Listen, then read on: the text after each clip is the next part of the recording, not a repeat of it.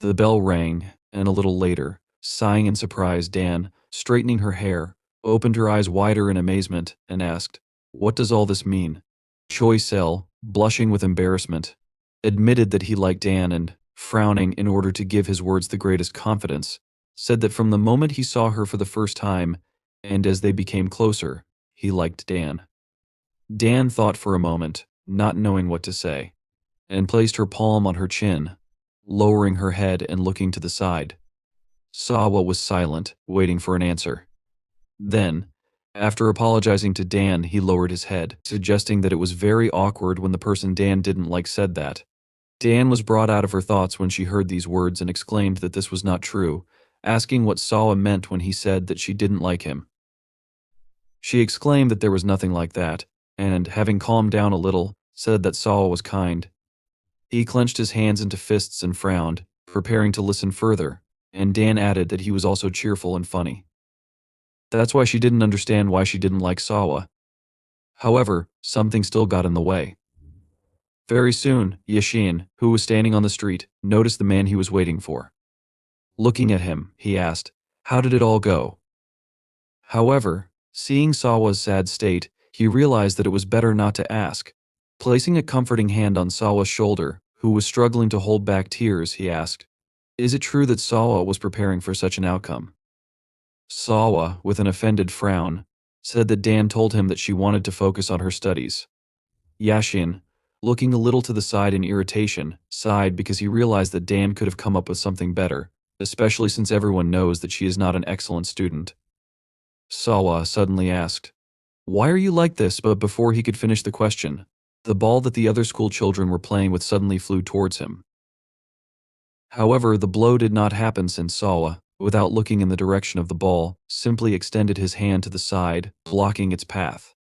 The school children, who noticed that the ball flew towards Sawa, ran closer, asking for forgiveness and asking whether Sawa was okay. Sawa, ignoring this question, continued to hold the ball in his outstretched hand and asked, "Why does it look like that?" Yashin admitted that this is a big mystery even for him, since Sawa goes in for sports and does it very well, and also counts the calories he consumes. He imagined Sawa playing basketball, as well as the minimum amount of food on his plate, and noted that if everyone on a diet tried at least half as much as Sawa, there would be no obese people in the world. Among other things, Yashin listed that Sawa also did jump rope and ran, and realizing that all this was to no avail, Yashin asked if Sawa went to the hospital. Sawa admitted that he did this many times. Yashin asked what the doctor said, and Sawa, sighing, bowed his head in a doomed manner and replied, "They say that if, despite all my efforts, my weight remains the same, then with a 99% probability it's all down to genetics." Returning home, Sawa closed the door behind him, thought about genetics, and looked at the photographs on the table. He thought it would be great if it were true, because then, even though it would be unfair, he could just accept the state of things. Taking in his hands one of the photographs in which Sawa's parents were, he thought that in his youth, as now, his mother was used to compliments. Touching his father's image with his fingers, Sawa remembered that he had never seen him in person, but had heard a lot about him. Sawa's father was a very successful Siam fighter, and although his career was short, his records and strength are still known today. Sawa thought about his father, who won and received an award, and suddenly thought that being overweight was no big deal, since his mother told him that he had this type of body and should increase his thoughts just by breathing. Walking a little further into the apartment, Sawa noticed a salad on a plate and a note asking him to stay strong, as diet is good but Sawa is most beautiful when he is healthy. Frowning, Sawa admitted that this made him angry and, looking into one of the drawers in the kitchen, looked at the packages of snacks and asked himself, what good is a diet if it doesn't work? He remembered how many years of stupid efforts he had put into this matter, and taking the cooking utensils and food, he decided that instead of worrying pointlessly, it was better to eat properly. Taking one of the snack bags in his hands, Sawa was about to open it, but suddenly froze. Covered in sweat from exertion, and was surprised that his hands did not move to open the bag. As a result, swearing, Sawa took the salad, pricking vegetables on the fork, and began to eat it with a dissatisfied expression on his face. When the sun began to go down, Sawa went for a run, and although covered in sweat from fatigue and tension, he suggested running. The phone attached to Sawa's clothes announced that he had already run a distance of 4 km. But Sawa did not stop when he heard this and suddenly noticed that his pace was faster than usual today. Remembering the expression on Dan's face when he talked to her, Sawa decided that he would never give up. Some time passed, and it became completely dark outside. Stopping, Sawa caught his breath. Breathing heavily, thinking that he had covered a distance of 15.5 kilometers, he had broken his personal best. Now, with difficulty straightening his back, he realized that he had run too much. However, suddenly looking around, Sawa asked if this place had always been here. It was the first time he saw it, and as he was about to grab his phone, he decided he needed to look it up on the map.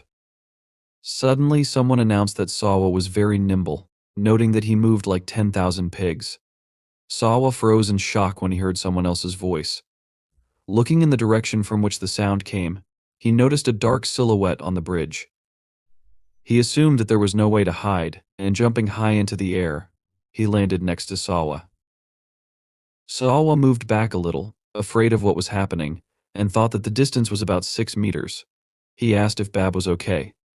Bab asked Sawa not to be afraid, explaining that he was not hunting him. He gave his name, announcing that he was serving as a judge.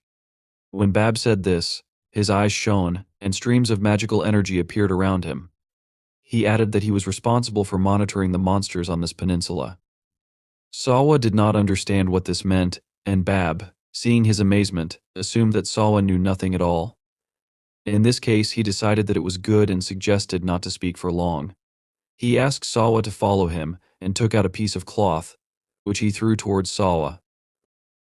Sawa covered his face with his hands, screaming in amazement, and the next moment, the piece of cloth that Bab threw enveloped him like a cocoon. Sawa clenched his jaw, unable to get out of it. He didn't understand what was happening and asked himself about it. Sometime later, the cocoon suddenly opened, and Sawa fell to the ground. Bab, catching the cloth, folded it. Sawa, rising to his knees, grabbed his head with his hand and asked, "What kind of nonsense is this?" He suddenly opened his eyes wider and began to look around, noticing that the situation around him had changed greatly. Bab welcomed him to the world of monsters, and Sawa froze in shock, raising his palm and frowning. Bab, looking at him seriously, advised him to look around, noting that in this case, Sawa himself would understand everything. He asked if Sawa saw this. Looking around, Sawa noticed terrible monsters, and Bab announced that everyone who had gathered here were the inhabitants of this world, that is, monsters. Sawa was scared when he saw all this, and Bab said that once, people were afraid of monsters and worshipped them as gods. But now, these creatures are spoken of only as superstitions and ghosts. Once every 666 years, a festival was held to determine the king of the monsters, and among all the members of the monster families around the world, including the Korean peninsula, the youngest, most talented monsters were chosen and presented as candidates. Sawa rose to his feet and listened carefully to everything Bab said. Bab, meanwhile, said that 666 years ago, one monster ascended as a king, defeated the rest of the monsters, and by now, 666 years have passed. Sawa asked him to wait, and stretching his palms forward, said that he understood everything but asked why he was here. Bab asked if he hadn't already told Sawa that each monster tribe nominates one candidate. Since Sawa was the only one who inherited goblin blood in both the monster world and the human world, he should be here. Sawa opened his eyes wider, clenching his jaw, and Bab noted that Sawa was a 4th or 5th generation goblin, albeit a next one. Sawa asked for forgiveness, drawing attention to himself, and admitted that he thought Bab had made a mistake. Suddenly Sawa heard a loud sound, and this made him even more afraid. Someone jumped high into the air, and Sawa, noticing this, trembled, unable to control his emotions. The next moment, the monster landed right in front of him, throwing up shards of stone and dust into the air from how hard the landing was. Sawa covered his face with his hand to protect it from the shrapnel, and Bab announced that they should at least give Sawa a test to see how useful he was. Opening his eyes slightly, Sawa noticed a huge monster landing next to him. The monster, turning to Bab, assumed that everything was fine with Sawa and asked if this was so. Without answering this question, Bab seriously announced that if the monster wins, he can eat Sawa. The big mouth goblin agreed to these terms, as he was sure that the chance to eat a person for the first time in 666 years should not be lost. These words horrified Sawa, and he jumped aside, startled. The goblin swung his leg to hit Sawa. Very soon it did hit Sawa, and because of how strong the blow was, Sawa flew far to the side and then fell to the ground with such force that it cracked. Bab warned that even if Sawa inherited the blood of goblins, the right to participate in the festival should not be given to an ordinary person. From the blow, blood became visible on Sawa's clothes, but ignoring the pain, he trembled and tried to get up. Bab, meanwhile, ordered him to prove his worth and frowned seriously, adding that Sawa must do this if he wants to live. Blood ran down Sawa's face, and he frowned before clenching his jaw, trying to stand up. However, he did not have time to do this, as the goblin, having lifted him, threw Sawa to the ground with force, causing even more pain. Cracks began to appear. Sawa spat out blood from his mouth, and the goblin asked if Sawa was really stronger than he seemed. Aito thoughtfully put his hand under his chin, admitting that he thought Sawa was just a tasty piece of meat, but in the end, decided there was nothing to lose. He raised his hand up to deliver the decisive blow and suggested that Sawa would be made into a chop since it's fun too. The next moment, the goblin lowered his hand, but it did not touch the ground. Suddenly, a bright flash of light appeared, and Babai closed his eyes, listening to the loud sounds around him. The goblin didn't quite understand what was happening but continued to press on, while Sawa, suddenly changing, stood up, holding the goblin's hand. Since ancient times, goblins had limitless capabilities, and now even Babai was surprised to see that Sawa stopped the blow. As a result, the main strength and weapon of the goblins became something special. Thinking about this, Babai looked at Sawa, who, clenching his jaw with effort, held the goblin's hand above him. Babai noted that this feature was the sense of play. Because if someone is a goblin, the talent is already in his body. It was an instinct that no one had learned. Now, under the influence of this instinct, Sawa bent down a little, and after that, he used the mountain throw. Lifting the goblin into the air, he threw him to the ground with force. Huge stone slabs rose from the ground, and when the dust that flew into the air due to the impact cleared, everyone saw a goblin lying on the ground and Sawa standing next to him. Sawa suddenly changed. Instead of a man, he became a half-goblin. Squinting his eyes, he tried to catch his breath, looking straight ahead, ignoring the blood running down his face. The awakening was finally complete. Sometime later, in the store, someone asked his interlocutor what happened. Then, Sawa singingly announced that it was all over. His interlocutor, remembering what Sawa had said about his changed body in the fight with the goblin, asked what kind of crazy dream that was.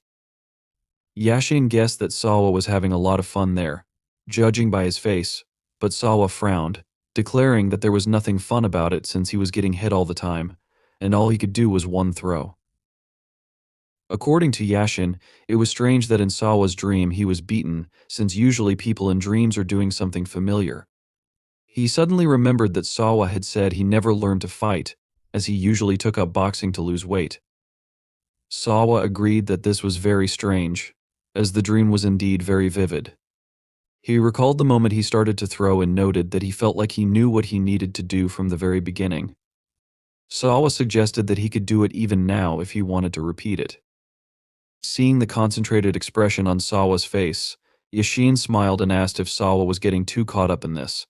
Sawa, frowning irritably, noted that he was talking about this, and then, sighing, decided that, be that as it may, all this was most likely due to stress.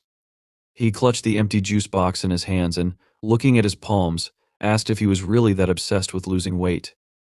Even if it was a dream, he still didn't understand why his body would suddenly become like this. Suddenly, everything changed again, and Sawa looked at his changed body in shock. He was amazed that this happened and suddenly heard someone ask if he had really woken up. Turning his head from side to side, Sawa finally noticed Bai standing nearby, who admitted that he thought Sawa would wake up soon since he had fallen asleep standing up. Sawa, looking around again, realized that this was not a dream. He looked at the world of monsters surrounding him. The monsters that were around began to look at each other because they did not expect something like this, and especially did not think that Sawa would be able to immediately kill the goblin. The monsters assumed that Sawa was hiding his power, but in the end, they realized that this was not the case since Sawa still had goblin blood in him. Continuing to talk, the monsters remembered that they had not seen a goblin serum for a long time, and Sawa, listening to all this, stood with his hands clenched into fists and his head down, not knowing how to react. He was breathing heavily. Finally, Babai, striking the ground with his staff, attracted attention to himself and announced his title as the judge of the monsters of the peninsula. He said that he assessed the candidate, Sawa, as promising, given the evidence of hundreds of monsters around. One of the monsters, located here, poked his way towards Sawa. Babai declared him not a man, but a monster, and added that if anyone was against this, they should express it now and spread the news throughout Bison. None of the monsters were against what Babai said, and noting that, in order to accidentally meet a goblin, one would have to try, they jumped into the air, planning to taxi out to carry out Babai's instructions. The monsters understood that this festival would be very interesting. A little later, coming closer to Sawa, Babai announced that since he had become a monster, his name would now be added to the list. No one could now capture Sawa or harm him without a special reason. Sawa, deciding that this was good, still said that he needed to return home.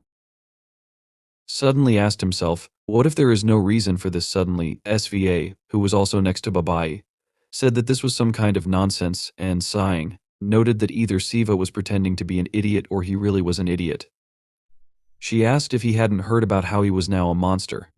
Crossing her arms over her chest, SVA added that if the monster does not prove the ability to completely hide its essence among people, then it will not be allowed to appear in the human kingdom until it is 500 years old. Sivu was amazed to hear this and said that he caused little problems since he never beat anyone and always lived peacefully.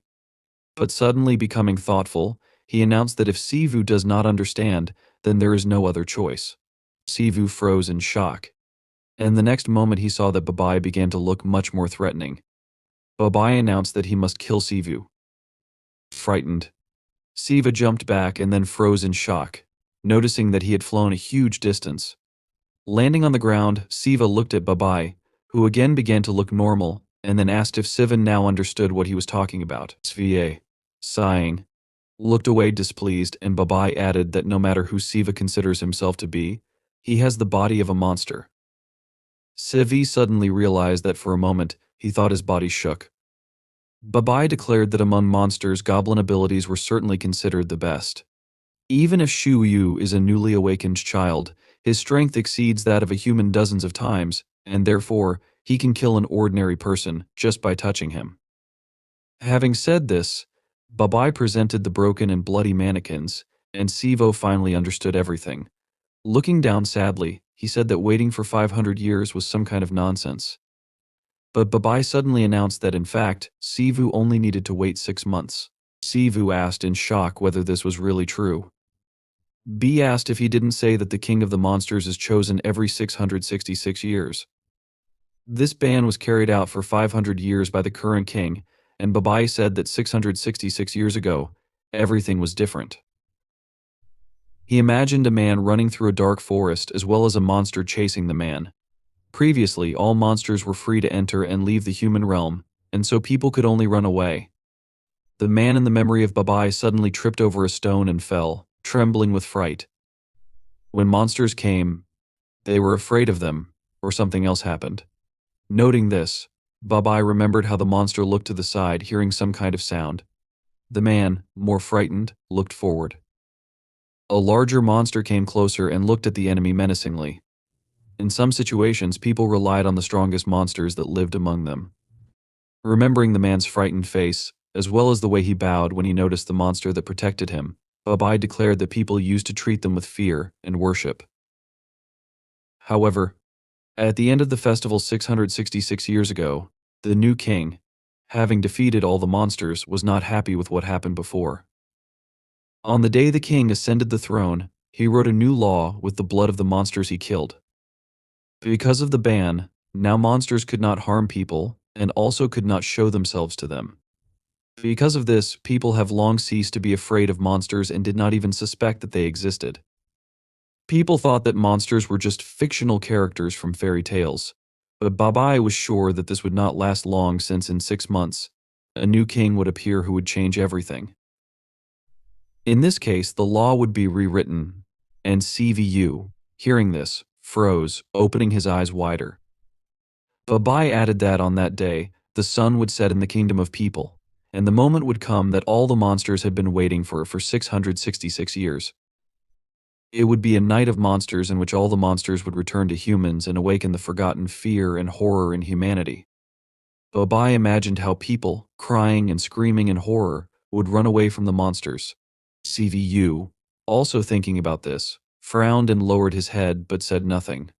Babai added that during these 6 months, Siv needs to weigh everything that is happening or learn to manage the force in order to do something. This, according to Babai, was something that Siva had to decide on his own. Siva asked how he could control the power. Besides this, he was wondering what would happen if he learned how to do this. He asked how strong one needs to be for monsters to call a person strong. Babai laughed quietly, closed one eye, and grabbed his beard with his hand. Then he noted that for a second, it seemed to him that CVU made a confident expression on his face. That's why he asked what C was up to. Frowning, CVU clenched his hands into fists and asked himself what would happen to the world when monsters appear. He announced out loud that he wanted to make sure that monsters did not touch people. Although it was difficult for a 17-year-old man to make promises, it was clear that the world would become a much more dangerous place if everything was as Babai said after introducing Yashin as well as his mother. Siwa decided that he must at least protect those who were dear to him. Babai, approaching CVU, noted that perhaps all was not lost since the goblin blood in California's veins was very strong. It couldn't be compared to the blood of a pure-blooded goblin. But if C could properly use all of his powers, then no monster would dare to offend those who held Siwa dear. Although the likelihood of this was small, Babai noted that she would never know what might happen. She warned that he would be able to extend the law if he could win the festival and become the king of the monsters. Suah suddenly interrupted Bai's speech, ordering him not to talk about the impossible. She pointed out that although Sai was not the worst monster, he still had no chance of winning the festival. She asked if B understood this. B and CVU, hearing Self's voice, turned in her direction. Babai suddenly remembered that he had not yet introduced himself. He asked permission to do this and, pointing to Subiyoe, called her name, saying that she, just like Siwa, would take part in the festival for the sake of her people. Self, straightening her hair, sighed and then asked why Sivan needed her name. She did not understand why this was necessary, since she was sure that she would never see Shiva again. Moreover, she added, she did not come here to meet anyone. She recalled that B had said he wanted to take a test to see if he could return to people and promised that she would be angry if he went back on his word. Bye-bye, without reacting to this, explained to Siv that Subiwa was in the same situation as him. Despite her young age, she wanted to get to people. He put this question off because he already had a lot to do, but Subway still wanted to take this test. CVU, widening his eyes, asked, didn't Bai say that monsters would be able to reach people in just 6 months anyway? Bai asked Siwa to look at Sebawa, and Subway angrily asked why she had to take this test at all. Remembering the magic of transformation or the strength of monsters, she said that there were many weaker monsters who had spent 500 years among people. Bai knew about this, and therefore found it difficult to understand how ready Suah was. The whole point was that, in order not to reveal themselves to people, monsters needed not only basic skills but also patience and self-control. Subway understood what Bai was saying but expressed hope that this was not just a reason not to deal with her. Bai said that her assumption was nonsense because, if that were the case, he would not have even called her here. He explained that the festival was coming soon and the old law was about to expire. He asked why he should listen to Soe's whims when he was already busy. However, according to Bai, Selo was lucky since there would not be a better opportunity to see how she got along with people. This was Subway's chance, and Bai noted that, as far as she could understand, Siwa was human, so there was no better judge than him. Siu froze in shock, and even Subway was surprised when she assumed what Bai wanted from her. Bai promised that he would give Subway until the end of the month, and asked her to help Siwa deal with the monster's powers, including transformation magic. He promised that if he saw that Sabawa had progressed enough in a month, he would give her and Siva the right to live in the kingdom of people. Suah still didn't say anything but just stood there frozen in shock. She then asked B to stop talking nonsense. Pointing her finger at CVU, she angrily asked what she could teach him in a month. In this case, she shouted that Bai had better immediately say that he did not give her permission. Bai said, "If you think so, then you can just wait 6 months," he asked. "What's wrong with that?" Selfa frowned, and Bai asked, "What difference does it make if this happens a month earlier or a month later?" He also added, "Whether Subie abandons Siwa or teaches him depends on her." Without saying anything else, Bai threw a piece of cloth into the air, and it covered him with a dome. Finally, before hiding, Bai admitted that he personally thought that anything was possible. The fabric hiding Bai twisted into a cocoon and, rising in the air, gradually began to disappear. Suah and Siu watched as the cocoon disappeared in a bright flash. When it did, Subie clenched her jaw and, although she knew the question was stupid, decided to ask it anyway. She asked if Bai knew what strength in monsters was. Siva honestly admitted that he did not know. Sway resigned and realized that she had no choice. Siva suddenly opened his eyes wider in horror as he noticed that the goblin with whom he had been fighting before suddenly stood right behind Self. Swab, noticing the expression on Siva's face, asked what was wrong with his face. Meanwhile, the goblin, attracting attention, asked where Bai had gone. He said that the fight was not over yet, and Siva even opened his mouth in fear. But Sebois, unlike him, remained calm, and looking displeased at the goblin, said that it had stuck. She added that because of people like this goblin, people had forgotten about monsters. Frowning with satisfaction, she looked at the goblin, and it became so angry that it trembled. Then, calling Self, the goblin waved its hand, intending to attack her. However, Swabi, undeterred, continued to stand in place, while Siva cried out in fear. Upon noticing this, unlike people, where race decided little, with monsters, everything was far from the same, since they had completely different strength and size. The difference among monsters was determined by the average potential and skills of each type. Because of this, classes appeared in the world of monsters. Now that purebred goblins had disappeared, there was debate about which class was considered the strongest on the Korean peninsula. However, pride aside, many monsters reluctantly agreed that one species was still the strongest. At this time, the goblin suddenly froze, finding himself entangled in magical chains. He trembled, covered in sweat from horror. Selfa asked, "Is something really wrong?" She smiled, looking at the goblin's powerlessness. The rabid beasts that were the 9-tailed foxes were considered the strongest monsters on the Korean peninsula, and now Seawood proved it by telling the goblin to continue. However, the goblin could not move, bound by chains.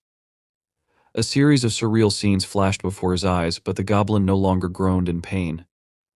Seawood froze in shock when he noticed what had happened. He eventually realized that simply standing there, frozen in surprise, was not an option. Clenching his jaw, Seawood began to think about what to do next.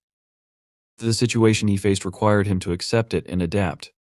Suddenly, Seawood noticed Self, who was looking at him seriously, noting that he had seen it. It was magic.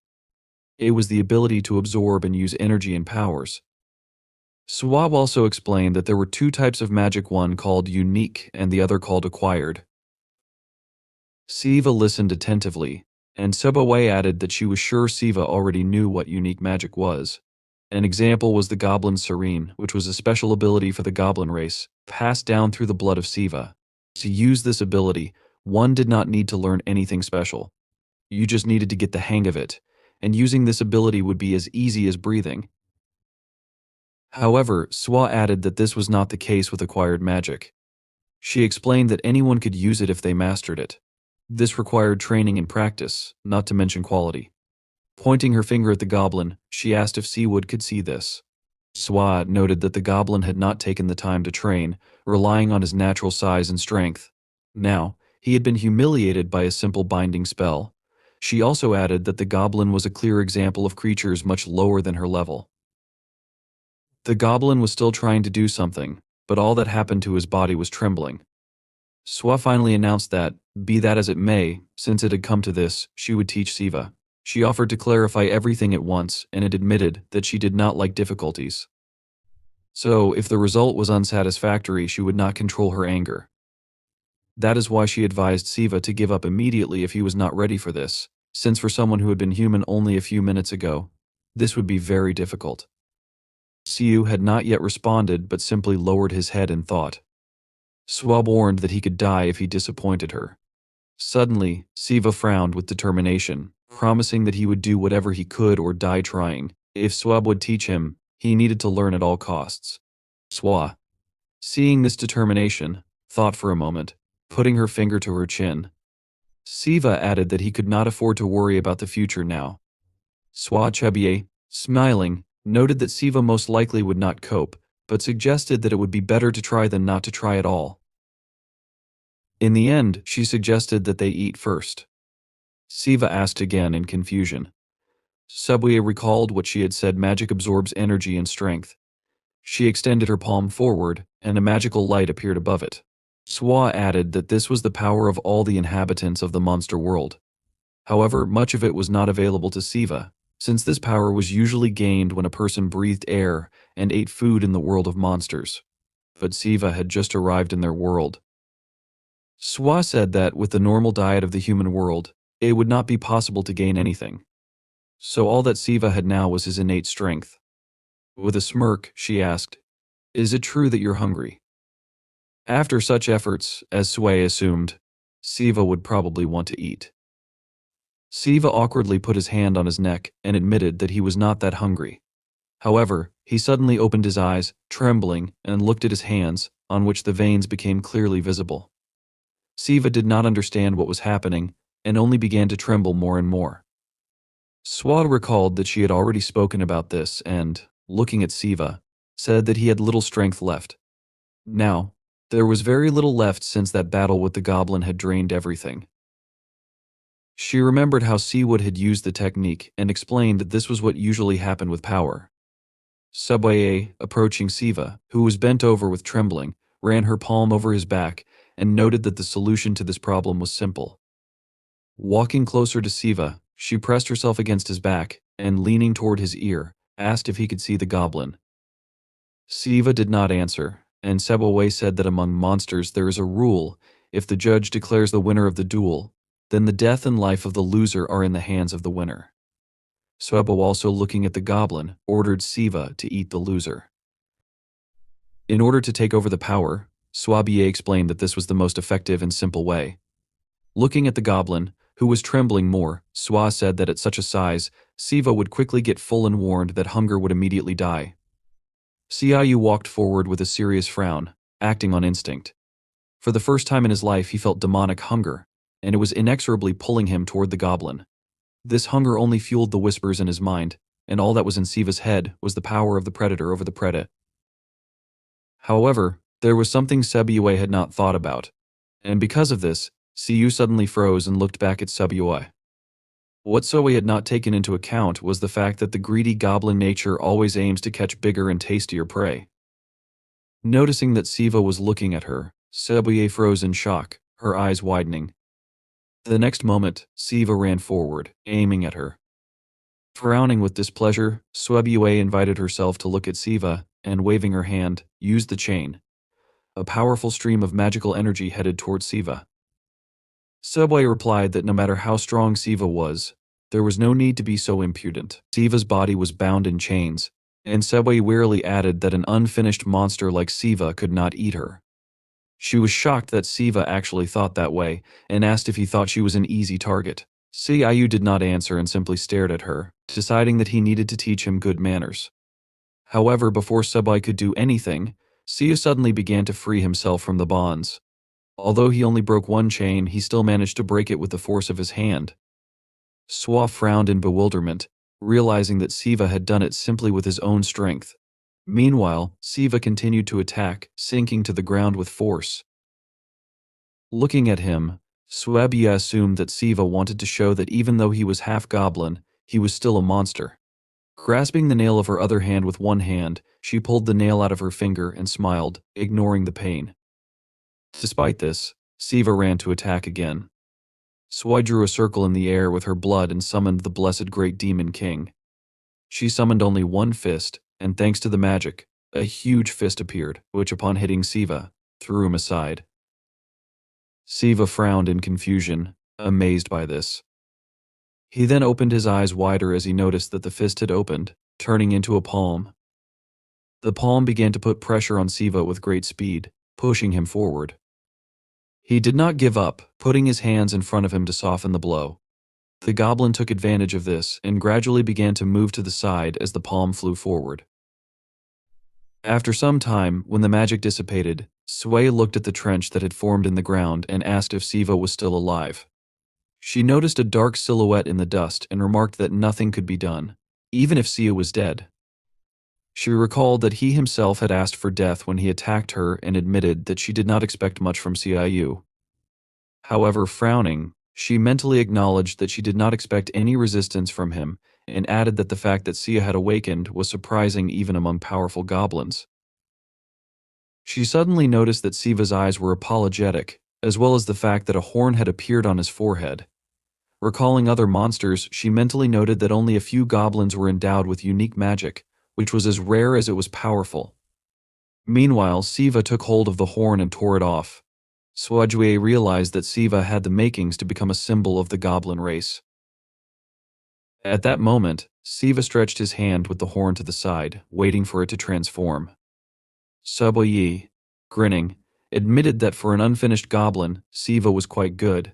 She was ready to fight, and Siva used a unique magic called the Goblin Club.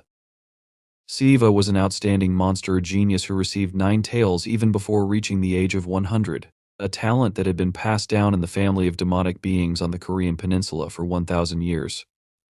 This is why she felt it so clearly. Siva stood in a fighting pose with a tense body and bent knees. He held in his outstretched hand a goblin club. A clot of magical energy collected in his hand. Suah understood how dangerous this was, though she was seeing it for the first time. She looked at him confidently, frowning, thinking that if we talk about the amount of power monsters have, she would not lose. But she asked herself in bewilderment, what kind of pressure is this? Siva collected dark clots of magical energy in his hands, and they rushed toward him in waves. He confidently leaned on the ground with his foot. Suah looked at him intensely, her eyes wide open. Immediately after that, Siva made a sharp jerk toward her while holding the magical weapon behind his head. This technique was called the transformation of a goblin club. Suah stood opposite him, preparing to defend herself with a thunder strike spell. She put her hand in front of her, looking up tensely. A few moments later, Siva fell on her with powerful force. There was a large explosion that was both deafening and dazzling, and fragments scattered in different directions. Suah looked ahead, and after a pause, said yes then. She noticed that this was what a goblin club felt like, a huge force. A muscular arm grew out of the ground near her. Siva flew at her with burning eyes. Suah looked at him from bottom to top, gesturing with her fingers. She said, "What does this mean? Do you need to show us what you're capable of?" At that moment, a massive red hand was squeezing the magical energy that Siu possessed. The hand pulled him towards itself, yanking him out. Siva, like a toy, was thrown up with the hand, after which a huge palm clenched into a fist and hit him with great force. Suah smiled, her face filled with satisfaction, as the sound of an explosion echoed. The blow to Siu was heard with enormous power, sending him flying a long distance into the distance. Suah watched what was happening, exhaling the air from her lungs. She noticed that this was clearly not enough. Looking ahead, she thought that, based on the incredible endurance she had just seen, she would need to hit him 5 or 6 more times before he came to his senses. At this time, the giant hand next to her was tensely holding the goblin club, while someone was pulling it from the other end. Suah looked in that direction, surprised, her eyes wide open. When the dust and steam cleared, she saw that a figure was holding the goblin club. Upon closer inspection, she realized it was Siva, whose veins began to glow with a bright purple color.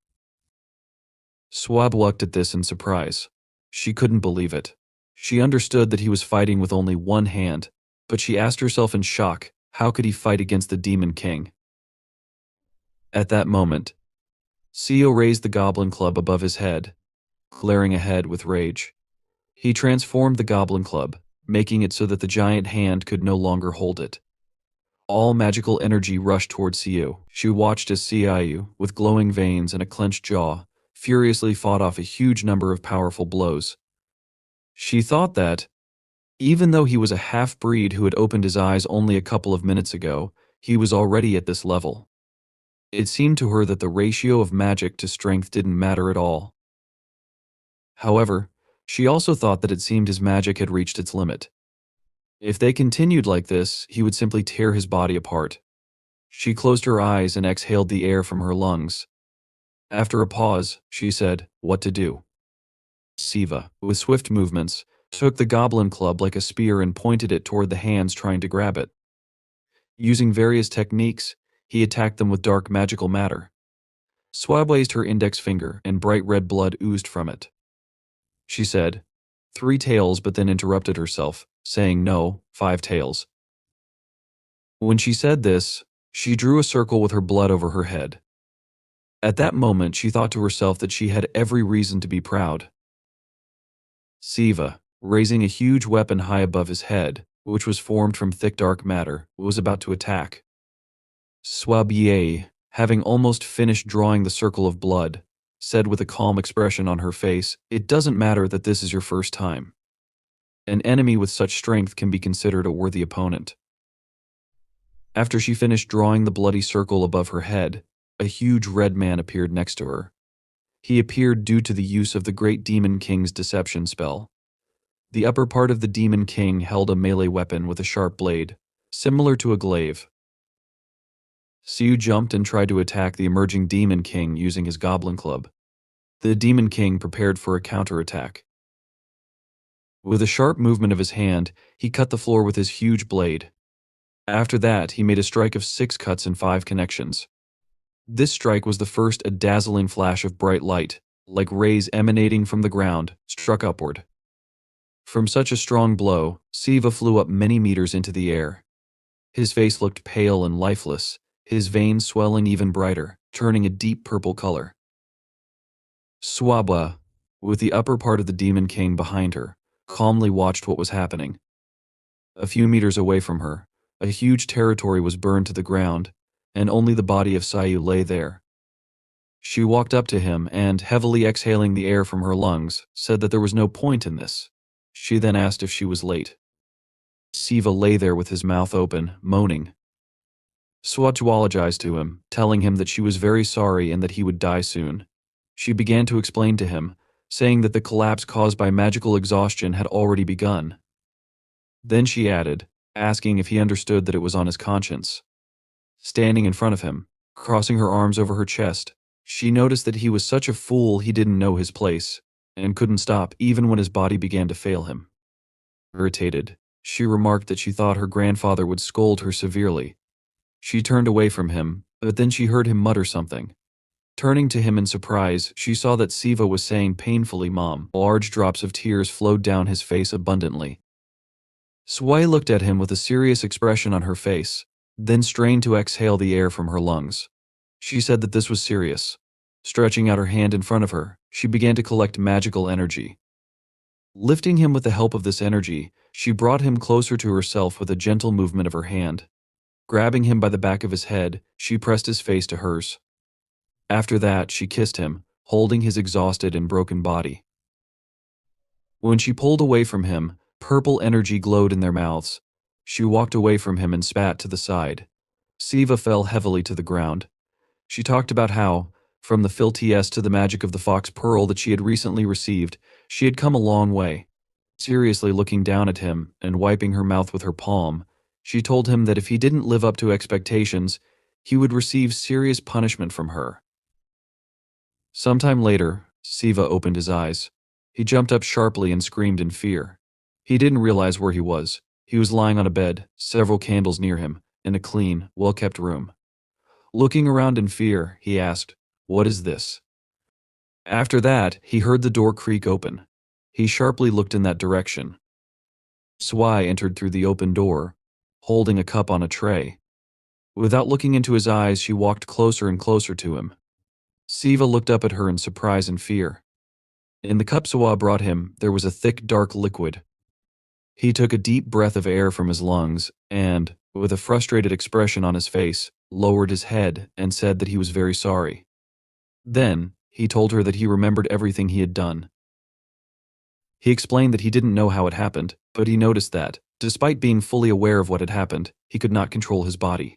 Sitting on his feet, leaning on his knees, he bowed to her and shouted that, no matter what, he was very sorry.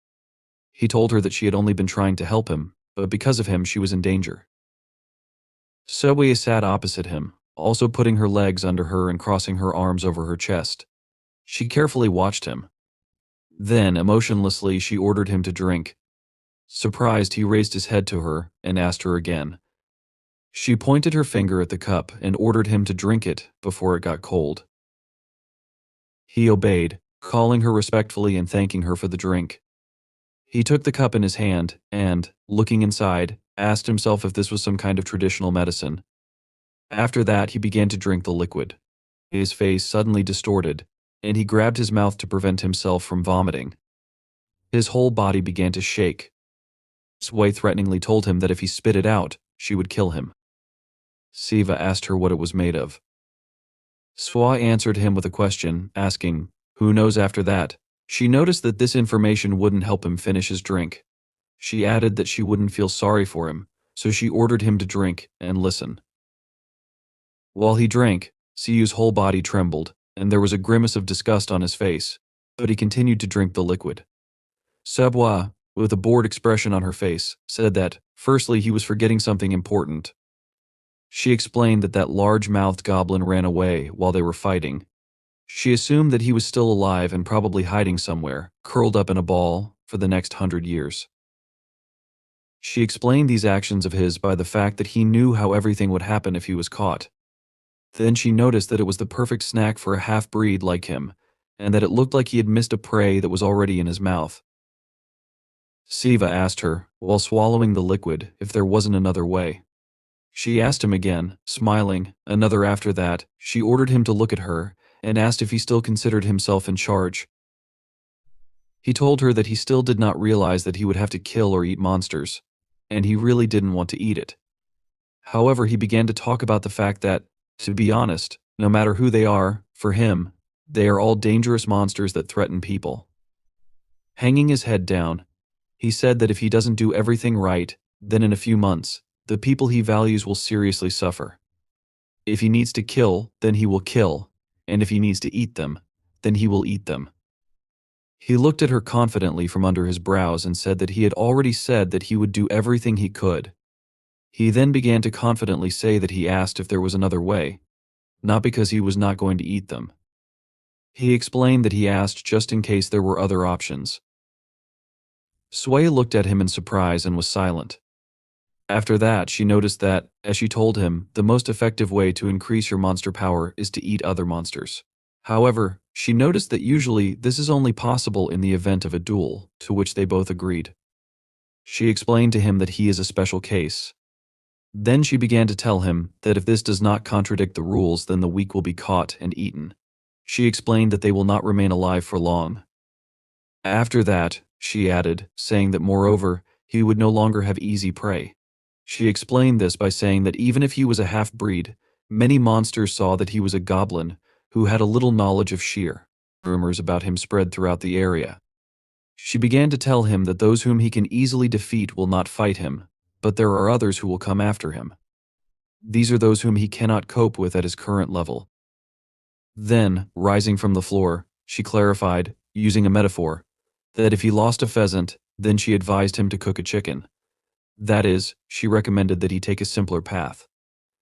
After which, she asked him if this was true. Siva looked at her in surprise. After that, Suah, with a smile on her face, pointed her finger to the side and asked him to go. She explained this by saying that she had a gift for him. After some time, they were on the street. He followed her and repeated in bewilderment. A gift in front of him stood Suah, behind whose back was a large monster bound by magical chains. This monster made loud noises and tried to bite through the magical metal with its fangs. Svea. standing with a smile on her face, asked how it was for him. Then she asked if it was good.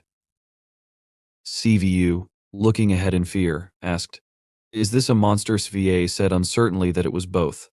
She then told him that technically it had lost its right to be called a monster. She began to explain that everyone has their own reasons, however, many of them lose their minds and completely give in to their instincts. She clarified that this was happening just like what happened to him recently. After which, she asked him if this was so. She began to levitate in the sky, saying that when monsters are not as lucky as him and they do something irreparable, they are called animals and not monsters, and deprived of their rights as monsters. She said, dry mouths, after which she clarified that that's what they call those on the Korean peninsula. Using levitation, she rose up and was already standing on the roof of the house. Suah, with a smile on her face, asked him what he was looking at like that. She then asked him if she had already told him. After that, she reminded him that this is a beast that has lost its mind. Behind Siv stood a monster with a crazy face, its eyes directed in different directions. It was no longer constrained by magical chains and was completely free. Siva looked at Sebawai in surprise, standing with his back to the monster. The monster made a sharp blow with its hand. Sparks began to fly in different directions. Siva managed to dodge this blow. After which, standing in a fighting stance, he looked piercingly at his opponent. He exhaled the air from his lungs and looked confidently at his opponent. Suah sat on the roof of the house, carefully watching the fight. She thought that at first, she assumed that he was frozen in confusion and was about to be killed. But now, she noticed that he was using his body better than she expected. She asked herself if she had underestimated him. After that, she thought that even if that was the case, he was probably just trying to delay the moment of contraction as much as possible. At that moment, the monster was approaching Sevi, who was squatting. Swai understood that his enemy came from a family of fire dogs and earned himself a good name. But because of his irrepressible pride, he wanted to represent the family at the festival. He was accused of kidnapping and eating monsters. He exceeded his limit, could not cope with the power of monsters, and went crazy.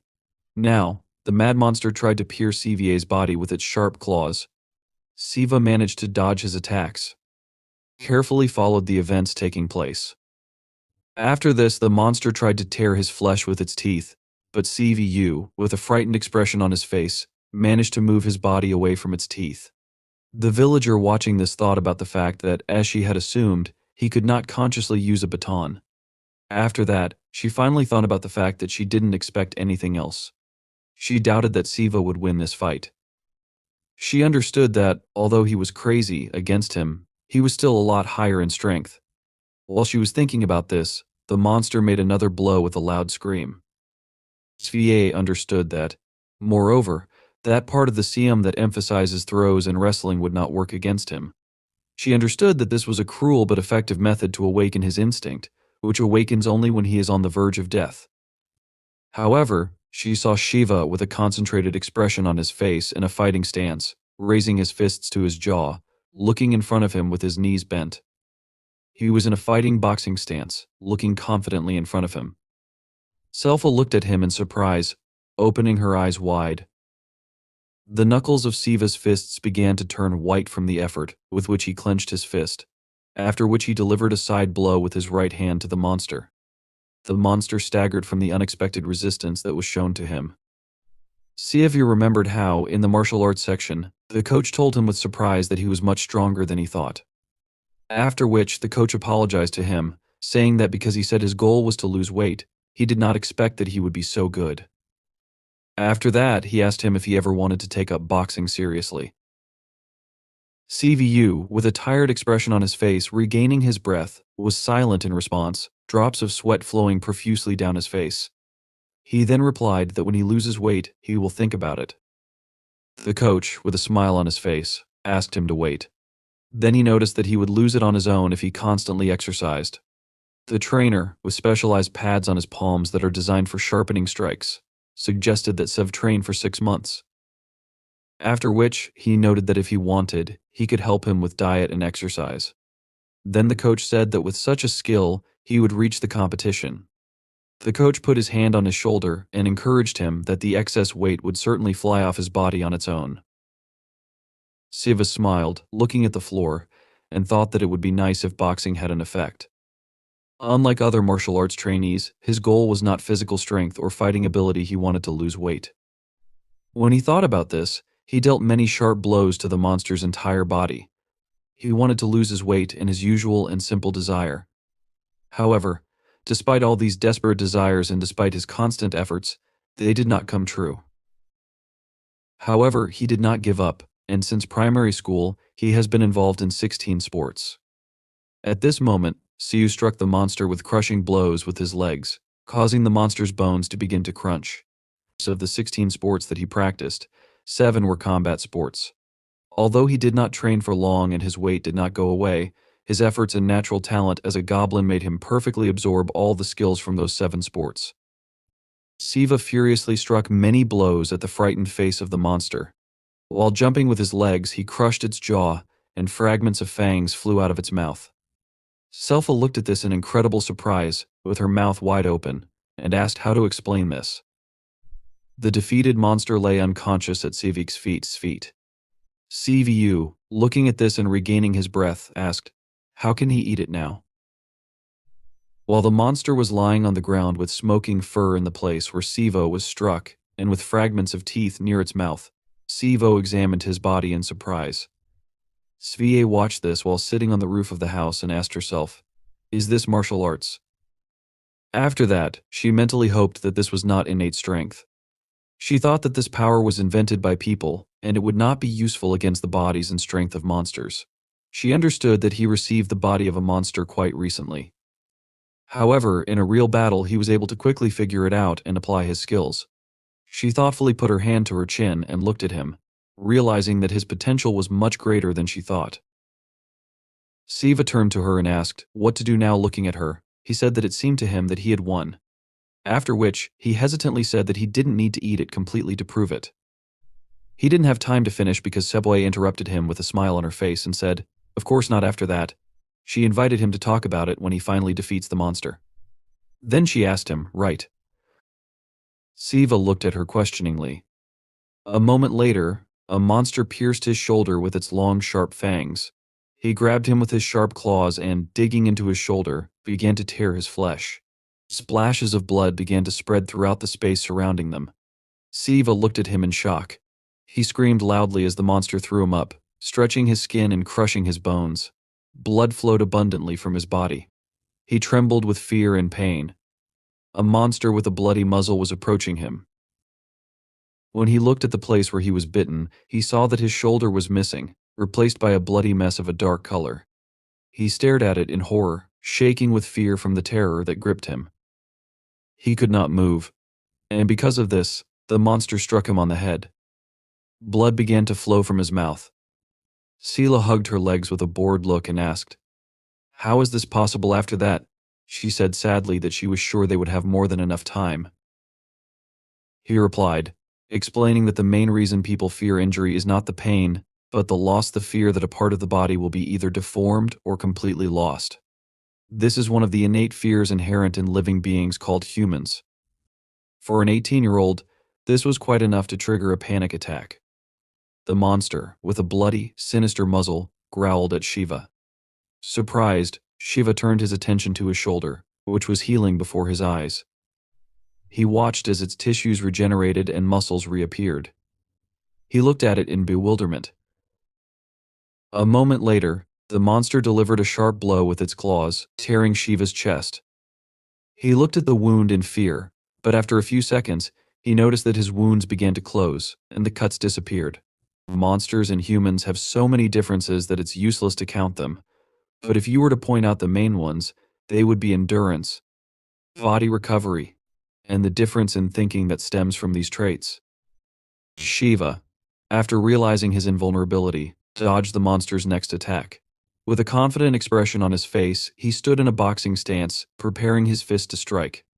If he wasn't dead or mortally wounded, then injuries meant nothing. Once he understood this, the subconscious restriction aimed at protecting his body disappeared, and the limits of his physical abilities increased. Shiva struck the monster with a powerful punch. The force of the blow sent the monster flying a huge distance, creating a blazing path in its wake. Shiva looked intensely at his fist, thinking it hurt as if it would break at any moment. Yet, he understood this wasn't happening. He realized his punches had become much stronger compared to before.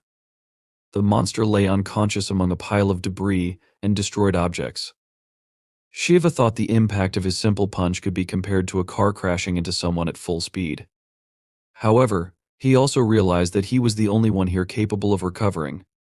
If he reflected on what had just happened, it would no longer surprise him. Sela turned to him from behind and said, "Enough is enough." She walked up to him, placed her hands on her hips, and remarked that his punches landed well. Then she added that while the monster wouldn't die, it wouldn't be able to get up quickly and recover. She shifted her gaze to Shiva and asked him what he thought. Clarifying her question, she inquired about how it felt to not lose his mind and consciously use magic for the first time in his life. Shiva, pointing at himself in surprise, asked with his mouth wide open, "Did I use magic?" Then he said he really hadn't done anything special. Sela responded that magic isn't such a grandiose feature, and even if it's not high level, it can be used in various ways. She asked if he understood. Shiva, still surprised, noted that his body quickly recovered because he used magic. Sela confirmed, saying he had no control over it yet, but even his recent punches were the result of magic augmenting his physical strength. She added that, besides the fact that he hit hard, she wanted to know if he felt anything else. Shiva looked thoughtfully at his palm and said he wasn't sure but felt something similar to static current. Sela answered that if he wasn't lying, then it was likely magic. Due to his inexperience, he couldn't sense it accurately. Sela then looked to the side and extended her hand, which began to glow with magical energy. She moved her index finger and explained that she had forced him to fight to gain experience. Because the fight was bloody and he tried to win, he subconsciously used magic. With a gesture of her finger, she began raising the defeated monster. As she did this, she mentioned being a little surprised, noting that she thought it would take him 10 days to figure things out. She then complimented him, saying he was more talented than she had initially thought. Shiva, with a shy expression, lowered his eyes to the floor and began scratching his head awkwardly. Using her magical power, Sela brought the monster's body closer to them. She said it was time to finish things. Then, she looked at Shiva and asked if he was ready. She added that her next question might be inappropriate but still asked if he had killed before. Shiva answered negatively. Sela remarked that, in that case, it would be better for both of them if he finished the monster with one blow. She explained that if he merely wounded it, the monster would recover and retaliate. She indicated that the finishing blow should be aimed above the navel. She explained that for most humanoid monsters, this is a weak point, the place where they store their energy. She advised Shiva to gather his magic and channel it into one blow. Shiva exhaled heavily and began approaching the monster's body. He focused energy in his fist, looking straight ahead with confidence. It's always hard the first time, he thought. Even when one strives to gain strength, kills and devours everything in their path, excuses and reasons rarely suffice. In Shiva's mind, memories resurfaced from his life as an ordinary, mediocre, overweight guy, someone who once had close people in his life. Clenching his jaw with rage and baring his teeth, he struck the center of the monster's torso with a sharp, powerful movement of his fist. A copious splash of blood erupted from the monster's back. Sela asked him if he had grabbed something in his fist, then told him to open it. Shiva opened his palm and saw a glowing purple ball. Sela explained that it was the monster's internal core, known as a magic pearl, which stores magical energy. She told him that if he swallowed it, the monster's magic would become his own. Without hesitation, Shiva swallowed the pearl. He stared at his body, expecting something to happen, but when nothing did, he wondered if something was wrong. Suddenly, an unusual shadowy bird landed on his shoulder and commented that something strange was happening. The bird explained that loud explosive sounds usually occur when someone swallows a magic pearl. Shiva, startled, looked at the bird in fear and screamed in confusion, asking, "What is this?" The bird flapped its wings and transformed into a girl named Suah. Shiva stared at her in surprise. Sela, irritated, asked Suah what she was doing there, adding that she was certain Suah had no connection to her soul. Suah apologized and said, "Do friends need a reason to meet?" She admitted Sela was right, but explained that she had come because she had business. Looking ahead with a smile, Soli asked, "Is this the half-goblin everyone is talking about?" She spread her wings and said, "Pleased to meet you," before introducing herself as Sela's childhood friend. Shiva, surprised, bowed and introduced himself. Sela looked at Soli with displeasure and asked, "What's the matter?" Soli explained that, as they knew, she worked part-time. Sela, annoyed, asked part-time. Soli clarified that it was just a term people use. Shiva, still surprised, thought about how strange she sounded and wondered about something else. With a smile, Soli said she had caught 2 demons and came instead of the old man to deliver the reward. Sela sighed and replied that she didn't need the reward, suggesting that it should go to Shiva, as he had defeated the monster alone and deserved it. Soli agreed and mentioned that she had witnessed everything from the beginning. Moving closer to Shiva's face, she remarked how impressive it was and admitted she couldn't believe he had been human until recently. She then asked if something unexpected might happen at the festival, and after a pause, she asked Sela if Shiva could become her rival. Sela, smiling, replied that she hadn't thought about it. Then she asked Sole what festival she was referring to and commented that Shiva might not last long there.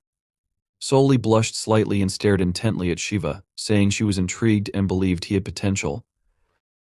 Soli then explained Shiva's reward: he could choose between returning home immediately or gaining the chance to become a stronger monster.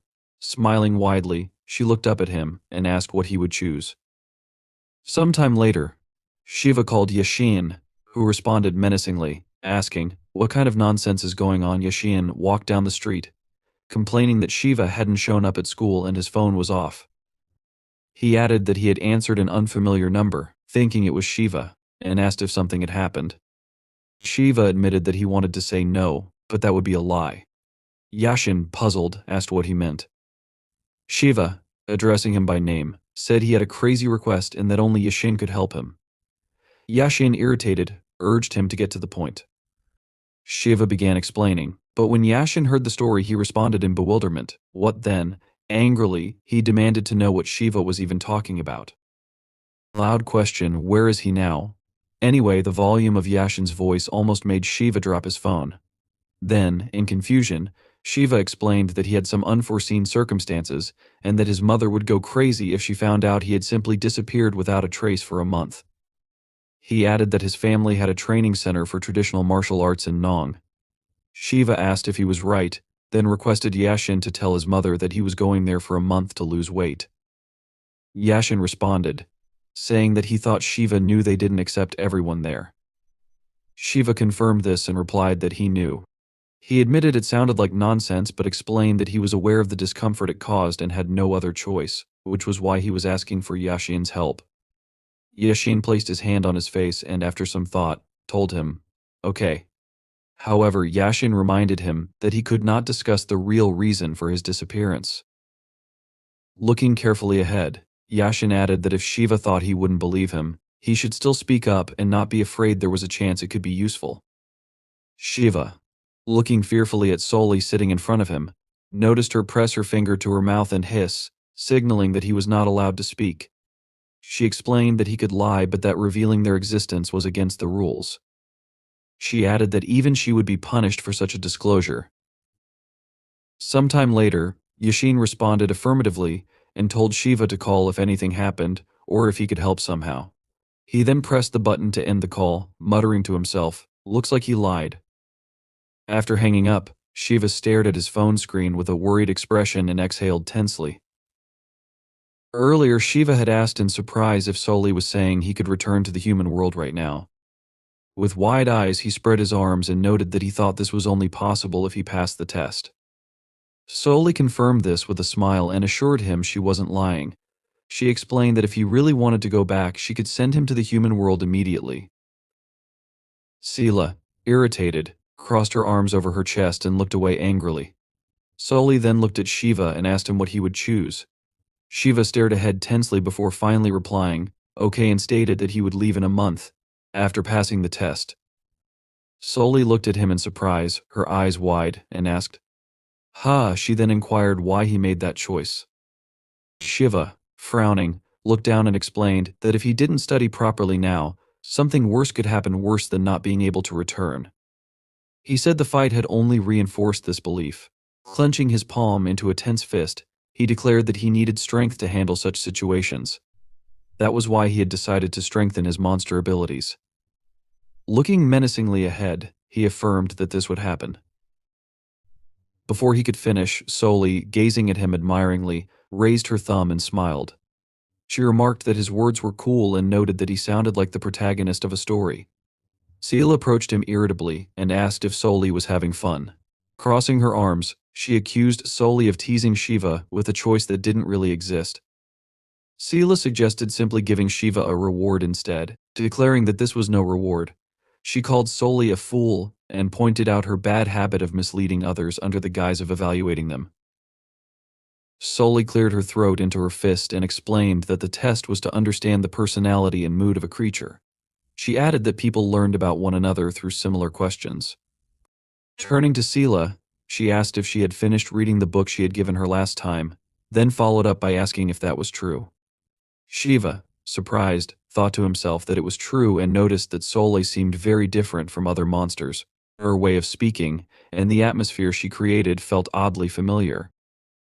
Sela, with irritation, asked if Soli was referring to the stupid theory she admitted. It was so simple and childish that she hadn't made it through even a few pages. Soli, with a sad expression, explained that she had created it specifically to help Sela understand. She added that if Sela wanted to become human, she needed to at least learn the basics. Exhaling heavily, she said she would take Shiva somewhere for a while and asked Sela if that was okay. Sela, emotionless, told her to do as she pleased. Soli, smiling, spread her wings and, with a series of flaps, transformed into a bird, a demonic crow. Shiva stared at her in surprise. Soli, in her bird form, told Shiva that she had not suggested anything impossible and asked if he agreed. She continued to say that she was a monster with the right to move between the human world and this one, under the condition that she would bear responsibility for everything that happened there. Next, she told him that once every 6 months for one day, she had the right to take a monster who had not passed the test to the human world. She then suggested that he might feel sick, but assured him that she thought he could handle it.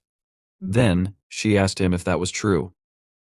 Siva asked her in bewilderment. What Sebawa, looking above herself emotionlessly, saw Somi grab Siva in her bird's grasp and fly away. Somi told Sebawa that she would return soon. Returning to the present, Siva thanked her for lending him the phone. He handed the phone back to her, saying that, thanks to her, he had been able to calm down a little. Somi, rocking on her office chair with a smile on her face, told him that she was glad to have helped. After that, she asked him if he was sure that one call to a friend would be enough. She noticed that there was still a little time left and asked him if he wanted to see his family. Siva looked down and told her that he only had his mother, and that she was currently on a business trip. He added that, to be honest, it was easier for him this way, because if someone had been at home, a scandal would have started. Then he asked her if she was hungry. He explained that it couldn't be called payback, but he would buy dinner as well. Suah, putting the phone screen to her chin, looked at him thoughtfully and asked, "Is it true?" Then she abruptly rose from her chair and loudly shouted that it was. Super. She said that she had long wanted to try something since her first visit to the human world, but it was difficult for her to get it, so she had not had the opportunity until that day. Siva looked up at her in surprise and asked her what it was. After that, she began to tell him an extensive list. Sometime later, the dining table was filled with a large number of different dishes.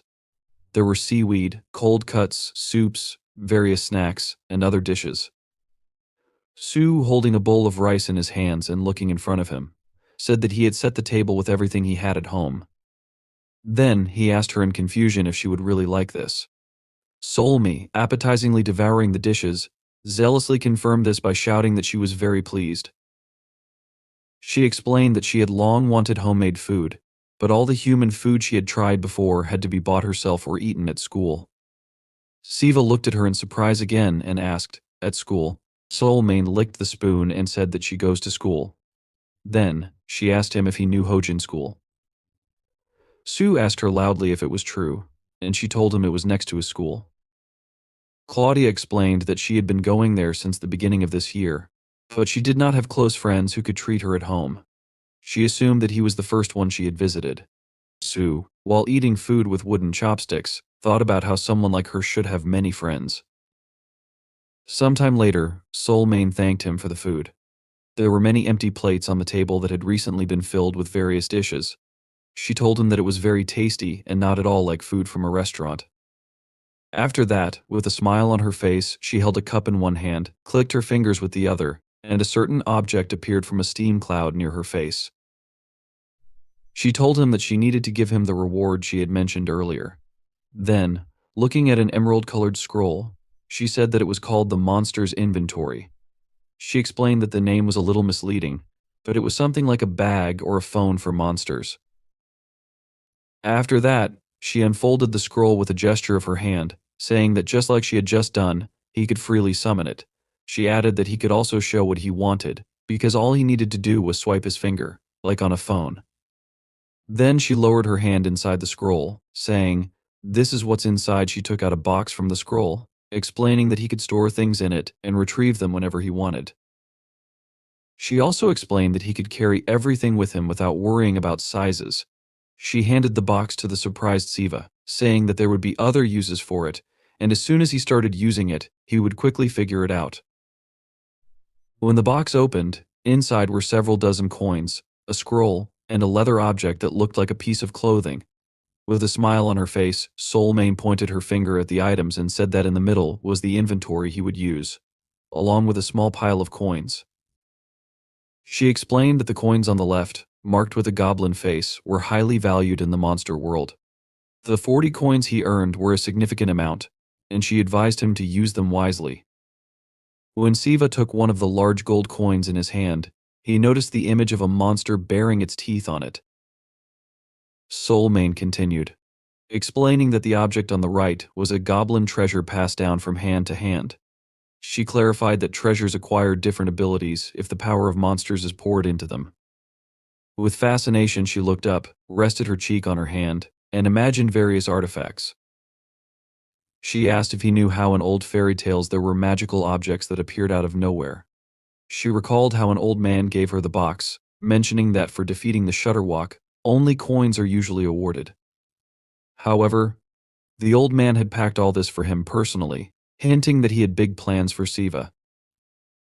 Siva thoughtfully repeated the phrase "big plans" and asked if it concerned the award for the festival.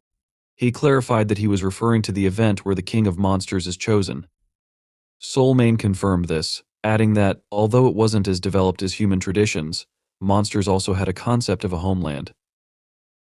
Resting her head on her hand, she talked about how, if a monster from the Korean peninsula became king, they could brag about it. Moreover, she mentioned that this was a sore point from the last festival. Sue asked if a monster from the Korean peninsula had almost become king. Soul Mane confirmed this, explaining that from what she had heard, the monster held out until the very end, and the fight with the King of Monsters had been evenly matched. Siva, with a sad expression, said he was very sorry that it didn't work out. Soul Mane agreed and added that the most interesting part was that the monster in question was also a goblin, just like him. Saying this, she pointed her index finger at Siva, who looked at her in confusion. Soul Mane reported that the goblin had been so strong that none of the Korean monsters could compare with him.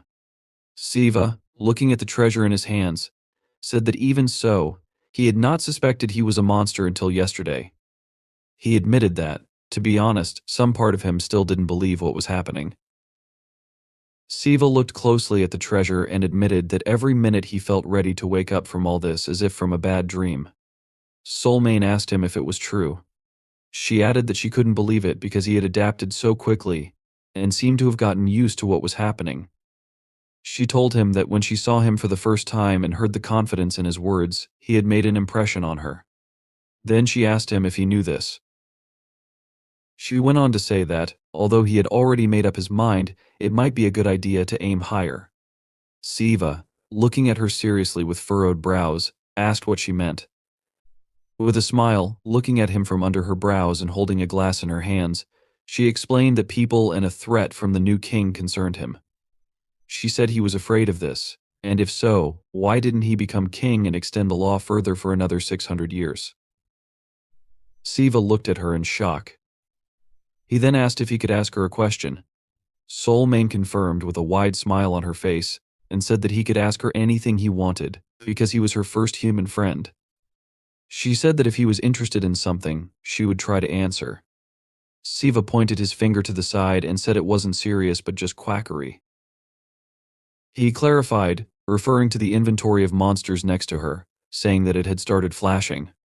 Soul Me, surprised, turned to the side and saw a large inscription on the inventory urgent. She asked lightly, "Is this?" Then she explained that it was an urgent call transmitted to all the monsters in the area when something important happened. Taking a cup of tea in her hand again, she told him that if the call was transmitted to the human world, it meant a monster had broken the rules and injured a person. She asked him if he understood this, then noted with a smile that it hadn't happened for several decades, so it couldn't be an urgent call. Then, with wide eyes and in great surprise, she realized what was happening and screamed in horror, clutching her hair with her hands. Siva looked on in incredible confusion, unable to move. After that, Soul Mane asked with a loud scream if this was serious. Some time passed, and it was already dark outside. Su, snapping his fingers, froze in amazement as the magic scroll appeared in the air in front of him. Upon revealing it, Su noticed a picture of the armlet he had received as a reward and asked if he just needed to insert his arm into it. He touched the scroll and took out the armlet, assuming it was some kind of armor he just needed to wear. In the end, Siva decided he would need to ask how to use it, but got distracted by looking at the clock on the table nearby. He remembered that a while ago, Soul Mane had announced it wouldn't take long. Looking at her phone screen, he noticed 6 hours had already passed. She calculated that half a day was 6 hours, and if they had arrived at 4, they needed to return before 10. To confirm her words, Soul Mane asked if it was true. Without waiting for an answer from Siva, she promised she'd be right back and asked him to just wait and not do anything. Siva didn't argue, and Soul Mane smiled, asking if he could talk to her informally before she left. She noted that they were friends and told him to just call her by her first name when she returned. At the moment, looking at the still closed door, he realized it was already past 10. He asked himself if everything was okay. If he had known this would happen, he would have taken Soul Mane's number. Now, he was very worried. Suddenly, looking a little to the side, Siva noticed a photo of his father and assumed that if goblin blood flowed through his veins, it was most likely from his father. He remembered how B had said that Siva was from the 4th or 5th generation. Now, continuing to look at his father's photograph, Siva wondered if his father knew he was also a goblin. Su didn't have time to think further because he heard rustling. Turning towards the open window, he asked if it was Solmi. At the same time, on the street in a dark alley, a man, unable to hold back tears, was trembling and trying to say something. However, only muffled wheezes escaped his throat as a spirit forcefully squeezed it, preventing him from speaking. The spirit, moving its hand, screamed as it prepared to deliver a decisive blow. Suddenly, an attack passed through its body. Soul Mane noted that she was still catching these monsters, for which there seemed to be no end in sight. She assumed that at this rate she'd run out of feathers. Looking at the feather she was using as a projectile, she focused on the spirit, who turned away, distracted from the man. Soul Mane asked what the spirit was so worried about. She noted that the spirit didn't feel pain and frowned seriously. At that moment, the spirit jumped, preparing to run away. Soul Mane ran towards it to stop it, and with her attack, which turned into a bright flash, the spirit disappeared. The man, still crying in horror, sat in shock on the ground. The coroner continued to rise in price, and Soul Mane asked him not to worry. Walking closer to another man lying on the ground nearby, she said he would be fine since the wound was not deep. She applied ointment to stop the bleeding and smiled reassuringly. Soul Mane also said that an ambulance was on the way. However, the man was still terrified and suddenly became even more scared when he noticed a huge spirit landing on one of the high-rise buildings nearby. Solmi, noticing the man's horror, also heard a noise from the spirit. She turned around and saw that it had already jumped, about to strike, but someone suddenly used their own attack to cut the spirit before it could touch her. Soul Mane looked at the dissipating spirit particles as Goya approached. He advised her to keep her head higher, adding that if rumors spread about such a spirit defeating her, shame would cover the entire Soul Main family. Solmi, sighing with relief, noted that her family's reputation was already not very good. She added that she knew Goya would be on her side. She called Goya her elder brother, and he, a little dissatisfied, asked who she had just called that. Moving closer, Soulmane explained that Goya was a little older and close to her, which made him her elder brother. However, she didn't insist and said that if Goya didn't like it, she could call him by his name. Goya waved his hand, activated magic, and suggested that Soulmane address him politely. Soulmane suggested calling him something else while still keeping in mind that he was like a brother to her. In the end, Goya told Soulmane to call him whatever she wanted. Then, focusing on the injured man, Goya instructed him to think of the day as a bad one. He explained that a car had hit the man and his friend in the alley, and the driver had fled the scene. Until the ambulance arrived, he ordered the man not to be afraid and to rest. Watching the man gradually fall to the ground, Soulmane realized it was hypnosis. She asked if it was true that this wasn't innate magic from the Goya family. She admitted she had heard that learning such magic separately was very difficult. Soulmane shared that she had tried to learn it from C, but was scolded and had given up. That's why she assumed Goya was ahead of her. Goya, paying no attention to this, looked around. Noticing there were 2 spirits, he asked how many Soulmane had caught. Soulmane announced that including those Goya had helped her with, she had caught 24 spirits. Among them, there wasn't a single normal one, only quackers. In addition, Goya and Soulmane noticed that all the spirits were unleashed, which meant someone was controlling these evil spirits. From what Soulmane had seen, the monsters had killed 7 people and injured about 50 others. She didn't understand who would do this or why, as she assumed the monsters knew how serious a crime it was to injure a person. She suggested that these monsters might just enjoy carrying out massacres, but then closed her eyes and noted that she was mistaken. They didn't only enjoy it, they had a goal. Soulmane was surprised and asked if monsters really killed people for profit. She couldn't understand what this meant. Goya noted it was obvious, as their generation knew very little about it. He explained that long ago goblins ate people not because they were hungry or sadistic, but because consuming human blood and flesh was incredibly beneficial for monsters. Speaking about this, Goya imagined a monster eating a person. Soulmane admitted she couldn't believe it, as she had never heard of such a thing. She was very amazed at what Goya told her. Goya noted that, in the past, this was common knowledge, but it simply didn't reach their generation. He added that one could easily become stronger by eating human flesh. He asked if the human world would remain as peaceful as it was now if this became widely known. He believed Soulmane understood what he was talking about because she had passed the qualifying test.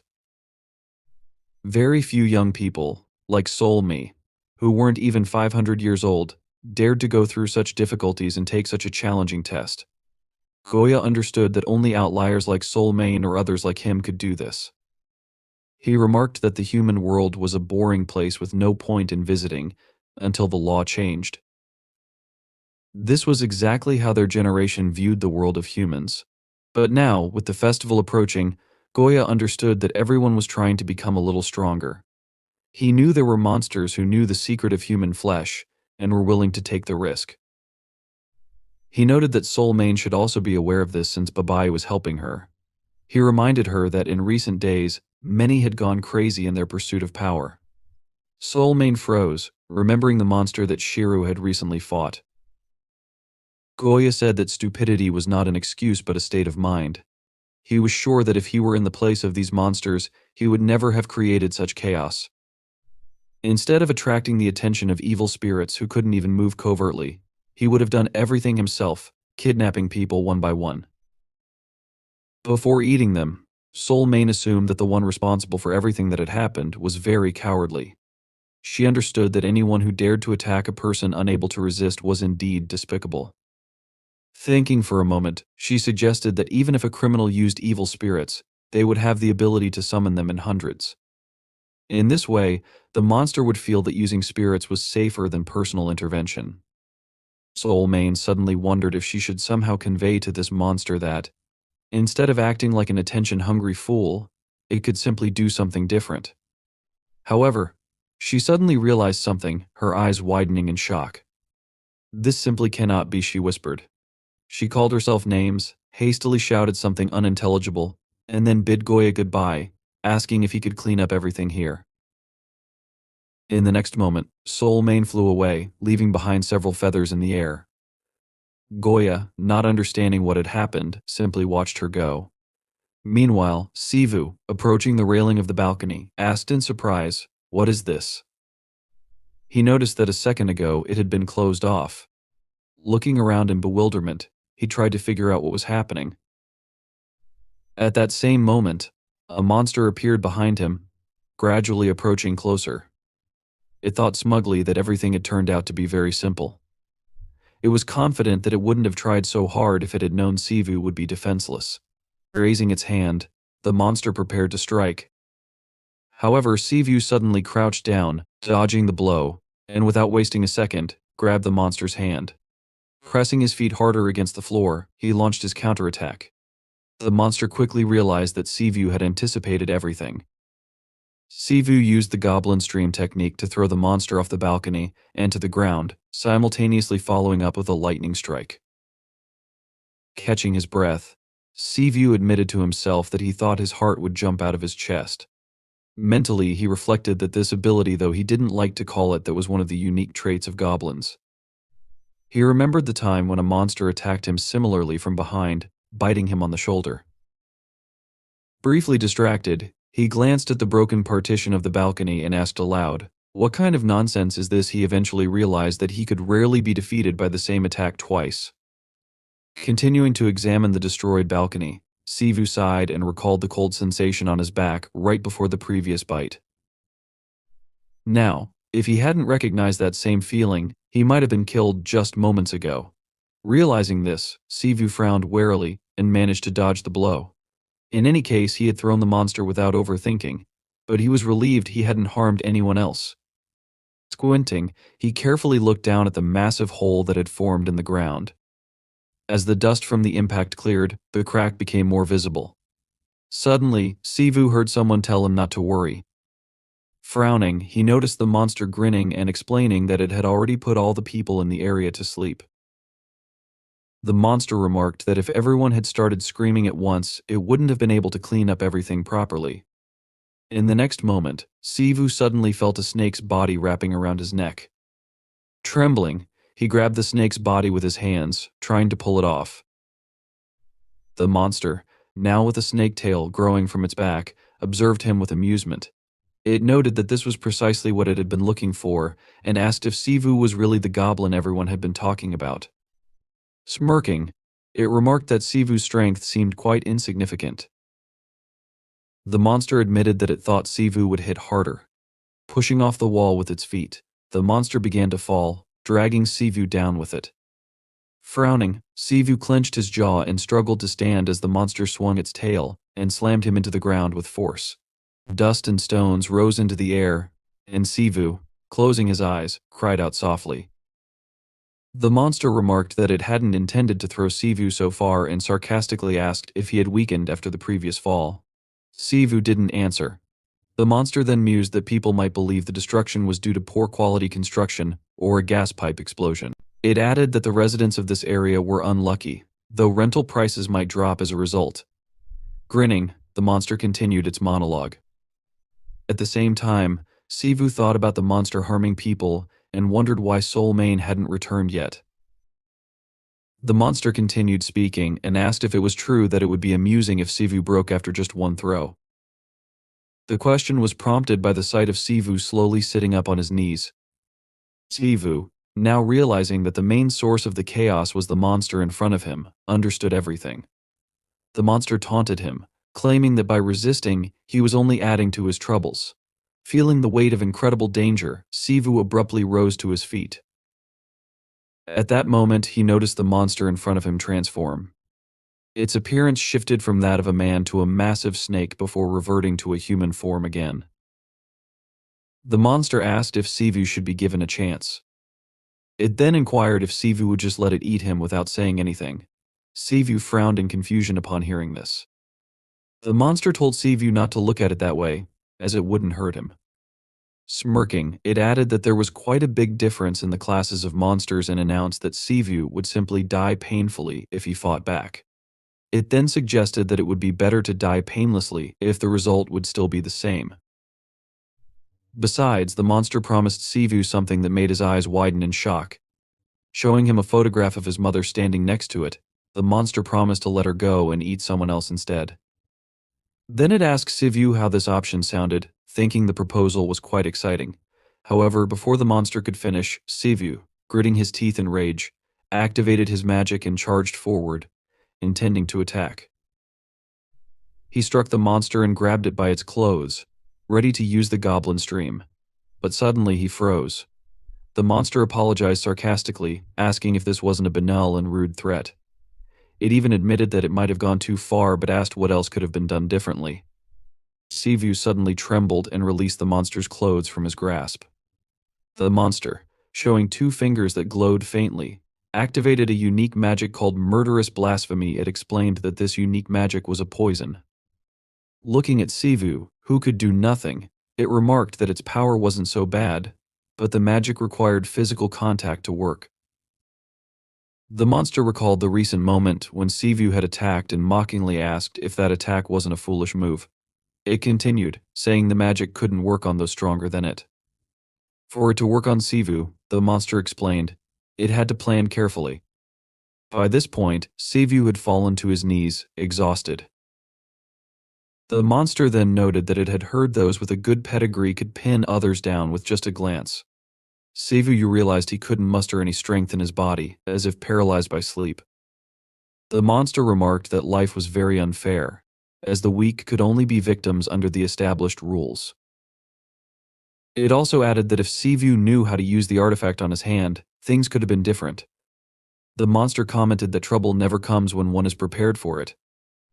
It then threw the photograph of Sivu's mother to the ground, transformed back into a snake, and promised to remember him, advising him to keep that in mind in his next life. Sivu, clenching his jaw, thought it was impossible to say he couldn't move at all, as he could feel he could make a single motion. Meanwhile, the monster, its mouth wide open and eyes narrowed, prepared to attack. Sivu froze in anticipation, clenching his fists and gathering magic. Noticing this, the monster froze in amazement. Suddenly, Sivu extended his hand forward, unleashing a powerful magical attack. The monster, hit by the attack, cursed as it realized it had almost died. Seizing the opportunity, Sivu, mustering his strength, jumped forward and struck the monster while it was distracted. However, the monster managed to react in time, swinging its tail and throwing Sivu back. He slammed into the wall, causing it to crack. The monster was surprised that Sivu could pull off such a move, despite the poison already circulating through him. Sivu trembled, unable to move anymore. The monster, impressed, asked if it was really possible that even a weak goblin could not be underestimated. Suddenly it felt something sharp pierce its body. Looking down, the monster saw a sword embedded in its torso. Yashin, who had approached unnoticed and was hiding his face behind a mask, called upon the storm ancestor, who resides above the 9 heavens and presides over the Ministry of Thunder.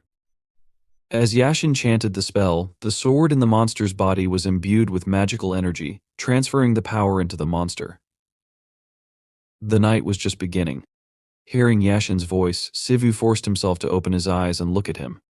Yashin, his body shrouded in a magical aura, addressed the monster. He called its actions nonsense and began approaching it. The monster, now in human form, pulled the swords out of its body and taunted Yashin, calling his weapon useless. It asked sarcastically if the main skill of a human exorcist was to speak in a deep voice. Grinning through the pain, it mocked Yashin, questioning where he learned to talk like that. The monster realized it had gained some time but suspected it had already been overtaken. It asked how Yashin had managed to get there but quickly dismissed the question, recognizing it wasn't important. What mattered was that Yashin was dangerous and on a completely different level compared to other charlatans. Yashin, without hesitation, drew another sword, intending to continue the fight. The monster debated whether to stay or flee. It bit its lower lip, knowing hesitation would mean death. The monster remembered Solmi, who was also very skillful. However, distracted from thoughts of Solmi, it considered that if even Yashin had come for Sivu, it still wouldn't be able to defeat him, even if he was resurrected. Clenching its jaw, the monster muttered out loud that all of this was very bad. Yashin suddenly froze in shock, noticing something. Blood began to flow out of the monster's body with force, gushing forward like a river. From the blood emerged a dark spirit that stood in front of Yashin. The monster, observing this, remarked that this wasn't bad at all. It added that this spirit's name was widely known in the West when it was sane, and noted that the roaring spirit possessed the body of a divine class monster. However, the monster admitted it did not know how the spirit had ended up in such a state. Smirking, the monster advised Yashin and the others to have fun, claiming the spirit was perfect for an appearance-obsessed person. Before leaving, the monster suggested it should finish its dish first and glanced at Sivu, who was still under the influence of poison. The spirit opened its mouth, and an attack began to form. However, before anything could happen, Yashin suddenly ran forward, holding his sword at the ready. At the moment the spirit released its attack, Yashin swung his sword, cutting through the attack. In addition to blocking the magical assault, the swing also inflicted a severe wound on the spirit itself. The monster, seeing this, asked in amazement what was happening. It turned around, hearing an incomprehensible noise, and saw Yashin instantly approaching. Yashin swung his sword and stabbed it into the monster's head. Sivu's mouth opened in shock at the sight. Yashin, who had not yet recognized Sivu, came closer to him and suggested that he was not aligned with the monster. He advised Sivu to answer his questions if he wanted to survive. Yashin intended to ask what Sivu was doing there, but before he could, Sivu suddenly admitted that he couldn't believe it. Although he had heard Yashin's voice, he couldn't fully comprehend the situation. Yashin froze in shock, and Sivu forced himself to smile. He admitted that he wanted to ask something, and then asked if Yashin truly didn't recognize his voice. Yashin removed the mask that had been covering his face and asked if it was really Sivu. He wondered what had happened to Sivu's appearance. Closing his eyes, Sivu tried to respond but ultimately said it was a long story. Gradually, he forced himself to his feet. Yashin, dropping his mask, came closer to Sivu and placed a hand on his shoulder. Carefully examining him, Yashin asked what had happened. Deciding not to ask about Sivu's appearance, he simply asked how Sivu had managed to deal with everything. Before answering, Sivu asked Yashin to stop, saying he couldn't breathe. He raised his trembling hand, and Yashin suddenly realized it was poison, not just any poison, but something far more potent. Yashin noted that the medicine he carried wouldn't be enough to cure it. Realizing there was something more urgent at hand, Yashin chose not to press with further questions. Instead, he focused on Sivu's veins, which were clearly visible. Soon, the veins gradually returned to normal, leaving Yashin amazed. He wondered aloud if Sivu had regeneration. Sivu himself was surprised when he began feeling better. Hearing a sound, he turned sharply to the side and noticed the spirit they had fought had disappeared, leaving behind a trail of blood. Following the bloody trail, Sivu and Yashin saw the tail of a snake disappearing behind some parked cars. Frowning, Yashin remarked that this was utter nonsense. Sivu opened his eyes in amazement. After some time, Sivu asked if this meant Yashin was feeling better. Yashin, sitting with his head bowed, repeated the question with disbelief. He noted that he hardly felt better at all, and added that the man he had known for 3 years had turned out to be half a monster. Sivu, now fully recovered, awkwardly scratched his cheek. Yashin continued, frustrated, saying his friend was half goblin. He vented about how Sivu had been right in front of them for 3 years, and yet they hadn't suspected anything. Yashin assumed that if his father found out, he would ridicule him. Sivu felt awkward watching Yashin's frustration and tried to distract him. He asked if it was true that Yashin had never mentioned what kind of martial arts they were studying. Yashin confirmed this, and straightening up and sighing tiredly, explained that it was his family's duty to train and destroy supernatural beings. Yashin added that if not for this duty, everyone would have considered him crazy. He then mentioned that only 6 months remained. Hearing this, Sivu realized that Yashin also knew about the festival. Unable to contain his emotions, Sivu twitched and asked, "Does this really?" Yashin explained that supernatural creatures breaking into the human world and harming people didn't happen very often, and even quite rarely. He admitted that he wouldn't mind if the monsters just fought each other. Over the past 100 years, judging by Yashin's words, monster attacks on people had been very rare, but recently, everything had changed. Sivu asked in shock how recently this had happened. Yashin frowned and explained that, for monsters, humans are a source of power. He added that monsters who want to become kings not only absorb other monsters but also humans. Sivu said nothing but was visibly surprised. Yashin continued, saying that a month ago, the number of missing people began to grow, especially in densely populated cities. He also noted that there was no direct evidence that monsters were involved, but in most cases there were signs of a struggle in the houses. Raising his head, Yashin said that this was the first time monsters had shown themselves so clearly. Rising abruptly, he grabbed his sword and asked what they had here. The next moment, Sivu noticed a flash of light and then heard someone shout his name.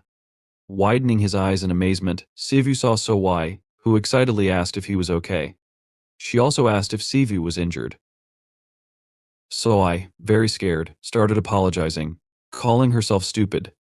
Suddenly, Yashin, pointing his sword forward, ordered Suah not to approach. Suah froze, unable to hold back her tears. Yashin seriously announced that if she took another step, he would consider it an attack. In that case, he would have no choice but to kill her. Sivu, coming closer to Yashin, wanted to warn him but Yashin interrupted Siva's words and said that this was not a person but a monster. He was sure that the monsters understood what the rules were, so he said that he warned Suah instead of killing her right away. Siva noted that there was no point in talking to monsters if Yashin wanted to fight. Yashin explained that he was doing this for Siva's sake. He asked if Siva had been told that he could live in the human world if he passed the exam. Siva froze, shocked by this, and Yashin, calling him a fool, asked if Siva even understood what this meant. Looking at Suah, he reminded him that these were monsters and said that, even if they outwardly looked like people and had individual features, their nature remained the same. Monsters, he said, were driven by a thirst for power and massacre.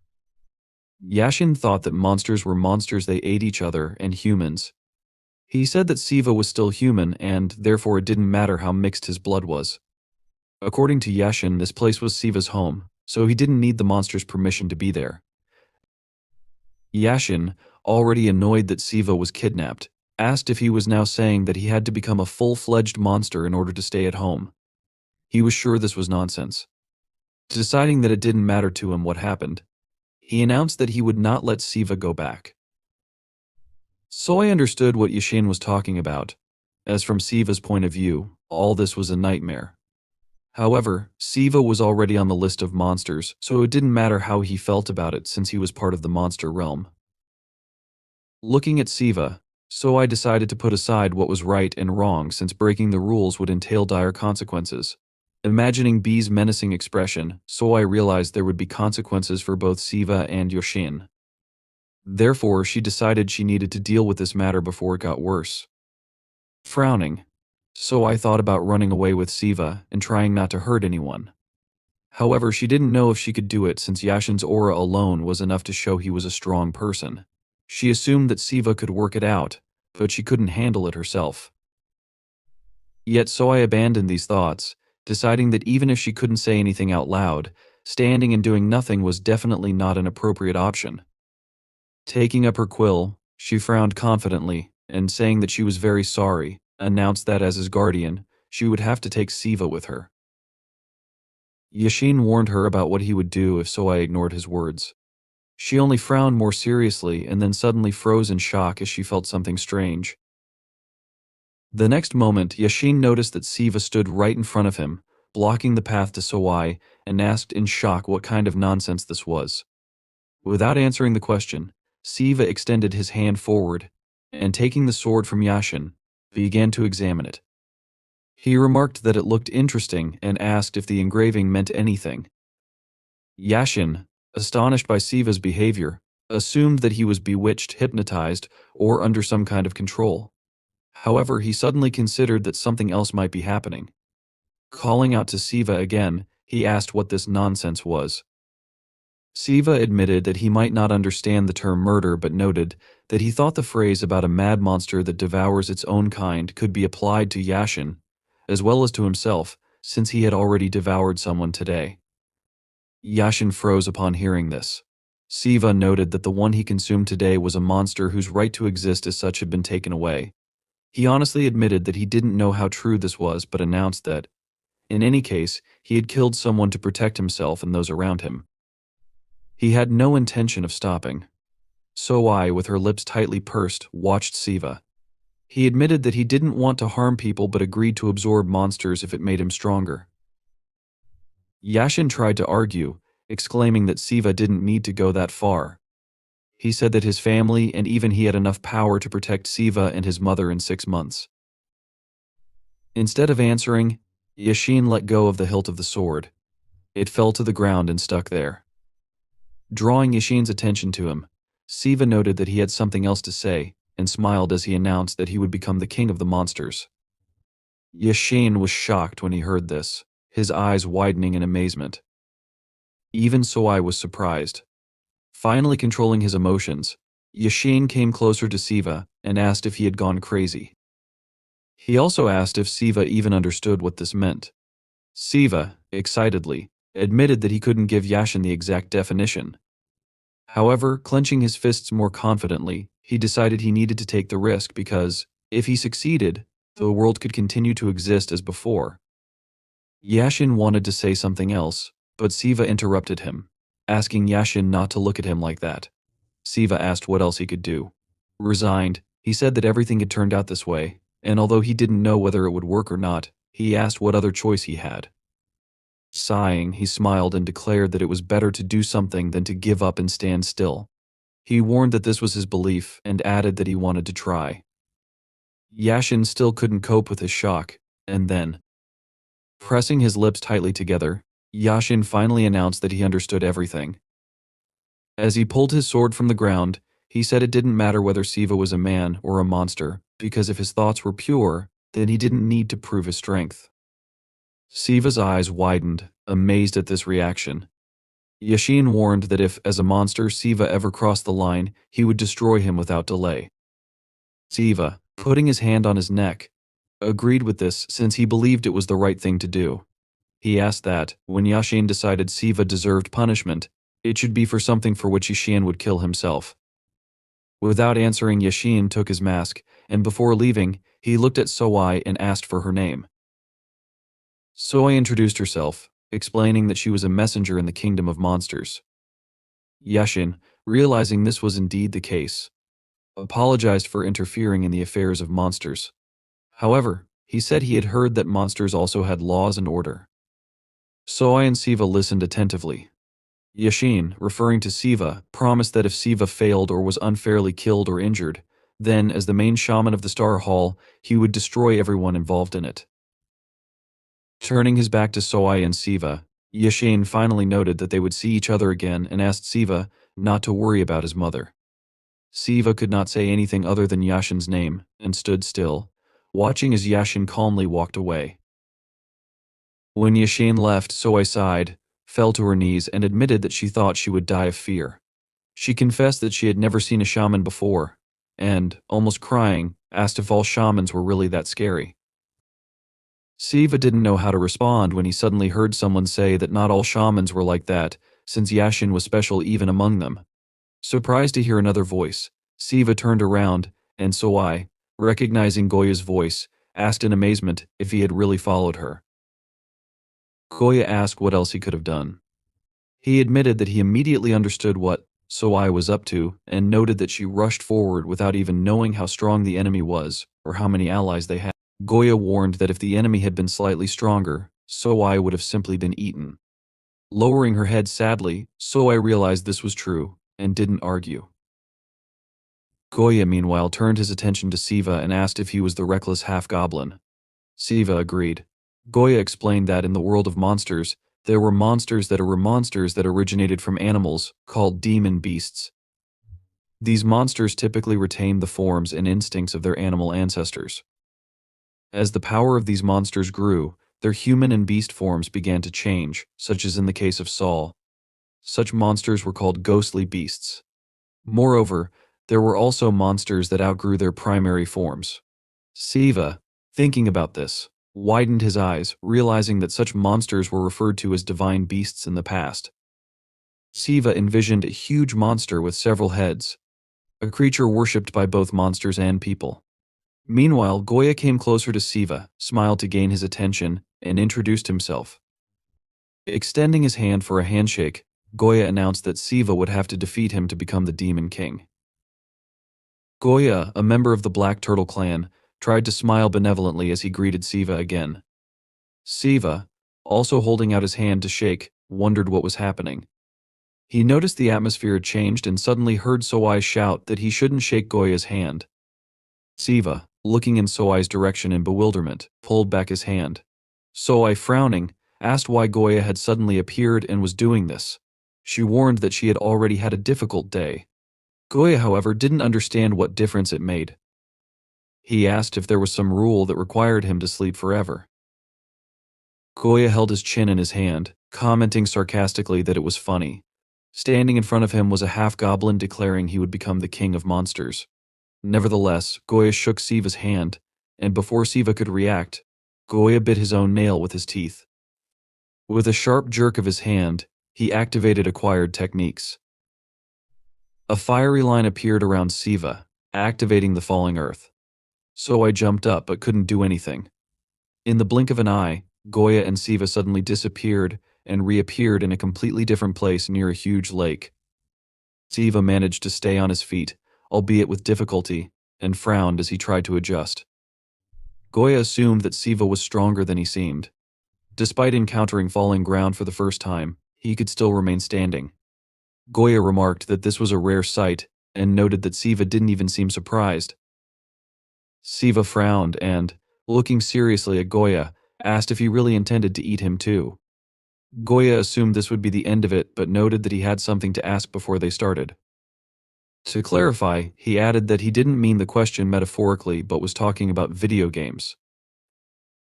Siva, surprised by the question, admitted that he used to play video games in middle school but didn't play much in high school. Realizing how things really were, Goya asked what genre of games Siva liked. Siva listed several types of games and, realizing he had to choose, singled out one type. He admitted that he wasn't a fan of online games since they created the feeling that spending money was more important than playing. Goya understood this and grinned, suggesting they had a lot in common. Suddenly, Siva heard a sound. Turning around sharply, he noticed what seemed to be an explosion in the water as a large amount of splashes rose into the air. Jumping to the side, Siva dodged the fragments and noticed that an ice spike had emerged from the lake. Loud noises continued, and Siva, running to the side, saw several more spikes emerging from the water and heading toward the shore. In the next moment, all these attacks flew forward. Goya, who was watching the progress of the battle, noted that Siva was definitely very fast. Raising his head, he observed how Siva briefly hung in the air and realized that, instead of dodging and attacking, Siva first focused on Goya and only then evaded. Goya attacked and Siva followed him. Goya remarked that this was quite good for a beginner. Activating his magic, Goya decided to move forward. He realized that when it came to a fight, Siva's senses and talents surpassed expectations. However, what mattered most now was Siva's ability to learn. The enemies who tried to attack him using similar methods taught Siva to be more cautious and not to let his guard down.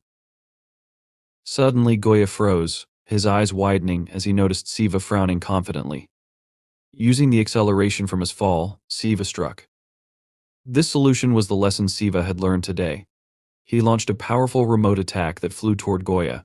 Siva used bracers items that released the life force and energy of the wearer. Dropping to the ground, Siva began peering carefully into the clouds of dust that had risen, thinking he had learned another lesson. Even if an attack seemed to hit the target, one should never relax too early. He sent several more attacks into the dust. Sighing, Siva thought he had begun to understand the power of monsters, though not completely. Static electricity passed through his body. According to Siva, it began in the stomach and intuitively seemed to remain at around 60%. When Siva launched a strong attack, about 10% of this power was used. As he continued to analyze his actions, he realized that each small attack consumed about 3%. Pondering further, Siva wondered if his power would be depleted like last time when it reached 0%. He assumed he couldn't use this power indefinitely. Suddenly, he heard Goya say that it was an amazing concept. Drawing attention to himself, Goya revealed that the shield created around him had cracked. Goya admitted he hadn't expected to use his abilities so early. He guessed he had misjudged Siva since he had to rush through the first phase. Siva, getting into a fighting position again, asked Goya to explain something. He questioned whether it was true that Goya planned to eat him. Surprised by the question, Goya smiled. Although Siva didn't know how to phrase it correctly, he admitted he didn't feel any intent from Goya to harm him. Goya chuckled, admitting that this happened when someone blatantly lied. He explained that he had no personal grudge against Siva or any desire to eat him. Goya noted that, as he mentioned earlier, he was intrigued by what Siva said. He then asked if Siva knew what the king of monsters truly was. Siva assumed it meant someone literally becoming the ruler of all monsters and asked if that wasn't the case. He believed it involved introducing laws and ruling over other monsters. Goya asked if that idea wasn't strange when considered carefully. He pointed out that the competition was based purely on strength, and that the election cycle occurred every 666 years, meaning the king would rule for centuries. Goya reminded Siva that this was decided by a single festival. He explained that all monsters obeyed this strange custom since ancient times, adhering to it simply because it was tradition. Siva thought about it but didn't respond. Goya elaborated, stating that monsters were true to their desires and instincts. Just because the strong introduced laws and rules didn't mean all monsters would follow them. He asked if it wasn't true that, without such measures, the massacres wouldn't stop. To prevent this, the ancient monsters created a safeguard the king of monsters to avert inevitable catastrophe. All monsters agreed it was necessary to protect this figure. Thanks to this, monsters across the world obeyed the king in exchange for harmony in their existence. Goya believed it was fortunate that, for 10,000 years, kings had ruled the monsters of their eras without much change. While policies varied, the core purpose remained the same. The principles of the survival of monsters remained the same, with only one exception, according to Goya, and that was the king of the generation. Siva widened his eyes, listening intently.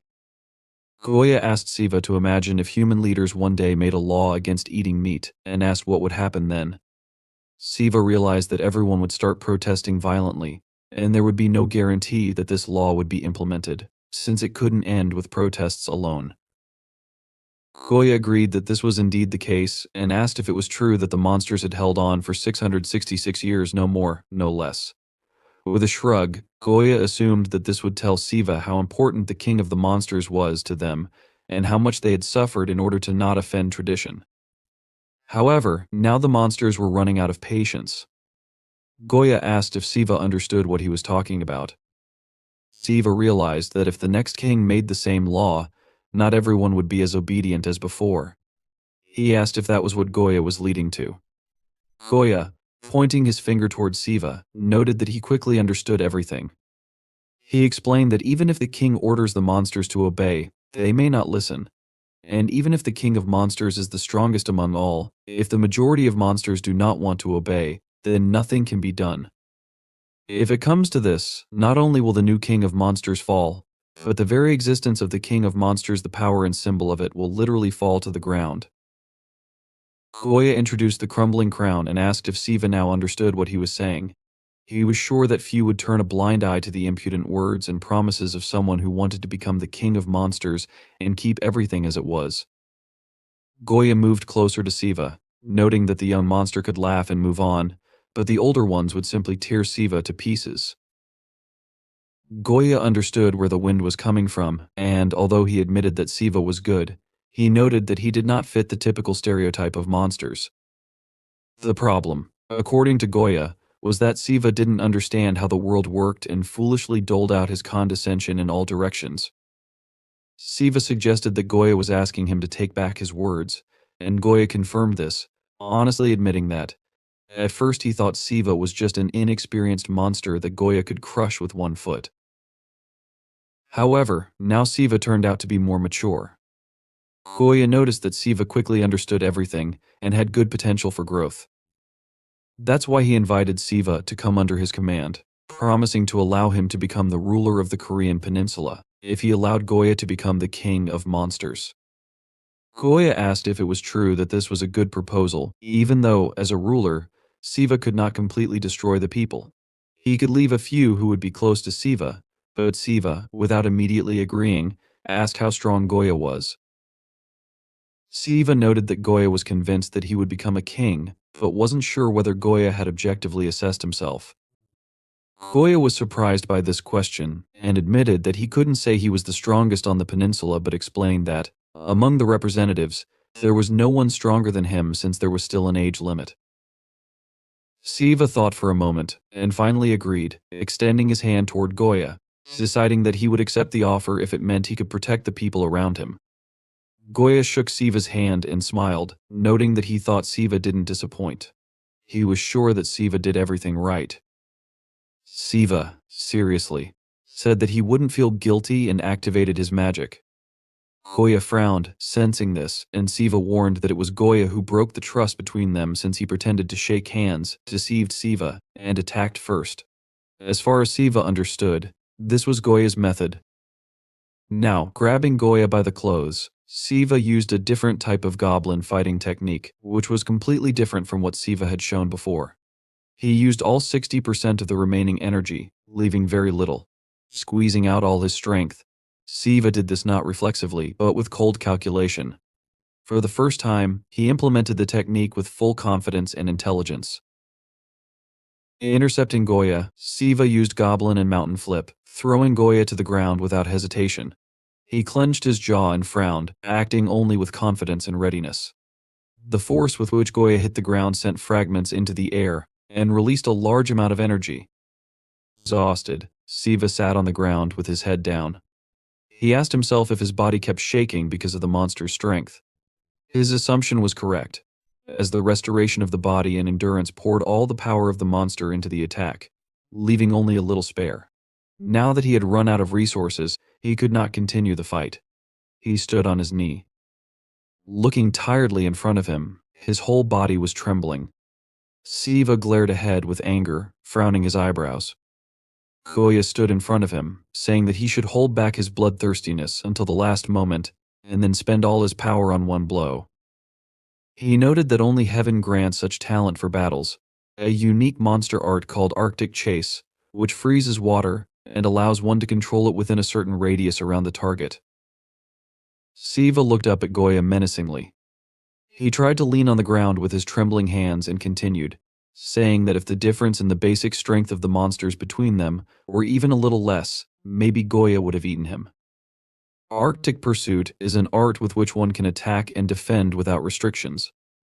Goya stood, half of his body frozen, the frozen part cracked. He then looked down at Siva and asked what his last words would be. Siva answered him, nothing special after that. He began to say that even if he had a will, he wouldn't read it to him. Since Goya rushed at him with the thought of killing and devouring him from the very beginning, Siva had been preparing for that. He added that such a fate could await him too. Then he added, besides, I'm not finished yet. Goya looked at him in surprise. Siva was able to get to his feet and took a fighting stance. He confidently said that if Goya wanted him to beg for his life or something like that, then he thought it was too early. His eyes were still burning brightly, and he was waiting for his opponent to show a weak spot so that he could strike at the right moment, or perhaps the fighting spirit of the goblin was awakening in him, something he hadn't suspected before. Goya looked at him with a smile on his face and said that he spoke well. After that, he regretted that he only had enough strength to stand. Siva looked at him from under his brows, frowning. Goya extended his hand in front of him, telling him okay, and then patted Siva on the shoulder with a wide, good-natured smile, saying that he had passed. Siva looked at him with wide eyes in bewilderment. Goya continued, smiling, and explained that it was true. He noticed that Siva did not disappoint him, even at the very end. He said that he was just so inspired. Siva asked him to stop, then asked again, "Did I pass after that?" In bewilderment, he rudely asked, "What else does this mean?" Goya continued to smile widely and explained that he just wanted to see if Siva was worth rooting for or not. He then asked, "What's the point of rooting for a fool who has no chance of becoming the king of monsters?" Siva moved back from him in surprise and asked, "Should I root for him?" He then noticed that Goya had just explained why he couldn't be the king of monsters. Siva asked, "Isn't that the case?" Goya confirmed this and said that everyone wanted to see who would become the new king, but they weren't as eager for the Night of Monsters. He explained that he didn't like the noise from monsters since childhood, because everyone tears each other to shreds and growls for no reason. He told Siva that he never understood why everyone behaved as if it were normal and necessary. Looking around, Goya said that compared to that world, this place was very calm and quiet. Although it seemed to him that people lived very chaotically, they could at least choose how they wanted to live. After that, he asked Siva, "Is this so?" He continued, saying that in addition to all this, people like that they know what to do when bored. He began to list manga, games, novels, films. He called all these useless things that do not exist in the monster world. However, with a smile on his face, he spread his hands in different directions and said that monsters liked these useless things more than eating people. He noted that if it happens that the human world can no longer do this, it would be a tragedy for them. Siva tensed his jaw, looking worriedly ahead, thinking that Goya was speaking in the plural. He asked himself, "Does this mean that there are other monsters who think like that?" He then asked, "So me?" After that, Siva said that he understood what Goya meant. However, he noticed that there was still no need to root for him. Goya smiled and interrupted, saying that the problem was that the Korean peninsula had every chance of winning, but whether he would become king or not, there was one issue. Looking into the sky, Goya explained that, including him, all the candidates came from famous families and inherited talents, along with optimal methods for using the unique techniques of monsters that had been passed down to them from their ancestors. There were even unique techniques of monsters of similar strength. He said that the one who had a manual for using practices proven over thousands of years would be stronger by definition. He raised his index finger and asked, "People have the expression born with a golden spoon in their mouth. Is this true?" After that, he explained that it was the same here. Siva exhaled heavily, looking at him seriously, and asked, "Do you want to say that a family is like a conglomerate?" Goya, with a slight smile on his face, repeated after Siva. Pressure then noticed what a cute expression Siva had. He adjusted his expression slightly, saying that in fact, it was more like being pressed into the ground until one died. He explained that as soon as a child shows a grain of talent, the whole family clings to him and shouts that he must become the next king of the monsters. He further explained that it didn't matter whether the child wanted it or not. Once he became a representative of the family, they forcefully placed a yoke on him, a yoke to work for the sake of others' interests and desires. After that, Goya said that if he opposed this, he would be sent to the very bottom or killed, so others would be discouraged. As he said these words, he placed his palm to his neck, making a sharp movement near it. Siva, looking at the ground with a frustrated expression on his face, understood that Goya wasn't a person. However, when the whole family turns away from you and becomes your enemy, it is cruel. After that, Goya extended his index finger towards Siva, winked at him with a wide smile on his face, and shouted that he was different. Then he shouted that his talent was inherited from a famous bloodline, but at the same time, he was not tied to a family or clan. He had his own will and motive to become the king of monsters. Siva looked at him in confusion as Goya brought his happy expression closer, saying that he could do it. After this, Goya interrupted himself and said that he should. Siva pulled away in confusion from the approaching Goya, then asked him to stop and wait. Just then, a massive bird flew overhead. Siva said that he understood what Goya was talking about, but he asked for time to think. When he said this, he put his hands in front of him, and walking back, said that everything was happening so suddenly. After this, with a sharp movement of her bird's paw with claws, Somi, in the guise of a huge demonic bird, began to land on Goya.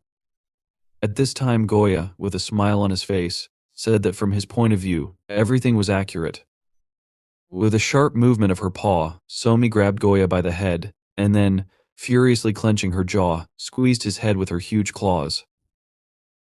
Siva looked at this in horror, opening his mouth and eyes wide.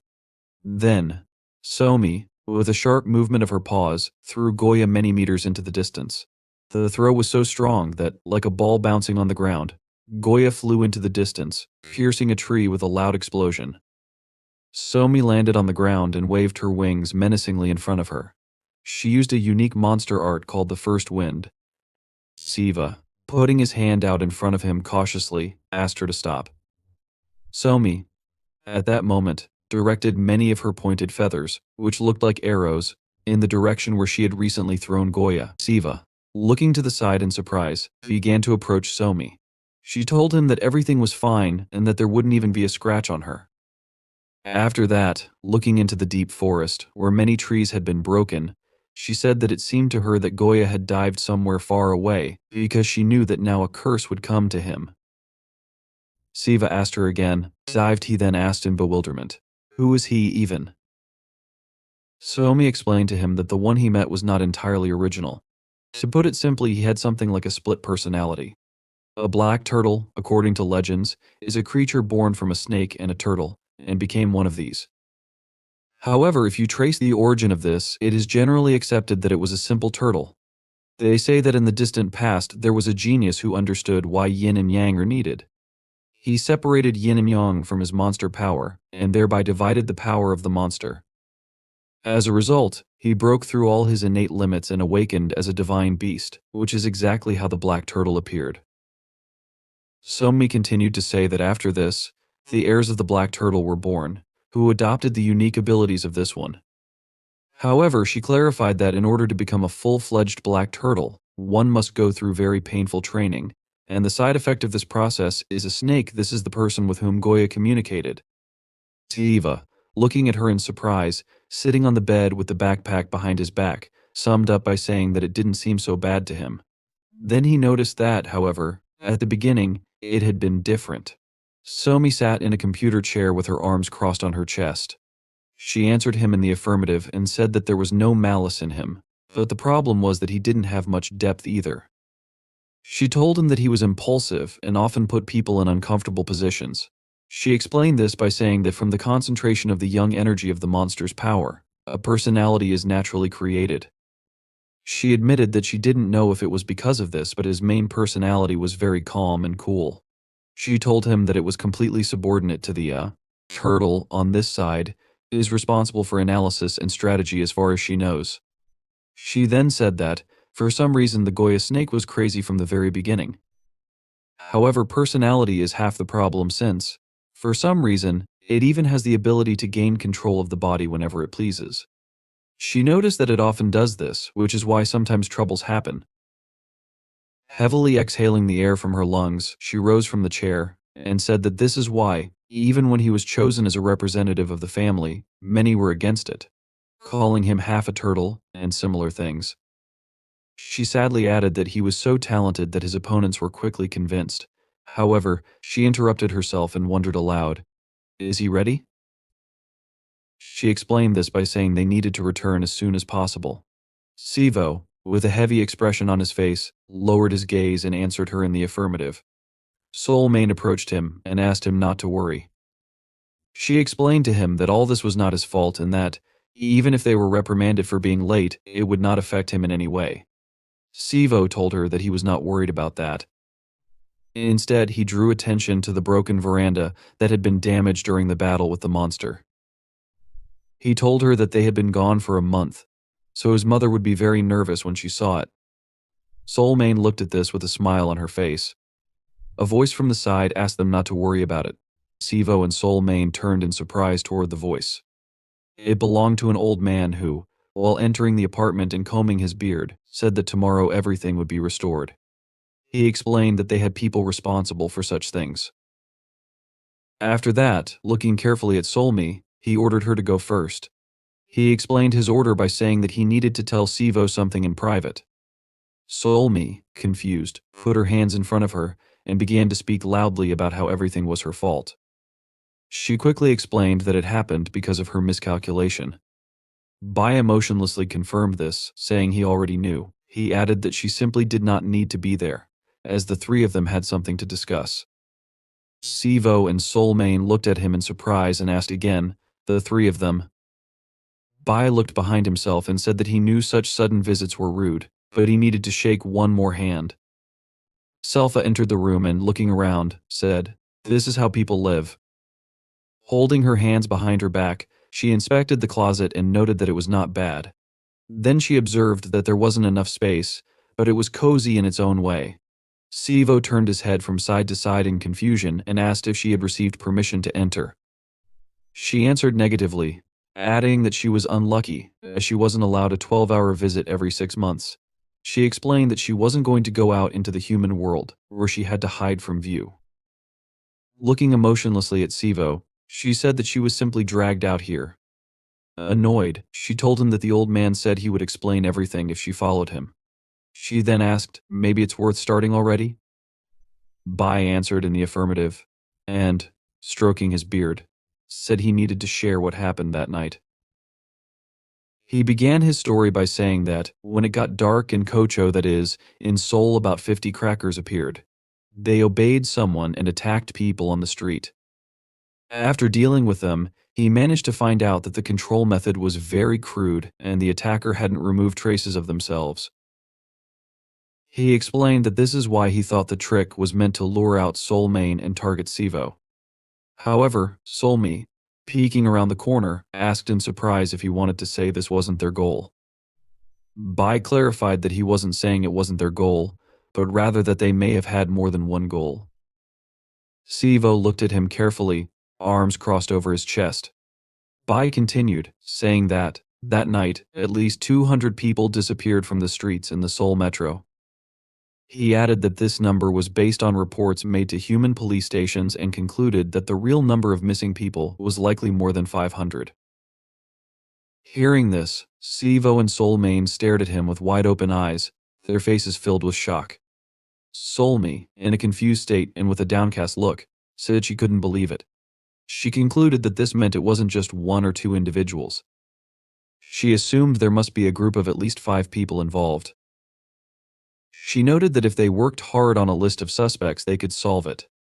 Bai interrupted her reasoning, saying she was right. He added that, if the perpetrator was from the Korean peninsula, they would easily find them. However, looking to the side, he mentioned that traces at the crime scene pointed to an unpleasant conclusion.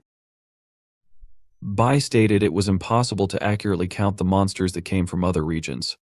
He added that, in their native places, they would have been caught immediately, so they decided to act here instead. Bai clarified that if they did not find and punish the invaders as soon as possible, they would start hunting people in Korea, where it would be much more difficult to catch them. He emphasized that this needed to be resolved quickly, or the situation would worsen. Saw looked at him in shock, her mouth slightly open. She said, "That's why." Bai confidently responded that he needed a monster with the will and ability to protect the human world. He added that they needed all the help they could get. Turning to the boy, he revealed that he wanted to make an offer to the two of them. He explained that they knew they had to take an exam this month, and if they agreed, he would change the format of the exam. Sivo and Sawa listened attentively as Bai continued. He stated that their task was to find and kill those who had invaded the Korean peninsula as soon as possible. Saying this, he looked at them from under his brows, his frowning eyebrows shadowing his glowing, bright, magical purple eyes. He confidently declared that this would be their test. Meanwhile, Yashin walked along the morning city street with his head down, hands in his pockets. There were large bruises under his eyes, as he had not slept all night. He thought to himself that he shouldn't have let the main character go like that.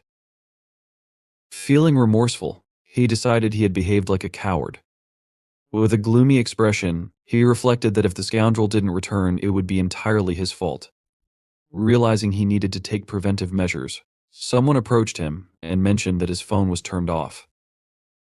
It was Sivo, who, with a hysterical smile on his face and scratching the back of his head, acknowledged that he knew Yashin would be going to school.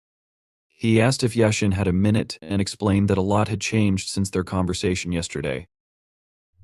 Sometime later, sitting in a cafe, Yashin, in furious bewilderment, asked Sivo, "What?" Turning to him, he loudly questioned if he had gone crazy. The cafe worker and other visitors turned to look at them in confusion. The main character, trying to de-escalate, asked Yashin to be quieter. He explained that he wasn't going crazy. Turning to the cafe patrons with a smile, he apologized for the outburst. Holding a glass of his drink with one finger, he said the conditions weren't bad. He then asked Yashin if it was true that he could remain here and not in the world of monsters. He added that this way, neither Yashin nor his mother would need to worry about him. Yashin, heavily lowering his head into his hand, asked if Sivo even knew what class he belonged to. Sivo responded by asking how Yashin knew about class distinctions. Yashin noticed that Sivo had only found out yesterday that he was, in principle, a monster. Yashin then said, "Shin Ryan Qyu." The main character looked at him in surprise as he said this while sipping his drink.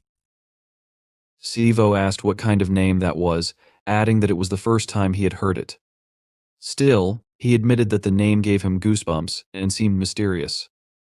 Yashin clarified that it wasn't a single word but a set of 5 words symbolizing the status of a monster. He explained that the lowest class, Su, translated as beasts, referred to monsters barely removed from ordinary wild animals. Although dangerous, they were only pitiable creatures with similar strength to wild animals. Their main advantage lay in their weapons and numbers. Yashin added that ordinary people could fight these creatures even without studying magic. For instance, in old records there were mentions of such cases. With modern weapons, these monsters could be dealt with without much trouble. However, he cautioned that problems arose with the next class above Su. Monsters at this level were referred to as Go. These monsters had the strength of at least 100 people. However, this comparison only considered physical strength, meaning even thousands of people couldn't match them in combat. The main character, his eyes wide with fear, asked what the other 3 classes were if these were the 2 lowest. Yashin ominously replied, "Catastrophic power." Looking into the glass in his hand, he admitted that he couldn't provide exact details as he had never encountered such beings. He clarified that key-class monsters were feared to be 10 times stronger than Go-class monsters. Such creatures could destroy a small city in a single night, turning it into a branch of hell on earth. Yashin explained that in a city like Seoul, their devastation could span entire districts. Regarding Shin and Ryan, he advised that it was better not to get involved with such powerful beings. He warned Sivo not to even think about participating in the hunt. Instead, he advised Sivo to try escaping quietly. If that didn't work, Yashin urged him to call for help or hide at his house. Pointing his finger at himself, he said that if these were really the monsters that invaded Korea, then they were ready to fight the local monsters or shamans like him. He further added that he did not know exactly how many of these monsters there were, but everything would be fine if they were K-class. The main character, looking uncertainly ahead, turned to Yashin and asked what he thought about the monster that had taken the form of a snake. What class did he belong to? Yashin answered that the monster was small. He then noted that it was unlikely to be of Su class, but definitely not K class. He concluded that it was average, meaning it was of the Go class. After that, he mentioned that the corpse the monster controlled had much more powerful energy. He said that if they had managed to deal with even half the power of that creature, they wouldn't be sitting here now. He understood there was a reason why the monster had used it to distract attention. He went on to say that if he understood the situation correctly, that vile man was almost SW, perhaps referring to something specific. Turning to the main character, he pointed his finger at him and stated that his current status as a monster was lower than his own. At best, he was an average or even a lower Go class. Yashin menacingly suggested that he was either a goblin or simply trying to boast. He clarified that this was the truth and advised him not to get involved in situations he couldn't handle. Siva listened with his head down, remaining silent. Yashin continued speaking, his tone growing sharper as he emphasized how important it was to soberly assess one's situation. He called him a fool. While speaking, Yashin thought he wasn't being strict enough but understood he needed to hammer the point home to ensure nothing reckless came to Siva's mind. Siva tried hesitantly to respond, but Yashin loudly interrupted, asking him to speak louder. The main character raised his eyes and, with a determined expression, said that if he encountered that monster again, he was 100% sure he could defeat it. Yashin looked at him in bewilderment. The main character, now wearing a triumphant look, reiterated that if he hadn't been there before, he wouldn't have had a chance to make a sound. However, he admitted that much had changed since then. He talked about how he now understood how the power of monsters worked, and had learned a bit about how to fight. Yashin pierced him with his gaze, thinking he was a fool, and that such reckless thinking would destroy him one day. Sometime later, Shira looked at Yashin in surprise as he stood up from his chair. She asked if he was heading to school. Glancing at the screen of his phone, he noted it was already time. However, Yashin replied negatively, explaining he wouldn't go to school today and that it seemed unlikely he could figure things out on his own. He then stated that, in that case, he would have to figure it out for him. With an authoritative tone, he slung his backpack over his shoulder and ordered Siva to follow him. Sometime later, they approached the Olympic Gymnastics Arena, a modern, large hall built in 1986 to host the 1988 Olympic Games in Seoul. Now, it served as a large dome concert venue. However, ordinary people didn't know it had another purpose. The main character looked around with a surprised expression, marveling at the sight. He said he never imagined there would be something like this in the basement. Standing in the vast underground hall filled with emblems and sparring areas, he noted he had seen several similar places on their way there. He then asked if all this belonged to Yashin's family. Yashin explained that the Olympic Gymnastics Arena was a special underground area serving as a public training center. He denied any family ownership and clarified that the place was created by the government. He also noted that other shamans, not just his family, trained there. As he spoke, Yashin began taking off his jacket. The main character, bewildered, asked, the government realizing the information he had just received, he asked again, "Does this mean they know about monsters in the festival?" Yashin, looking grim, explained that since ancient times, people with power safeguarded the abilities of shamans. He suggested that perhaps the first shamans created the concept of the state itself. Their ability to fight monsters was more valuable than anything else in the distant past. He added that 666 years ago, during the dawn of the Joseon dynasty, the threat of monsters diminished, but the Joseon family still organized a constellation hall for training shamans. His family continued to serve this tradition. Continuing to undress and loosen the tie around his neck, he spoke about how monsters, festivals, and such matters were recognized at a national level. However, this knowledge was a closely guarded secret, known to only a few elites. He also expressed frustration, saying it seemed some did not take the issue seriously enough. Finally, he turned to Siva, confidently asked if he was ready, and told him to attack. The main character hesitated, looking uncertainly at Yashin, who rolled up his sleeves. Shirt said that, as he had already mentioned, there were no restrictions or rules. He added that if he could hit him with any of his moves, then he wouldn't worry about fighting monsters.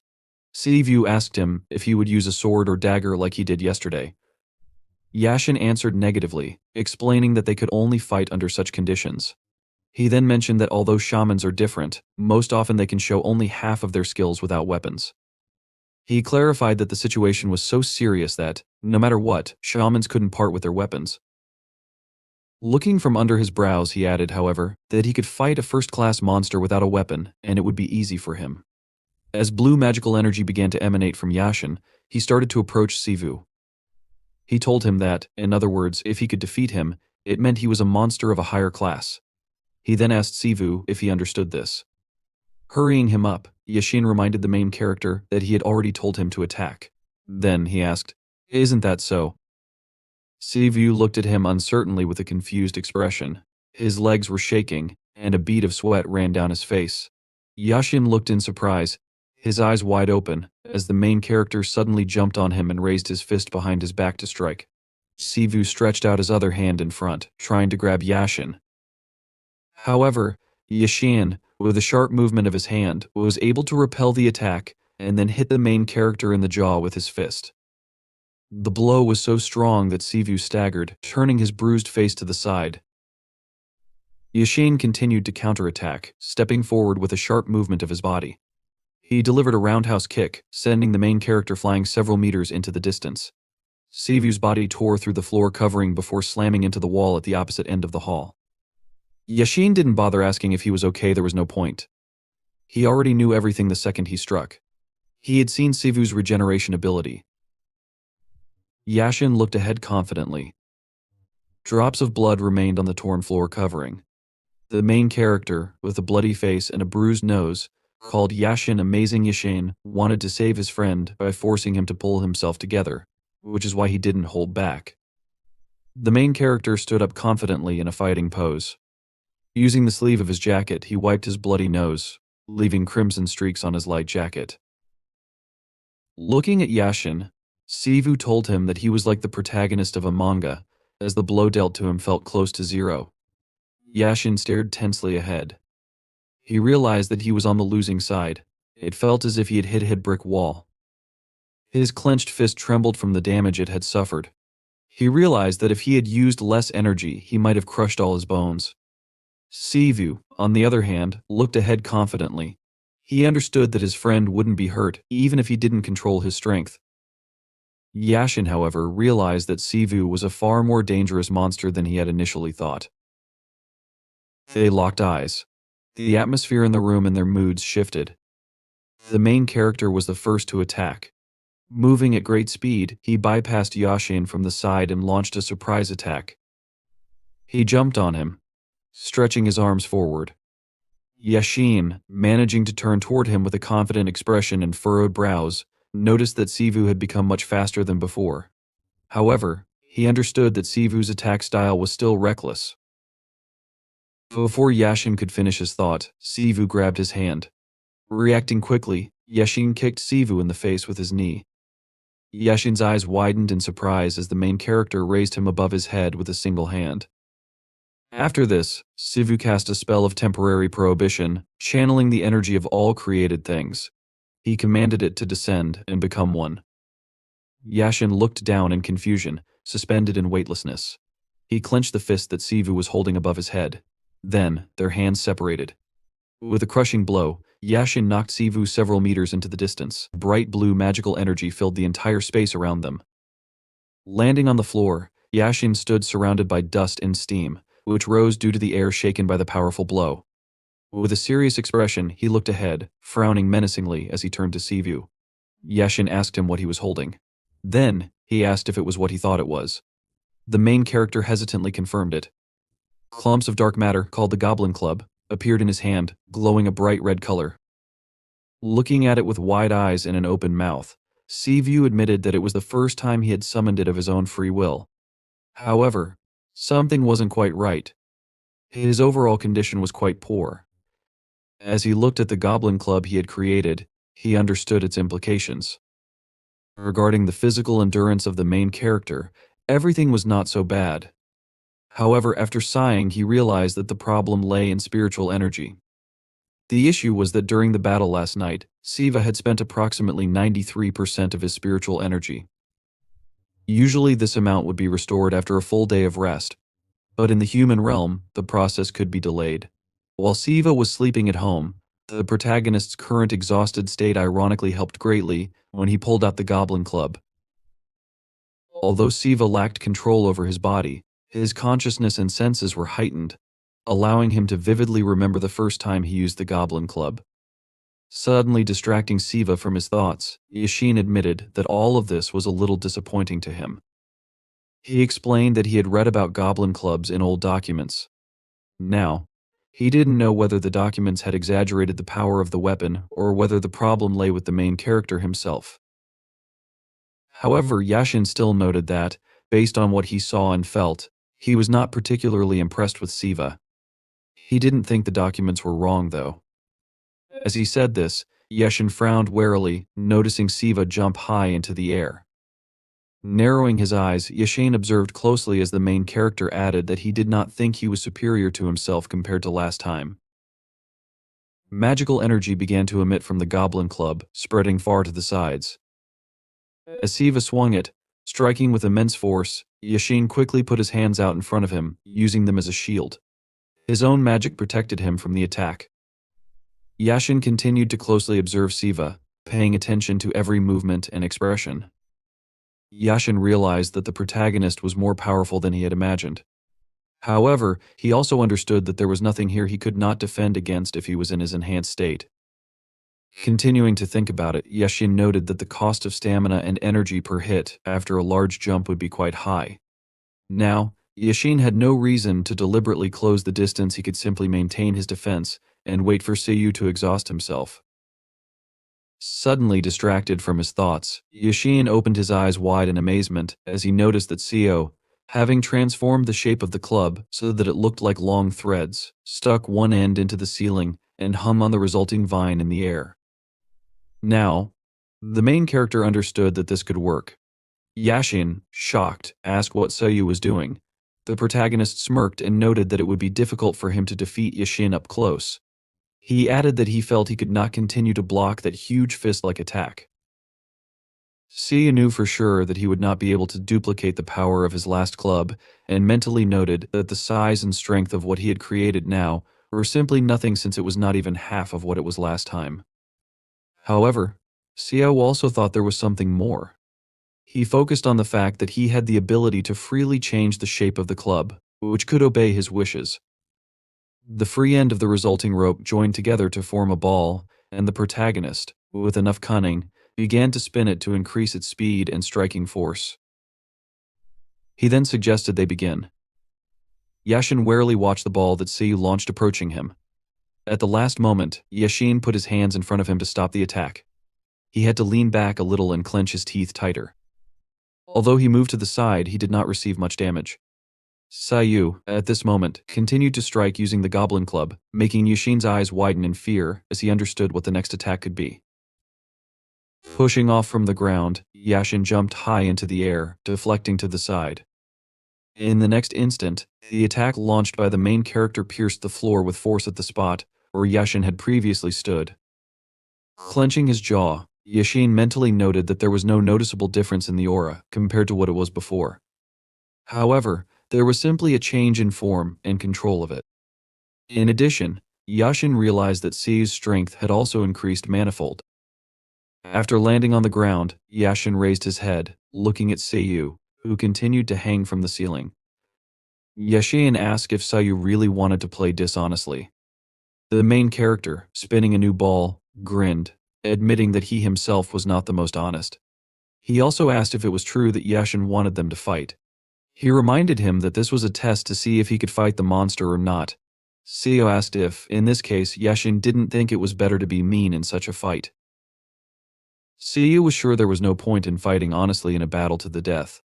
Yashin froze as he understood that Siu's arguments were so strong that they could not be disputed. Meanwhile, Siu continued to speak. He noted that, if you think about it, although the situation was a little strange, in the end they appeared to be just two good friends who were teenagers, as well as two guys smirking. Siu added that sometimes admitting he was wrong was the best option, hinting that Yashin should say he was wrong. Immediately after these words, the main character noted that Yashin might be right about something, but he asked what to do if Siu's own abilities were not enough for a fair fight. Yashin remained silent, not knowing what to say, and activated his magic to be ready to repel possible attacks. In the end, he asked if it was really going to be like this. He trembled, unable to contain his emotions, and then, grinning angrily, said he had had enough of listening to the nonsense that Siu was saying. The main character sarcastically said that he was very scared and launched a new attack, but Yashin jumped to the side, dodging. Siu didn't stop there and launched the ball again. The attacks were very powerful, and Yashin realized that he needed to become faster. Mentally, he noted that it was becoming increasingly difficult for him to avoid Siu's attacks. As he dodged another blow, he noticed that he was adapting to Siu's martial arts and speed, and moreover, was doing it quite quickly. However, the main character struck again and Yashin realized that he had moved in the wrong direction. At the last moment, Yashin put out his hands in defense and clenched his teeth tightly, using all his strength to repel the attack. A huge explosion appeared, and Siu, seeing it, excitedly shouted Yashin's name and asked if he was okay. Siu changed his tactics to minimize the effects of others' attacks, although it was much weaker than before. However, he assumed that Yashin was already wounded. Suddenly, Sayu felt some movement along the thread he had created and then heard Yashin. Turning to the righteous comfort of longevity, the main character widened his eyes in amazement and offered to listen to Yashin talk about the true ruler, who allows the sun and flags to shine brightly, as well as the urgency prescribed by law and demanded by equals. As the dust from the impact cleared, Sayu saw. Yashin stood firm and managed to intercept the weapon Sayu was using. In addition, Yashin activated magic, saying that the arrows could pierce willow leaves like thorns. He extended his hand forward, and a powerful magical attack rushed along the thread. Siu, seeing this, opened his eyes wide in amazement and looked up, noticing that the attack Yashin had created cut part of the thread at the top, causing Siu to gradually begin to fall. Without waiting for the main character to reach the floor, Yashin ran to attack. However, Siu pulled part of the weapon in his hands to hit Yashin from behind. Yashin, sensing this, turned his head and managed to dodge to the side just in time, avoiding damage. Still, Yashin continued to speak and recite a spell, referencing the monarch of cold swords that changes the color of the crimson skies. At that moment, Yashin did not use any rituals to aid his fighting skills. As a result, this hindered him greatly, since he could not use most of his techniques. Siu frowned as he watched Yashin closely, realizing that even if Yashin could use these techniques, it would still be difficult for him to control his powers. Yashin, surrounded by a magical aura, almost reached Siu, who stood without attacking in response, watching Yashin in amazement. Meanwhile, Yashin spoke of the urgency prescribed by law and demanded by equals. Adding his energy, he created a weapon of divine power. A shining sword appeared in Yashin's hands, a heavenly sword known as the Ark of the Motherland. The protagonist, realizing Yashin had created a weapon, clenched his jaw and tried to attack. However, even though this sword was made hastily, the power it wielded was astounding. Both attacks, launched from different directions, collided. Very soon, Sayu was surprised to notice that his weapon was cut. It was a moment before the end when Yashin froze for an instant, carefully observing the shocked expression on Sayu's face. Yashin hesitated because his friend stood before him. However, pressing his lips tighter, he still decided to bring everything to an end precisely because his friend stood in front of him. Despite the destruction of the Goblins' Club, Siu was not ready to give up. Frowning, he clenched his palm into a fist to strike. At the same time, Yashin swung his sword. But in the next moment, he froze in amazement as he saw the sword begin to dissipate before reaching Siu's body. Before Yashin could ask anything, Siu's fist suddenly flew into his face. Yashin stumbled back a little and fell to the floor. The main character, bewildered, asked what had happened. The goblin's magic gradually began to dissipate, and Siu asked why Yashin had spared him. He noted that he would have recovered quickly even if Yashin had killed him. Yashin explained that it wasn't about sparing him. Lying on his back, he said he had used all his power in the Ark of Exorcism. If the enemy had been a monster, it would not have been able to withstand the blow, no matter how strong it was, even at the chi level. Yashin compared it to how Sayu's club had shattered and explained that his technique could recognize beings similar to Sayu beings who were different. The main character did not reply to this. Yashin, cursing softly, called Sayu kindly and looked at the ceiling, unable to hold back the tears that suddenly welled up in his eyes. A little later, as they walked outside, Yashin kept his head down, looking at his feet. Finally turning to Sayu, who was walking beside him, he asked the main character to say at least something. Yashin admitted he was very annoyed when Sayu was so quiet next to him. Sayu, startled by Yashin's sudden outburst, twitched nervously. Finally, he asked if Yashin's nose hurt much. He wanted to say something about what would happen if a scar remained, but Yashin interrupted him. Yashin announced that there would be no scar, explaining that although he didn't have the powerful body of a monster, he had worked hard. His body could heal broken bones and torn skin in a day. Touching his bandaged nose with a finger, Yashin realized something and asked if it was true that Siu had restrained his powers right before the blow. He noted that the moment Siu realized Yashin's attack wouldn't work, he weakened the blow. If he hadn't, Yashin's nose would have been destroyed. Sighing, Yashin admitted that Siu had potential and told him he could run around the city and catch monsters if he wanted to. Yashin told him to do as he saw fit. Siu thanked him for his understanding. However, Before Siu could finish speaking, Yashin admitted there was something he still didn't understand. Yashin explained that he had acted this way because he had made a promise. Finally, he handed Siu 3 vessels attached to a ring. Siu, surprised, noted that they looked like pumpkins. Yashin confirmed this and explained that they were consumables disposable bombs. To activate these bombs, Yashin said, one only needed to hold them in their hands. Yashin quickly and confidently explained to Siu that if he was in a hurry, he could simply throw the pumpkin on the ground to activate it. He added that all Siu had to do was hold it in his hands, and the magic inside the pumpkin would be activated. Yashin advised Siu to use the pumpkins when he was in danger and warned him not to break several pumpkins at once, even if he wanted to use multiple simultaneously. Siu thanked him for this but excitedly asked if he could truly accept the 3 pumpkins. He noted that they contained Yashin's energy and asked if that wasn't the case. He remarked that the amount of energy stored inside was immense and admitted that he hadn't thought such items would be easy to make. Yashin froze in shock upon hearing this and asked how Siu knew. He assumed that Siu must have seen it before, but Siu explained that wasn't the case. Touching one of the pumpkins with his hand, Siu admitted that, while holding it, he could feel the same energy Yashin had used in their battle. He imagined Yashin during the moment of attack, and added that much of that energy was now stored inside the pumpkins.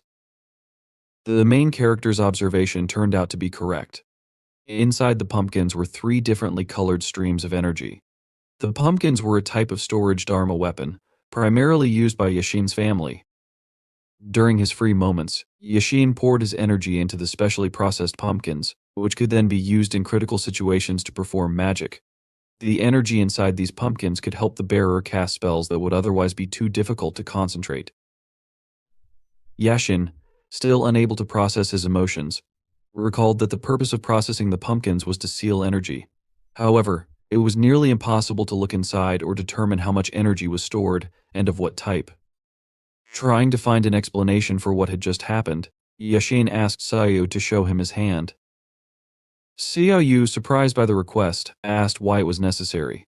Assuming there was something in his palm, he extended his hand toward Yashin even before receiving an answer. It was said that a person's destiny could be read from the length and shape of their palm, though this was often untrue. However, some insights could still be gleaned. Bending over Siu's palm, Yashin carefully observed it and realized that Siu possessed not only the predisposition but the embodiment of talent. Yashin trembled, his eyes wide, and released the protagonist's hand. He understood that this level of talent was akin to a spiritual person, a master, or a guru, similar to a shaman. Although Yashin wasn't entirely certain, he realized that the 3 colored streams visible during their fight meant something significant. This revelation was enough for him to draw a conclusion. Seeing Yashin's stunned state, Siu asked in bewilderment what was going on. Ignoring the question, Yashin thought about reporting this to his father. But he abandoned the idea, deciding he could handle it himself without needing anyone's permission. Siu, still confused, looked at Yashin, who continued to process the revelation. Yashin concluded that Siu's talent was so immense that, even if he were accepted as a student from the street, no one would oppose it. He hoped it wasn't too late. Although they couldn't hide the fact that Siu was a monster, he was also half human, with a strong will. Covering his mouth with his hand, Yashin ordered himself not to think too much about it. He knew his comrades, whom he called stubborn idiots, would never accept this situation. They would likely misunderstand everything. Yashin admitted to himself that if it weren't for Siu's extraordinary talent, he wouldn't have looked at him so kindly. After all, Siu was a goblin with the talent of a shaman. For a moment, Yashin wondered what would have happened if he had discovered all this just 3 days earlier. In the end, hiding his amazement, he smiled, closed his eyes, and remarked that Siu had a very complicated life. The protagonist, surprised, opened his mouth and asked if Yashin could really see all this just by looking at his palm. Yashin responded evasively, saying that he might or might not have done so. He then asked when Siu planned to return to school. Siu, glancing at his tracksuit, decided he needed a new uniform first, as it was the only clothing he had. He also noted that his legs seemed to have shrunk by 1 size. Yashin admitted that this was impressive, but added with a smile that everyone's reaction at school would make it all worthwhile. He wondered how many people would recognize Siu if he didn't reveal who he was. Siu froze, opening his eyes wide, then looked at Yashin with displeasure. He asked if it was true that Yashin was enjoying himself. He admitted he had a headache just thinking about it. Yashin, however, despite Siu's frustration, was genuinely looking forward to the moment. Yashin was talking about it just recently when he suddenly took out his phone. Looking at the screen, he said that this simply could not happen, since it was already very late. Now he understood why he was so hungry, and Siu offered to eat nearby, saying that he would treat Yashin. Yashin didn't understand why Siu was suggesting this and asked if they couldn't go to Siu's place to eat there. He recalled the kimchi fried rice Siu had made last time, and noted that it was delicious, especially when Siu added pork to it. Yashin added that he could buy meat at the supermarket, but Siu awkwardly looked a little to the side and admitted there were slight problems with this, since he now had a guest at home who was most likely sleeping. Yashin asked again, bewildered, and Siu confirmed this, adding that he needed to go somewhere after they had eaten. Yashin froze for a moment, then, drawing Siu's attention, he sighed and seriously said that he didn't need to force himself to say anything if he didn't want to. He recalled that he had told Siu to do whatever he wanted with the monsters and promised that he wouldn't pay attention to it. Assuming that Siu had something to do, Yashin decided he would just go, noting that Siu would treat him next time. He moved forward a little, but before leaving completely, he turned toward Siu and told him not to be sad, as if he had committed a crime. Yashin advised him to straighten his shoulders and walk confidently, no matter who he met, because he was more than strong enough to do so. Some time passed, and Siu, emerging from the tunnel, looked around. He noticed that this was a rather old area, and made this choice because the building seemed abandoned. He asked if he was in the right place. Just to be sure, Siu checked his phone and suddenly noticed a massive door ahead, hidden in the shadows. After reading the sign above the door, he saw the inscription House of the Rising Dark Moon. Siu asked in bewilderment what this meant, as he didn't understand the inscription, having only mastered HI at the second level. Suddenly, the door Siu had approached opened, and a guy came out, looking at Siu seriously. The main character realized that this was a monster and mentally noted that the monster was very strong. Without paying much attention to Siu, the guy simply walked past, and Siu looked after him in fear. Suddenly, someone else appeared on the threshold of the house, exclaiming in amazement upon noticing that a new guest had arrived. Siu looked in the direction of the voice and noticed Hungarian, who admitted that she was glad to see Siu. She introduced herself and announced that she was the head of the House of the Rising Dark Moon. Siu, having greeted her, introduced himself and added that someone had told him about this place yesterday and had given him the address, warning him to come here first. Hearing Siu's name, Hungarian was surprised, as she had already heard about him. She asked Siu to pass and pointed her hand toward the doorway. Siu walked inside and looked around. It wasn't dark inside, but rather a black fog enveloped everything. He frowned, looking around, but very soon, he came into an illuminated area and froze, his eyes widening in amazement as he noticed a spacious courtyard in front of him. Sometime later, Siu and Hungarian sat down at the table, and after pouring tea into cups, Hungarian asked Siu to try it. Siu thanked Hungarian for her hospitality, cupping his cup with his hands, and asked if they were not in Seoul. He noted that there were no houses on the horizon, and also added that the air and wind seemed very fresh. Hungarian confirmed everything, explaining that the House of the Rising Dark Moon was separated from the human world. She added that their home had stood on the edge of civilization for hundreds of years, and was therefore full of fresh air and energy. Hungarian suggested that Siu might not understand why this was needed, and, in case he was going to ask about it, she immediately clarified that it was a store offering various goods to help the inhabitants of the monster world adapt to the human world. Siu listened attentively, and then remembered how Babai had said that if Siu came to this place during the day, they would help him. Now, Siu was guessing what needed to be done if there was a monster store here. Snapping his fingers, Siu summoned a scroll, from which he took out a small box.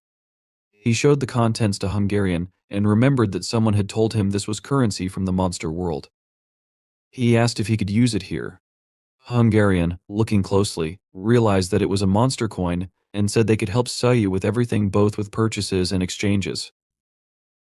Siu was surprised to hear about the exchange, and Hungarian confirmed this, explaining that there were monsters who worked in the human world and often exchanged coins for human money. She added that, at the current exchange rate in this nation, one monster coin was worth 3 million won. Seiyu's eyes widened in amazement as he thought about how much one coin from the world of monsters was worth. He wondered how much the total would be, since he had 40 coins in all.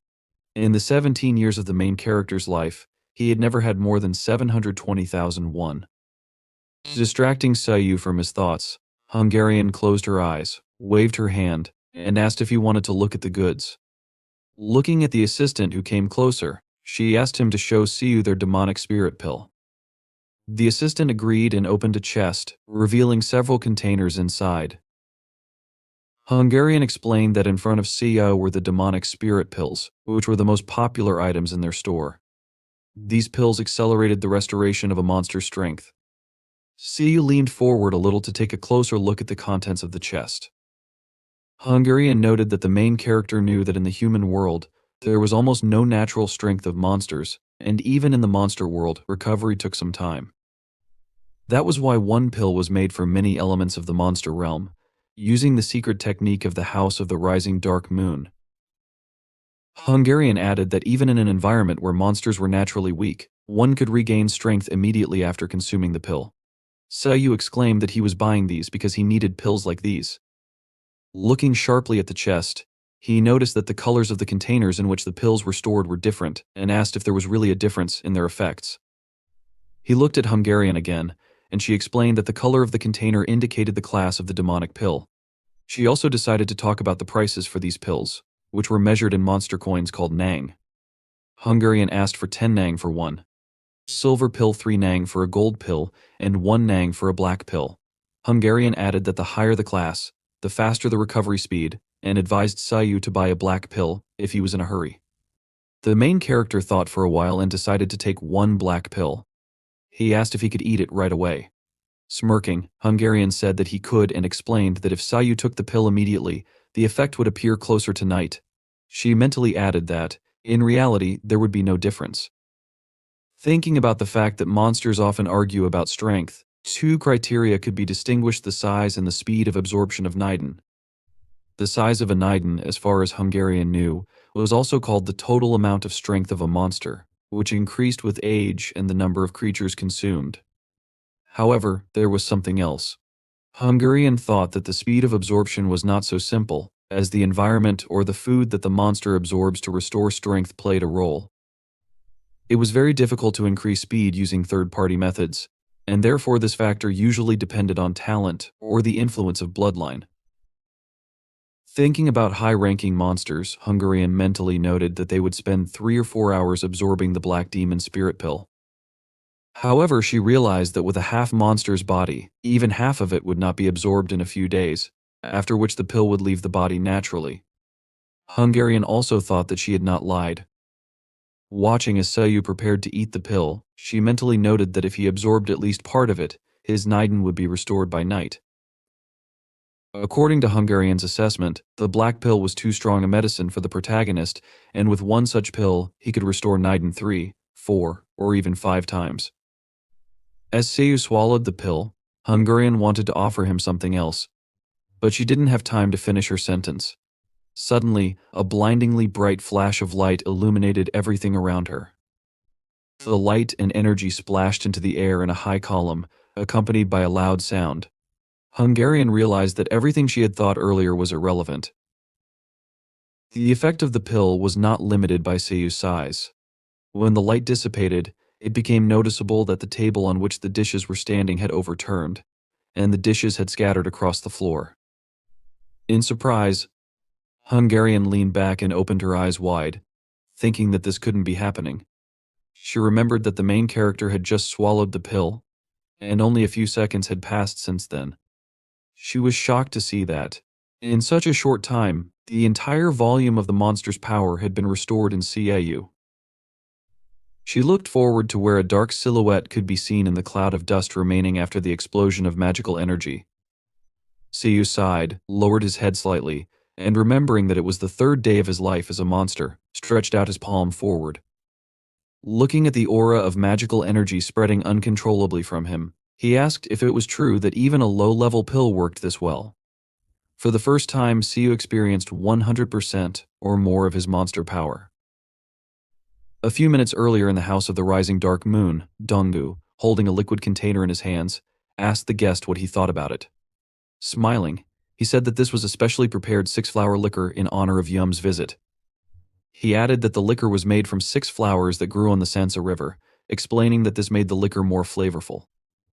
Donggu was the leader of the House of the Rising Dark Moon, and Yum, having tasted the drink, said it was not bad, although he admitted that he did not like serving such good alcohol to a newcomer.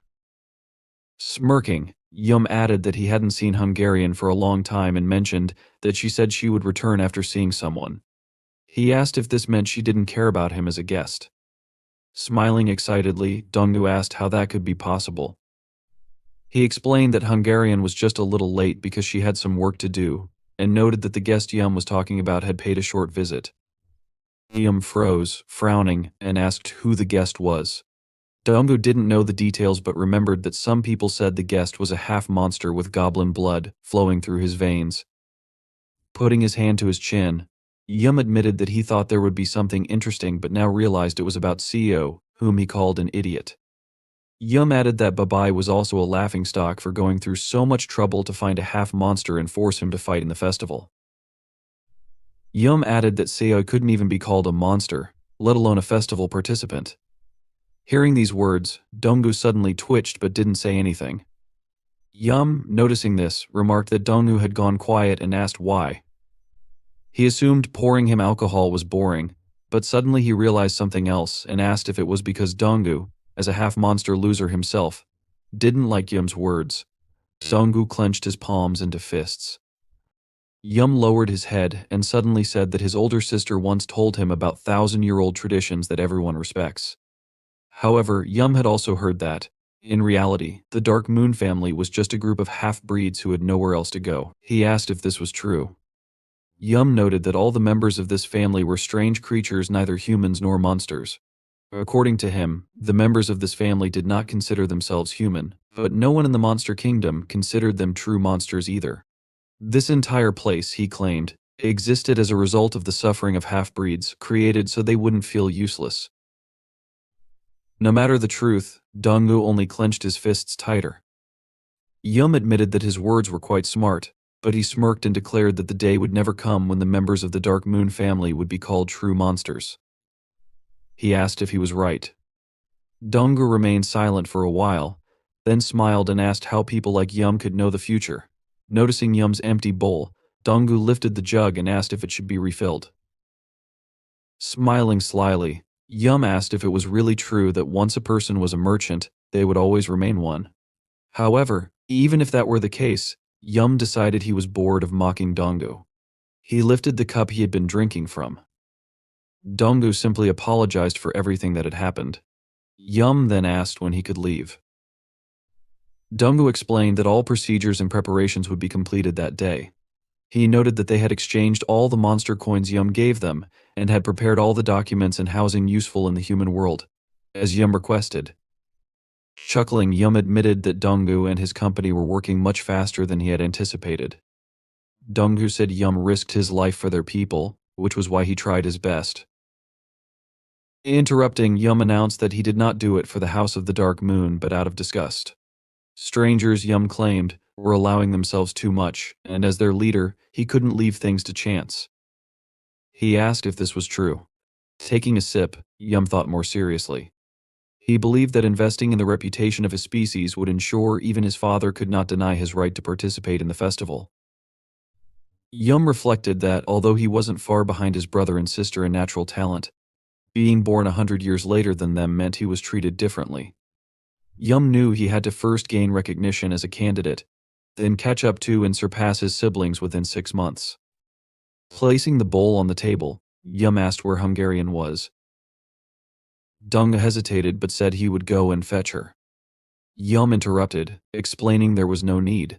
He added that he wanted Hungarian to serve him while he was in the human world. Donggu was very surprised to hear this request. Yum reassured him not to overthink it and explained he wasn't interested in a half-breed, even if she was pretty.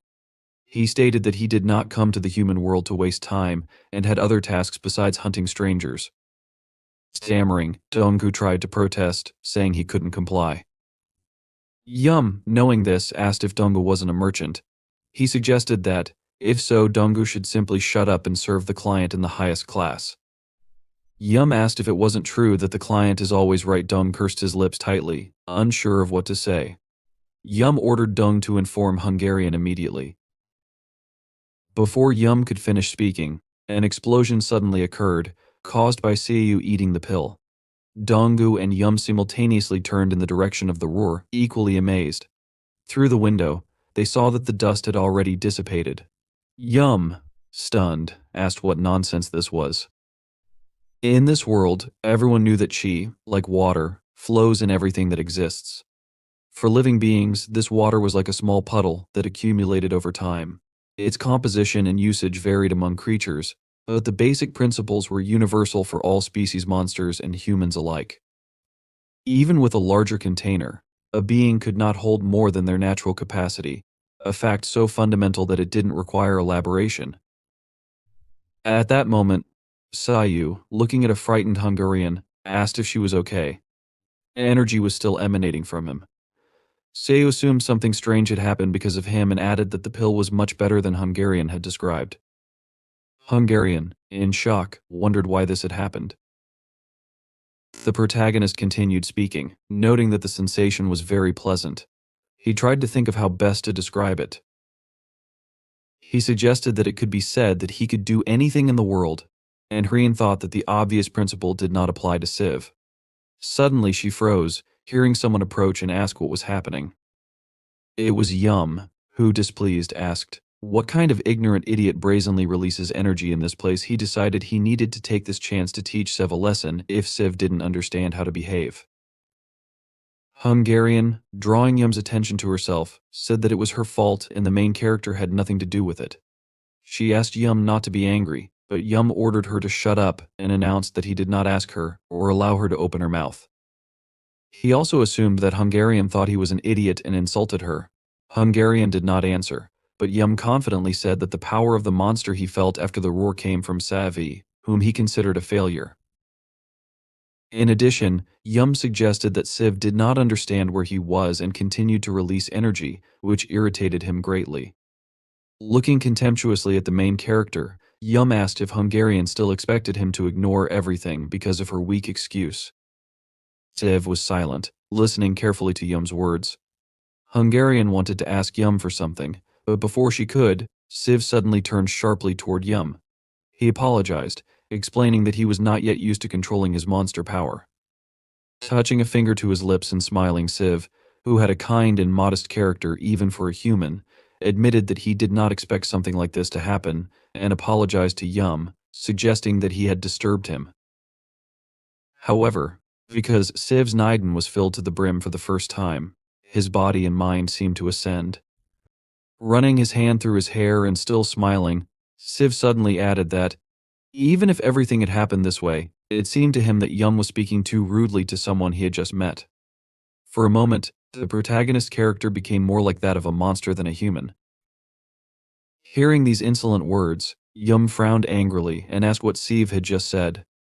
Ignoring the question, Siv asked what Yum was even thinking.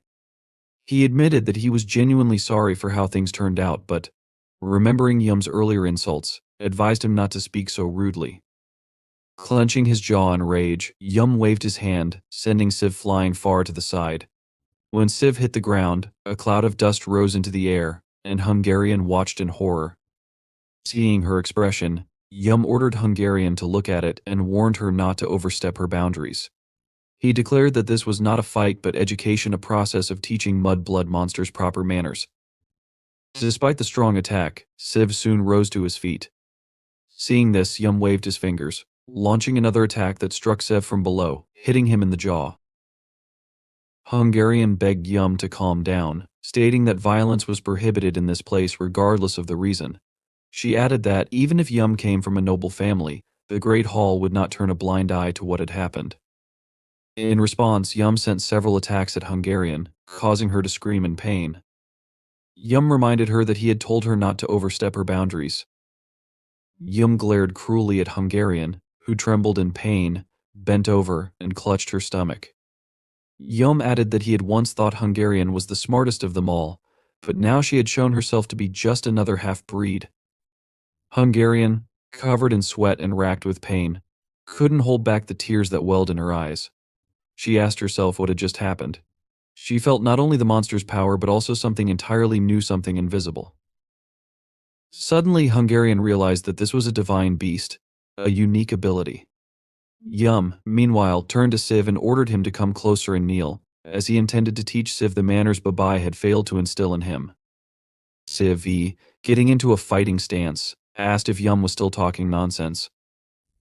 Throwing off his jacket so it wouldn't interfere, Siv ran toward Yum and remarked that, if Yum wanted to resolve things with words, he should have asked politely. Siv also pointed out the irony of Yum preaching about manners after hitting him so brutally. Stopping in a more comfortable position, Siv smiled confidently and invited Yum to continue. Yum didn't argue, agreeing to fight. He suggested that Siv had a death wish, extending his hand forward to activate magic. But suddenly, Yum's eyes widened as Siv, moving quickly, struck multiple times, reflecting the attacks Yum had directed at him. Both Yum and Hungarian were equally amazed by this, and Siv asked confidently what they thought of his abilities. If it was true that what Yum threw at him was water, he smiled and admitted that he didn't know the basics well but noted that it was all about the art of monsters. The main character assumed that Yum was throwing small drops of water at him at a very high speed. Remembering the first attack, he assumed that Yum first hit him with tea spilled on the floor. Although it was not much, it felt conventional. Siv was hit by it but smelled a little tea, so he understood everything. Yum suggested that the main character was ready for him to strike again. Siv, recalling the second hit, noted that drops the size of fingernails suddenly appeared out of nowhere. He surmised that Yum was using moisture from the air or dew from the grass. Siv also noticed how Yum had just hit him and assumed that the greater the distance, the stronger the blow. Thinking it was all about acceleration, he was not proud of what he was about to say. However, smirking, he noted that he had already had a similar experience last night, and, in comparison, Yum was very weak. Yum frowned in confusion and asked what Siv had just said. Trembling slightly, Yum was clearly taken aback. Siv, smiling, apologized to Yum in case he had offended him, and then ran sharply forward. Clenching his jaw in dissatisfaction, Yum asked how the main character dared to act this way. Before he could react, Siv approached, frowning in concentration, and raised his hand to strike. Noticing this, Yum assumed that Siv was attacking with his right hand. Yum believed that the ability to control monster power was insignificant on its own, as the direction of the attack could be seen using monster energy. This, to Yum, indicated that Siv had not yet trained to hide it. Yum assumed that Siv would now learn the cost of his ignorance. However, the moment Yum struck, Siv abruptly dodged and confessed that, as he thought, everything looked really obvious. Yum's eyes widened in fear. Not expecting this, Siv launched his own attack, remembering how Yashin had read his movements. Seeing that Yum was struck by Savi, Shreen, unable to contain her emotions, opened her mouth in shock and placed her palms over it to somehow hide her amazement. The main character, smiling, looked at Yum, who had fallen to his knees and was trembling in pain. Holding his hair with one hand, Siv taunted Yum, calling him weak. Shreen, holding her bruised torso with her hand, looked ahead in confusion and admitted that she couldn't believe what she was seeing. She was shocked for several reasons. This was Sav's first fight with magic. Yet he had instinctively repelled attacks, realized the enemy could read his energy, strengthened it by hiding the direction of the attack, and then redirected it in another direction. He accurately hit his opponent, a basic skill for strong monsters but remarkable for a beginner like Savi. Siv stood, exuding abundant magical energy. Yum lay on the ground, crouching in pain, pressing himself into the dirt. Hungarian, watching this with blood flowing from her mouth, thought about how this descendant of the goblins had appeared only 3 days ago. Before that, he was just an ordinary person. In bewilderment, she asked herself how it was possible for a 3-day-old monster to become so strong. The main character looked menacingly at Yum and asked if that was all. Then he added that it didn't matter to him. If it was, he ordered Yum to apologize and leave. Finally, he asked if that suited him. Yum did not respond and continued to shake while lying on the floor. Siv pointed his finger at Hungarian and said that, while Yum might be causing a scene, he had crossed all lines. Siv asked what Yum had done to the person who had tried to stop the fight. He continued, declaring that, no matter how one looked at the situation, it was 100% Yum's fault. Again, he ordered Yum to kneel down and apologize. Yum began to raise his head. His face was tense, and his teeth transformed into wolf-like fangs, with veins bulging on his face. Siv turned around, noticing Yum's transformation, and remarked calmly, "That's how it is." Suddenly, a sharp spike, created from frozen water, flew toward the main character's head. Siv managed to raise his hand in time, but the spike pierced it completely, and thick, light blood began to flow down his arm. Siv glanced warily at his injury. Immediately after, Yum rushed at him with a furious expression, his hands extended in front of him. The main character, watching calmly, stepped back. Pouring out abundant magical energy, Siv raised his leg. With a sharp movement, he kicked Yum in the torso, sending him flying several meters into the distance. The blow was so strong that Yum, hitting the ground multiple times, flew farther and farther. When he finally landed, a large explosion was heard. The unique magic of the High Tai clan is called Pure Autumn Water, the ability of which is to control nearby water. As recently noted, the principle of operation of this magic is similar to the northern martial arts of High Tai. However, looked ahead with a crazy expression while lying on the ground. His body did not stop shaking, and a wild smile spread across his face. Looking from under his brows, he appeared more like an animal than a monster. What separates Pure Autumn Water from other magics is its narrower application. With this ability, one can increase water pressure to the maximum. The main character looked ahead in confusion, blood flowing from his eye sockets, nose, and mouth. The veins on his neck were swollen, and his eyeballs had turned a painful red color. Another feature of this magic is the ability to use water as a weapon. This weapon is as sharp as metal and can work even with a single grain of water inside the enemy's body. The magic can also act as a poison, destroying internal organs, including blood vessels and nerves. The main character fell to the floor, leaning his hands on it. You see him, standing a few meters away, began to rise to his feet after delivering a powerful kick. With a smile on his face, Yusum remarked that there is something fascinating about the regeneration of monsters. He added that losing an arm or a leg is nothing if one has enough strength. However, he insidiously noted that poisons and infections take much longer to recover from. Looking at the exhausted expression on Siva's face, who was shaking as blood flowed profusely from his eyes, nose, and mouth, Yusim sneered. He said Siva probably wouldn't understand, adding that as a human, he hadn't experienced such things either. Summing up, Yusim admitted he was surprised, even though Siva was a completely inexperienced enemy. Then, with a wide smile, Yusim raised his hands, from which magical energy emanated.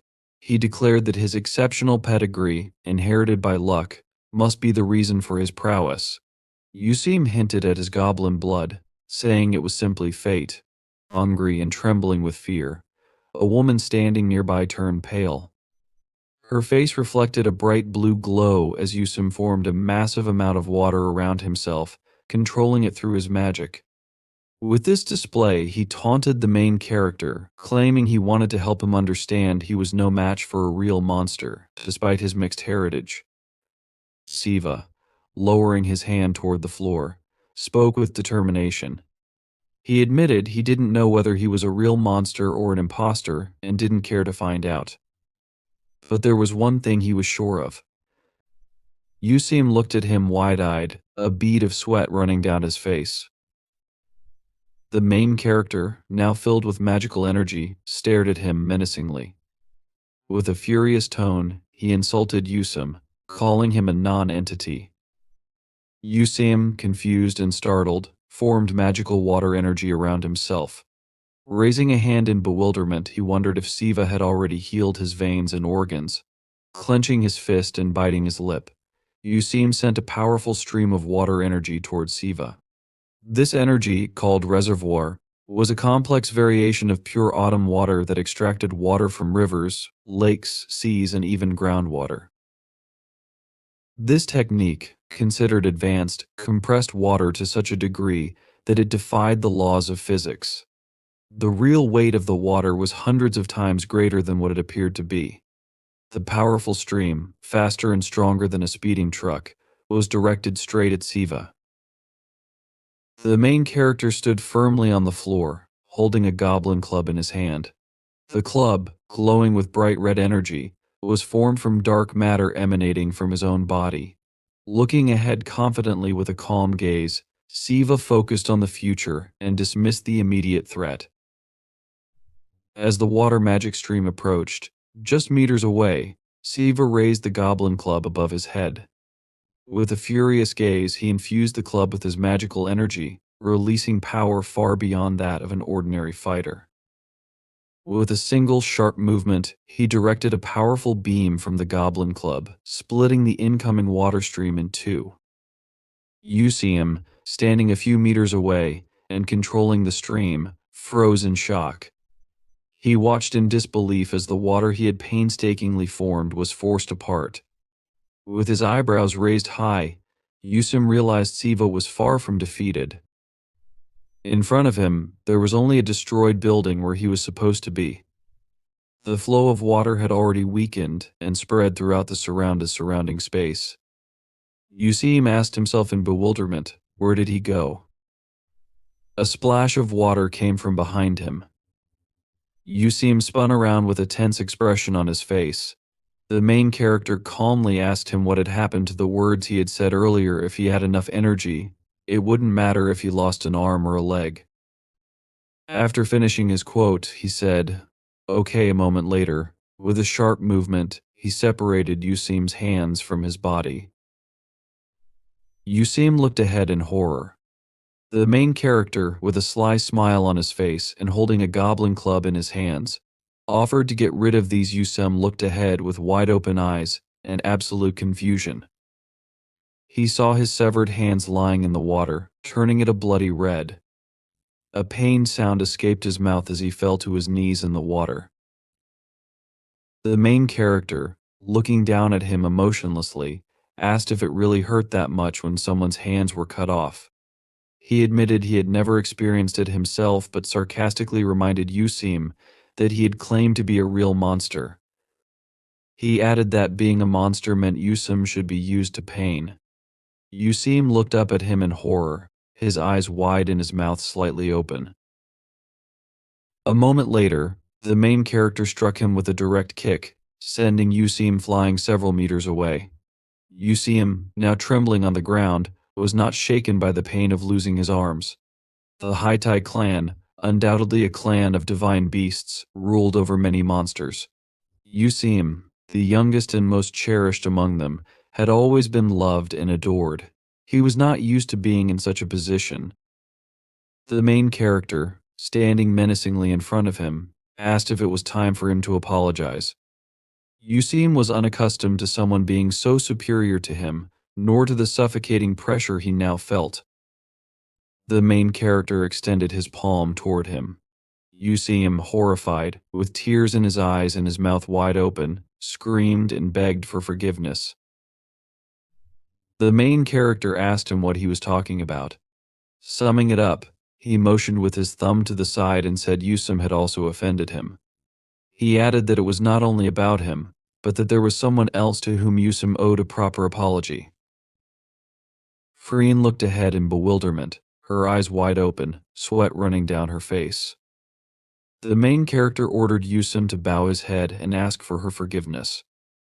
Yusum looked uncertainly in her direction and hesitated to speak. Siva glared at him menacingly, frowning, and demanded, "What is this? What do you want to say?" Continuing to stare at him imperiously, Siva said he couldn't believe Yusum still didn't understand anything. He asked if Yusum would continue to slur his words. Then, the main character noted that if apologizing was difficult for him, he should do it in his own way. Yusum, trembling violently, walked toward Hrian on unsteady legs. He fell to his knees in front of her, bowed his head, and said he was very sorry. Sometime later, in an apartment in a multi-story building, a voice called out from a room, addressing the main character and asking if he could hear her. The voice then asked if she had told him to bring water. After cursing, she yawned and irritably asked if he wasn't at home. Lying in bed, dressed in sleepwear, she pulled off the blanket and scratched her head. Looking to the side irritably, she wondered aloud if he had gone somewhere, leaving their guest alone. Looking at the small wooden houses illuminated by sunlight, Muang said he couldn't believe it. He noted it was the first time in 10 years something like this had happened. Interrupting himself, he realized it had been a while since the event. He admitted he hadn't thought anything significant would happen during this time. Muang stood with his hands folded behind his back. He was the head of the House of Cultivation of Humility. Behind him stood Donggu, who had his head lowered in guilt. Donggu sadly admitted it was his fault.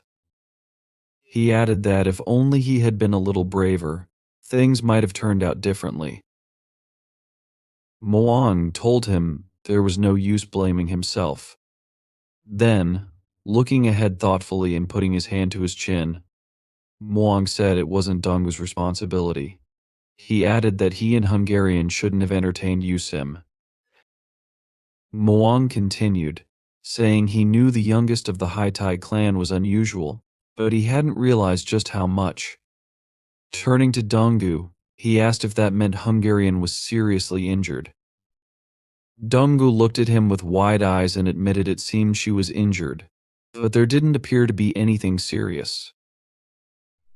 He added, with a worried expression, that she was much more shaken by the guilt of the situation itself.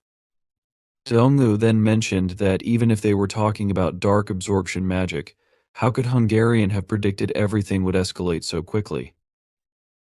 She remained silent in response to him for a while, and then answered, saying that because of her absorption speed, the possibility of reflection had appeared. Dawn asked her again in surprise. In response, asked him where the guest was now. In the illuminated room, with a tray on which various dishes and cookies were placed on the floor, Sue sat, looking in front of him in surprise. It had gradually cooled down, unlike what it was 3 days ago. This time he did not completely lose control of his body, he only entered a slightly insane state due to his strength. However, all his emotions and willpower were still within his control.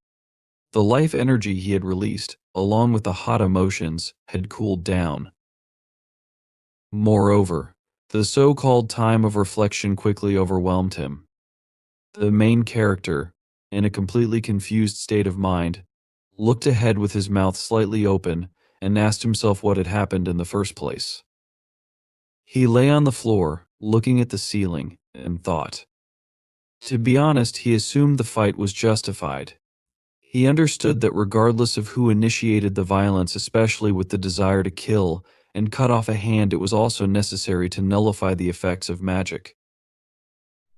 He reasoned that he would now repeat everything without delay. But then, he literally felt euphoria and pure pleasure from cutting off his enemy's hands. He wondered if this feeling was temporary. Then, thoughtfully, he tried to process the situation. However, his reasoning was interrupted by a voice from the side, asking if it could come in. The main character looked at the ceiling in surprise, his eyes wide open. Then, he abruptly jumped out of bed, looked at the shadow behind the door, and answered affirmatively to the person addressing him. Hungarian entered the room, pressing her hands to her torso and looking sadly at the floor. He told Hungarian, who had come up to him, that it seemed to him she had been wounded. Then he asked if she was feeling better. Hungarian answered affirmatively and said the wound was not serious. Suah, with a surprised expression, asked, "But didn't you spit blood?" He noted that the same thing had happened to him and explained that the wound could not have been a light one. Hungarian, with a tense expression, leaned her elbows on the table and asked him to forgive her. She said she had lost control and acted wrongly. Siva hurriedly put his hands in front of him and repeatedly reassured her, denying her self-blame. He explained that the responsibility for the fight lay only with its participants. Afterward, he began to explain to her that he should apologize, even though it was just a roof he could still destroy. Hungarian replied tensely that it was her fault.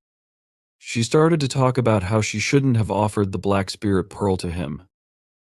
She explained that the effect he needed could have been achieved with the help of silver and gold, but she had recommended black, knowing its implications. Siva looked at her in surprise and then asked in confusion if she meant to say she had deceived him. He also noted that the Black Pearl was the most expensive option. Hungarian, with a gloomy expression, told him that, as he had already heard, she was a half-breed, the child of a human father and a monster mother. Such hybrids were not uncommon, as children were often born from relationships between two different races. Those born from such unions inherited qualities from both parents. In other words, they were neither fully human nor fully demon. Hungarian, looking at the floor, told him that most half-breeds were born with the essence of life and could sense the energy of monsters. However, they could not absorb it. She confessed that this made their situation pitiful and useless. They experienced an eternal thirst they could not quench. They could touch the world's hot spring, but never drink from it. She continued, saying that even if they swallowed medicine like the bright lotus pill, it would only wet their lips. This was why she was jealous of him. The main character looked at her in great surprise, his eyes wide open. Hungarian concluded her confession by saying that, among half-breeds, he was a true miracle. Addressing him as master, she explained that, despite his mixed origin, his monster abilities were comparable to those of pure bloods. She then admitted that the dark elixir was not for her personal benefit. She confessed that she had seen something in him that she desperately wanted for herself. Unable to accept her inability to obtain it, she decided to play a cruel joke.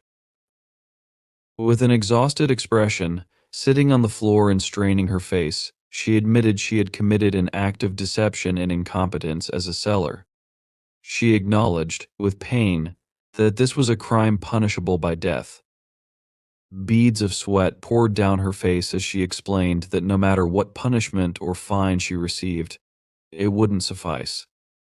Marian, who stood behind her scratching his beard, repeated her words, saying that it didn't matter what the punishment would be. He then continued, noting that ultimately, the blame would shift to the one who accepted the apology. Hungarian turned back in bewilderment and asked, "Sir?" The main character also looked in surprise at the moral tone Miriam had adopted as he entered. Miriam sadly lowered his eyes. He held his hands behind his back and, confusedly, said that he had to apologize for everything. After this, he introduced himself, saying his name was Miriam and that he was the head of the House of Cultivation of Humility. He then turned to Hungarian and asked her to stop putting on a show. He called her the manager and ordered her to go and entertain the guests. Hungarian looked at him in bewilderment, her eyes wide open, and tried to say something. However, she was interrupted by Siva, who reassured them that everything was fine. He added that he understood their apologies and accepted them with a smile on his face. Placing his hand on his chest, he remarked that there was no need to think about him anymore. He then added that, if possible, he would like to return the money for the Black Pearl. Hungarian, standing humbly beside him with her eyes closed, nodded. Miriam confirmed this with a smile, saying it was fair. Hungarian bowed and left the room. She walked down the corridor with a sad expression on her face, bruises under her eyes from fatigue, and her posture hunched. Miriam remained in the room. Turning to the main character, he commented that what he had offered was more of an excuse than an apology. However, he noted that it was good that Siva had accepted it. The main character, placing his hand on the back of his head, observed that, in his opinion, the mistake was small. Miriam sat opposite him. Both of them were near a table on which several different dishes were laid out. Miriam mentioned that if Siva agreed, he would like to arrange a conciliation meeting in the future. Siva, pointing his finger in front of him, asked again, conciliation. Miriam raised his hand to clarify, explaining that he had fought with a man named Yum, who was the youngest son of the Hai Tai tribe, that is, divine beasts. The main character, holding cookies in his hand, thoughtfully asked himself, him. Then, he wondered if Yum truly belonged to such a prestigious lineage, as it wasn't how he had imagined them. Miriam continued, stating that the Hai Tai tribe could not humiliate the dignity of the divine beast. He said he understood the circumstances and didn't believe this would turn into a serious problem. However, he added that some unfavorable misunderstandings could arise. Yum, with tears in his eyes and a furious expression, had menacingly left for the human world, vowing to make him regret it. Miriam explained to Siva that, before things got worse, he needed to arrange a meeting to hear the opinions of both parties about what had happened. He added that their recklessness had put them in an unpleasant position and asked Siva not to be too strict. Siva interrupted, saying he understood what Miriam was talking about and reassured him that everything was fine. Putting a cookie in his mouth, he said there was no need for him to go and take responsibility for resolving the conflict. Miriam looked at him in surprise, his eyes wide open, and began to speak. However, Siva cut him off again, extending his hand toward the table. He explained that if they came to him, he would tell them what had happened in his own words. He admitted that he had escalated the situation from simple apologies to violence and insults, so it would be clear to anyone who was right, and chewing his cookies confidently and looking ahead, he stated that Hanan and the gentleman should apologize for failing to apologize and for escalating the situation into a fight. He remarked that he would rather just fight because it was easier for him. Miriam told him that this was a deep thought. Then, with a thoughtful expression, placing his hand on his chin, he warned that the Hai Tai should not be underestimated. Even Lord Yum's younger brothers were on a completely different level than the foolish monster Siva had fought. The main character, licking cookie crumbs from his finger, agreed, saying this was to be expected. He added that, although he had seen only a few monsters, he had already fought two stronger than himself. He admitted that they didn't seem bad to him. Continuing, the protagonist remarked that there was nothing he could do about it. To become the king of demons, he needed to defeat them all. Miriam looked at him with interest, his hand still resting on his chin. He commented that you didn't hear such things often. Then, he noted that Siva seemed to be serious. Miriam, turning to him, asked what would happen if he said something like that elsewhere. The main character anticipated the response and asked, "Could I die?" He then added that he already knew this and was ready for it. Explaining, he remarked that Yum had gotten excited out of nowhere. If he had mentioned wanting to become the king of monsters, it would have caused a real disaster. Miriam carefully observed him and wondered what kind of person this guy was. The main character, looking thoughtfully at the ceiling, said that the mere thought of people like Yum in 6 months walking around the world, it was scary even to think about. Miriam, addressing him, said that if he wanted to stop this, it was a very bold statement. He noted that he had heard many such declarations before. The main character, with a smile on his face, allowed him to laugh as much as he wanted. Then he remarked that he truly believed what he was saying. Miriam responded negatively and said that he didn't even think of laughing. Looking seriously ahead, he stated that, on the contrary, he was very interested in him. When he said this, he addressed him as a dear guest as he spoke. His silhouette began to glow with magical energy. He looked piercingly at Siva, resting his head on his hand. Miriam reasoned that earlier, he had assumed this was just a poor guy who was unlucky. Now, he realized he had rushed to conclusions. He reflected that, since the era of the previous owner, this was the first time his premonition had played out like this. After his reasoning, he lowered his hand into the sleeve of his cloak.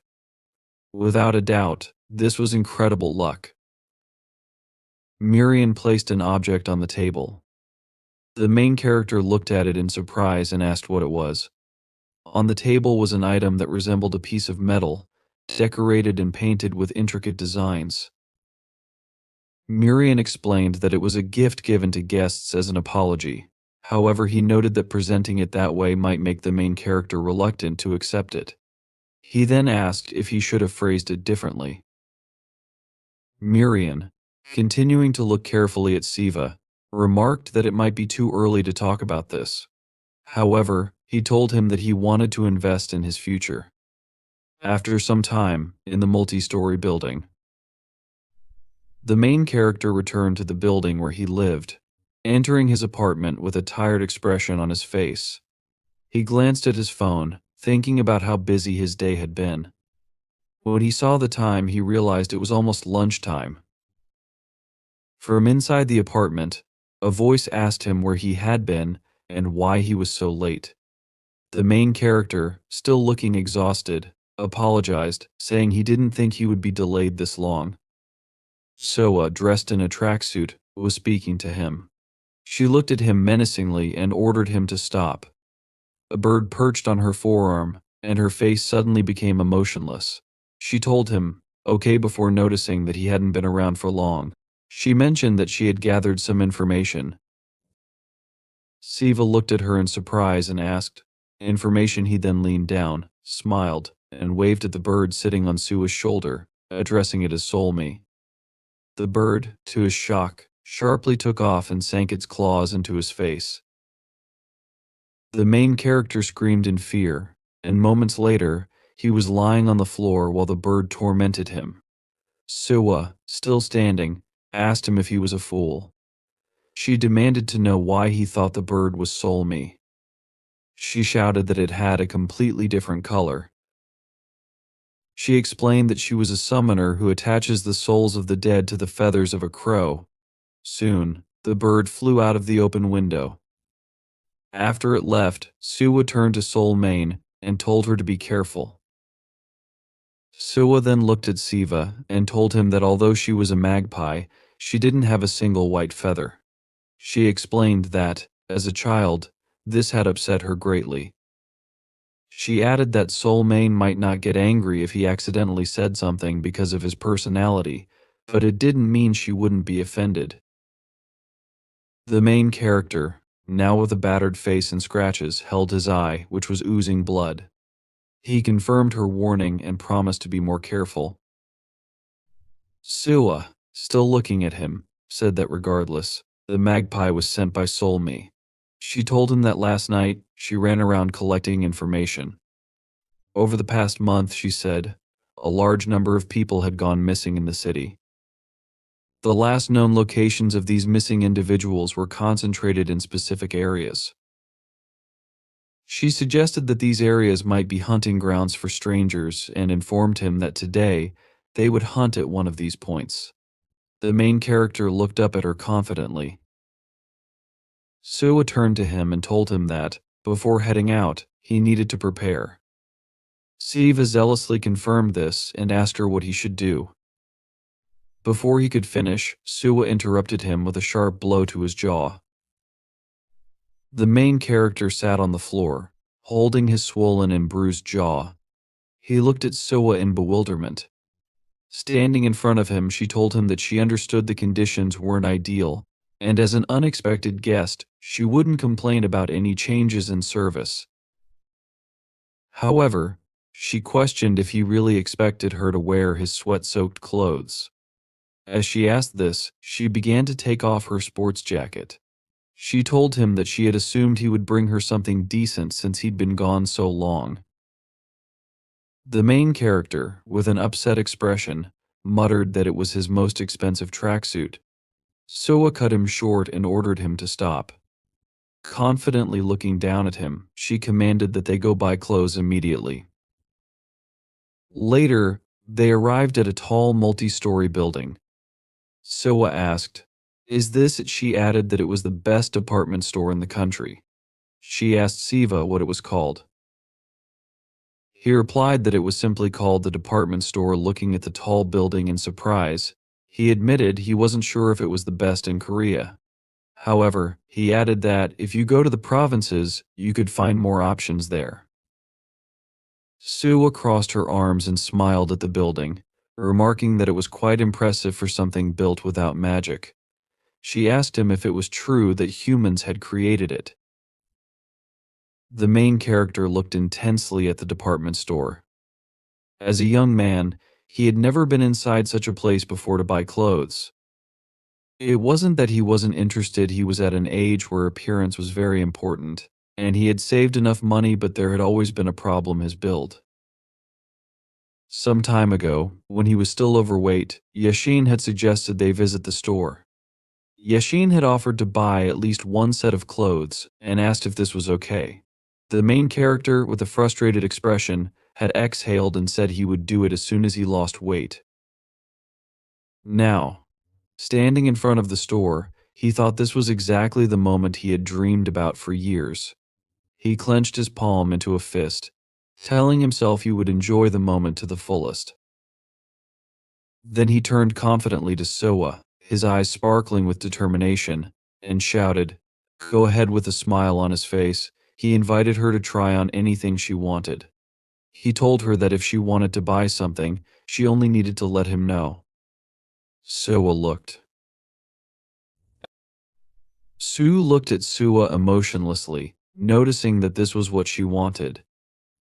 Afterward, she thanked him for now. When they went inside the store, it was worth mentioning again that this was Sue's first time buying clothes for himself, so he didn't know the average prices for clothing. The main character looked at the price tags in horror. Sweat flowed profusely from his face as he held a label in his hand. The label displayed an amount of 950,000, along with details about the style, color, and size of the clothing.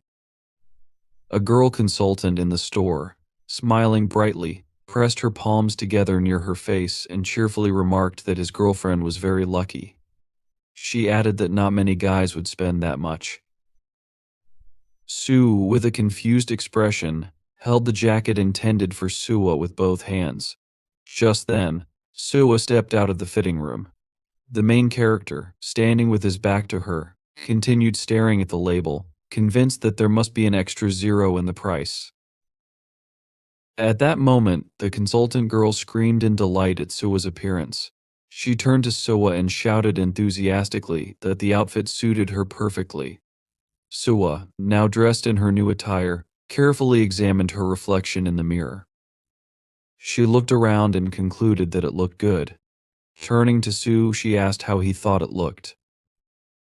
The main character, with a pained expression and tears in his eyes, thought to himself that it cost more than 5 million. Yet, he was glad that he had exchanged enough money beforehand. Looking at Suah painfully, he hesitantly remarked that he thought it looked cool. Soon after, his phone buzzed with a notification. It was about a debit of 1,980,000 from his personal account by the clothing store. Sue stared at his phone screen in genuine surprise. Large drops of tears welled up in his eyes. Sue crossed her arms arrogantly and asked if she had told him to get rid of what he had chosen for himself. The main character remained silent, still staring at his phone screen with a worried look. As they left the store, the girl consultant smiled widely as she watched them go. Sue tried to calm himself, explaining inwardly that Suah still had a lot to learn. He reminded himself that he had been able to get 30 gold coins, which was a reason to feel reassured. Exhaling deeply, he tried to relax. Suah then suggested they look at something else. Sue, filled with fear, asked her if she wanted anything more. She gave him a blank look and asked what he was talking about. She explained that they wouldn't be staying for just one day and questioned if all he had was a single outfit. The main character crossed his palms nervously, trying to answer her, but Suah gestured with her finger for him to follow her. She asked him to come closer and extend his hands. When Sue obediently stretched out his hands with a puzzled expression, Suah placed a small handful of gold coins from the monster world into his palms. Looking at the coins in disbelief, Sue's mouth hung wide open. He was delighted but completely speechless. Suah told him that if he thought 10 gold coins were enough, he should use them. If he needed more, she asked him to say so right away. She added that he could keep the change, explaining that it wasn't much, but that he should accept it as a gesture of gratitude. Suah, with a friendly smile and her hand on her hip, then turned around and invited him to move forward. Sue, still confused, continued standing with his outstretched hands holding the coins. They soon entered another clothing store. Inside, there were many stands and hanger racks displaying various items. In the center of the large hall was an area for paying for purchases. Suah, wearing a new light outfit, looked at her reflection in the mirror and smiled. She asked Sue how it looked. Sue, clasping his palms together with a smile, shouted that it was great. Suah then tried on another outfit, adding a jacket to the previous one. She asked Sue what he thought. The main character clapped his hands in admiration and shouted that she looked beautiful. Suah, looking uncertainly at the floor and scratching the back of her head, dressed in a third outfit. She asked him if he was sure. Sue, with a wide smile, gave her a double thumbs up and shouted enthusiastically, "Absolutely." A few moments later, Sue was lying on the floor, bruised, with light smoke rising from his head. Suah stood above him, her fist still outstretched and smoking. Sue, now on his stomach, asked in bewilderment, "But for what?" Suah, looking slightly unsure, told him that she wasn't certain, but for some reason, it had infuriated her. After these events, the main character, holding several bags of clothing, followed Suah out of the store. Sue noticed that, to be honest, he was a little surprised. Suah asked him why he was surprised. Sue looked at her with wide eyes and raised eyebrows, assuming this was her first time in the human world. He asked her if that was true. Suah looked at him with interest, and the main character continued, saying that, despite it being her first time, she chose clothes as if she already had a formed taste. Moreover, she knew more than him. Suah, looking ahead, explained that it was all because of Soom. She told him that Soom thought she was interested in clothing and kept bringing her all sorts of items as gifts. However, Suah added that it annoyed her. The main character looked at her in surprise and wondered if she had actually read all the material Soom gave her. Suah continued to explain that the reasons she came to the human world were complex, but she didn't get a chance to finish. At that moment, Sue suddenly bumped shoulders with a man in glasses walking past him. The man shyly put his hand on the back of his head and apologized. The woman walking beside the man told him to be careful and quickly invited him to hurry along. Suah, observing the scene, commented that she thought the man was a typical example. However, she also remarked that it seemed to her people had, in general, degenerated. The main character, surprised, asked what she was talking about. Suah noted that the man pushed him by mistake and asked Sue if that was true. She continued, saying that one word or one look should have solved the problem. Then, she told him that he was the same. She explained that if someone behaved that way, They should have made the person pay, not necessarily kill them, but make sure they wouldn't even dare to look at them again. In her mind, an image appeared of Sue beating the man with glasses to a bloody pulp. Sue, greatly surprised, asked if she thought such measures were necessary. Suah answered affirmatively, looking piercingly at him. She said this was the problem with the human world.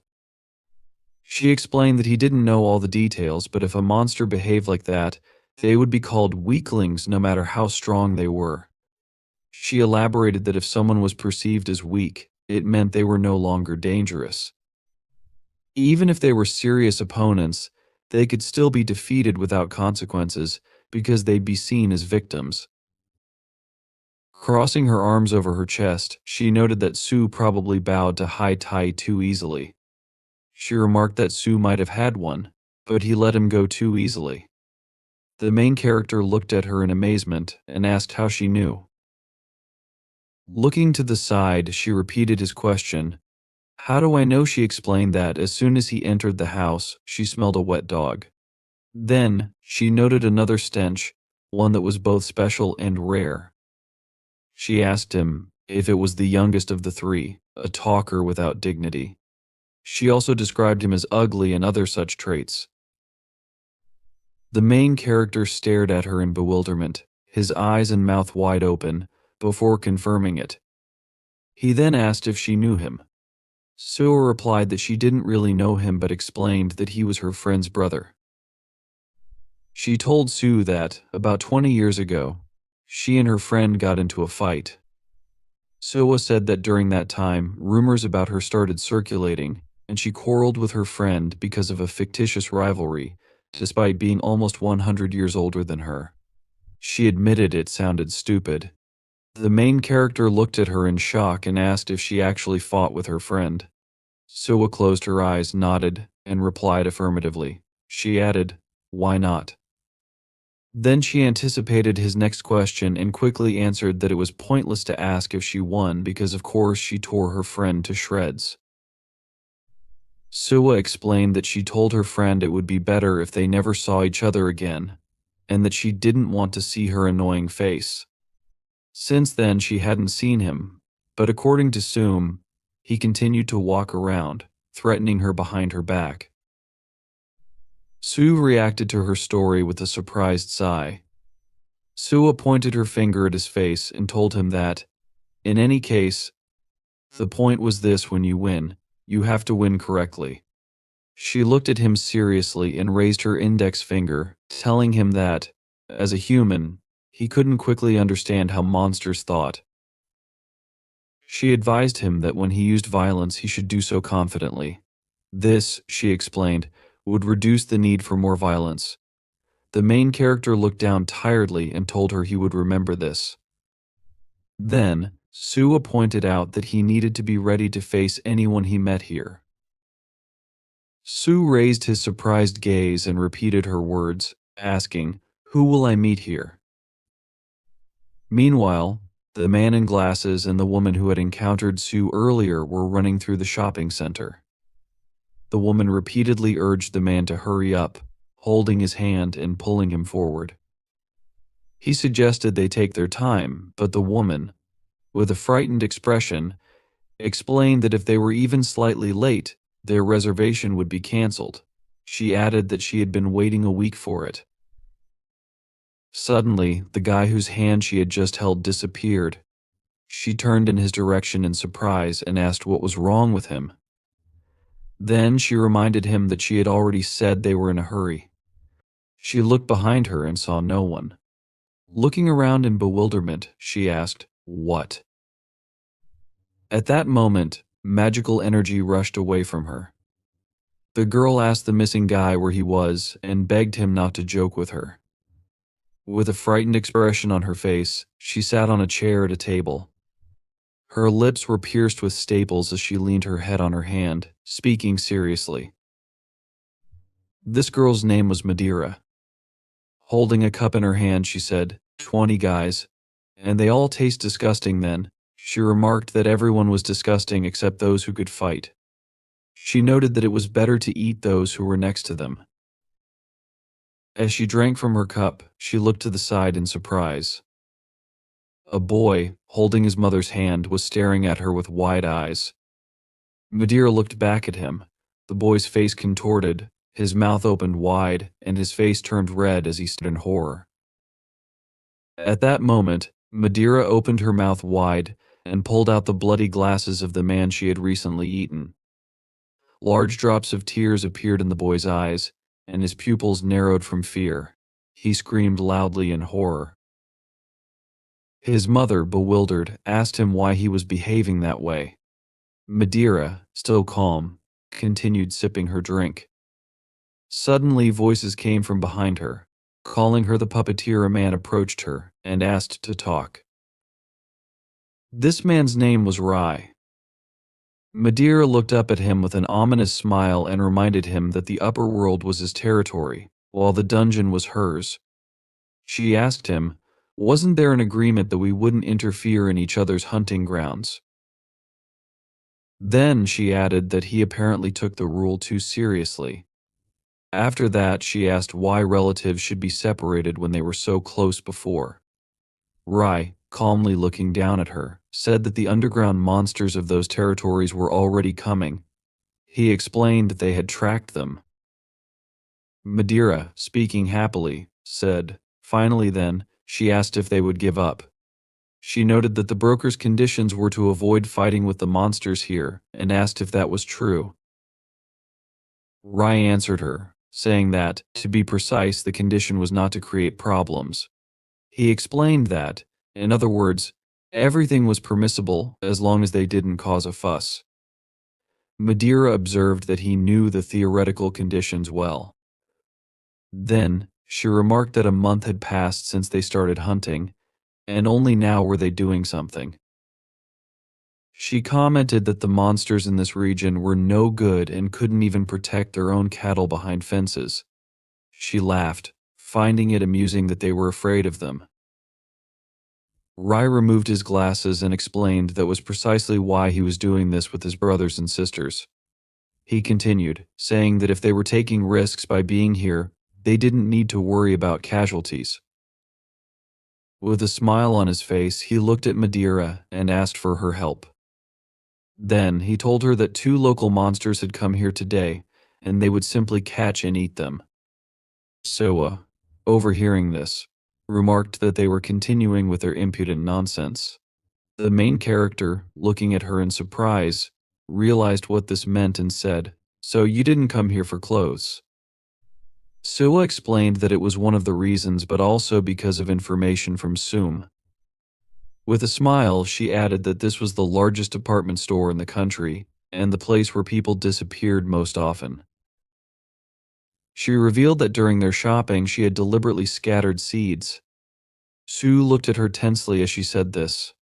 Suah continued, stating that in crowded places, it was better to observe and grab rather than run.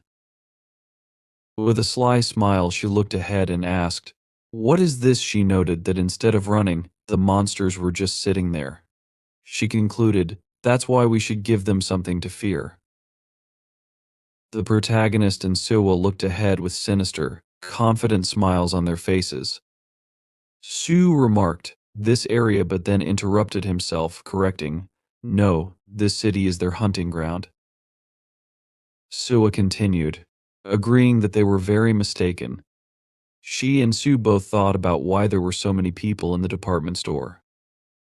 They realized the reason was not only that it was the most popular department store in the country, but also because it was the intersection of 3 subway lines where large numbers of people passed through daily. In addition, the department store housed a bus terminal connecting the city with other regions. These 3 elements combined to create the center of the city, where tens of thousands of people passed every day. Suah and Sue understood that if a few people disappeared here, no one would notice. Looking around, the main character added that if the monsters avoided witnesses and cameras, no one would know anything about it. However, he immediately corrected himself, suggesting that the monsters didn't even need to hide from the cameras, because in such a crowd, many would simply think the missing people got lost. SVA admitted that she was not sure if the person had made a mistake or moved to another place, but judging by the tracks, she noted that there were about 4 hunters. These hunters, as it seemed to her, had divided the hunting areas among themselves, creating 3 territories, one of which had 2 hunters. Before continuing the discussion, Suah honestly admitted that she did not know what kind of monsters were hunting in the area. Having learned that there were 4 monsters, CVU asked if it might be better to report everything to the Divine Judge, given the number of hunters. He was also worried since they didn't know anything about the enemy. However, San noted that this would be a good option in another situation, but if they did so now, there would be no fight. She explained that the monsters seemed to be provoking them, almost as if they knew CVU and Subway had come for them. The monsters appeared to be warning that they would not run away. San introduced the hunters and emphasized that they should have an escape plan in case someone other than her and the main character became involved. Suah suggested that, in such a case, the monsters would simply flee. For her and CVU, this would amount to defeat. She understood that since their goal was to catch the monsters, letting them escape was not an option. She also admitted that pursuing the monsters might not be possible, as they had to obey the law. Looking at the crowds of people passing by, Soa warned that chasing the monsters would be difficult without harming civilians. She added that the monsters would likely use this advantage as soon as they could, and this would most likely dictate where the battle would take place. With a tired sigh, SVA mentioned that Bai had given them this test for a reason. She admitted that she saw no other solution unless they ran toward the monsters without a plan and approach that seemed reckless. Suah doubted that the area near the subway or terminal would be empty. Still, he glanced at his phone screen and asked if it was true that the department store would be closing soon. Though the staff remained after closing hours, Sawa grinned, realizing it wouldn't matter anymore. Meanwhile, in the garden on the roof of the department store, Brendan Byron noticed a man approaching. He asked the man where Madeira was. Ray explained that Madeira had left, stating that she did not want to get involved. He recalled how Madeira had told him she wasn't interested and would rather relax and eat. Taking a sip from a nearby cup, Madeira admitted she wouldn't give up her comfort, just to hunt and consume 2 incapable people. Ray frowned as he remembered her reasoning. He had assured her there would be no problem since 4 of them would surely be enough to win. Interrupting him, Madeira remarked that it was only Ray who thought so.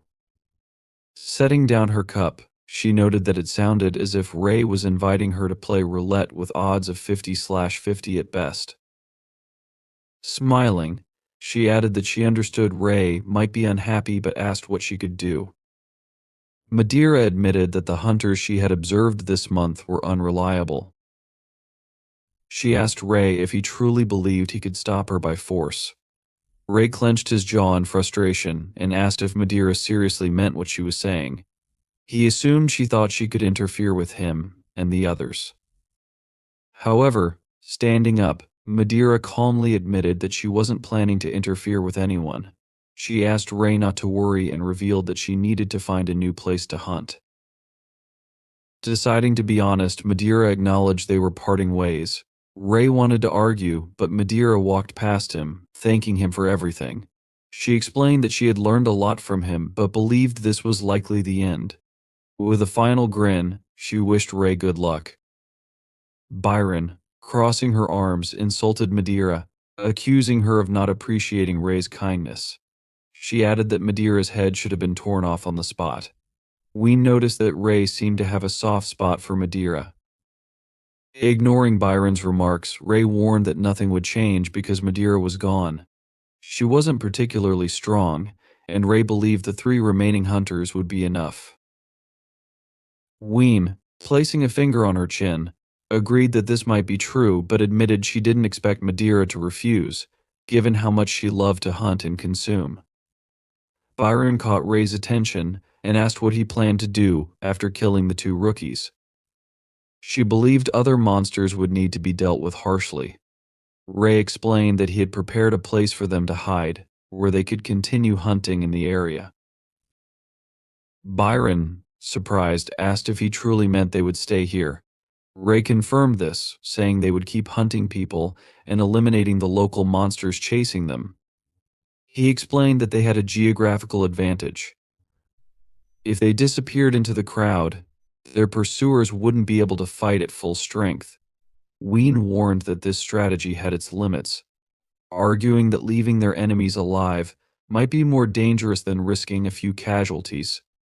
Those trying to catch them would lose. Rai admitted that this was indeed the case and explained that this was why they needed to absorb as much as possible before returning to the continent and reaching the kingdom of Seoul. Turning to Ween and Bayan, Rai asked them to think about the humiliation their family had suffered. Frowning, he noted that they most likely wouldn't be able to return home yet. However, he added that when they did, no one would dare underestimate them again. Magic energy began to be released from Rai's body, and after calming down, he declared that together, they would not only control the monsters of all the Central Plains, but also rule the next era and become kings of the monsters. Bayan and Ween smiled happily when they heard this. At the same time, Suah began to use her magic. Rai, Bayan, and Ween felt the sudden surge of power and froze, their eyes widening in amazement. They were surprised by the sudden appearance of the monster's power, which engulfed the entire building. Soon after, a voice was heard. Suah asked, "Isn't it already late?" She ordered everyone to go home. The people walking around the department store, affected by Subia's magic, froze momentarily and then began to disperse, obeying her command. Suah added that they should act quickly and strengthen their innate magic, which was called Violet Whisper. The voice, enhanced by the monster's power, subtly convinced the surrounding creatures. The effect was stronger depending on the difference in strength between the monsters and the proximity of the user to the target. Now, using her skill, Sway remembered how she had used it on the main character. Moving toward Rai and his sisters, she asked, "Weren't there 4 of you, Rai?" And Bian frowned wearily, looking in the direction of the voice.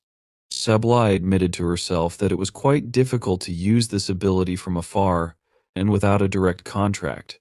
Smirking, she noted out loud that Rai, Bian, and Ween couldn't be completely stupid. Everyone understood that only an exceptional genius among monsters, possessing incredible technology and strength, could cover the entire department store. Rai, frowning, confidently assumed that Sebi was still on the floors below. However, in an instant, she jumped onto the roof. Subiya surveyed the current situation and announced that she could smell Rai and the others even from inside the department store. Now that she was closer, she could sense it even more clearly. Subiya even envied humans' dull sense of smell and expressed relief at the fresh air, as being near Bayan, Ween, and Rai made it almost painful to breathe. Not hearing this, Bayan frowned angrily and clenched her jaw, calling Subiya names. Ray stopped her, ordering her not to pay attention to the pathetic provocations. Turning to Ween, he told her to go downstairs. Ween, surprised, asked if they didn't want to fight together. Rai warned that they needed to catch both targets and, looking at Subiya, said that he and Bayan would deal with her. The second monster, which had prepared the attack, was not as strong. That was why Rai believed that Ween could handle it alone. He told her to catch Suah and consume her herself.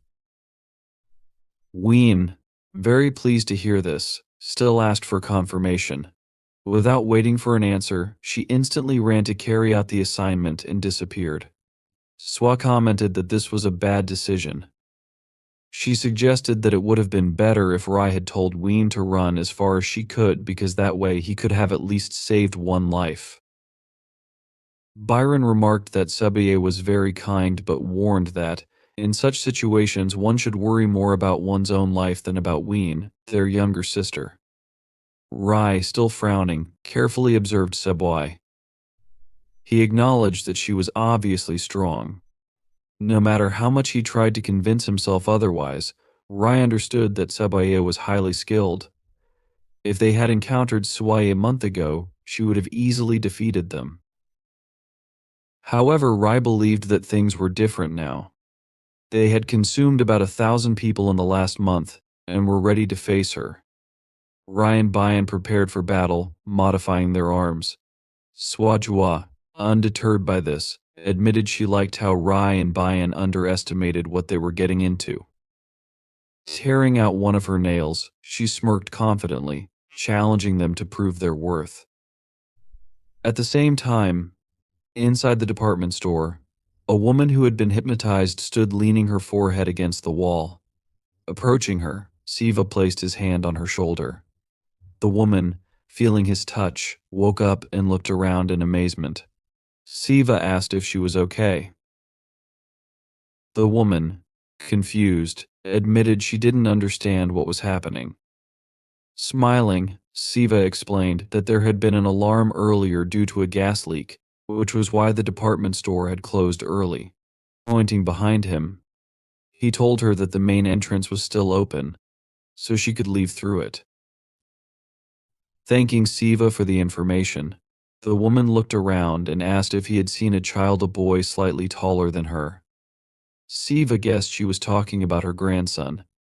He explained that he had seen the boy on the lower floor, adding that the boy had gone to look for her because he was worried. Sighing with relief, the woman began heading downstairs. Siva watched her go, satisfied that she was now safe. After she had left, Siva closed his eyes, sighed, and assumed that there was almost no one left in the department store. He remembered saying something similar before Seboa had left. Swavia explained that if they were lucky, there would be no one left at all, since she could whisper to people up to 3 digits away. At the same time, crossing her arms over her chest, she clarified that if there was a certain level of resistance to magic, persuasion might not work. That was why she had asked Sue to walk around the department store and look for those who didn't obey her whispers. Turning around, she began to leave, and the main character agreed to fulfill the request. He continued to walk through the department store, looking carefully around. He found about 7 people but decided to look around again, just to be safe. Suddenly, Siva was distracted by a voice. Turning around, he noticed a person coming closer. The person commented on how strong Siva's aura was. The main character had been looking for this man for a long time but was still unsure of his decision. Siva frowned in confusion, not understanding what the man meant. Meanwhile, the person continued speaking and assumed that the situation was a little strange. It was Ween who smiled, leaned forward slightly, and suggested that Siva pretend they hadn't seen each other. In that case, she said, they wouldn't have to fight. This proposal surprised Siva even more. Bewildered, he asked her to repeat herself. Ween honestly admitted that she had come to absorb the main character but noted that he wouldn't be very nutritious for her. Besides, she liked people like Siva. She then asked if it was true that monsters didn't have to eat each other. Unlike Bayan and Ray, Ween didn't want to become the king of the monsters. Hearing these words, Siva clenched his jaw tightly and leaned back slightly. Meanwhile, Ween continued speaking, saying that this world would belong to monsters in 6 months. That time would be enough for them to eat their fill and never go hungry again. Without ceasing to smile, she leaned closer to the main character and asked if it was true that he, too, would calmly eat everyone in 6 months. She suggested that they become friends instead of behaving like boring enemies. No one would understand that. Ween mentioned that she, Ray, and the others had already eaten here. Noticing that Siva still hadn't answered, she hurried him to respond. She admitted that she liked him very much. The main character opened his eyes wider, still in shock, unable to cope with his emotions. Finally, ignoring Ween's previous questions, he asked if she had come from below. Ween, surprised, looked toward the nearby escalators. After thinking for a moment, she smiled and guessed that it had been Siva who sent the old woman. She said she had seen the woman and her grandson when she was coming up and that she had eaten them. Now, calling herself stupid, Ween awkwardly smiled and put her hand on the back of her head. She admitted that now that she and Siva had met, she understood she should have acted differently. However, before Ween could finish speaking, Siva swung his hand forcefully and struck her in the face. Ween's head jerked to the side, and the main character gritted his teeth in irritation, frowning at how strong the blow was. Ween was thrown far back, hitting the wall hard. Dust and fragments of stone flew into the air. Siva, having calmed down a little, froze, thinking he finally understood everything. However, in truth, he didn't understand at all. Because the monsters had eaten people, the last 3 days had been complete darkness for Siva. He now personally understood what monsters were and how dangerous they could be. Remembering all the monsters he had encountered, Siva realized at that moment that he only knew the danger that one monster posed to another. Now the main character couldn't contain his emotions, and his hands began to shake. He understood that for ordinary people, monsters were a disaster. Meanwhile, Ween, moving slightly away from the wall where a dent had formed, cried out quietly. Touching the injured part of her face with her palm, she asked if Siva thought he was being too rude. She added that he could have simply said he wasn't happy. Then, distracting herself from the topic, she licked the blood from the corner of her lips and was amazed at how things had turned out. Deciding to overlook the fact that Siva had struck her, she admitted she had initially thought he was weak. Now, however, she assumed that the main character was quite powerful. Ween observed Siva, as well as the magical aura around him. The main character, clenching his fists, said it was a relief for him. Ween's eyes widened as Siva instantly approached her and jumped to attack. Ween realized the attack would come from the left, but she didn't have time to react. Siva dealt a powerful blow, throwing her further to the side. Siva decided that instead of enjoying the act, he would convince himself he simply wanted to eat.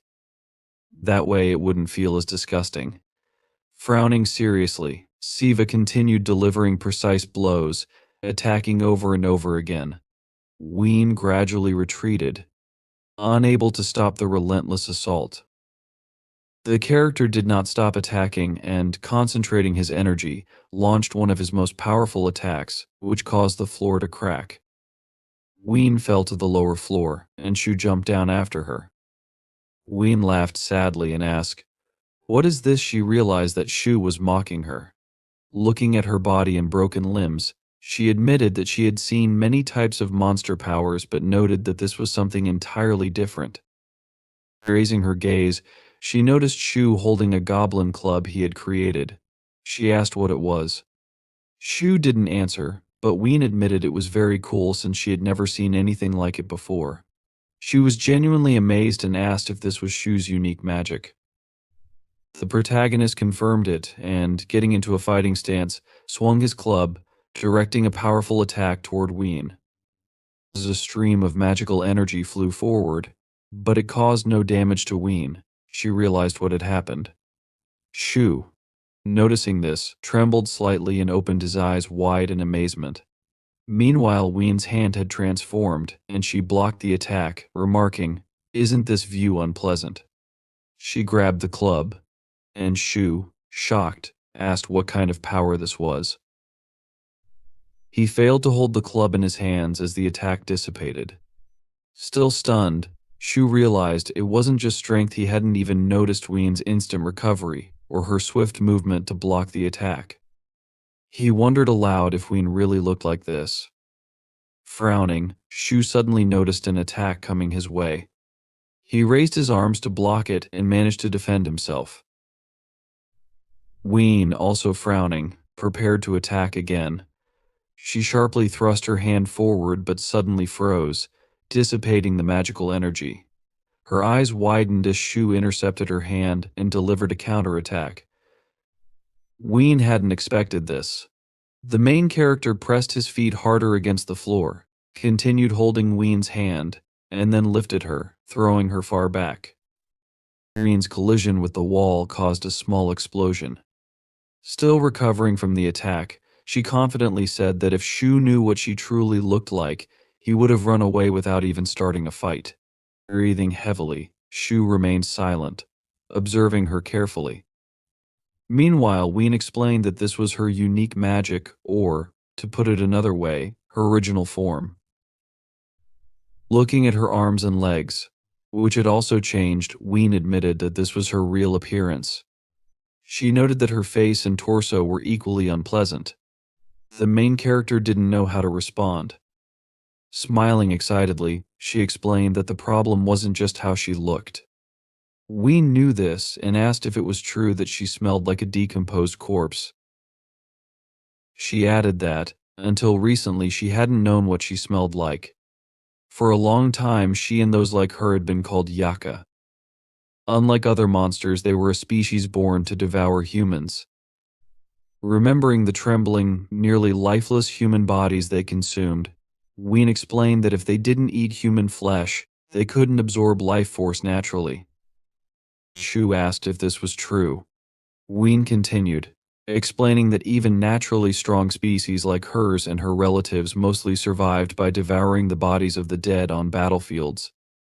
She painted a grim picture but noted that they had been treated poorly.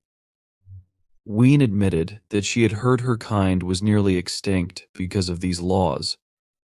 Humans, she noted, were tasty and nutritious for other monsters. Being deprived of access to their primary food source, most of her kind had starved to death. Several of Ween's kind had tried returning to the human world to feed, but other monsters killed them. Hearing this, Shu frowned slightly. Ween said her parents were among those killed.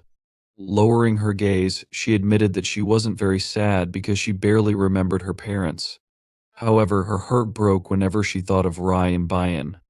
She explained that the three of them, parentless, lived in the shadows of the human world. They couldn't maintain their human forms and lived in the sewers, covered in human filth. They didn't even know how terrible they looked. Ween remembered how she recently lived with Rai and Bayan, but now, smiling, she asked Shu to look at her. She declared that she was now sweet and beautiful. Ween added that instead of the dark, smelly sewers, she could now walk under a clear, fresh sky, bathed in sunlight. However, she said there was something even more important. She asked if it was true that eating humans wasn't a terrible crime. She explained that they had been doing so for tens of thousands of years, except for the last 666 years, and would continue 6 months from now. Ween declared that she wasn't willing to give up this wonderful life for a second because of some law, as she had already lost too much.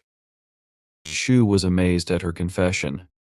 Returning to their original conversation, Ween asked if Shu could simply pretend. She recalled that she had finally met a monster she genuinely liked and didn't want to fight him. Shu did not want to kill because of the law. Instead, he decided to talk in order to clarify the situation. He warned Ween that he was not a monster and also expressed hope that the law would remain in effect forever. That was why, instead of talking nonsense without meaning or empathy, he suggested that Ween simply attack. Ween bit her lip, thinking about it. Then, lowering her head, she finally understood everything. Sharply moving forward, she began to attack, although she admitted she was sad things had turned out this way. Activating her magic, Ween launched the first blow. However, Shu was already prepared, defended himself, and frowned, wondering if Ween was even faster and stronger than before. He realized that a head-on fight was hopeless if this wasn't even Ween's full strength. Shu had all the qualities of a monster, but it was obvious he was special due to his bloodline, talents, and the combat experience thrown at him in such a short time. His mental toughness, skills, and ability to control the energy of monsters had significantly influenced his newfound strength. However, in this particular situation, the enemy was several times faster than his learning speed. Thinking about this, Shu looked at the enraged Ween who was charging to attack. He mentally noted that the difference in strength between their species was very noticeable. Ween struck, slightly hitting Shu. The protagonist realized one peculiarity when he dodged the blow, and it didn't hit its target. It instead struck the wall behind him and broke it. After apologizing, Ween admitted she wasn't yet accustomed to her new strength and speed, since she had only recently acquired them. Shu paused to catch his breath and realized there was one factor that erased any difference in strength: human flesh. Ween, stopping briefly, admitted she was almost used to her new powers, confidently noting she could deal with Shu without any problems. The protagonist, without answering, suggested that human flesh wasn't just a nutritious diet for monsters. By consuming human flesh, monsters gained effects similar to an elixir, but with many pleasant bonuses and no side effects.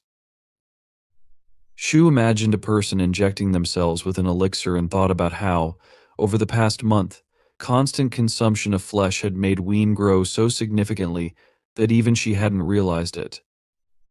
Drawing Shu's attention, Ween asked him what he thought about using the spell he used earlier. Without answering, Shu snapped his fingers to summon a scroll and frowned. Ween noted that among all the protagonist's attacks, that spell was the strongest. Given its range advantage, it had the best chance of defeating her. Still, Shu wasn't sure of its effectiveness. Frowning, he put away the scroll and began to concentrate his energy. He punched, sending streams of magical energy toward Ween. However, she dodged and ran forward, assuming the speed and power of the spell wouldn't be much different from his barehanded attacks. She realized the spell was unlikely to be as effective as she had feared and ran forward to deliver an actual attack. Shu blocked it, although it required considerable effort. Striking again, Ween admitted she had no choice but to kill Shu and eat him. Soon after, when Ween briefly stopped, Shu, covered in blood and trembling, bowed his head.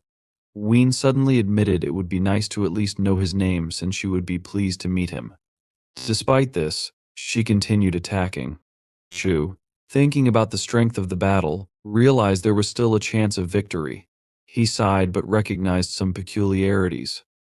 At that moment, Ween suddenly froze as if realizing something. She mentally noted that Shu not using his club was akin to gambling with his life. Suddenly, Shu grinned, grabbed her hand, and explained, "This is how it's done. It's called Goblin Sarim." He declared victory in the fight. A few hours later, someone asked Shu if he had truly fought with a black turtle. Shu, who was driving in a car, awkwardly scratched his cheek with his finger and admitted he wasn't sure fought was the right word. Despite putting in all his strength, there was no significant effect on the opponent. Although Shu tried, his opponent seemed constantly relaxed.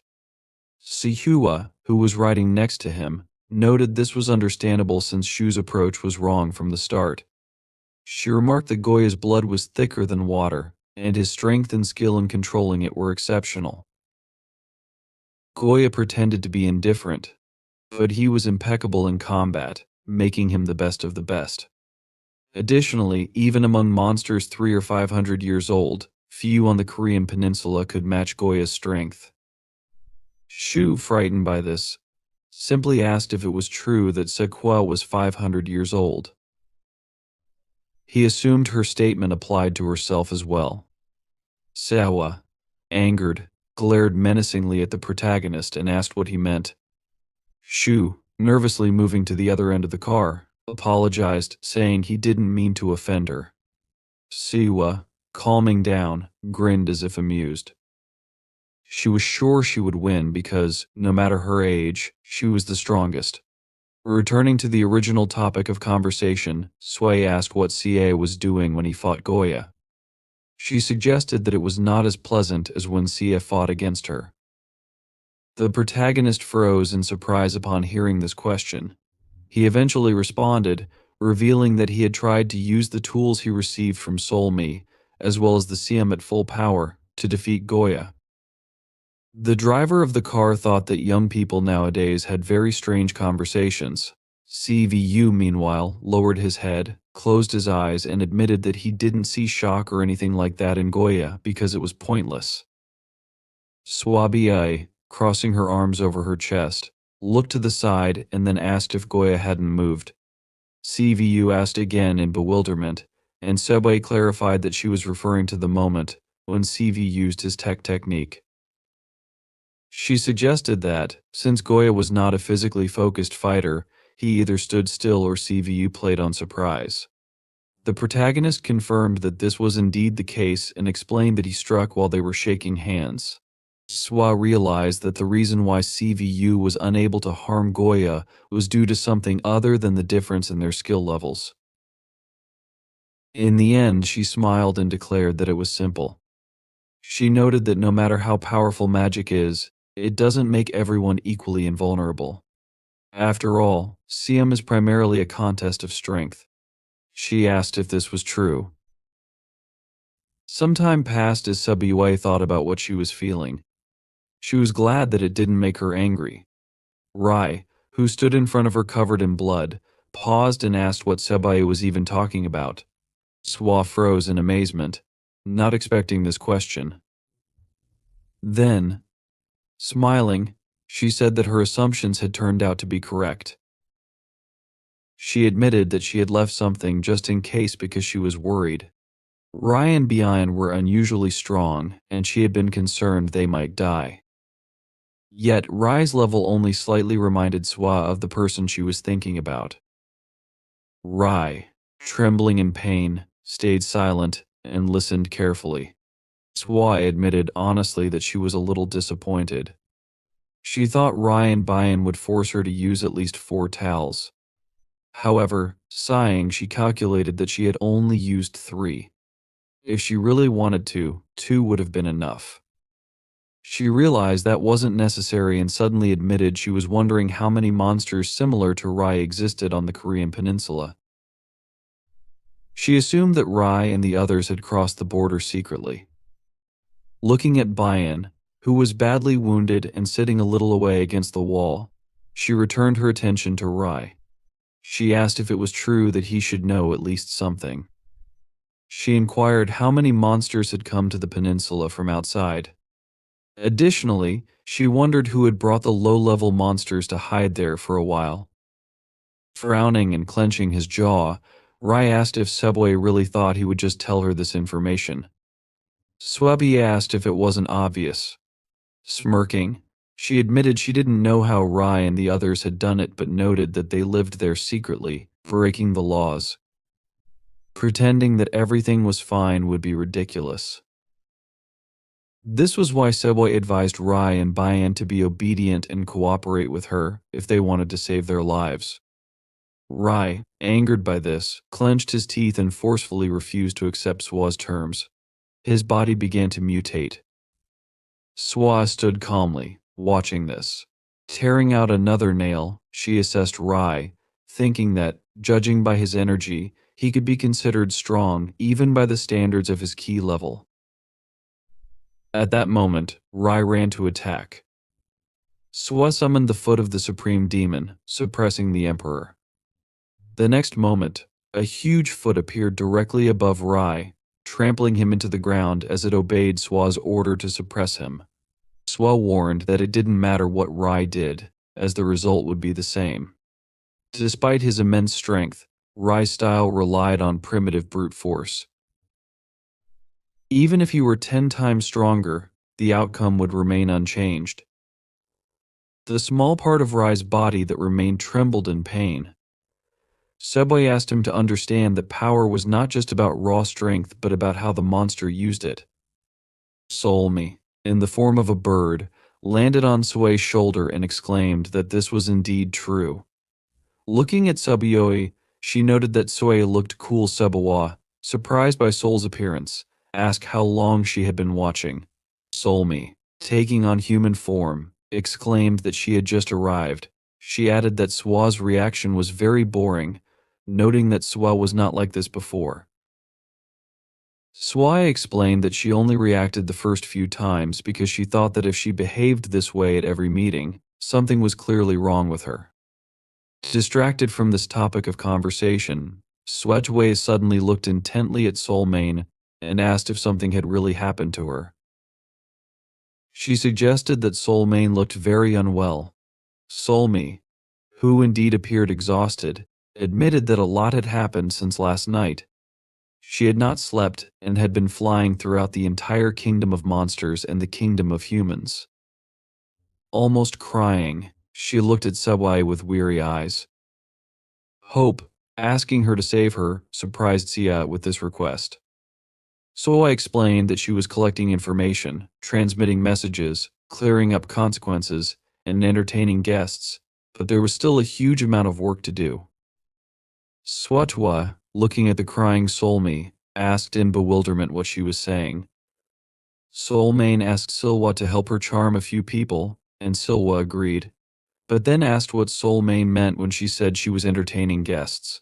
Soulmane wanted to explain what was going on but suddenly froze, feeling the building shake slightly. She asked if something was happening downstairs, wondering if there were still monsters there. Suah smiled and suggested it was Sivo, most likely fighting.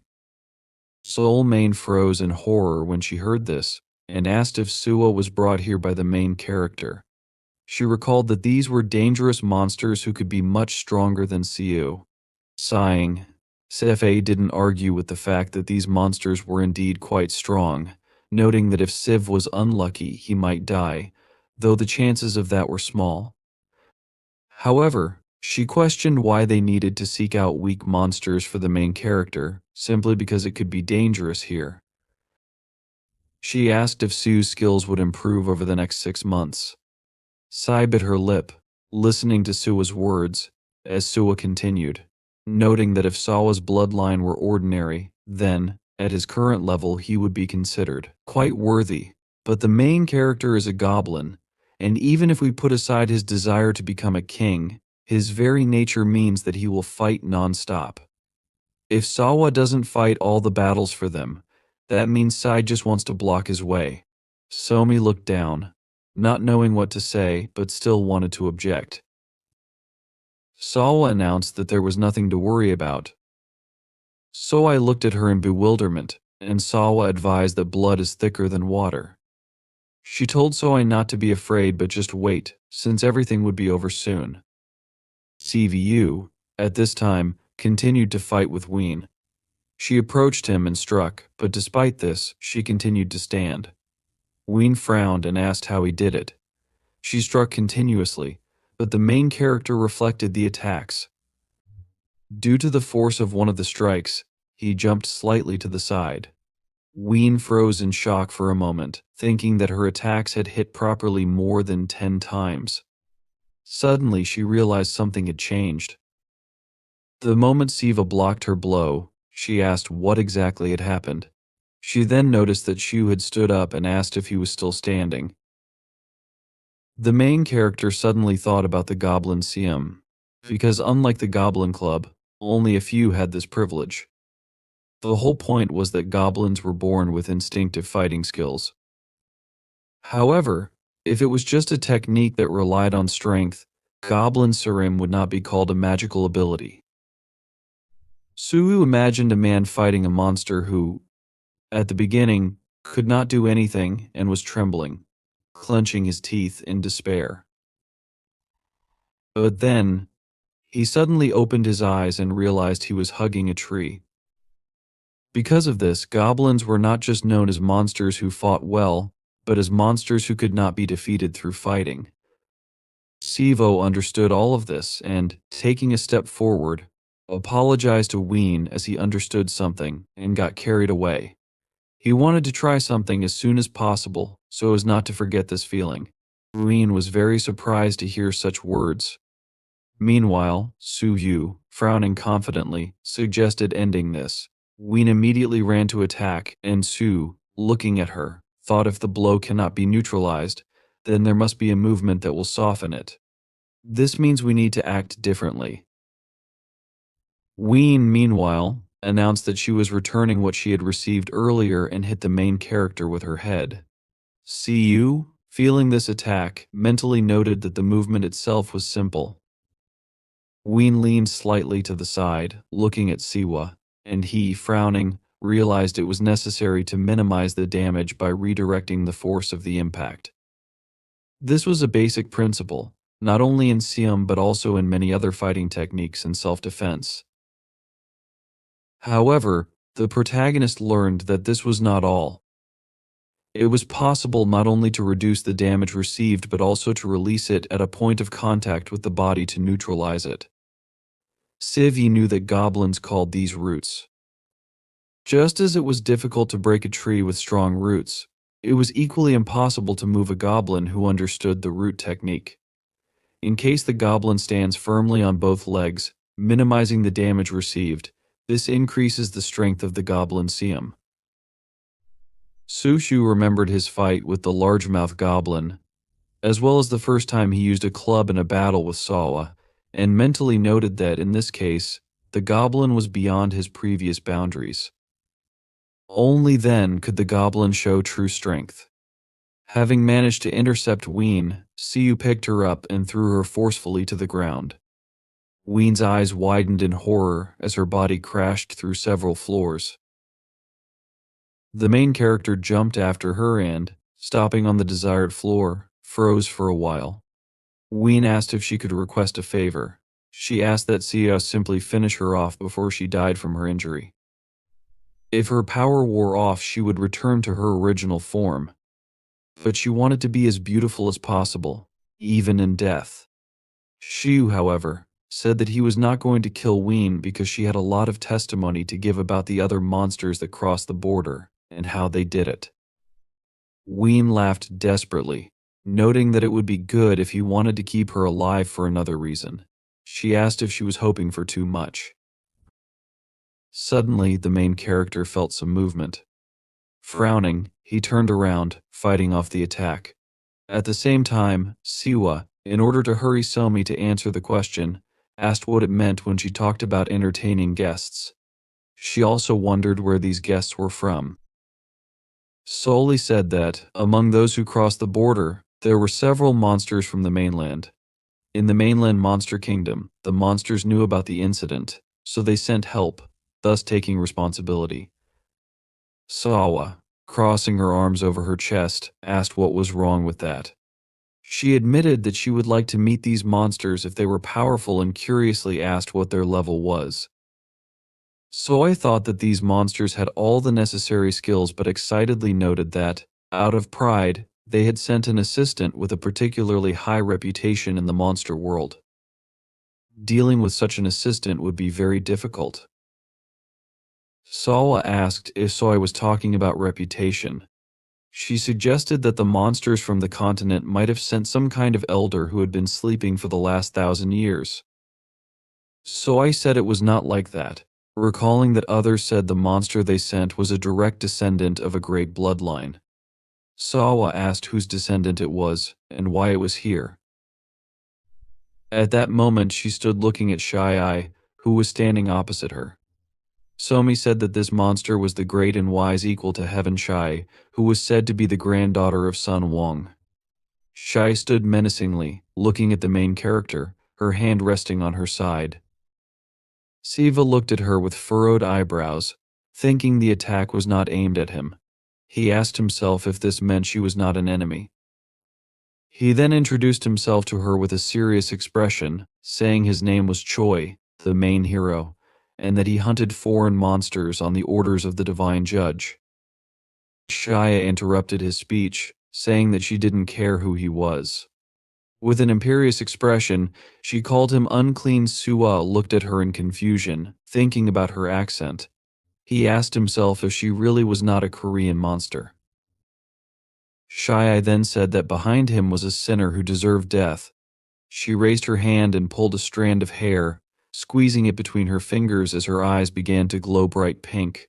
She said that once, she would have turned a blind eye to this, no matter the reason he was there. But she threatened that he would not have a second chance. She pulled out one of her hairs, placed it on her palm, and exhaled a magical stream of air, sending the torn hair into flight.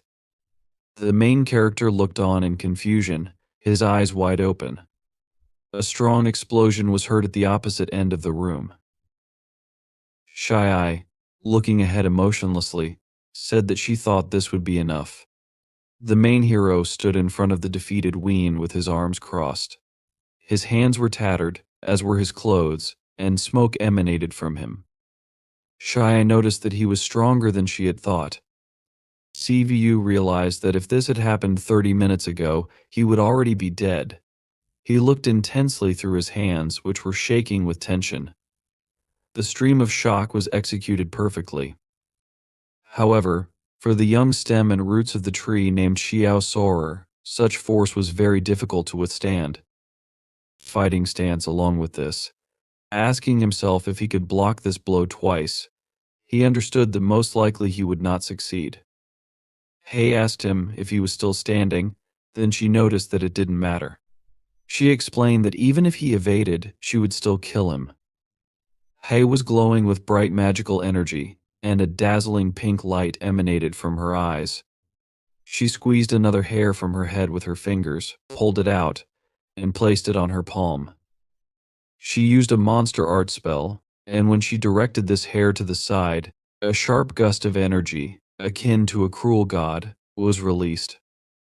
Powerful magical energy surged toward the main character. When it reached him, there was a deafening and blinding explosion.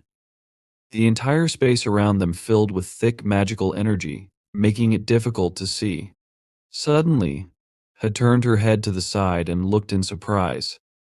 The Demon King's fist was heading straight towards her, and then it hit her with great crushing force.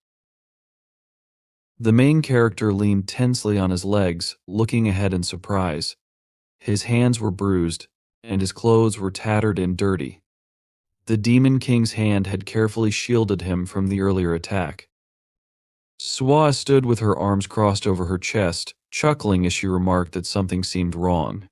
She explained that she had come to check, and it appeared there was some kind of circus going on here. Bright magical energy glowed behind her, spreading outward, as she looked menacingly ahead and turned to Hay. Frowning, Suah asked Hay who she was. Then she asked if Hay had come from China and now pretended to be doing something useful. Hay looked at her emotionlessly, her palm out in front.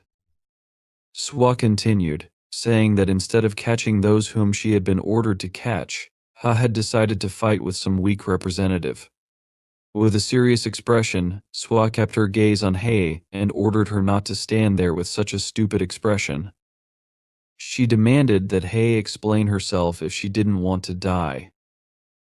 Ha looked at Suah in surprise but remained silent. Suah then turned to Siwa and asked if he was okay. The main character confirmed with a painful expression and said he didn't seem seriously injured. Submuted that it looked that way. Then she asked what had happened to the monster and the source of the noise. Sivi tried to answer her, but Suah interrupted, saying it didn't matter. She suggested that the real reason probably lay in something else. The main character, shocked, asked about this real reason. Subier smirked and explained that he stood out from the crowd, even if he didn't realize it. With a sly smile she added that it didn't matter how long he lasted, because he couldn't do everything exactly as told. Turning confidently to Hay, Swabai accused her of wanting to make an example of them, and asked whether she should capture them. Hay replied that she hadn't wanted to come to the Korean peninsula, but everything turned out worse than she thought. Looking surprised, she placed her hand on her forehead, saying that no one here understood the problem. Hay asked how they could tolerate working with people like this. Swabiwa, smirking, remarked about the mess happening and questioned whether Hay thought it was acceptable for things to be done poorly. She confidently grabbed a nail with her fingers and challenged Hay to name the place, saying she'd solve the problem. The main character looked ahead in confusion, illuminated by the bright magical energy emanating from Subaway and Hay. The two stood opposite each other, powerful magical energy rising and spreading upward as they locked eyes. Soy's gaze confident, Ha's gaze worried. Suah grabbed her nail, and Hay grabbed her hair. The main character, worried, put his hand in front of him and pleaded for forgiveness. An unexpected scream interrupted them, ordering them to stop. This furious cry belonged to Suah. Clenching her fists, Suah turned to Subioi and angrily asked what she was doing. She reminded Suah that she was a guest and explained that conflicts should be resolved without fighting.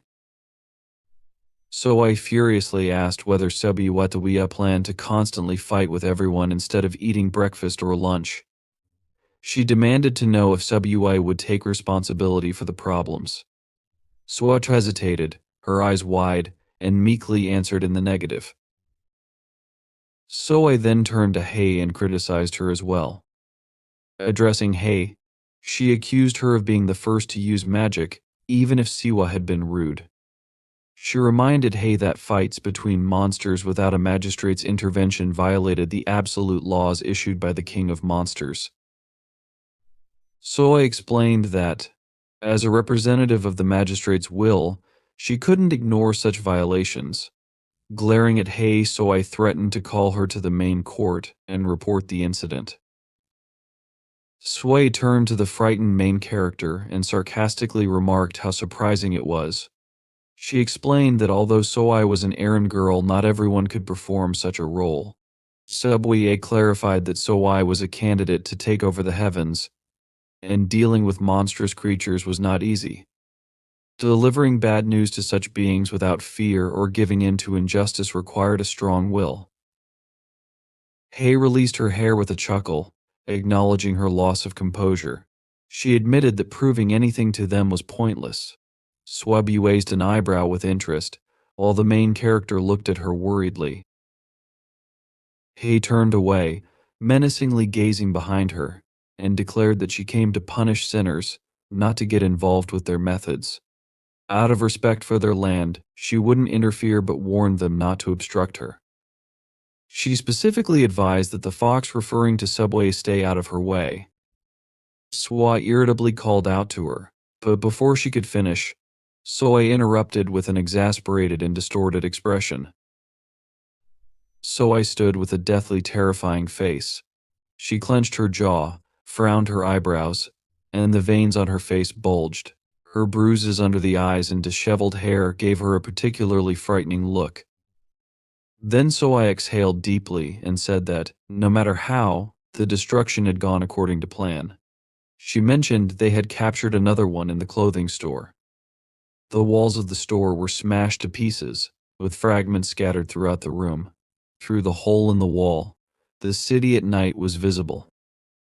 Suah, placing her hands on her hips and turning to the main character, said that he had done a good job. She clarified that many people had disappeared here, and thanks to him, starting tomorrow, it would be peaceful.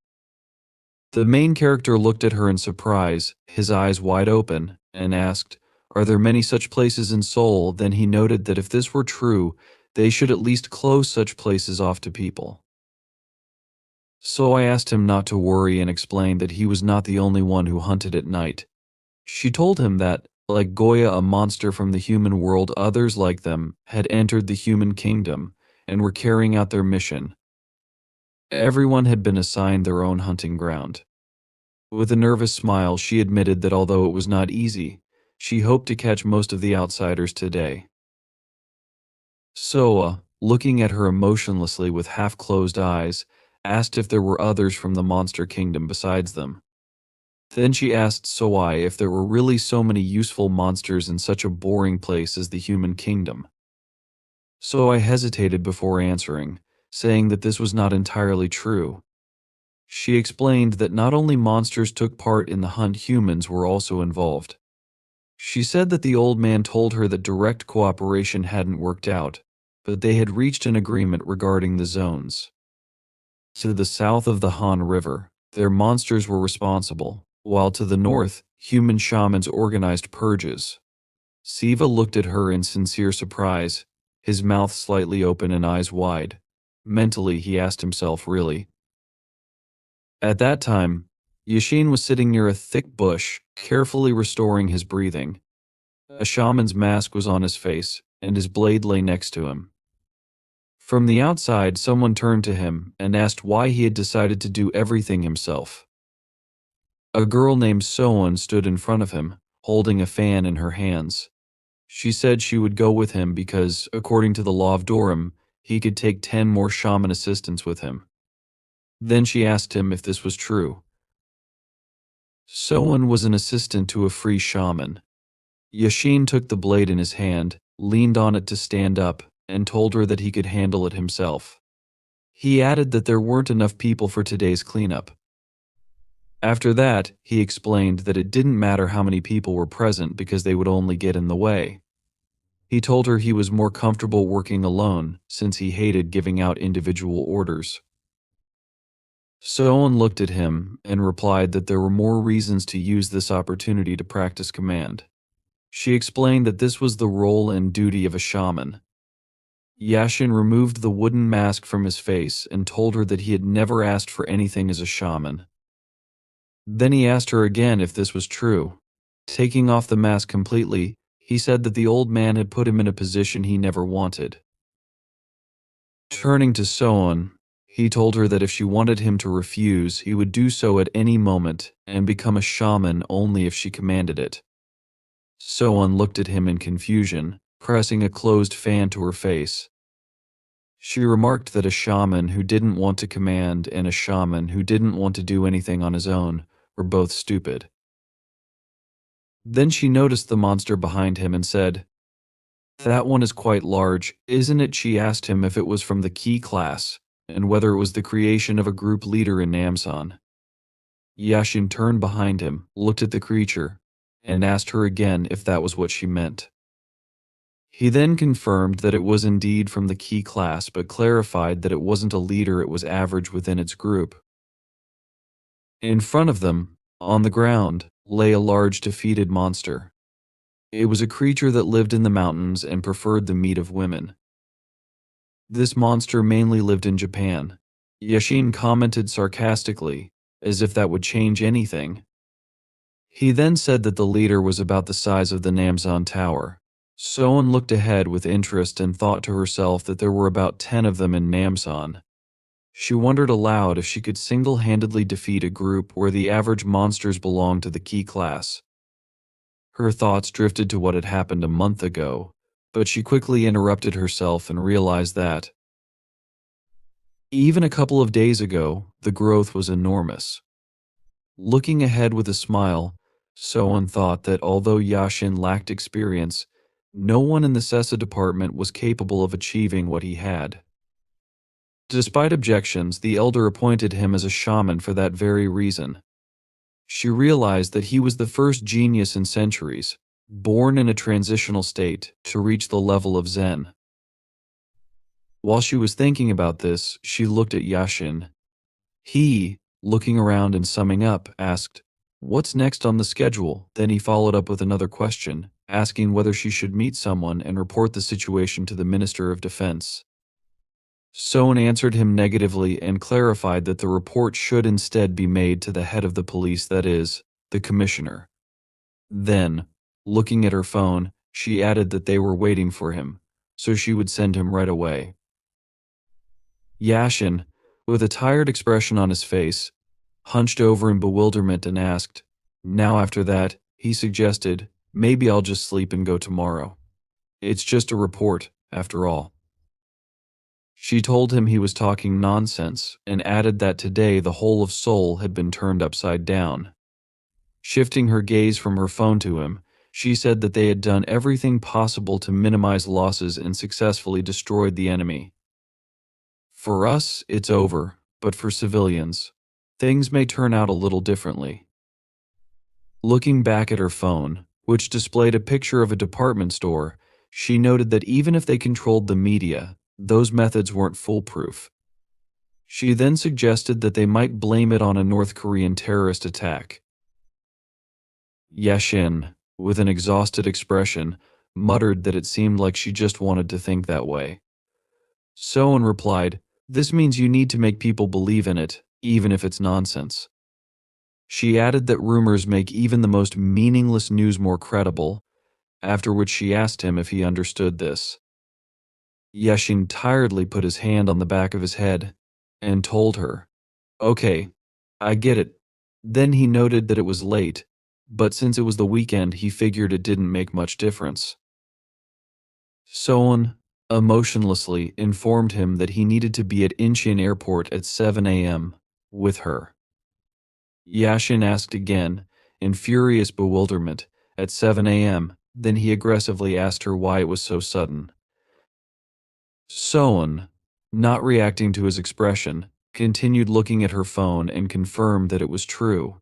She explained that she had just received information from an elder, and it seemed the request had come from a rather famous Inoi family in Japan.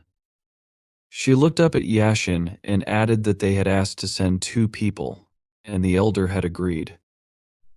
Then she asked him if he had heard of the Cyrus family. She admitted that she only knew about Japan from anime. Yashin clenched his jaw in frustration and asked, "Why me? Why not someone else?" Soan assumed it was because the levels needed to match. She explained that the children of the head of the family were coming here, and they were his heirs. As the sun set and painted the city in golden red hues, a plane began to take off. A guy named Yoshihiro walked through the building, carrying a suitcase next to him. He remarked that just one look at the airport made everything seem somehow unreal. Then he noticed that even the air here was different. Yoshihiro turned to his sister, Yuzuru, and asked her if this was true. They were in the airplane terminal. She asked him to simplify what he meant, and then noted that this was their first trip overseas. She asked again if that was true. Yoshihiro, holding one hand in his pocket and gripping his suitcase with the other, replied that he knew it was difficult but hoped Korea would turn out to be a fun place. Yuzuru, who was walking behind him, carefully looked around. A little later, as they approached the airport building, 2 people said hello. It was Yashin and Soan. Soan, noticing Yashin intently looking at the screen of his phone, asked if it was too late for him to bother with a translator. Yashin asked Soan not to make any noise, pointing out that those who had arrived were guests and that he couldn't just talk about anything. Frowning, he asked what made Yoshihiro and Yuzuru's father approve of this business trip in the first place. He remembered that it had never happened before that shamans and imaji worked together. Soan mentioned that there was one precedent, explaining that during the Japanese colonial period, under the supervision of an elected governor-general, 2 Inoi arrived through the port of Busan. Soan added that there was a record of these 2 Inoi collaborating with Korean shamans to perform exorcisms together in Seoul and Busan. Yashin asked what came of it. Soan explained that together, they were able to capture the supernatural creature causing the disturbance, but noted that there were problems in the process. From what Soan knew, she could tell that the atmosphere was far from friendly, especially between one of the resulting pairs, who didn't get along at all. She introduced the man and woman, saying that it eventually escalated to the point where one of them was ready to kill the other. The damage both sides suffered during their skirmishes was greater than what they received during the exorcism. Soan described the bloody sword and fan, noting that this was to be expected since their working methods and perspectives were very different from the imaji. Finally, Soan asked Yashin to be careful. She added that, although she did not think the Ani who arrived had evil intentions, she still assumed that disagreements could very well arise. Yashin thought for a while, not knowing what to say. After that, he suddenly admitted that he didn't know what he was doing and decided that if he didn't like something, he would simply leave. He guessed that the Annie might want that too, so it wasn't the worst option. Suddenly noticing several people in the distance, Soan asked Yashin to look at them and froze. She assumed that Yoshihiro and Yuzuru also knew their faces since they had sent photos. Looking towards Yashin and Soan, Yoshihiro raised an eyebrow. Before coming closer, Yashin wanted to say something, although he knew it would sound rude. Soan, understanding his intention, decided she would agree right away because, in her opinion, Yoshihiro and Yuzuru didn't look very good. Yoshihiro suddenly walked a little forward and, stopping opposite Yashin, grinned. Yashin, ordering himself to remain calm, noted out loud that he was glad to meet him. Yoshihiro suddenly bowed, greeted them happily, and thanked Yashin and Soan for coming to meet them. Yashin was sincerely amazed at this behavior.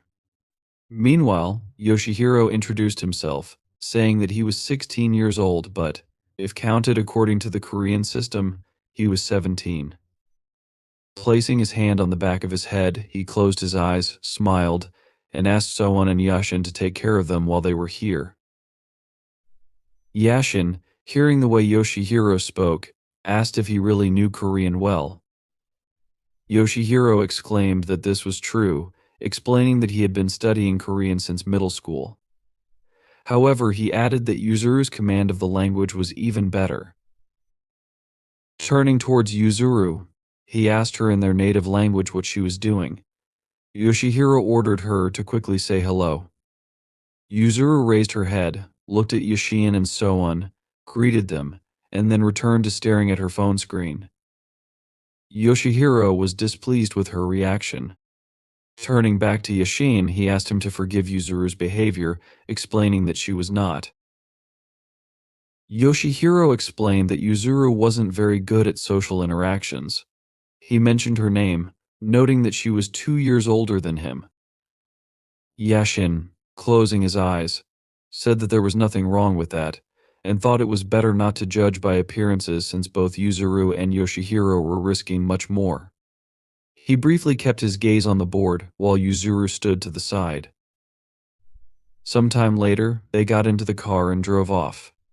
Yashin and Soan told Yoshihiro and Yuzuru that they had booked a hotel in Central Seoul for them. Soan added that they should immediately let her know if they didn't like the place or the hotel itself. However, Yoshihiro replied that everything was fine, saying that since they had asked at the last moment, they were grateful that Yashin and Soan had at least found something for them. Before continuing the conversation, Soan glanced at Yashin, indicating with her gaze that she was addressing him. Yashin, understanding what she wanted, asked if he could find out more about the purpose of Yuzuru and Yoshihiro's visit. He announced that he had heard it was an exchange trip, but admitted that he was curious about its actual purpose. Yuzuru, oblivious, continued to look at her phone. Yashin asked if they had come to help drive out the monsters, or if they just wanted to see the sights and engage in cultural exchange. He explained that they needed to know for sure, so there would be no misunderstandings later. Soan, not yet interfering in the conversation, focused on driving, her eyes fixed intently on the road. Yashin mentally noted that he had asked directly but decided this was better than beating around the bush. Yoshihiro didn't answer right away. After thinking for a while, he finally revealed that they had come to investigate. He explained that a certain monster might have fled to Korea, and they wanted to find out more about it. Yuzuru, hearing Yoshihiro's words, looked up at him and was about to say something, but Yoshihiro interrupted her. He firmly announced that there should be no problem since their father had told them to act at their discretion. He reminded everyone that this was the land of Soan and Yashin, not Japan, and therefore decided it would be wrong to hide any information. In addition, Yoshihiro noted that when people speak openly, cooperation is more productive. Bringing attention back to himself, Yashin asked what kind of monster Yoshihiro was talking about. He understood that if this monster had come here, it could be a dangerous spirit-class monster. However, Yoshihiro clarified that this was not the case. Frowning, he admitted that he didn't know what it was called in Korea. He then explained that, in Japan, they divided monsters into 4 categories. The first category consisted of demonic beasts, which were animals that had lived so long they gained intelligence and supernatural powers, eventually becoming monsters. The second category included vengeful spirits, which were human souls that received supernatural powers due to strong emotions like affection or resentment. The third type were tagami, spirits of old objects that were also referred to as monsters. Yoshihiro continued, explaining that unlike the previous three types demonic beasts, vengeful spirits, and tagami that originated from animals, people, or objects, energy monsters were called spirits. However, there was one exception to this. Hearing this, Soen and Yashin froze.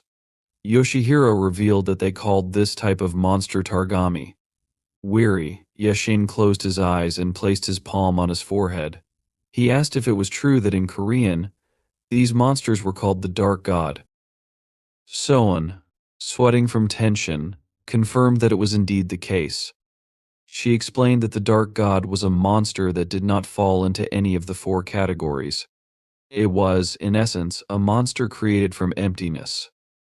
She noted that, until now, no one knew how these monsters appeared.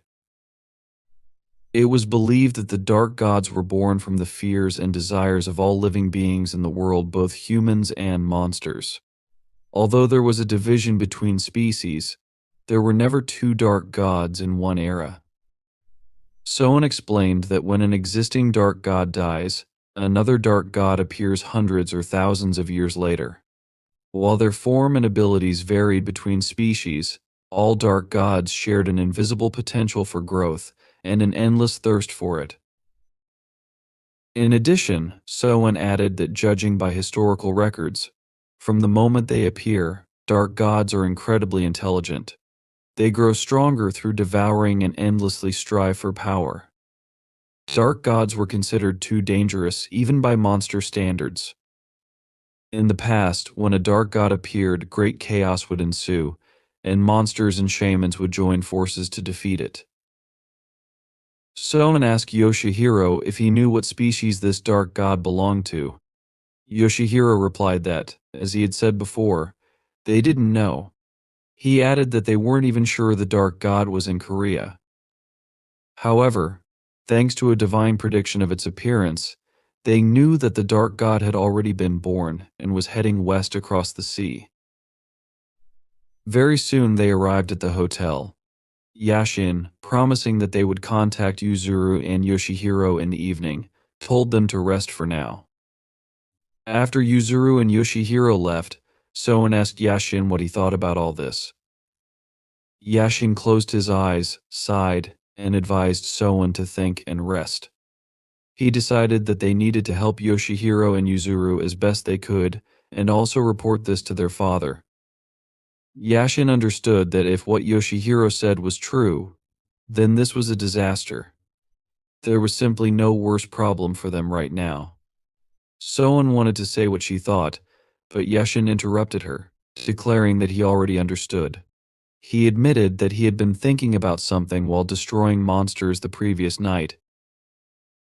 He wondered if someone was behind these monsters and what the purpose could be for whoever was controlling them. Yashin noted that each of the monsters he fought was ordinary, but they had all become stronger by devouring people. Although the monsters did not know how to use this power, Yashin realized that if other monsters were the same, their destruction was just a matter of time. He concluded that these were meaningless sacrifices unless the reasons behind them were questioned. Frowning, Yashin asked what would happen if the monsters originally had a different goal. He assumed that whoever was orchestrating this was flooding the streets with low-ranking monsters so that Yashin and the others would underestimate the situation. Looking at the people passing by, he speculated that this might be the goal. Soen, holding her chin in thought, lowered her head, agreeing with his reasoning. She admitted that she had thought the big purge last night would end everything. However, if a dark god was among the monsters that hadn't been caught, everything would be completely different. Yashin warned her that the dark gods might already be involved in this. Soen's eyes widened as she looked at him in confusion. Yashin recalled that not only were there monsters here, but there were also monsters from China and Japan. He assumed that there were fewer monsters from other regions, but they were still present. He suggested that if the dark god came from Japan, there was no guarantee that similar monsters wouldn't come from other places as well. In Soan's opinion, all of this was too complicated since dark gods were so rare. Yashin thought they might be overly worried but warned her not to relax. If the dark gods from other regions had been growing stronger over the past month, they would be completely different from the monsters they had encountered last night. While Yashin and Soan were talking, Madeira walked through the streets, looking around, and Hai stood on a raised platform, frowning and peering at the street below her. Yashin, meanwhile, suggested that someone like the masters of Ai and Yan might have arrived to capture these gods, expressing the hope that it was just his worries. Around the same time, near Mount Moya in Seoul, Sia stopped in the forest and looked around, deciding that this place would be suitable since there were very few people on the mountain. Suah, grinning, noted that even if a few people noticed them, it wouldn't matter because this wasn't a department store filled with people who shouldn't see monsters. She added that everything would be fine if the number of people was controlled. CVU, closing his eyes, smiled, lowered his head, and noted that this was for their own good fortune. Noticing his reaction, Sui fell silent for a while, thinking. Then she asked if it was true that the main character couldn't sleep the night before because of the two people who had died in the store. Su sharply opened his eyes upon hearing this and looked at Subiyue in shock.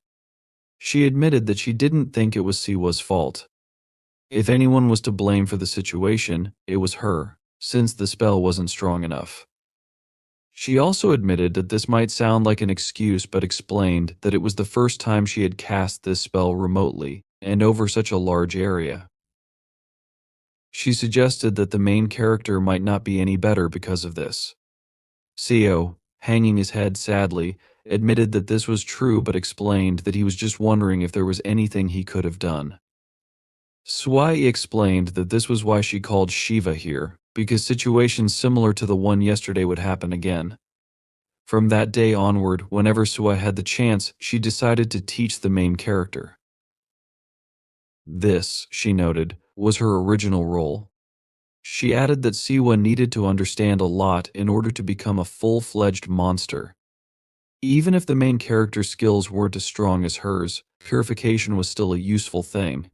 She imagined Siwa trying to cast a spell and explained that there were also a large number of spells similar to barriers, banishment, search, and seals that could be useful in different situations. Suah ordered Siwa to prepare for the training, and he agreed with a confident frown. However, Suai decided that there was something she needed to do first. She abruptly approached Siwa, and he, amazed by this, leaned back a little, struggling to maintain his balance. Noticing that he was starting to fall, Suai grabbed him, telling him to be careful. Looking at the shocked expression on his face, she warned him that even if Siwa was a goblin, he shouldn't be distracted.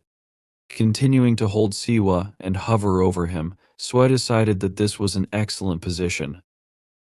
Grinning, she advised him to relax, let go of his strength, and not to twitch. Leaning even closer, she promised that it would all be over soon. From the moment Subway activated her magic, Siwa felt the scent of an unknown flower and the subtle smell of peach quietly creep up on him. These aromas overwhelmed him with a subtle sensation he had never experienced before, and his heart began to beat as if he had been running intensely. Sivu opened his mouth in amazement but said nothing, staring at Sway looming over him. After that, he closed his eyes, and when he opened them again, he suddenly recognized the landscape in front of him. He froze, not knowing how to react, and suddenly heard someone behind him. The voice reassured him not to worry, as what was in front of him wasn't real. Turning sharply, CVU saw a grinning Sabawa, who explained that this place was the depths of Siwa's mind, the most inaccessible part of his consciousness. She also said that what Siwa saw, heard, and felt was based on his memories. Relieved, the main character thought it was very good that everything was make-believe. He asked if it meant this was just a fantasy that didn't really exist. Then, He asked about Subi herself. Subi responded that Siwa was talking to the real her and added that she had a special trick for him. One of Sui's unique spells was called Violet Whisper. Through the senses, it introduced false stimuli into the brain and created visual or auditory hallucinations. Such a spell could make a person forget what they had already seen, or force him to perform simple actions that Sayu already knew about.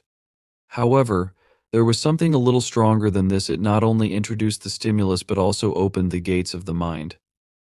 Thanks to this, Suajiwei and the main character temporarily united their minds. Swabu explained. To put it simply, I've mentally come to visit you sighing. She admitted that there was usually no special reason to resort to this, but now the situation was different.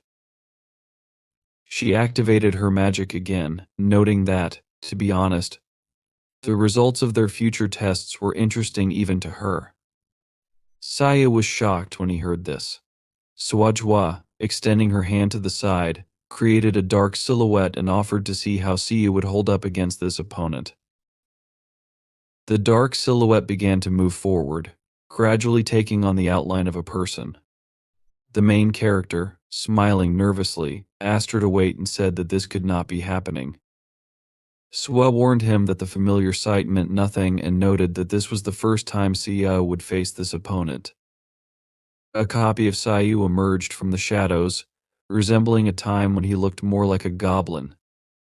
Suah suddenly noted that it was impossible to say this copy was the same as before. She explained that the copy was created from the information in Sia's memory, as well as from her own memories of fighting him. Since she combined both sets of memories, the copy was of quite high quality. Swabian asked if the main character wasn't curious to see which of them was stronger, and by how much. CVU admitted that he wasn't sure about this. Swabia, snapping her fingers, remembered something else, and added that the amount of the monster's strength was the same as at that moment. She created a table and chair off to the side and noted that Siu's body was already on the verge of destruction, clearly remembering how little monster strength Siu had left. Suah continued speaking as the copy of the main character pushed off the ground with force, instantly approaching CVU and striking. Sitting down at the table, Suah said that even without the power of a monster or something similar, the copy was very strong. CVU, having difficulty blocking the blow, opened his eyes wide in horror and asked what kind of monster this was. He mentally noted that, while the copy lost some momentum when it stepped onto the ground, the impact of the strike was still incredibly strong. The copy of Sayu, meanwhile, continued to attack, this time using its leg. The main character couldn't defend himself, which caused him to frown. The copy relentlessly delivered powerful blows, and Siu barely managed to block them. He mentally asked himself, was I really that strong back then? He realized that both the strength and speed of the copy were superior to how he fought in the store. He also noticed there was something else about it. Just as Sayayu prepared to counterattack, his copy jerked sharply and hit him in the face with its knee. Holding her cup of tea in her palm, Suah asked if it wasn't true that this wasn't easy. She recalled that she had already said Sayu had talent and admitted that, if she weren't a monster who used her body directly, it might have been even more difficult. Siu, ignoring the blood running down his chin, frowned as he thought about how his copy possessed an inexplicable level of fighting instincts. Meanwhile, Suabie looked on with satisfaction. Carefully watching the battle, Siu assumed that, so far, he had survived and won only thanks to his instincts. Suddenly, he heard Suah say that this only worked when the enemy's level was low because no matter how talented a monster was, fighting an enemy superior to him, in many aspects, would be too difficult. CVU, trying to defend himself from the attacks of his copy, asked how he could defeat it. One of the blows sent him flying back a little, but he managed to land carefully. He asked himself again how he could win. Even when he put all his strength into a blow, not a trace of damage was left on his copy, not even a single scratch. No matter how much Siu thought about it, it seemed very strange to him. He couldn't understand why this was happening. Suddenly, Siva felt something that made him freeze, and even Suah was distracted, amazed at what had happened. She frowned and got into a fighting position as the copy ran forward to attack. Sivu realized that all the techniques he had used before were formed under the influence of his copy, which personified him. Even when Siu first used the club, he was able to change its form precisely because of the memory of his copy. In other words, Siva suddenly realized that what his copy could do, he could do too. He looked closely at the copy so as not to miss its moves. Despite this, the copy still managed to hit Siu, and he asked if it was true that it was using earth control. The copy froze in shock, and Siu realized that his copy was using the ability to reduce damage by transferring it to the ground. He noted that his copy was much better at this than he was at the moment, but also realized that the difference in their styles as monsters didn't matter. When the copy delivered another blow, the main character grabbed its hand. Though he assumed he wouldn't close the gap immediately, he pressed harder against the ground and threw his copy high into the air. Mentally noting that he could still do something, Siva summoned the Goblin Club.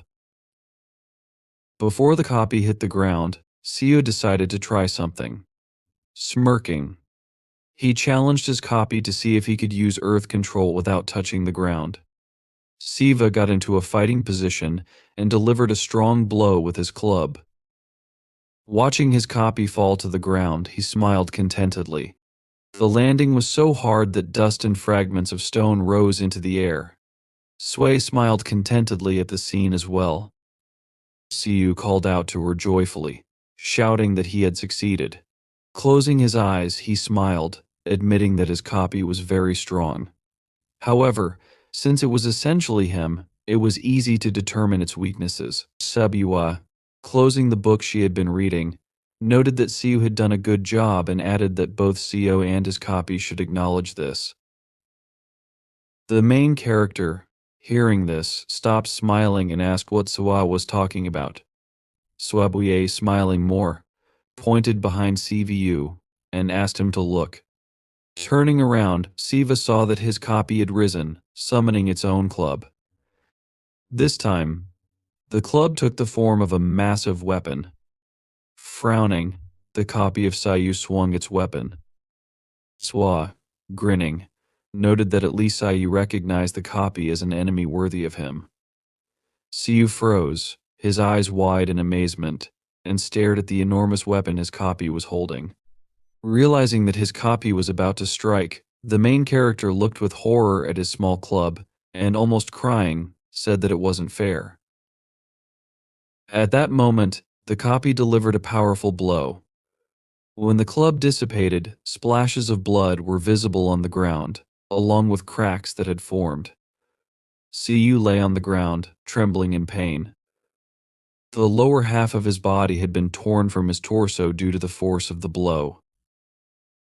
Siu clenched his jaw and closed his eyes, but the next moment he opened them and suddenly noticed that he was still lying on the ground intact. Siva was amazed and Sebiwa, smiling, praised him. She admitted that she thought he would be beaten much more severely, but he had shown himself well. Gradually rising, Siva didn't answer. Suah admitted that victory wasn't even an option because the battle had been planned to be unfair. The creation that was his copy had been far too powerful. A copy of Siva would have taken Suah herself 5 tails from the very beginning. The main character remembered that the more tails Suah used, the stronger the enemy. He asked how many tails it would take to kill him. Holding her chin in her hand, Suah admitted that it was very difficult to say. She suggested that 2 tails might not be enough, and with 3 it would be difficult. She realized that if she had to finish everything quickly, she would use 4 tails. Suddenly she added that, to be honest, each new tail allowed her to increase her strength by 1.5 times. CVU, thinking about it, realized that the difference between 3 and 5 tails was 1.5 times squared, meaning it would be more than twice the force. Suah, looking to the side, said that she could deal with most of the monsters even with just one tail. She suddenly activated her magic, making her appear more threatening, and called out to the person she noticed a mouse peeking from the shadows. Hungry, leaving her hiding place, asked for forgiveness, admitting that she was afraid she would interfere. She dropped to one knee and, closing her eyes, swore that she was not planning anything bad, but was simply watching. She asked Subway and CVU to believe her. CVU, seeing Hungry, was very amazed. Hearing this, Sway looked in his direction and asked if they really knew each other. CVU confirmed that they did indeed know each other and explained that Hungry was from the House of Humility Cultivation. Hungry then explained that last time, she had made an agreement with their leader, and as an advance for this agreement, she had come to hand over the things prepared by the leader. She clarified that these were the best treasures of the monsters, as well as clothes for CVU. The main character froze, his eyes widening, as he did not know how to react. Even Sebue was a little surprised. One day ago, at the House of Humility Cultivation, when Mirian and CVU were talking in a room, Mirian suggested that calling it an investment would be too abstract. He then asked if it was so, before noticing that everything was simple. He said that he wanted to help CVU so that their guest would become a winner in the arena as quickly as possible. He added that financial assistance was just the beginning. Raising his hand, he said with a slight smile on his face that he would also provide CVU with very special things that even their guest did not know about. Mirian also mentioned that, in addition, CVU would be provided with various amenities, such as assistance with any information that reached them. CVU listened to this with a confused expression on his face. Lowering his eyes, he looked at the table filled with different dishes and replied that it sounded great. Then he raised his eyes and asked, "But isn't investing when there is an expectation that they will get more than they invested?" He noted that if he became the king of the monsters, what they would demand from him could be very significant. Mirian looked at him with a thoughtful expression. A thoughtful expression appeared on Mirian's face, and he combed his beard with the fingers of his hand. He confirmed this, noting that CVU was very smart. He stated that, in this case, he would speak directly. The main character listened intently to what he was about to say. Mirian explained that they wanted absolutely nothing in return for now. He said these words with a wide smile on his face and laughed loudly, his expression friendly. CVU looked at him in bewilderment. Mirian continued, explaining that, as he said, this couldn't be called an investment. He told CVU that, at the moment, he had nothing more to say. He suggested they be honest and admitted that he was not the only candidate in whom they were investing. The main character looked at him in surprise, his eyes widening. Mirian continued, explaining how not only the two sides were investing in candidates. He clarified that this was a given, as the king of monsters would rule the kingdom for the next 666 years, in sickness and in health. He said that relationships with the king would affect not only everyone personally but also the fate of entire groups. He then turned to CVU, sitting opposite him, and called him dear. He told him that those who weren't strong enough to dream of becoming a king at least wanted to be his faithful followers. The main character listened carefully to Mirian's words. Mirian added that, even if it was a stretch, they were going to select the most promising candidates. He explained that they were planting seeds for the future. CVU, looking uncertainly at his interlocutor, put his hand on the back of his head and said that, after hearing all this, it became much clearer to him. He then asked, "But aren't their monsters unhappy with this approach?" He explained his question by saying, "Doesn't anyone wonder why they are not being helped or why someone else is being helped?"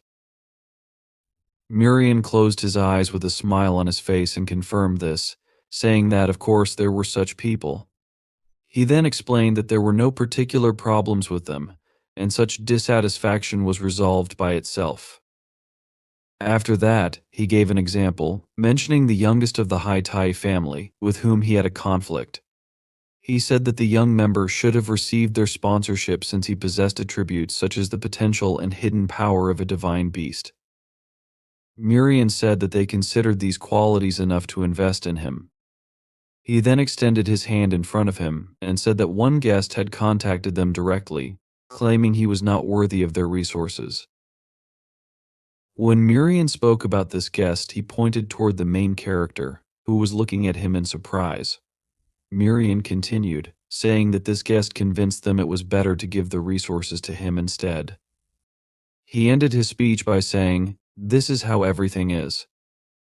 He looked at CVU with a serious expression on his face and, stretching his hand out in front of him, said that if CVU wanted someone to invest in him, or if he wanted the amount of investment to increase, he would need to show that he deserved it. He added that if CVU thought he was worthy but disliked his opponent who had received the investments, then he simply needed to overcome them. Miriam told him that, as the competition progressed, those without support would be destroyed, and only those with the greatest chance of becoming the king of the monsters would remain. He looked piercingly in front of him, saying that when this moment came, they would discuss the terms of the investment and, of course, agree on this deal or not depending on CVU's personal choice. Miriam then asked him to consider this as a regular service until that time. The main character, holding his hands on his feet, looked ahead in surprise and was silent. Sometime later he examined his hands in surprise. He then examined his new robe and said that it was amazing. With wide open eyes he noticed that, although he had pulled it right onto his clothes, he was still very comfortable. Then he noticed that the fit was simply perfect.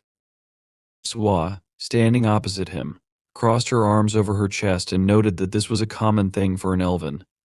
She added that he didn't need to keep getting things since he could simply call upon them when necessary, as if from spatial storage.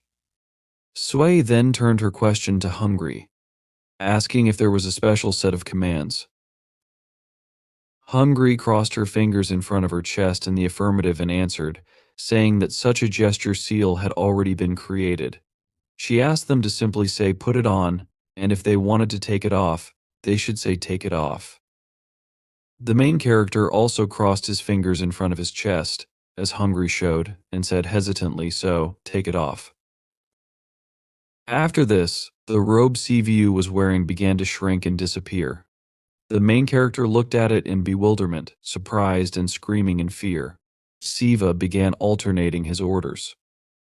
He shouted, put it on. After that, he shouted, take it off. Swajue, with a serious expression on her face, calmly watched him and frowned her eyebrows.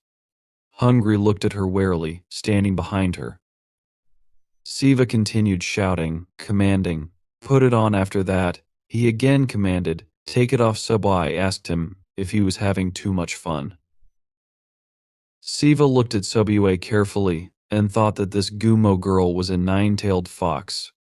He understood that, despite the attempts of their house and many other factions, she was a genius who refused investments by firmly answering them that she would not be in debt to these insignificant forces. At this time, Subway irritably asked the main character if he was a child. She then looked behind herself in surprise. She looked at Hungry and asked her what else she had to say. She told Hungry that if she gave everything, she should just leave. Suah asked her why she should stand there. Hungry opened her mouth and put her palms out in front of her. Suah asked her if she was trying to find something. Siva exhaled heavily from his lungs and then asked Suah. He turned to Hungry and asked her if there was anything else to tell them. He then asked what the gentleman had told her. Swachue continued to look at Hungry menacingly. Hungry put her hand to her chest and said that, last night, there were those who survived the hunt, and they knew the location of one of these groups. She then said that the gentleman would like to convey this information to him and offered to help in clearing them out. The main character looked at her in surprise as she said this. Sway looked at her with her eyebrows furrowed, then asked her to wait.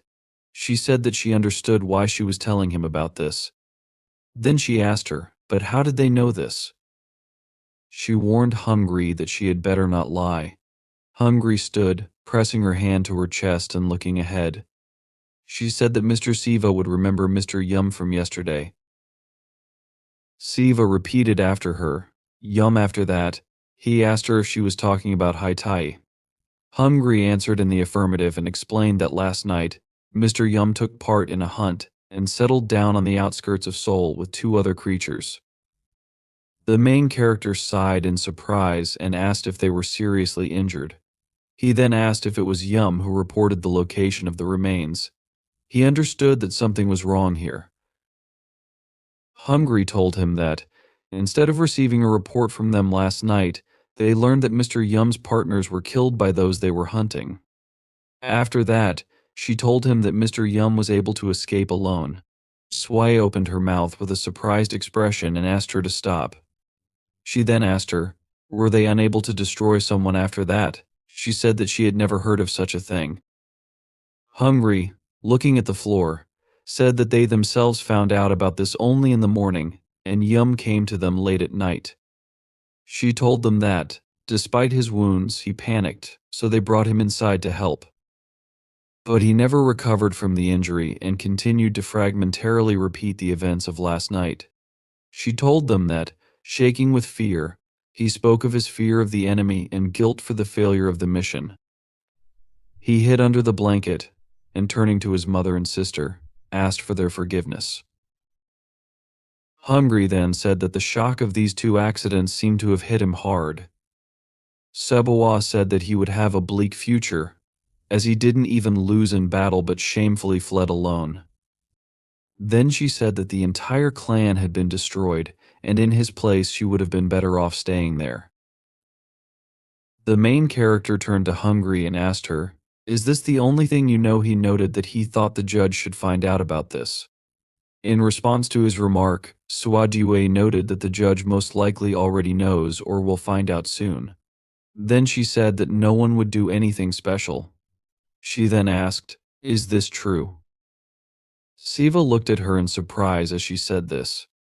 Suah stood and looked at the bird that had landed on her hand. She said that last night had been much more eventful than expected. She then started talking about the fact that they could not finish the hunt in one area, and perhaps the plan would be to unite with other regions to resolve this issue later. She said that, first, they needed to check something. The main character looked intently at the bird sitting on Soei's hand. The bird stared back at him. Soei suggested that she thought Soul Main was suffering from the consequences, and was a little inexperienced in using the skills she had learned. Suei turned her head to Siva and said, "If you care about this." Then she asked him to check on her. Okay, the main character asked her in bewilderment. Is that possible? Soei, stroking the bird on the head, noticed that the master would most likely say not to tell Soul Main or her father. However, she noticed that it was she who thought so, and now permission was not needed. After that, she asked if it was known where the monster was. She said that if she caught the monster and reported on it, there would be no problems. After that, she said that something else was more important. She asked him if he wasn't worried too much right now. Saying this, she noticed that if at least one monster was captured, then at least several people would be saved. She then asked him if this was true. Swab, looking carefully at the main character, said that in his place she would go, so she would not stop him. Letting the bird fly with a gesture of her hand, she said that if he wanted advice, she recommended that when he saw the enemy, he should determine its type. Then, going to the side and glowing with bright magical energy, she said that if the enemy's feature was physical strength, then everything would be fine. However, she clarified that if the enemy's feature was magic, she recommended that he be prepared to run away from the battle and advised him to fight accordingly. She explained her advice by saying that whatever he decided, everything depended only on him. Then, with a sharp magical jerk, she teleported to another space. In the place where she had just been, a stream of magical energy was formed, rushing far upward. The protagonist and Hungry looked at this. Siu, without looking at Hungry, assumed that she would not forget about it, after which he asked her if this was true. Hungry looked at him in surprise, her eyes wide open. The main character turned to her with a serious expression and asked her to tell him everything that Yum had told her. At the hotel where the newly arrived guests from Japan were staying, Yoshihiro asked his sister where she was going. Walking away from him, she turned around gloomily and repeated his question, "Where are you going?" She then told him that it was obvious that she was going sightseeing. Then, she asked him if he had come here to stay in the hotel. Yoshihiro answered her negatively, after which, with furrowed eyebrows and placing his hands on his sides, he told her that she understood what he was talking about. He then explained to her that he was asking if she really cared about Ceci. He further said that they had already discussed this and asked her if this was true. He explained that they were guests and this was not Japan. Yoshihiro reminded her that there were rules and customs that they did not have. He then asked her if she had already noticed. After that, he said that they did not want to help, even if they cooperated with them as needed. Yuzuru exhaled heavily from her lungs and asked him back, "What about you?" Then she asked him again, "What do you think of me?" She looked into his eyes intently, asking him if he thought that she would just go hunt monsters. She asked him another question in a foreign territory where I don't even know the streets. Yoshihiro looked down at her in surprise and asked her in confusion, "But you won't go?" Yuzuru pointed an irritated finger in his face and said that he was pretending to be a temporary leader.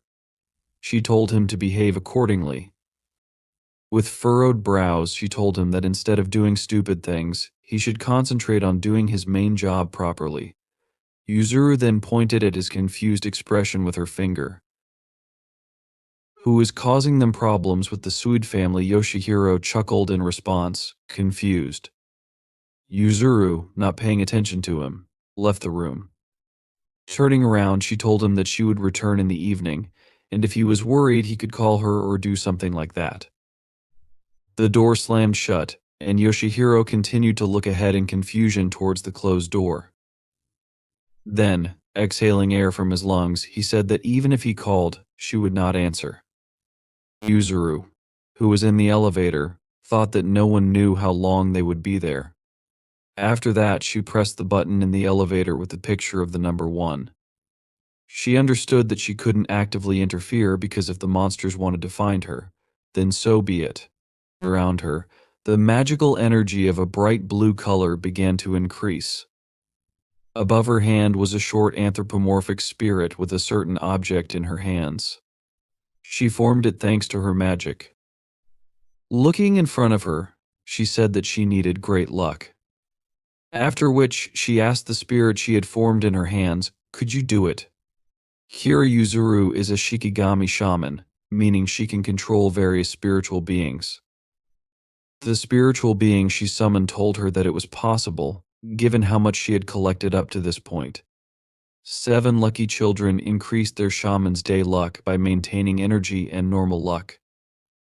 There are 7 types of luck: wealth, health, love, business, study, family, and society. Yuzuru took out a paper bundle of magical energy from the box that the spiritual being she had summoned was holding in her hands. Pulling it out, she thanked it with a smile on her face. The shaman cannot choose which of these types of luck she will get.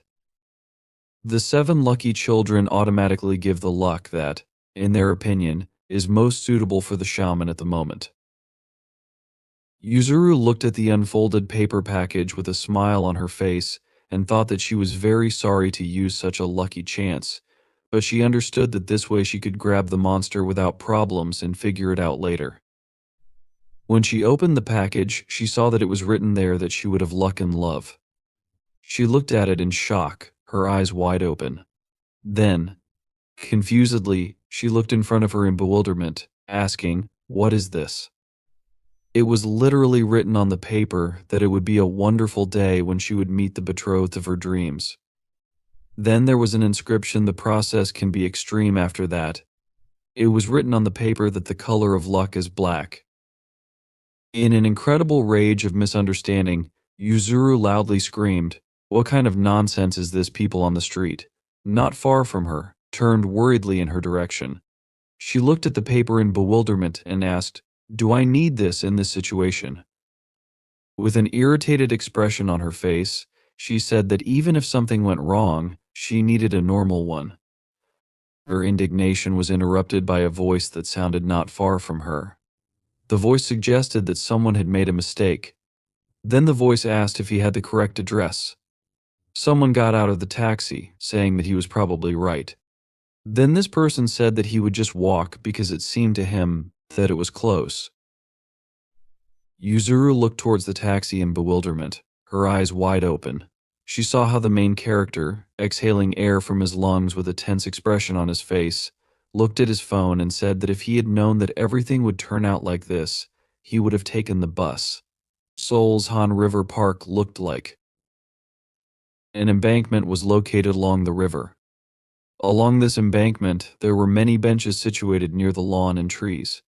City residents walked through this park. A guy named Bone, who was a monster, sat on a bench and carefully watched people passing by him with a smile on his face. From the outside, they addressed him by name and said that he was having fun. It was Madeira who said that it seemed to her that he hated people. He turned to her and leaned his elbows on the bench on which he was sitting. Looking at her, he asked, "Is she here too after that?" He asked her how long she had been there. Madeira, holding a drink in her hand, answered that she had been there for a couple of minutes and was enjoying the view. Not wanting to disturb him, she lowered her gaze and said that his unexpected appearance was quite interesting. He asked her if she didn't expect this. Then he closed his eyes, leaned his hand on his hip, and told her that in order to watch something, you don't have to love it. He explained that most people don't like insects, but from the outside, looking at them is quite interesting. With a smile on his face, he looked in front of him and told her that it was the same with him. He said he was sometimes interested in watching how these people scurry around. Madeira sat down on the bench next to him, and with a bored look, lowered her face into her hand. She said that even if they were unpleasant to him, Bun laughed, telling her that she was still young.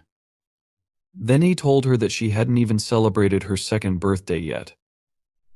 He asked her if that was true. After that, he continued talking about how, given how quickly she learns, she would soon understand what he was talking about. Madeira looked at him with a bored expression and chuckled in response. Then, exhaling air from her lungs and looking at the people passing by, she said that this was certain. She noticed that some things can only be understood after they are over. After that, she asked him if those three monsters were dead. Bun, looking ahead with interest, told her that the eldest two, Ray and Bayan, had definitely died since their enemy turned out to be surprisingly strong. After which, he said that the youngest, Ween, might still be alive, but she could consider him dead. He explained his reasoning by saying that if she had already been captured, they would have done everything to get information out of her. He then noticed that she wouldn't be able to tell them anything about the fact that, last night, she regretted what happened. She told Bun that until she refused Ray. Everything had been fine, but when she left the store, the more time passed, the more it dawned on her. After that, she asked how she looked to the three of them. She said heavily, "And what did I do?" Bun looked at her with interest, and she said that it was quite stupid. After which, she asked him if it was true. She said that she had spent a year with them and only now understood. Then, with a crazy face, red and blood-filled eyes, a wild animal grin, and dripping saliva flowing down her beard, she said that she had to eat those three. She said through her teeth that she was very angry, and the more she thought about it, the angrier she became. She said that all night she ate whatever she wanted. People walking in the park began to hug their bodies, shaking in bewilderment from the cold and asking what had changed so suddenly. The girl was trembling from the cold and squeezed her shoulders with her hands, saying that she was so cold. Madeira said that her hunger had not been satisfied. Bahan, looking at her with a smile on his face, asked, "How many did you eat?" Madeira, with incredibly wide-open eyes and small pupils, looked madly at the floor, indicating that she hadn't counted. However, she mentioned that the building in which they hunted with those 3 monsters was now useless since she ate everyone inside. Then, she turned to Bone and asked, "Is this possible?" Pun, smiling, answered her that it didn't matter whether it was possible or not since there was no point in hiding anymore. He explained to her that after last night, the inhibitions had disappeared, and wherever she went and whatever she did, there would be consequences. He then told her that he would not interfere or stop her since he never had the right to do so.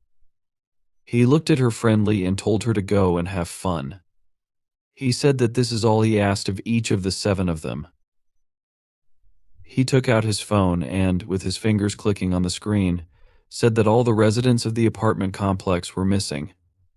Then he asked, "Will the news spread by lunchtime?" Madeira, continuing to hold the drink in her hands, asked how he knew that Ray and Bayan met a strong enemy, and that only Ween survived. She hesitated, then asked if he was there too. With a smile on his face, Bayan asked her again, then confirmed it. He told her that he was there too. After that, he explained that it wasn't that he had anything to do with her or those 3 monsters.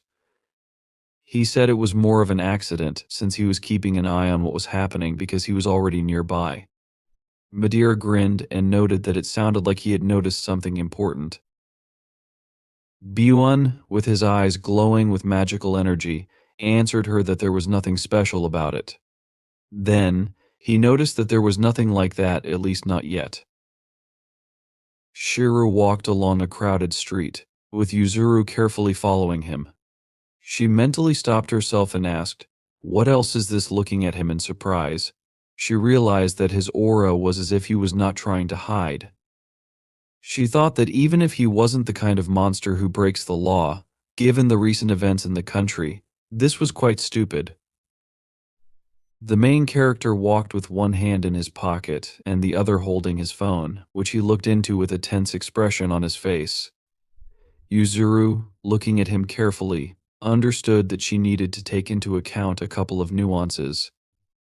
She assumed that he was being controlled by magic or a supernatural entity and realized that there was a possibility that he could not control his aura. However, in fact, the main character specifically showed an aptitude in order to lure someone out. Siu continued to walk forward, looking at the small knife he was holding in his palm. It was a miniature knife with a black handle and a decoration on it in the form of a picture of white flowers. The blade of the knife glowed with purple magical energy. It was called an engraved sword, and this blade belonged to Master Yusum. When Hanan handed him this sword, she said that if you pour aura into it and throw it at a target, the blade would separate in such a way that it would allow the one holding the handle to track the one he hit from a distance. The main character then asked her if the broken part of this blade was in the monster that Yusum was chasing. He asked her another question if there were restrictions, like how long the blade could stay inside someone. In response, Hanan explained that the effect worked at a distance of about 1,000 km or until the target reached the blade. However, she clarified that there was a special condition for this. She told him that the condition was that he could only get it with a stronger aura than the one who drove it into him. She said that this was the only way to retrieve a piece of the blade. The main character, with a surprised expression on his face, opened his eyes wide and looked at her as she said this. Now, as he walked along a richly built-up city street, he thought that when it was taken out of the handle, the missing part would grow. After that, he thought about the fact that if the enemy was able to overpower Yusum, and not only him but also 2 other monsters, then despite the fact that he had the strength to defeat the blade, he could not reach it because the sword was still broken. Siu thought about this while carefully looking at the dagger that glowed brightly in his hand. The main character looked confidently in front of him, frowning his eyebrows. He understood that there was only one explanation, which was that the enemy deliberately did not pull out the blade from himself. Siu saw, at a short distance from him, a large building similar to a factory, glowing with a thick purple light of magical energy. This factory was an abandoned building with a lot of debris and construction material inside. Someone's voice addressed Tao. The voice belonged to a monster with an unusual appearance called Zen, to whom Tao turned in response. Zen hesitantly pointed his hand, buried in his sleeve, at him and said that this was blood in Tao's hand. Then Zen asked him if he could just leave it like that. Tao, with a wide smile on his face, asked him if he was talking about this thing. Tao sat on the rubble of construction, stretching out his hand, pierced through by a blade in front of him. It was a blade from a sword belonging to Yusim. His hand was bandaged. Tao said with a smile on his face that everything was fine. Then, he explained that the wound was small, and he wouldn't pull out the blade, as new ones would come to him. They were interrupted by the voice of a monster approaching from the direction. This monster with extreme squinting eyes was called Hufin. Hufin, simultaneously looking in different directions, turned to Tao and asked him what was the matter. After that, he asked him if he wanted to attract those who were hunting for them. He then asked him another question, what's the point. He noticed that if the chase continued, they would be able to feed on people as before. Tao, continuing to smile, confirmed this and began to talk about the topic. He told them that from now on he would not eat people. After these words, Hufin and Zen looked in his direction with wide-open eyes in bewilderment. Hufin furiously asked him what he was talking about. Then he explained that if he didn't eat people, then he would. Tao didn't let him finish and told him affirmatively that they were delicious, and the more you eat them, the tastier they become. However, looking thoughtfully ahead, he said that for some reason, no matter how much he ate, he couldn't satisfy his hunger. He told them that he had thought about the reasons but did not find an obvious answer. He then told them that last night everything became clear to him. He mentioned the 3 monsters they fought. He noticed that they were strong. He also said that if they had encountered him as before, he would not have gone up against them. But he said, the latter fought well in the end, and be that as it may, after defeating them for the first time, he felt he was really full. After that, he said that the one who brought him here probably understands what he is talking about. He assumed that it was obvious that he was born for this feeling. Zen looked at him in confusion. Rising to his feet, Tao, with his eyes burning with interest, said that he wanted to hunt those who were worthy of defeat, and not just for the sake of taste. With his hands resting on his hips, he said that if this is a feeling that people cannot give, then he does not think that he should eat them. Hufin, straining his jaw, noticed that this sounded like nonsense and he was losing interest. After that, he said that he didn't understand him and didn't want to understand, because they had a great chance, and he didn't want to get into trouble because of his whims. Tao turned to him with a smile on his face and asked, really. He then suggested that perhaps this was true, but his greed and his view of things were incompatible.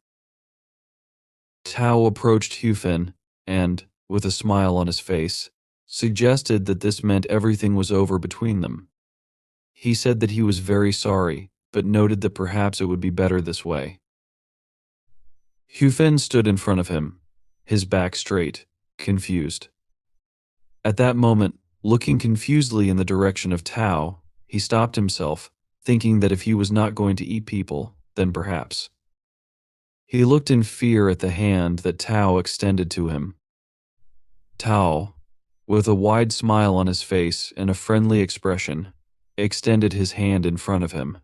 He turned to the 2 monsters surrounding him, Hufin and Zen. He told them that although they had known each other for a short time, he had learned a lot, and if not for them, he would have died. He continued to hold his hand outstretched and said that it would be nice to continue together. However, he admitted that they were right, and he thought it would be much better if they went their separate ways. He apologized to them and thanked them. Hufin clenched his jaw in great tension and called him a bastard through clenched teeth. He then turned to Zen and told him that if he had heard everything, he ordered him to move. He explained that they had to leave before sunset. However, Zen did not move from his place. He stood unwaveringly, looking uncertainly in front of him. Hufin, irritated, asked him why he was hesitating. Zen said hesitantly that he wanted to be with Tao. Hufin asked him again in bewilderment. Zen exhaled heavily from his lungs and spoke about what they experienced last night, thanks to Tao. Then he asked if this was true. After that, he confusedly continued to say that he also wanted to become as strong as Tao. Tao looked at him in surprise while Zen continued to say that, in this case, he wanted to fight, not with people.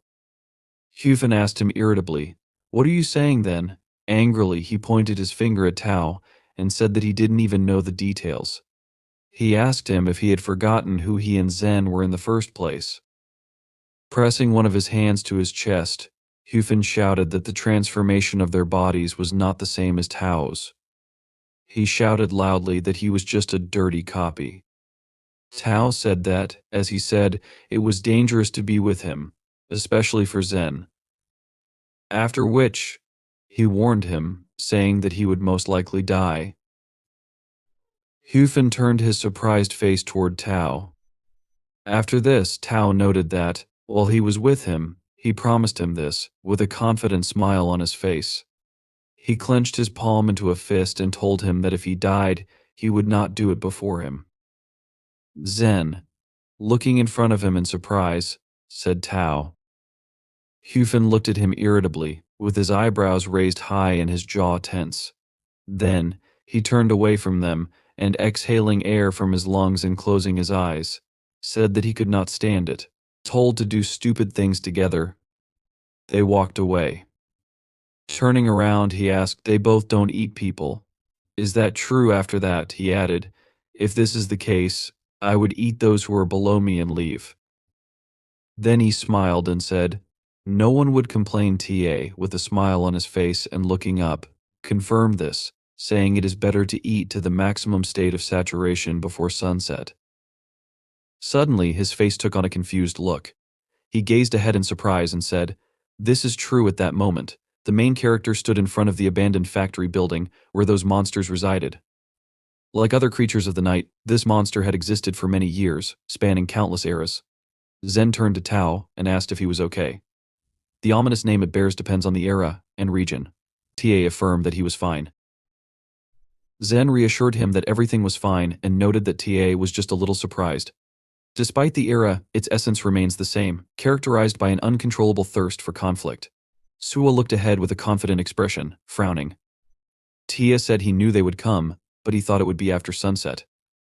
In the era where he rampaged most, both monsters and people called him by that name. Ta glowed with thick magical energy, his pupils bright purple. He looked ahead gloatingly, saying they needed to prepare to welcome their guests. Chiyu. The violence that consumes the world was imminent. Soon Siva entered the building, though he felt a pang of fear. Once inside, he froze briefly, his eyes widening as he sensed two distinct sensations from two directions. Magic was palpable from above, and the bloody stench emanated from below. Siva first looked up, noticing flows of aura, and then looked down, contemplating his decision in this gloomy dilemma. Clenching his teeth tightly, he still pressed forward. Outside, Yuzuru stood near the building. Slightly raising her head, she gazed at the streams of aura visible above. She frowned and asked herself, what kind of absurd horror is this? Yuzuru assumed that unless this phenomenon had a historical context, the building was like a canteen for monsters. She was certain that SCU could sense this, and was amazed that he went inside without hesitation. Yuzuru understood it was a trap with 99.9% certainty. Despite the odds, he entered. Yuzuru, clutching the paper with the prediction in her palm, mentally noted that the prediction of the 7 lucky children never lies. Even if it was a prediction of love, it guaranteed a happy day. Whatever happened, Yuzuru was certain she would meet her love safe and sound. Suddenly lowering her head, Yuzuru realized something else and asked herself what Shay was all about.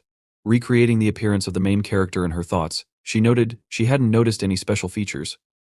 One could say Shay was neither ugly nor handsome. Sighing, Yuzuru distracted herself from such thoughts and focused on the energy, most likely coming from above.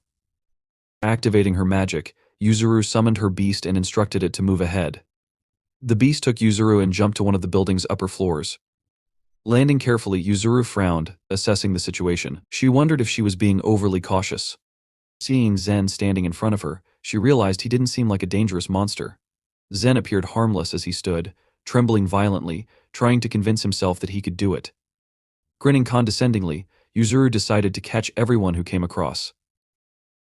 Shay was descending at that time but suddenly stopped when he noticed Hyufen sitting on the ground, bending over a shapeless heap obscured by darkness. Sensing the main character's presence, Hyufen turned sharply and asked what was happening. At first he assumed a human had come, but he soon realized it was a monster. Siva lowered his head and seriously asked, "How many people have you and your comrades managed to eat?" He realized that his question was stupid and instead asked how many other creatures were there. He was sure that Hyufen could not be the only one and assumed the others had most likely gone upstairs. Hyufen, running his hand over his mouth, called Siwa a joker and asked if he understood that there was no point in asking. The main character suddenly realized that this was an opportunity to quickly kill Hyufen and leave. Hyufen, smiling, announced that because of Siva, he couldn't even calmly eat his stash and decided that Siva would have to answer for this. The main character simply smiled and said he agreed. After that, he ran into the attack. Hyufen, unable to react in time, froze with his eyes widening. Siu, clenching his palm into a fist, prepared to strike, telling Hyufen to force him to stop if he could. The next moment, he struck Hyufen in the stomach. Hyufen screamed and spat out blood, thinking how fast Siu was. Siva, without hesitation, grabbed Hyufen by the clothes and, pressing his feet harder into the ground, threw him far to the side. Hyufen flew into the wall and stopped, clenching his jaw. The main character then announced that he would ask another question and demanded to know how many monsters there were and the strengths and abilities of each. As magical energy began to release from him, it seemed more threatening. He ordered Hyufen to answer quickly. Hyufen, having modified his body, called Siwa funny but noted that the main character practically didn't react to the changes in his body. The next moment, Hyufen suddenly struck. Blood sprayed from a scratch on Siu's body, but Siva continued to stand without moving. Hyufen, smiling, announced that he needed to finish him off. When Siva was close, Hyufen suggested that Siu was trying to look cool but was only making things worse for himself. He added that everyone else had boldly come here, not understanding why Hyufen had such a nickname. Noticing that the main character was still standing without moving, Hyufen asked himself if things had gone more smoothly than he thought. He decided this was a good thing since, with his ability to strike from a distance, his targeted attack wouldn't fail. After striking, he sent powerful attacks towards Siu. Each hit sprayed more blood into the air. The main character continued to stand without moving or defending himself. Hyufen didn't stop, and Siu didn't move or react to anything that was happening. After some time, Hyufen stopped, breathing heavily, and asked what was going on. He was amazed that, despite his injuries, Siu was still standing. Hyufen asked who the main character was, convinced that Siva should have fallen. He asked why that hadn't happened. Siu simply called Hyufen a weakling, and added that he understood why Hyufen ate people. Hyufen froze, listening carefully, as the main character declared that Hyufen was doing all of this to become stronger. He understood Hyufen's desperate desire to gain even a little strength, but he asked whether it was really necessary to kill and eat so many people for such an insignificant growth. Looking at the bloody bodies on the side, Siu asked whether, even after all of this, Hyufen still couldn't get enough to eat. In Siva's opinion, this was strange since killing people for such a small thing was beyond his understanding. Frowning, he raised his hand to strike. Hyufen, seeing this, clenched his jaw and leaned back but managed to wave his hand to stop Siu's strike. The protagonist's palm was cut. The blow severed his hand, but even so, he didn't stop his attack. With the remaining part of his hand, he struck Hyufen in the face, throwing him fair and slamming him into the wall. Hyufen laughed with all his might, calling Siu funny, and declared that the reason they eat people was obvious because they could. Siu stopped listening to the explanation. Hyufen, though trembling and gravely injured, smiled and asked, "What is wrong with the strong eating the weak?" He added that the main character was no different, waving his power around, as if making a statement. In Hyufen's opinion, this was amusing. Siu did not argue. Instead, with his next blow, he plunged his hand into Hufin's body and pulled out a core from it. Hufin fell to the ground, lifeless. Siu, holding the core in his hands, looked around briefly, focusing on the bloody bodies nearby. In the end, he absorbed Hufin. At the same time, on the upper floors, Zen, attacked by Yuzuru's magic, was knocked aside and trembled, unable to even speak. Yuzuru admitted to herself that no matter how much she thought about it, something felt wrong. She asked Zen if he was truly alone here, and whether he had a boss or allies. The beast Yuzuru had summoned stood beside her as she crossed her arms and frowned, trying to appear more threatening. Zen, still shaking, admitted he didn't know anything and pleaded with Yuzuru to stop threatening him and focus. Yuzuru, serious, declared that she was focusing and launched another attack, knocking Zen back. He was unable to repel the attack and stopped resisting. Yuzuru realized that, even if Zen didn't try, he was of average strength, but it was clear he didn't know how to fight. She assumed that Zen had been separated from, or kicked out of a group. Thinking that such a monster would be too troublesome to kill, she wondered if she should just capture him instead. Zen, shrouded in remnants of magic, lay on the ground, barely moving. Suddenly, someone announced that this wouldn't work. Turning, Yuzuru saw Talu, who grinned and told Zen that his attitude was wrong. He added that, at this rate, Zen wouldn't even be considered a worthy enemy. Yuzuru, noticing Talu, froze with wide eyes. She thought about how, due to the unique nature of the Japanese archipelago, psychic abilities were used much more frequently in this region compared to others. Yuzuru, an exorcist since the age of 14 in Korean reckoning, had banished over 100 spirits within 5 years. But the experience she felt now surprised her.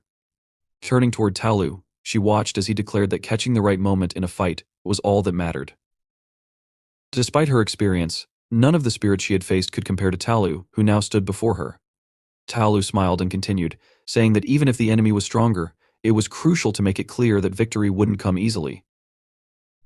Yuzuru, ignoring his words, clenched her jaw and asked if Talu had been hiding all this time.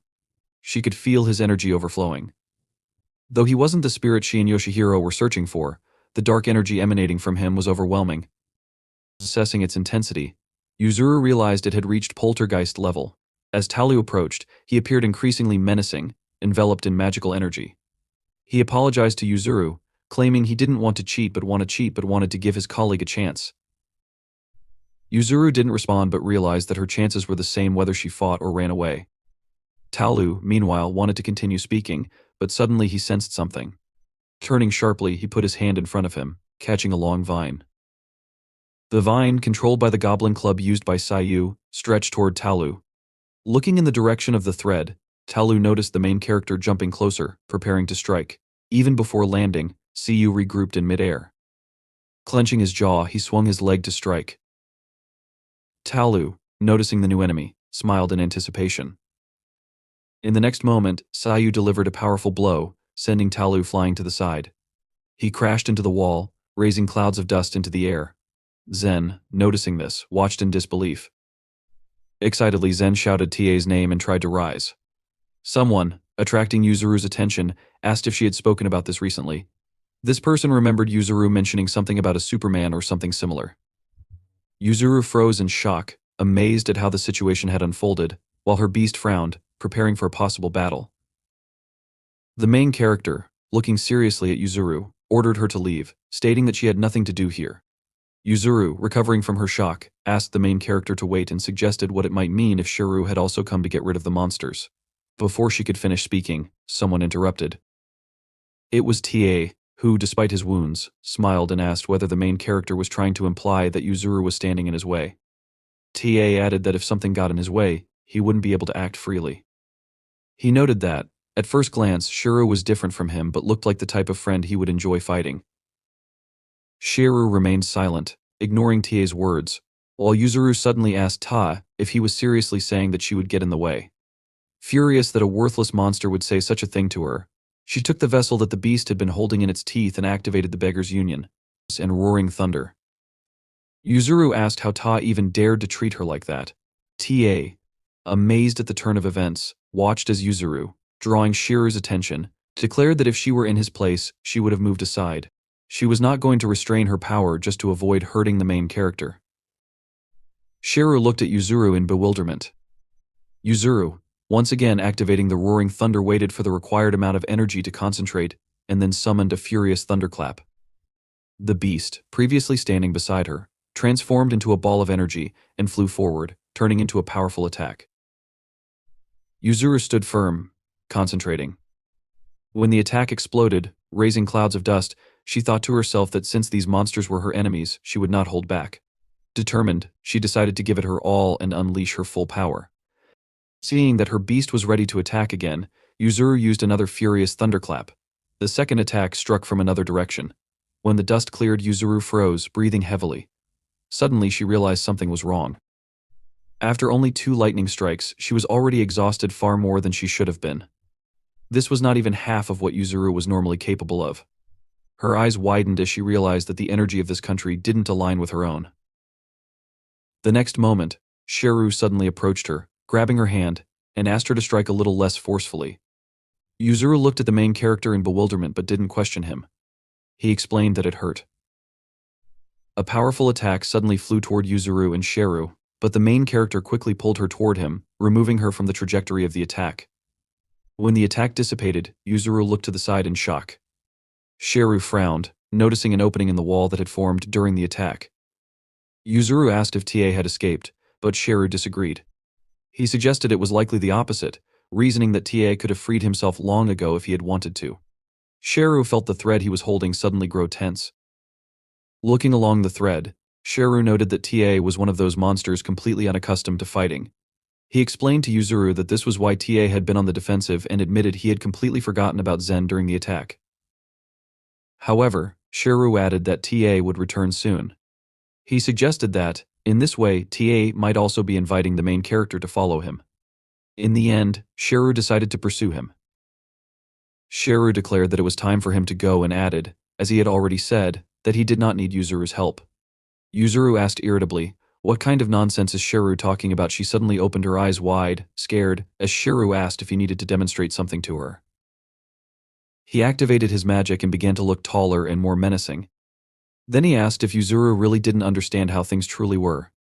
She leaned back, frightened by what was happening. The main character, grabbing her throat with his hand, admitted that he had never killed a person, but even after one touch, he could tell something for sure. Yuzuru trembled, trying to grab Shiru's hands to remove them, but she couldn't do anything.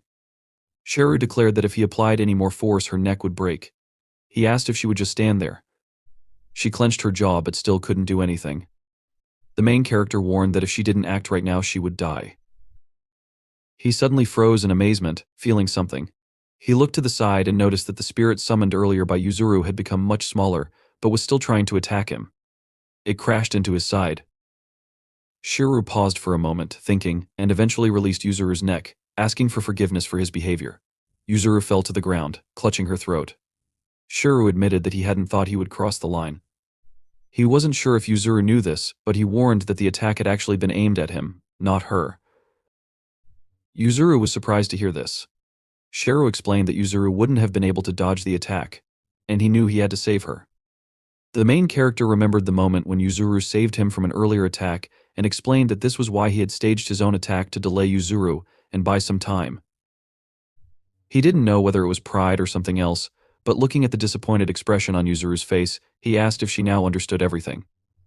Shiru warned that her strength wasn't enough to defeat TA right now and declared that it would be better if she simply turned around and left.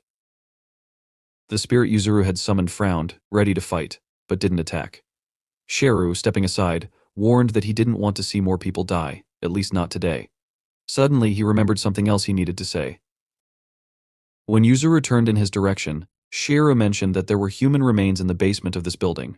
Although he understood it was an extremely unpleasant sight, he asked Yuzuru to take care of those people. He insisted that they couldn't be left like that, and needed a proper burial. Having said this, Shiru left. Sometime later, while following the thread, he stopped when he heard someone express happiness at his arrival. It was TA, who honestly admitted that they could have fought back where they were. However, he warned that by staying here, he was keeping his promise to his comrades. TA assumed that Shiru had already realized this on the way, but noted that he needed to be cautious about random people getting involved. Ta explained that the area would soon be demolished, so there weren't many people left. Certain rumors about TA and other monsters had spread, which had driven most people away. Scratching his temple with his fingers, Ta noted that sometimes a few people passed through to film something. Ironically, it made it easier for the monsters to hunt. Diverting from the topic, he suggested not paying attention to it. Noticing Shiru getting into a fighting stance, T apologized, suggesting that he might have been explaining things for too long. Grinning, he exclaimed how excited he was. The next moment, Shiru and TA simultaneously ran forward to attack. When Shiru struck with his club, Tia managed to block it but didn't stop moving.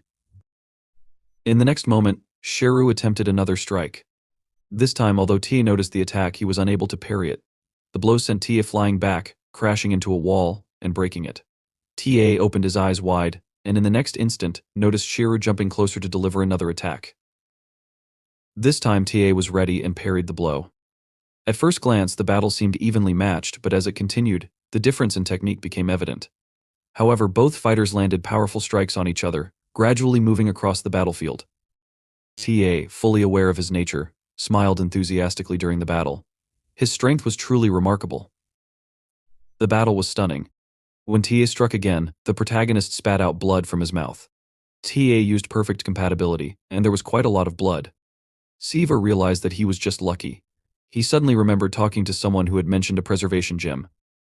They noted that it didn't matter what state the monster's body was in or whether it was the first time he had taken something like that. Although the interlocutor wasn't certain, they remarked that Sue had handled it quite well.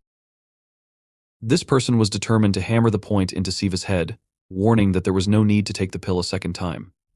The main character, looking at several bottles of pills standing in front of him on the table, asked in amazement what those words meant. He remembered that he had been able to defeat Yum by eating the pill, though it had cost him a significant amount of money.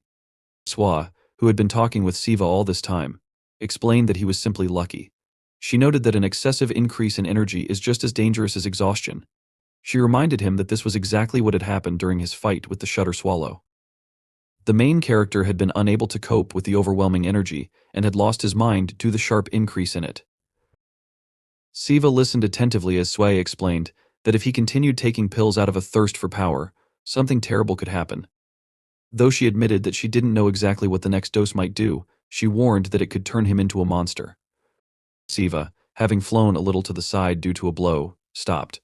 TA, looking at him seriously, exclaimed that the main character was truly unusual. He smiled enthusiastically, noting that even with the 3 monsters he had fought last night, it hadn't been possible to exchange blows like this. TA put in so much effort for the first time in his life. Siva, trembling with pain and fatigue, threw a pill into his mouth, intending to eat it. TA suddenly noticed that the main character had something, and asked what this elegant thing was. Sue couldn't answer the question. However, if someone knowledgeable about goblins had been present at the battle, they might have been able to provide an answer. What appeared through the use of Shu's magic was called the Goblin Cap, the third ability possessed by the goblin race. Sometime earlier, someone had been talking with their companions and swore that they had seen a goblin with their own eyes.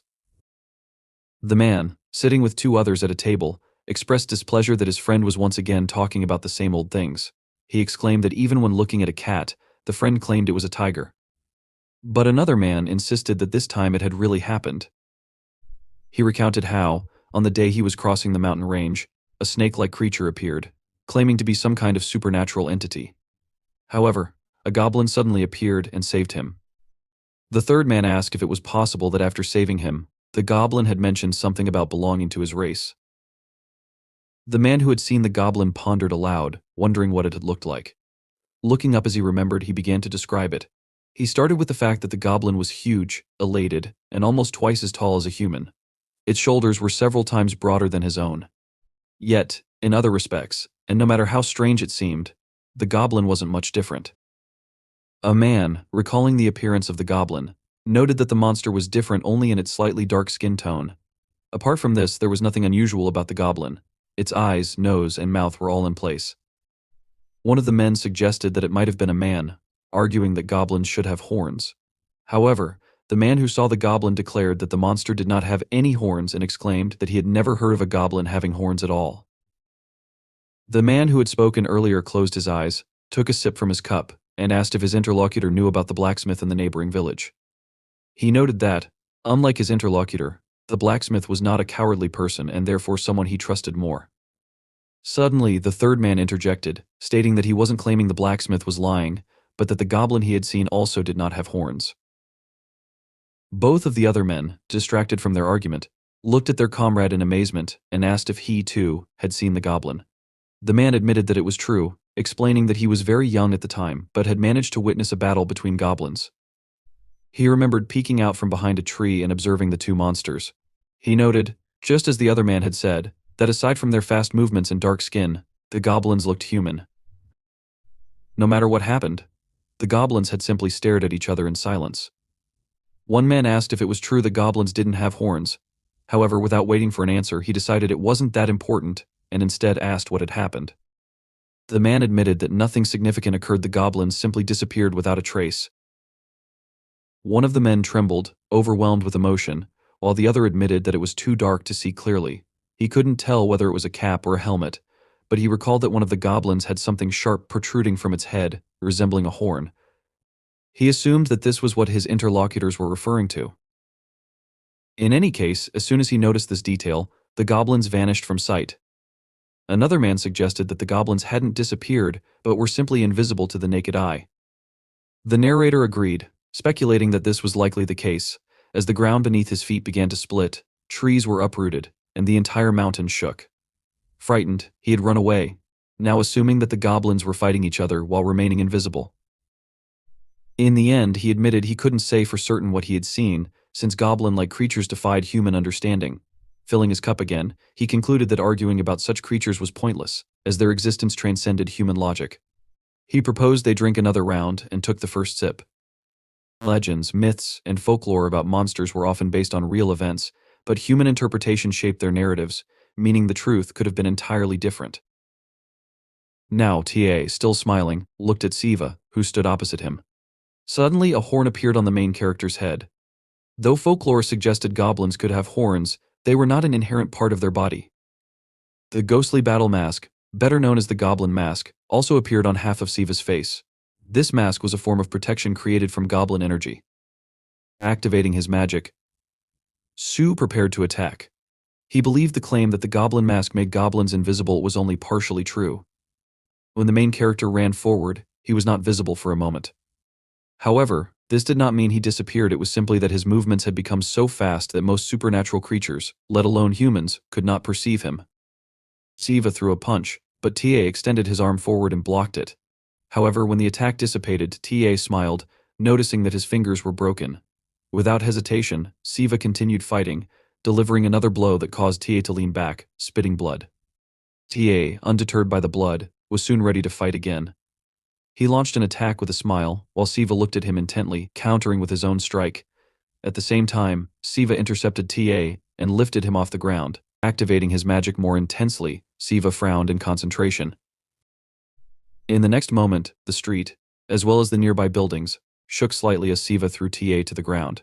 The magic gradually began to dissolve, and TA stopped moving, surrounded by blood dripping onto the floor. Both of his arms had been torn from his body, but he continued to smile, staring at the empty space in front of him. The next moment, Siu appeared nearby and instinctively understood how to use the mask on his face. Unlike others, he greatly lacked practical experience, and this was a tool that pushed his limits. It could be compared to the tales mentioned in folklore, which caused the protagonist to significantly increase the level of power he could harness. Now, he frowned, realizing that this was more than enough.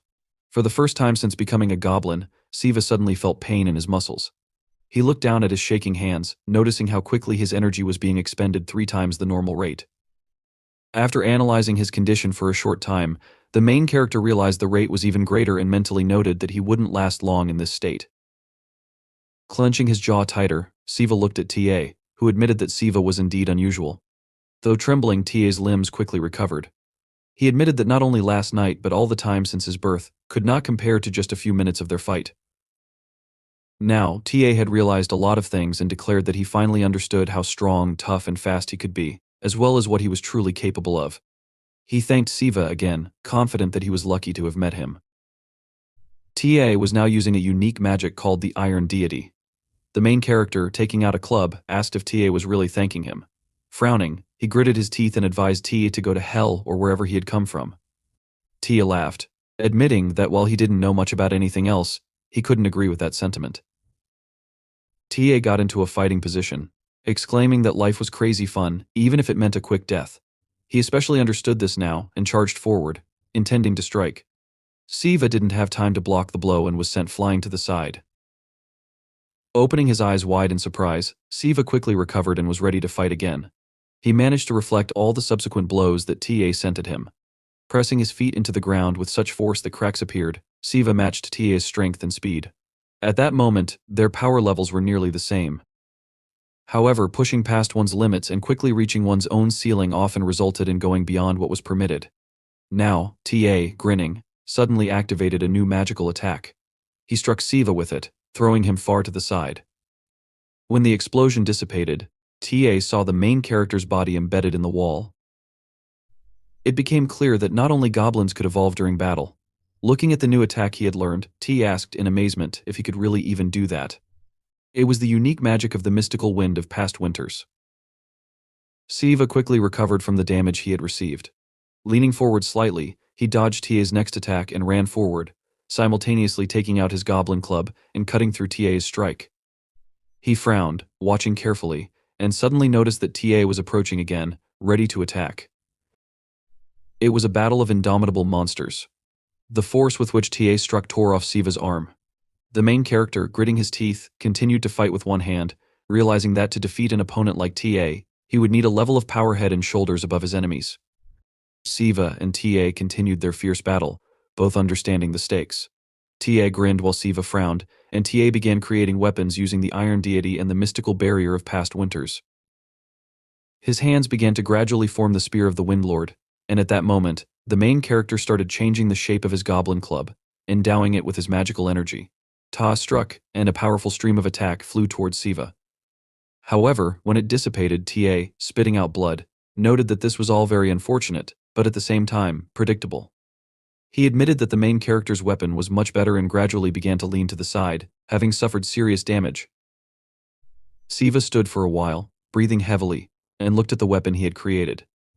But suddenly he heard someone say that it was all amazing. Turning around, Siva noticed someone approaching him, who commented that Siva was using a ghostly battle mask, as well as goblin wrestling. It was Bayan, who admitted that even for an ordinary goblin, all of this was very impressive. Smiling, Bayan noted that in any case, he was glad to meet the main character and introduced himself, extending his hand forward. Finally, Bayan announced that he and Siva were the same and activated his magic, causing his eyes to glow dimly. The main character stood a few meters away from Bayan. Bayan, looking at him carefully, told him that he shouldn't strain himself too much. He then explained that he didn't plan to interfere in their fight with TA. The main character, regaining his breath, looked carefully at Bayan, his eyes wide open. He asked himself, did he say that they were the same? Then, in surprise, he asked himself if he really meant it. Bayan interrupted his thoughts by throwing an object in his direction. Siva opened his eyes wide in surprise when he heard the sound of a falling object.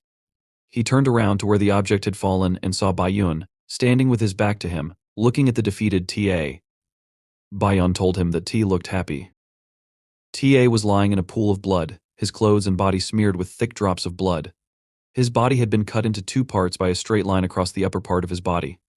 On his bloody face was a happy smile, from which thick streams of dark burgundy blood were oozing. Looking at this, Bayan said it even disappointed him a little. He noted that if he had more time to get used to his magic, the outcome could have been completely different. Then Bayan added that there was nothing wrong with it, and that next time, he would definitely succeed.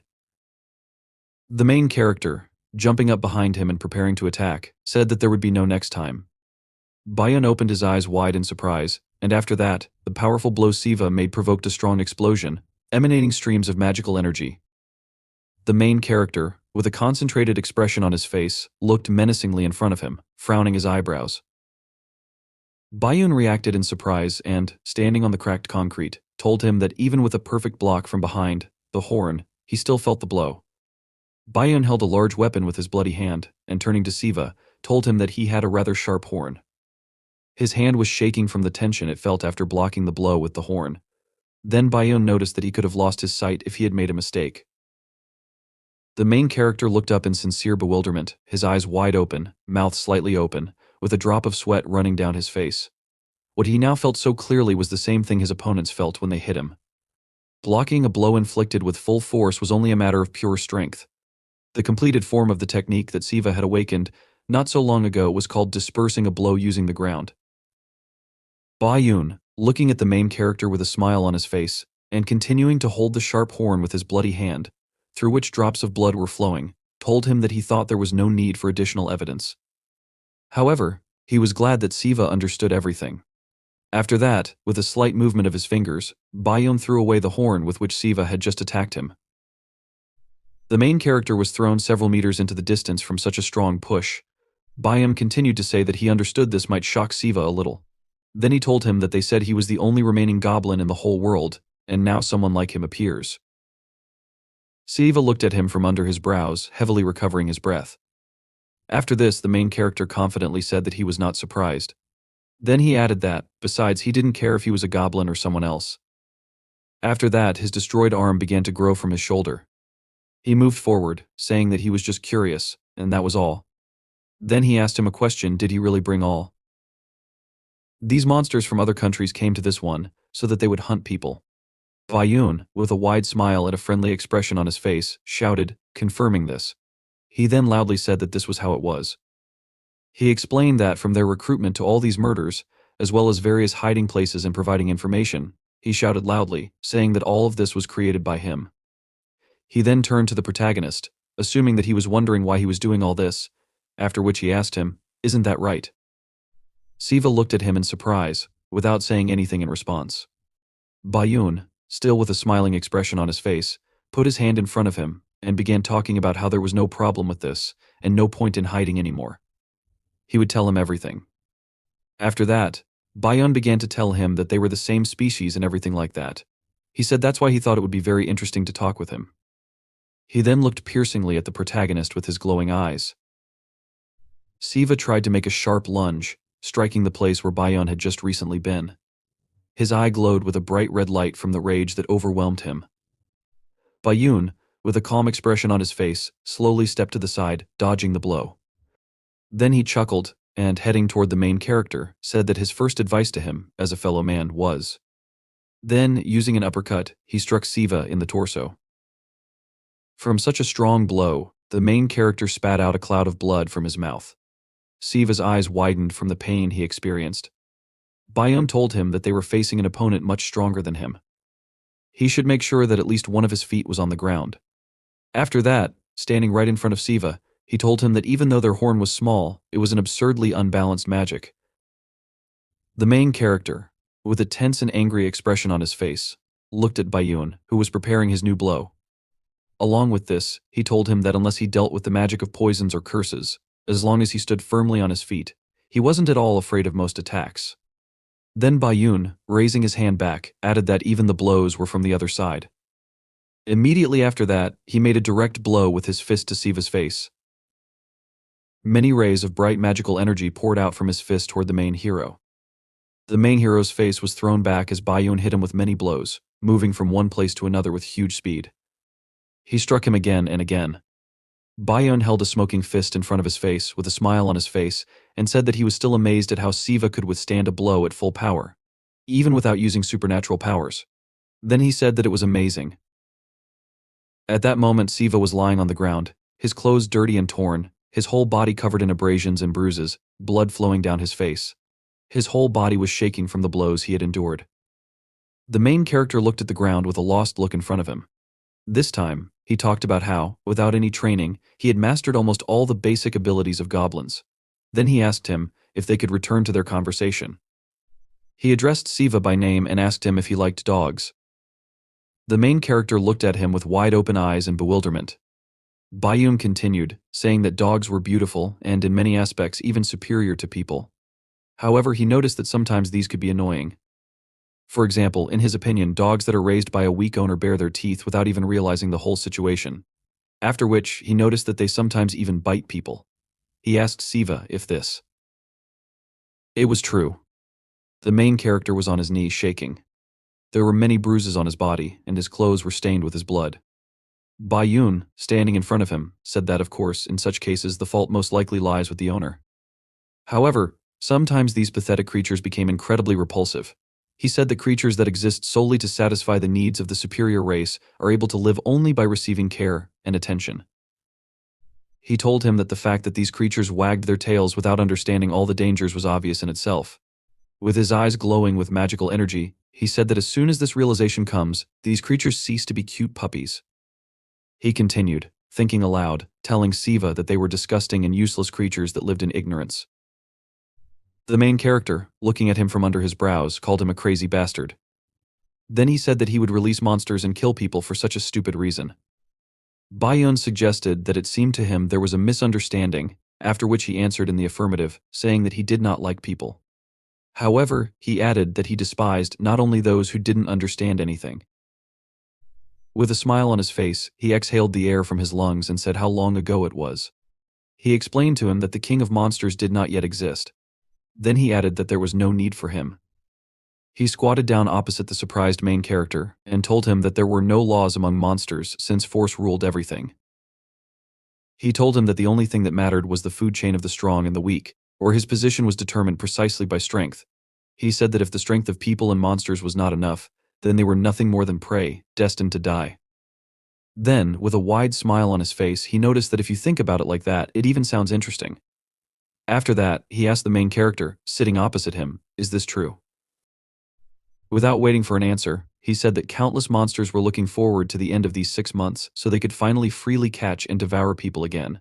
However, he noticed that if you delve a little deeper into this topic, there's nothing more fun than this. Bayan continued to think out loud, saying that most likely, the vast majority of these creatures were initially not much different from people. He said that only the prey had been protected for much longer. Siva looked at him in bewilderment, his eyes wide open, listening carefully to his words. Meanwhile, Bayan talked about how such people could only bark at the weaker, as if they themselves were predators. However, at the same time, they lived in safety, much more than people. Bayan gave an example, saying that creatures of the same species with them were unpleasant even to look at. He suggested that with people, everything was exactly the same. After that, he turned to the main character, suggesting that he had probably seen a lot of these in his life. He then asked him if this was true. Bayan said that parasites who receive much more than their worth, under the protection of laws, common sense, and various organizations, without any shame, make purchases for which they are not able to take responsibility, as if it's their inalienable right. He said that they live in the hope that they will be protected. After that, looking carefully at Siva, he asked him to imagine what a world would be like, where such unreasonable defense did not exist at all. He asked, "Doesn't that sound great?" Then he began to argue out loud that there was no such right or law that allowed such a parasite to exist. He again said that the only criterion was strength, and those who could not answer for their actions simply die or suffer. The main character frowned at him, frowning, and tried to restore his breathing by actively inhaling and exhaling air from his lungs. Siva, with blood running down his face, said that this was far from beautiful and sounded like the sick fantasy of an 8th grader.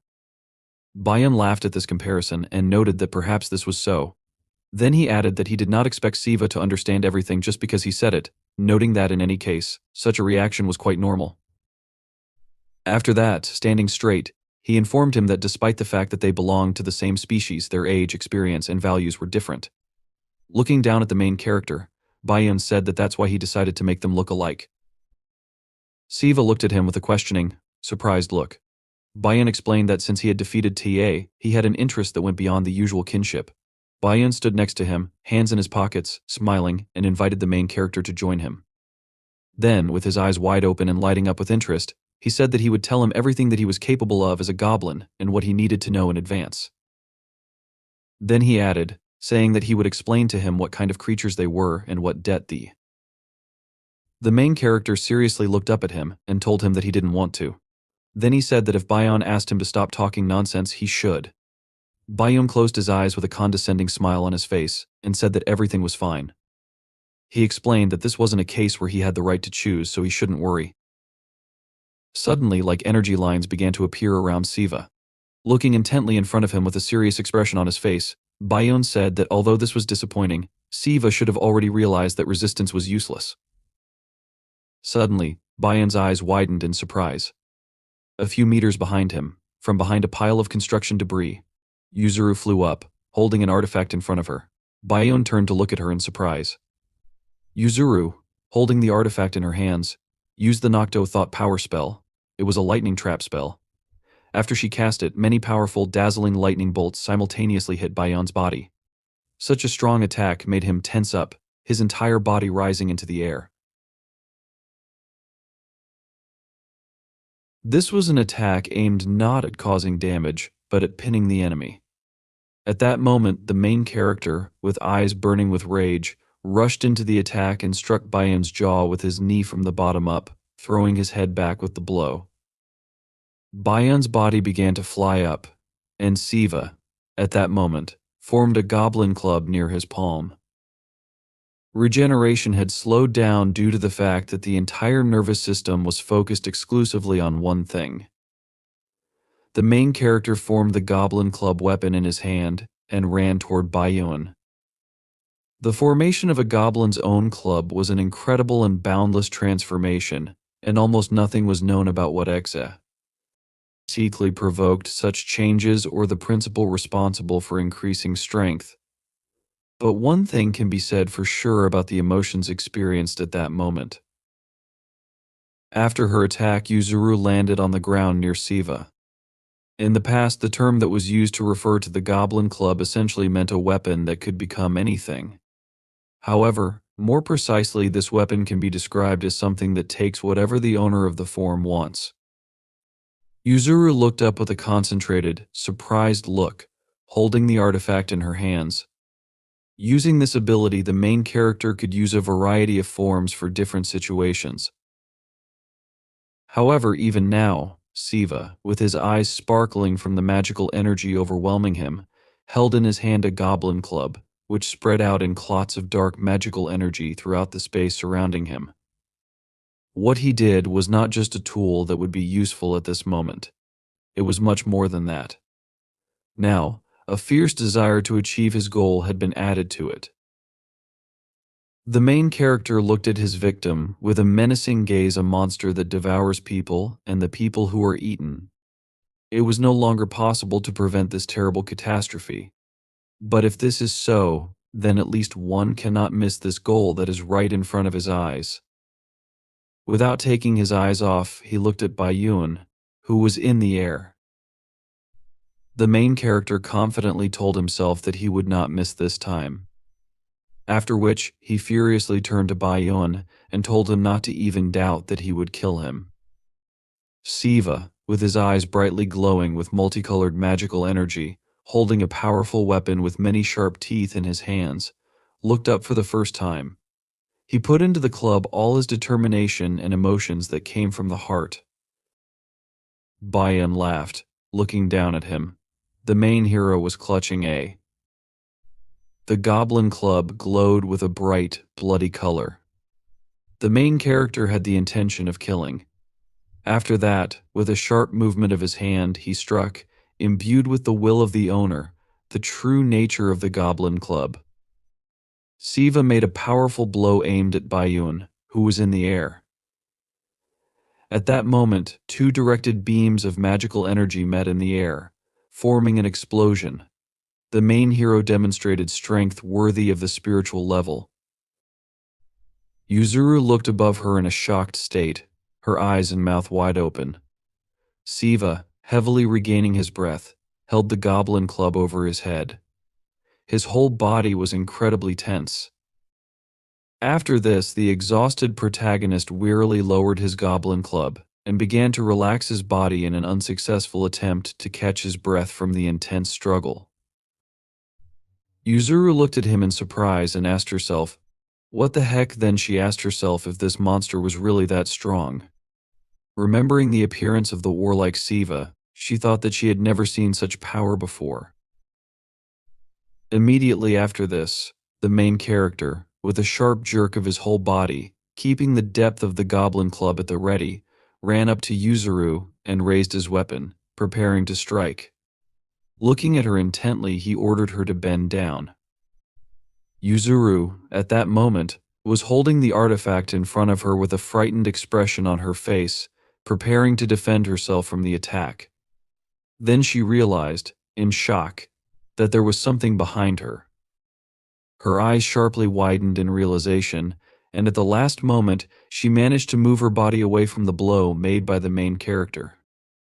Siva dealt a strong blow, cutting the space from top to bottom. Then he looked in front of him in great fatigue. Bayan was there and asked himself what he could say about this. Then he said that, just like before, it never ceases to amaze him. Bayan stood opposite him with a calm expression, a large and red glowing horn growing from his forehead. He was dusting off his slightly stained white shirt, and in his right hand he held a goblin club. The main hero, looking at him with tension, thought that he knew he was weaker than him, but he didn't even suspect that he was that much weaker. Bayan continued to say that, moreover, this is not an instinct revealed in a crisis situation, but a conscious desire to reveal his true nature. Then he asked if Siva was capable of this at his age. Bayan carefully looked at the main character and asked him what his feelings were. He suggested that this was not bad, after which he asked him again if it was true. He said that Siva was finally able to take control of his lust for murder. After these words, he used as an example a saying that says the first manifestation of truth in nature must always achieve the goal of awakening. Bayan put out a goblin club, formed into a weapon in front of him. By creating this, he was saying that, at this rate, Siva might even stop being considered a goblin. Siva stood next to Yuzuru, holding the goblin club in front of his body. A sharp impulse of magical energy was sent to the center of the main character's body. Siva was able to put the goblin club in front of him, which received the blow. Bayan, with a smile on his face, told him that this would not work. Immediately after his words, the club that the main character was holding in his hands broke into two parts, the fragments scattering in different directions. Due to the broken defense, the attack from Bayan hit Siva, causing him to fly several meters back. Yuzuru looked at him in fear. Approaching her, Bayan said that the essence of the club was that the shape it took depended on the desire of the owner, and now his club was a weapon created to kill him. He explained to him that, in other words, the only purpose of it was to kill. He further said that trying to defend himself with this would not make much difference from simply taking a blow on his naked body. After which, he interrupted his words, denying what he had just said. He admitted that if Siva had prepared for the blow from the very beginning and not tried to fight back, that would have been even better. The main hero was on his knees, shaking from the pain he had received, with a black hole in his chest. He strained his hands and squeezed a fragment of his club in his palm. Bayan approached Yuzuru, who stood with her back to him. Turning to her, he noticed that she was not from this country, after which he asked her if this was true. Yuzuru looked ahead with a frightened expression on her face, then looked at him in shock, her pupils greatly reduced in fear. Bayan asked her why she was here. He then remarked that he certainly had one guess, but at the very least, she should have found out about this place first before interfering. Bayan spoke these words with wild eyes.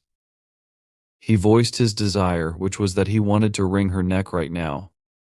Then, turning to the main character, he asked him what he thought. Bayan noticed that he could let her go, but he clarified that he would only do this if she threw away what was. In his hands, the main character at that moment looked at Bayan with an intense gaze, greedily inhaling air into his lungs. In his hand, he held a pill received in the House of Humility. Bayan said that he thought this pill was from the House of Humility, after which he asked if this was true. After these words, with a sharp movement, he grabbed Yuzuru's neck with his hands.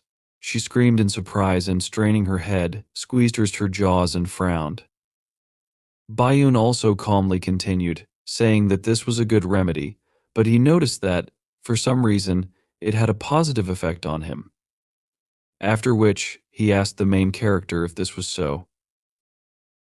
Looking at him with a smile, Bayan said that this is the essence of the fact that drugs have both positive and negative sides. He assumed that this was the second time, after which he asked him again if this was so. Bayan began to talk about how the sudden surge of energy overloaded his energy center, and it would recover 3 times more than usual. He admitted that he couldn't even imagine what could happen in the worst case.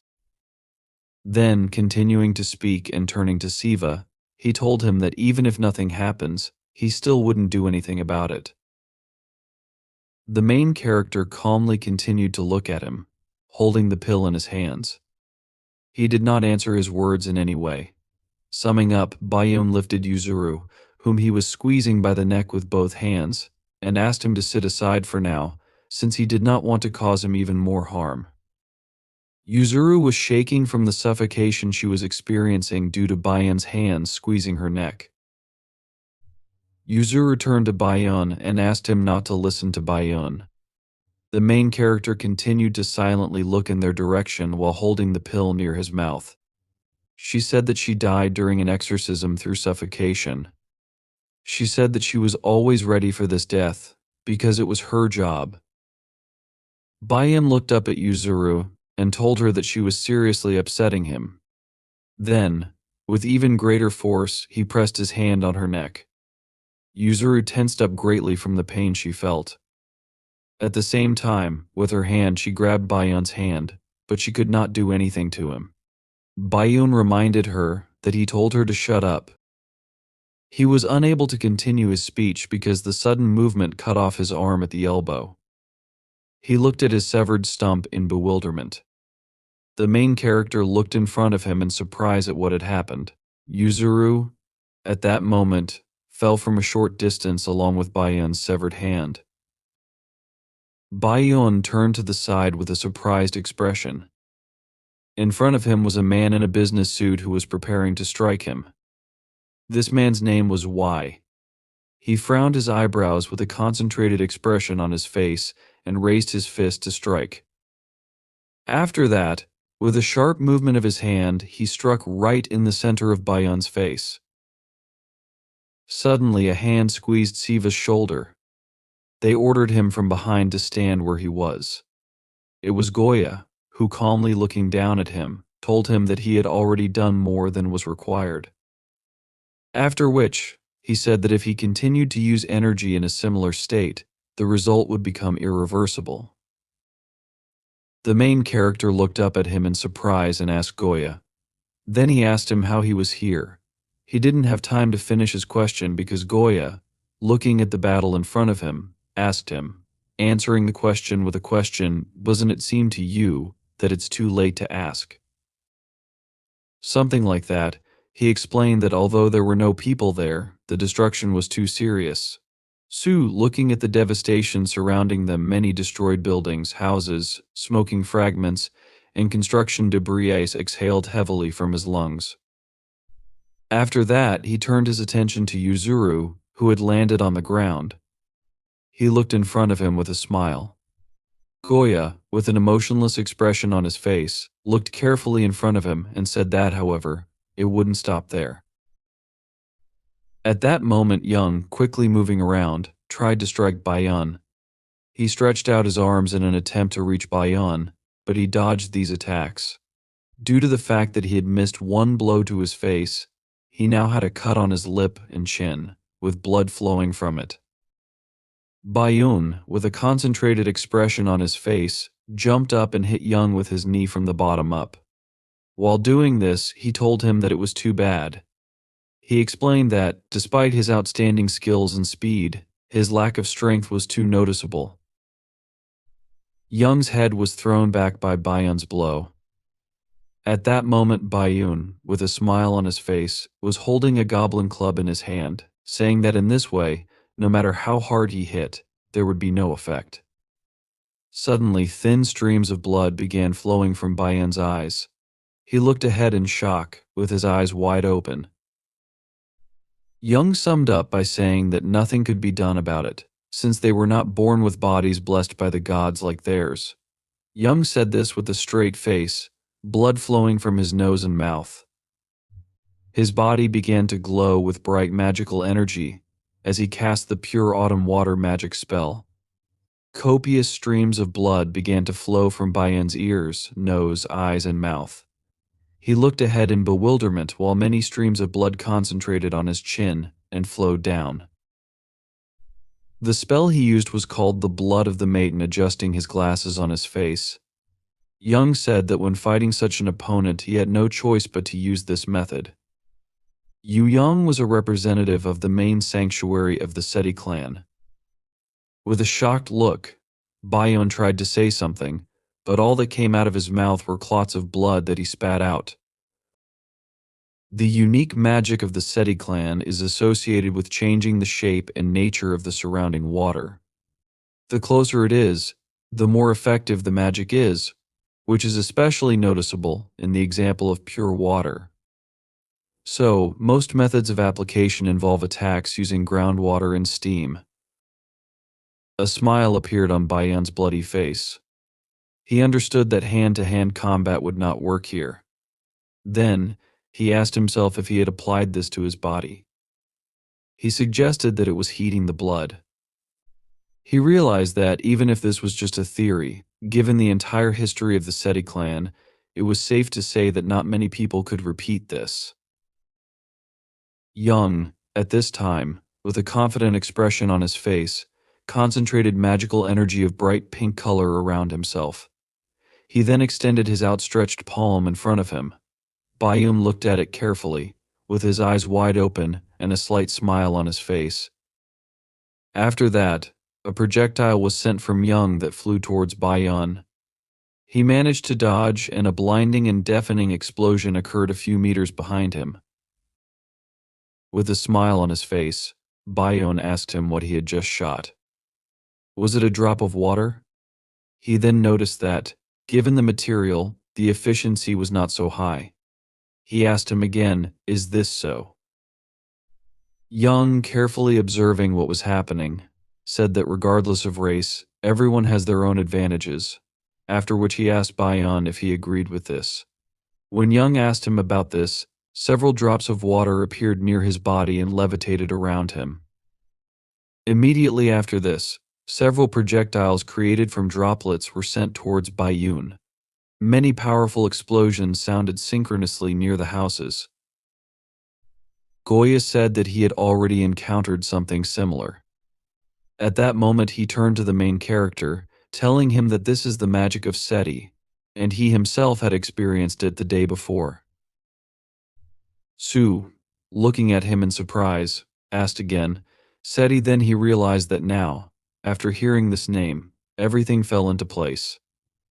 After that he noticed that, however, the effectiveness of his magic was on a completely different level. He mentally admired the difference. It was like the difference between heaven and earth. The main hero looked tensely in front of him, thinking that, even if this is the same attack where they shoot drops of water, he can fight back as much as he wants, he thought, comparing it to this. Goya interrupted his reasoning by saying that even among monsters of the same type, their abilities vary greatly. Su looked at him in surprise as he said this. Goya continued to talk about the innate talent and efforts that everyone offers to hone it, as well as the instructions that guide them. He told him that, in all aspects, this guy is the best in the Shai clan. When he talked about this, his gaze was focused on Young, who, with a calm expression on his face, stood in a fighting stance, concentrated magical energy around himself. The space behind Bayan was blazing and smoking. Young, looking at him carefully, thought that even under the influence of magic, Bayan was able to move as if it had almost no effect. He understood that this was exceptional regeneration and adaptability that surpassed common sense. Bayan, with a bloody pattern on his face, asked with a smile, "Is that all?" He noticed that he had just begun to warm up. Young unemotionally pronounced Goya's name and told him that he would have to give it his all. After that, he asked him to take care of these two and any possible consequences. The main character and Yuzuru reacted in surprise to the sounds they heard. They did not understand what it was, but they heard something powerful approaching in their direction. Tensing, clenching his fists, Young raised them up. As soon as he performed this action, an incredibly huge and wide stream of water burst out of the ground, crushing many centimeters of concrete and asphalt into small pieces. Bayan, looking at this admiringly with a smile on his face, said that he had just noticed that it had become dry. He then asked Young if he had really collected all the water that was here. An ominous and huge creature, similar to a water dragon of incredible size, looked menacingly at Bayan, opening its mouth wide. Young referred to this creature as Isami. After that, he ordered Isami to take it. When he gave this order, his small, brightly glowing pupils looked carefully in front of him. With a hand gesture, he pointed down with his index finger. Isami stretched out, becoming taller, and Yuzuru opened her eyes wide in amazement. She even opened her mouth, but could not say anything. CVU was also shocked and noted that Isami was very big. Unlike them, he did not show such a reaction and simply looked straight ahead with an indifferent expression. CVU suddenly realized that this was the same magic that he had seen last time. However, remembering the battle with Yes, he recalled that back then, a similar attack was barely 2 meters high. But even so, this attack was capable of wiping out a house or several buildings at once. Isami, in contrast, was much larger and more powerful. By controlling this, Young, pointing his hand forward, ordered Isami to attack. Isami, immediately following the order, leaned forward, opening his mouth slightly, and aimed his blow at Bayan, who was standing a little to the side. Bayan, seeing Isami approaching him, smiled and exclaimed enthusiastically that this was simply magnificent. He, without resisting, simply looked at Isami and pressed his feet more firmly into the ground, realizing that everything would happen now. The next moment, Isami, who was very close, struck, and from this, a powerful explosion appeared, scattering streams of magical energy to the sides. Yuzuru, to protect herself from this, put her hands in front of her, closing her eyes. However, not feeling the shockwave, she opened her eyes slightly, noticing that the main character was standing in front of her, covering her with himself. She was embarrassed and shocked by this, and CVU, not paying attention to this, looked behind him, as he was also amazed that he did not feel the blow. They managed to avoid the consequences of the explosion due to the fact that, standing in front of them, the main character activated his own magic, building a protective dome around them. He was focused and silent, calmly holding the magic. When the explosion finally dissipated, he did not immediately remove the protection but first looked at the destruction left after Ashimi's strike. A deep hole had appeared in the ground, and the buildings closest to it had turned into heaps of broken building materials. From the center of the resulting hole, small clouds of dust rose into the air. Everyone suddenly thought of the Yan, who were supernatural beings whose essences lay in the water. However, the synergy when they were nearby did not bring anything good, since they were 2 spells, each of which manipulates water in completely different ways. Goya, frowning, mentally noted that now was not the best time for such a combination, since the synergy effect was not very successful. Looking at Young, he thought about a formidable opponent who could show his full power in the middle of the day, and realized that if this were possible, then cooperation would be the best outcome. Young stood on the edge of the cliff, breathing heavily, clenching his hands into fists. Goya was amazed that of all the people, it was he and Young who were nearby. Finally breaking down his defenses, Goya turned to Young and asked how he was feeling. Young, although he continued to breathe heavily, said that he was fine, explaining that he just needed to catch his breath a little, as it was difficult to release all his power after so long. Frowning, he looked into the depths of the resulting hole and admitted that he did not know whether his use of magic had produced a significant result or not. For some time, no one said anything, looking at the destruction around. Siu, unable to contain his shock, trembled slightly. opening his eyes wider. Someone suddenly announced that there were only two possible options. It was Young who, turning sharply, began to move away from the edge of the cliff, and said either he could have overestimated the skill of his opponent or Bayan had no intention of continuing the fight. Closing his eyes, he admitted that the latter was most likely and assumed that he had not even caused any critical damage to Bin.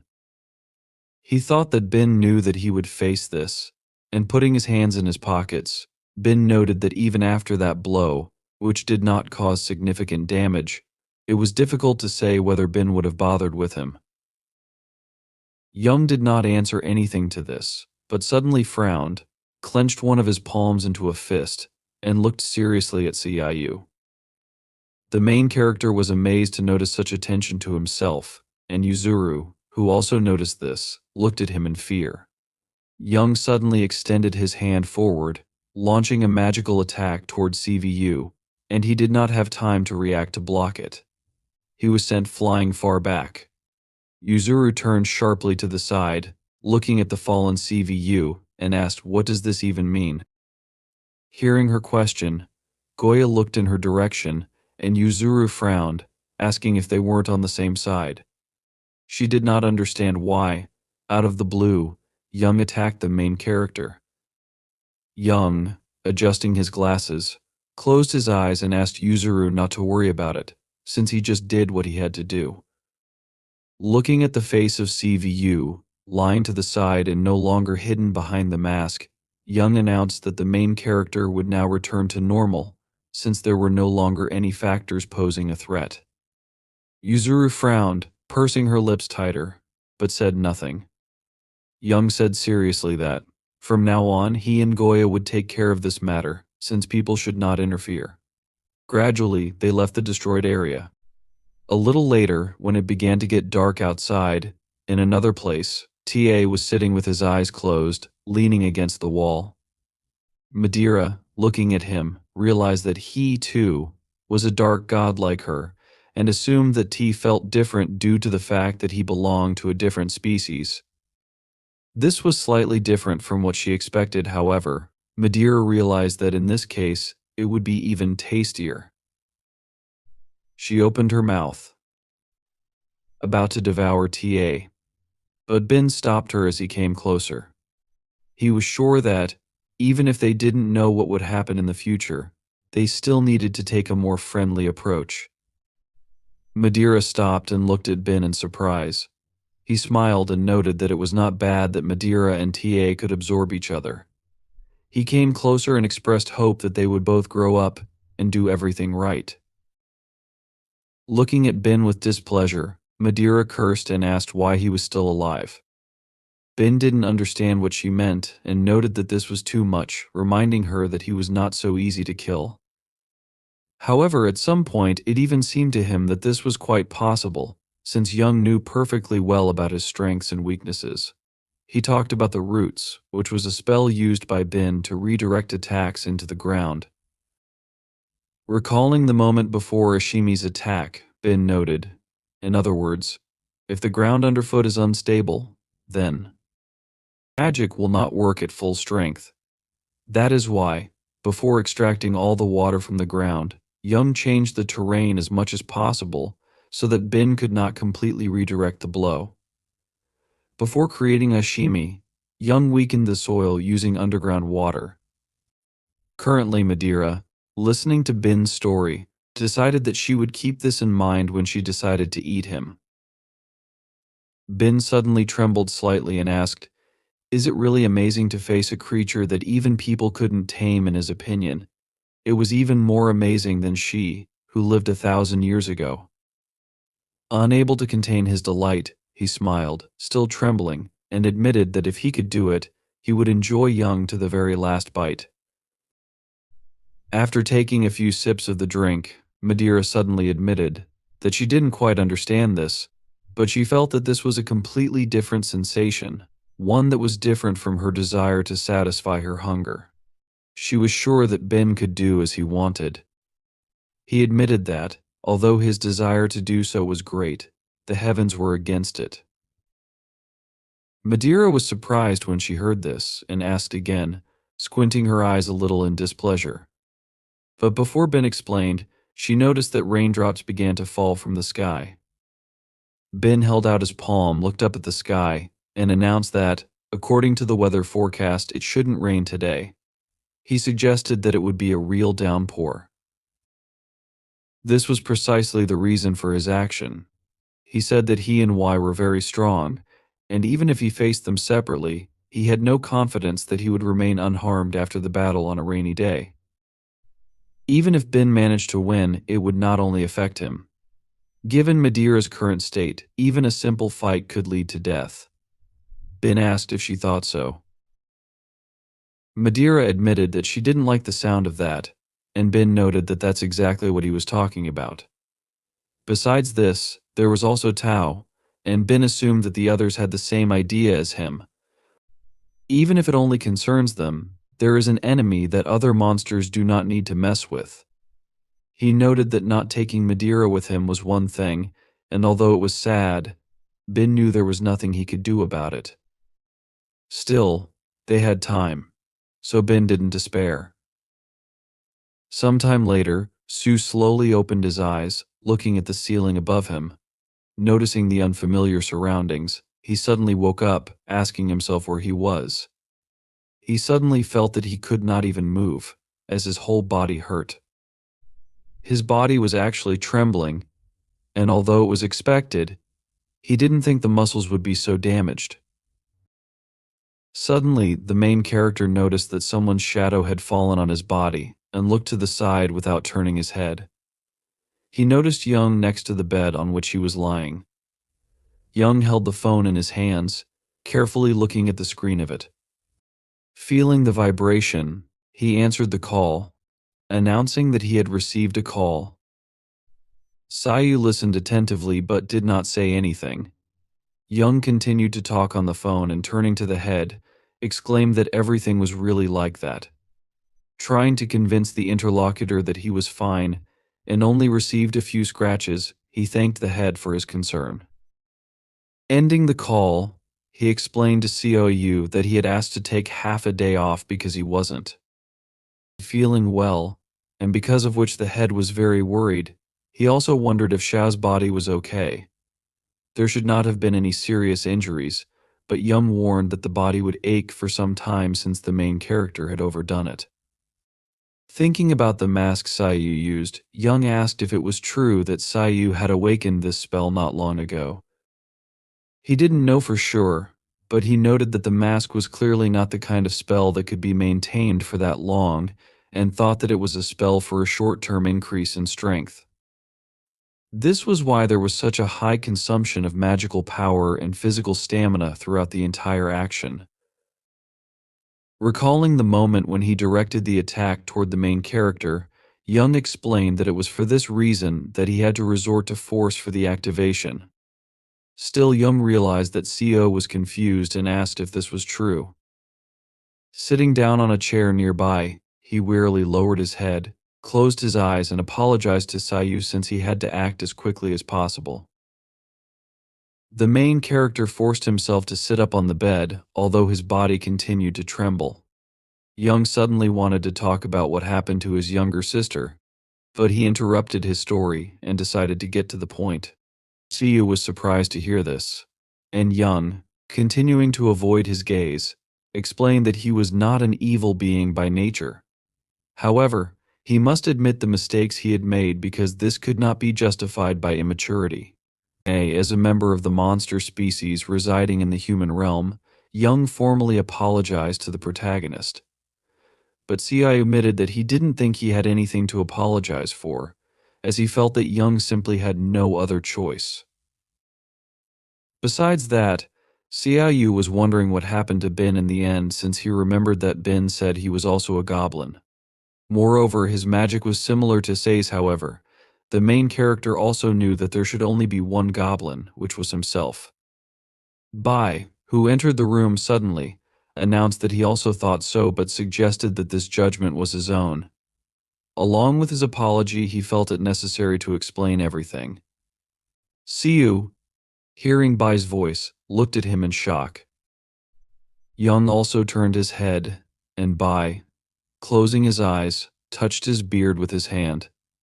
He called the name Bayan and explained that he was the prince of the goblins who lived on this peninsula 1,000 years ago. In addition, it was possible that Bayan was Ci's ancestor. At the same time, while it was still raining outside, some people walked by hiding under umbrellas, and someone, placing their palm under the drops, thoughtfully noted that in the human world, the rain is exactly the same. It was Suah who was amazed that people were surprisingly resilient, since she thought that in such weather, everyone would sit at home without going anywhere. Solmi smiled and asked who Siwa even thinks people are.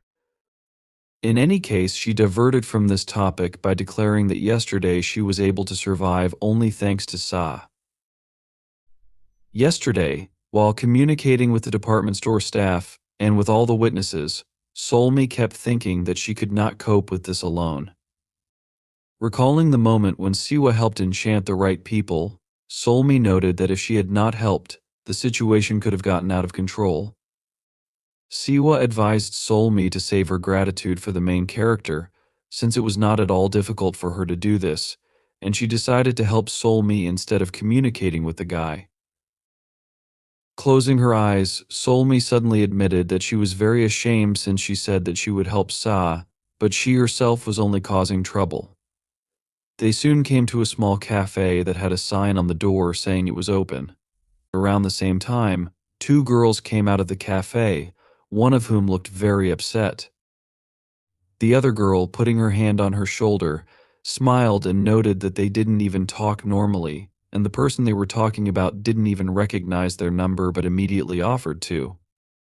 Sitting in an empty seat, which was a little strange in their opinion, this person really didn't understand the hints, especially considering how many people were already likely asking him about such things. Suah frowned upon hearing this and so suddenly became embarrassed. Looking after the girls as they left, she asked, "What does this mean?" Suah, opening the door to the cafe, explained that most of the visitors are actually people who come to see Goya, but what is most ironic is that he did not even understand this. Walking inside the cafe, Somi and Siwa folded their umbrellas as they were walking under. And who didn't realize it was them at first apologized, announcing that they were closing early today. However, he soon realized that it was Subway and Solmi, smiling, explained that Goya was ahead of her, and asked why he decided to close the cafe. Although it was not yet evening. Sad didn't react to this, and Goya explained that they weren't originally supposed to work today since they only needed to serve a few customers, including Solmain herself and Soa. He asked if they wanted something. Solmain exclaimed that she wanted a drink, as usual, and Siwa, without answering the question, looked to the side, concentrating, closed his eyes and said, even if Solmain said that, he still has no idea what she's talking about and advised her to order what's on the menu. Solmain was offended when she heard this and asked him to stop since she had already gotten iced coffee here several times. Besides them, in this cafe, there was Wang Yi, who, sitting on the side, was eating ice cream, not paying attention to the argument between Goya and Solmi, but was distracted when he noticed that someone had come closer. Solmain, also distracted, called out to Siwa and asked what would she do. She noted that there was tea here, but one wanted to recommend some kind of drink if Siwa was not against it, but fell silent when she noticed that Siwa was looking at Wangu without looking away. Wang Yi, displeased, asked why she was looking at him. He assumed that Siwa wanted to die, and the next moment, someone suddenly screamed, asking Siwa to calm down. It was Solmi, who, running closer, asked if Siwa could see that Wangu was just a child. She didn't make excuses for him, of course, and Siwa said she knew that, adding that they weren't in the monster world, and Wang Yi, whoever he was, shouldn't act so arrogantly. So I asked if Siwa and Wang Yi knew each other. Suddenly, someone said that in a place where there is no tiger, the raccoon thinks of itself as the main thing. Wangu, frowning, remembered that someone told him that where the tiger disappeared, ruthless creatures had appeared, and one fox was especially disturbing. He stood up from his seat, and Solmi, hearing these words, looked at him in amazement. Saul was outraged, thinking that even among monsters, there was a concept of natural enemies. This mainly concerned those who came from the animal kingdom, and the confrontation between the original individuals still had an impact on the monsters even after transformation. However, after becoming monsters, the balance of power between the species could not coincide at all, and yet the entity did not disappear anywhere, and this influenced the descendants in whom the same blood flowed. That's why Siwa and Wang Yi stopped next to each other and looked seriously into each other's eyes. Solmi, looking carefully at Wangu, thought about the reason why such an atmosphere of fear could arise from their instincts. She guessed who Wangu might be, but was distracted as Siwa told her not to worry because even if Wangu made the first move, she was not going to pounce on the first person she met like a weak-willed animal. Not paying attention to all this, Goya calmly wiped the table in front of him with a rag, and Swaji, looking threateningly at Wangu, asked if they needed to call bye-bye. She was already ready for battle since she came to the human world. She had not really had normal food. Wangu didn't mind this, although he wasn't very interested in fox meat, and he assumed it wouldn't take much time. However, before anything could start, someone suddenly stopped Wangu, realizing that they couldn't leave him alone even for a minute. Elsa's voice called out, and Somi turned around, noticing William approaching closer.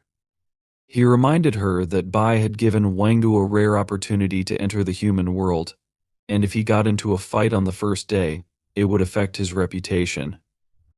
Looking at her with disappointment, Wangu exclaimed that Suah was the first to provoke him. He reminded her that Bai had said other monsters could also call him, asking if, even then, they shouldn't fight. Yan, remaining calm, reminded him that in the business world, mere adherence to protocol is not enough. Since Suah, with whom Wangu was arguing, is currently the most powerful member of her time on the Korean peninsula, Wangu himself, who is not even a member of the tribe, is in no position to argue. Moving closer to Wangu, she leaned against him from behind, warning that in this case, it didn't matter at all who was really to blame. Wangu did not argue further, and Yan added that, ultimately, the responsibility would fall on Wangu. She also noted that Suah was well aware of this. Wangu did not answer but simply frowned. He eventually admitted that, of all the requests for mercy she had heard before, this request was the most pitiful. In the end, this time Suah decided to forgive Wangu since she was even embarrassed to kill a tiger cub who had not yet known the taste of life. Soulmane realized that, fortunately, this was more of a provocation than a real threat. Given Suah's personality, this was probably the only correct answer, because if Wangu had decided to attack or begged for mercy, Suah would have killed him without any pity. Meanwhile, Suah noted that all of this was quite old-fashioned since there wasn't only a possible Sukran, but also a Changi who had raised a young tiger for many centuries. She imagined a girl hugging a small animal, and added that if Yan and Juan didn't want this to continue, they had better get a grip on themselves. Juan, smiling, asked Wangu to listen to Suah. Suah admitted that she didn't know why Juan cared about Wangu but noted that, for someone like him, it was simply ridiculous. In the end, distracted by this, she frowned and asked why anyone even needed to call her. Soulmane also asked that the others just say why they were there since it was a cafe, and she didn't like it when anyone smelled like burned wood. William admitted that she and Wangi were also interested in knowing this since, after yesterday's hunt, they were told to hide for a while. She asked if something had happened. Closing his eyes, he said that, as far as they already knew, Bai had issued a temporary license to suppress the commotion that had arisen. This meant that even monsters without qualifications who came to the human world could take part in expelling uninvited guests if they had enough strength. However, the situation had changed. Wangu and Wulangu were warned that all temporary license holders, except them, were ordered to return to the monster world due to a lack of skills. Everyone was amazed to hear this and wanted to know more about the details. However, interrupting his words, Suah and Soulmane simultaneously asked about Suah's situation. Honestly, he said that he did not know what was happening but noted that, with the main character, everything was different. 1.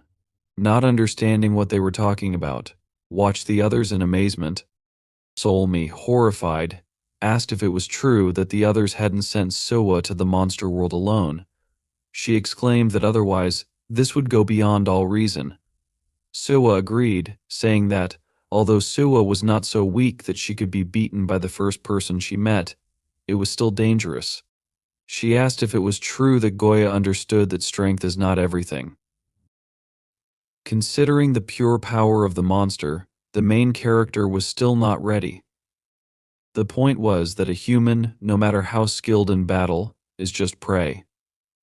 If Suah were left alone in the monster world, it would be perilous.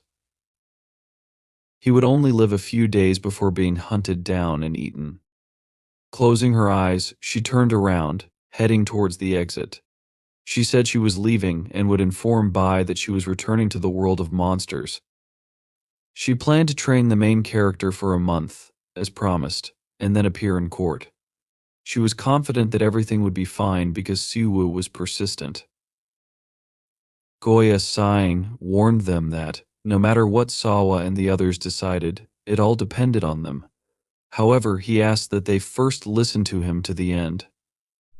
He added that Seo was still here, and that the decision to send him to the world of monsters, or to leave him here, had not yet been finalized. Sawa stopped and turned around in amazement. Goya added that, in addition, all of this was closely connected to their new goal, as Sawa and the others had to protect Suyu from humans. At this moment, the main character, slightly coping with the shock, asked if Bai was really saying that Bahan was his ancestor.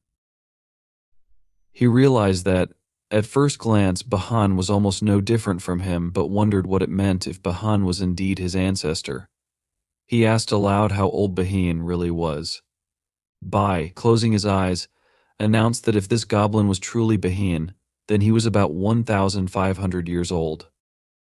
Sawa was very surprised and then remarked that Bahan had told him that was his name.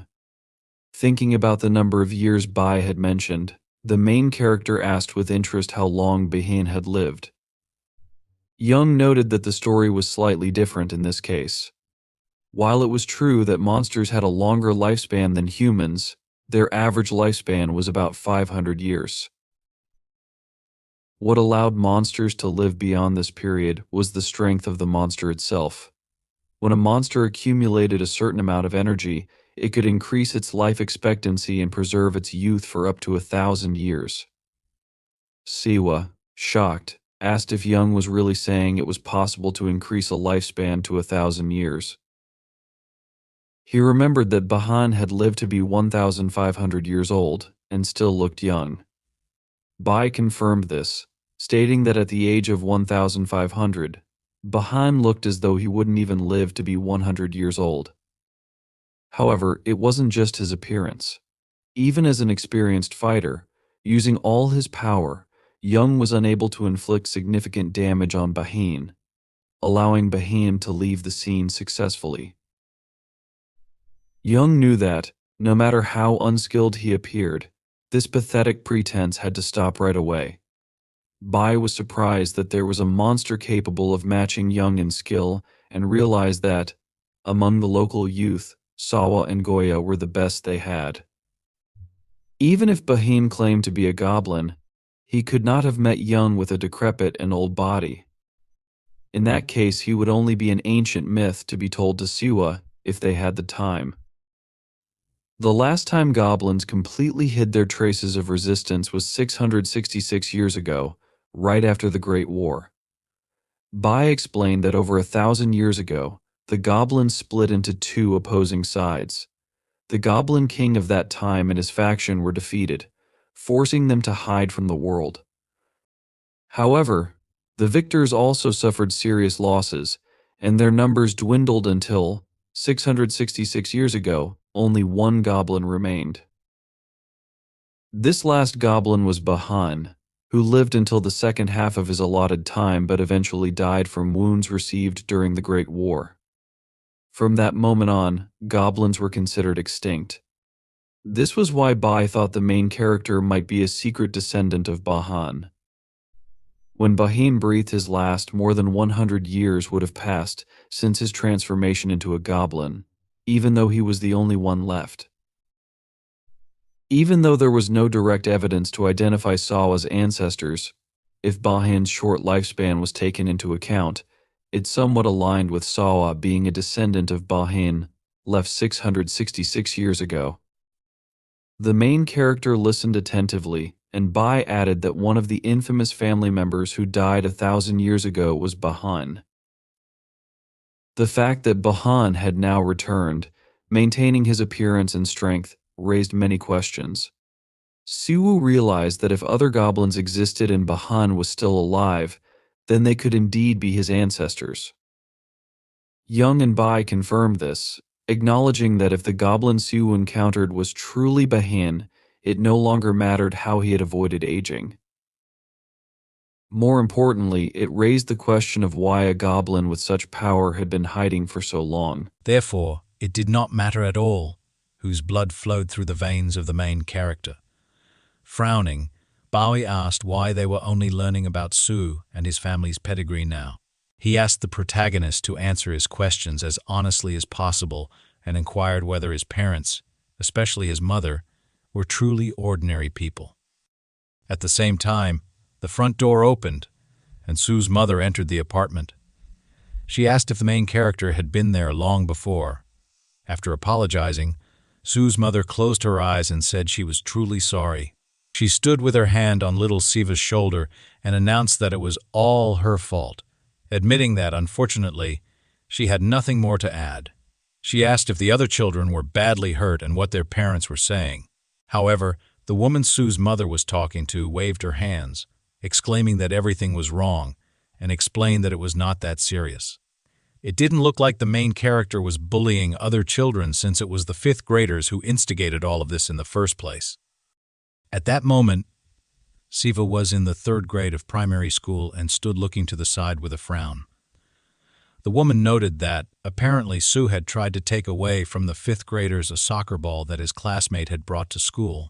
The fifth graders took it away, and the main character saw all this and decided to intervene, telling the older children to return the ball. This led to a quarrel. Fortunately, those children were not harmed in any way except for a few small wounds from a slight push. Since it was those older children who had offended the third grader, even their parents could not object. The woman promised that she would inform Siva's mother if any other problems arose. She then bowed and thanked Su's mother.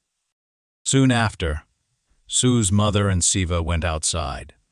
Looking at the main character, she assumed he was very angry with her, but Siva said that was not the case. In any event, he felt it was all his fault. His mother, however, did not think he had done anything wrong since hurting others is wrong.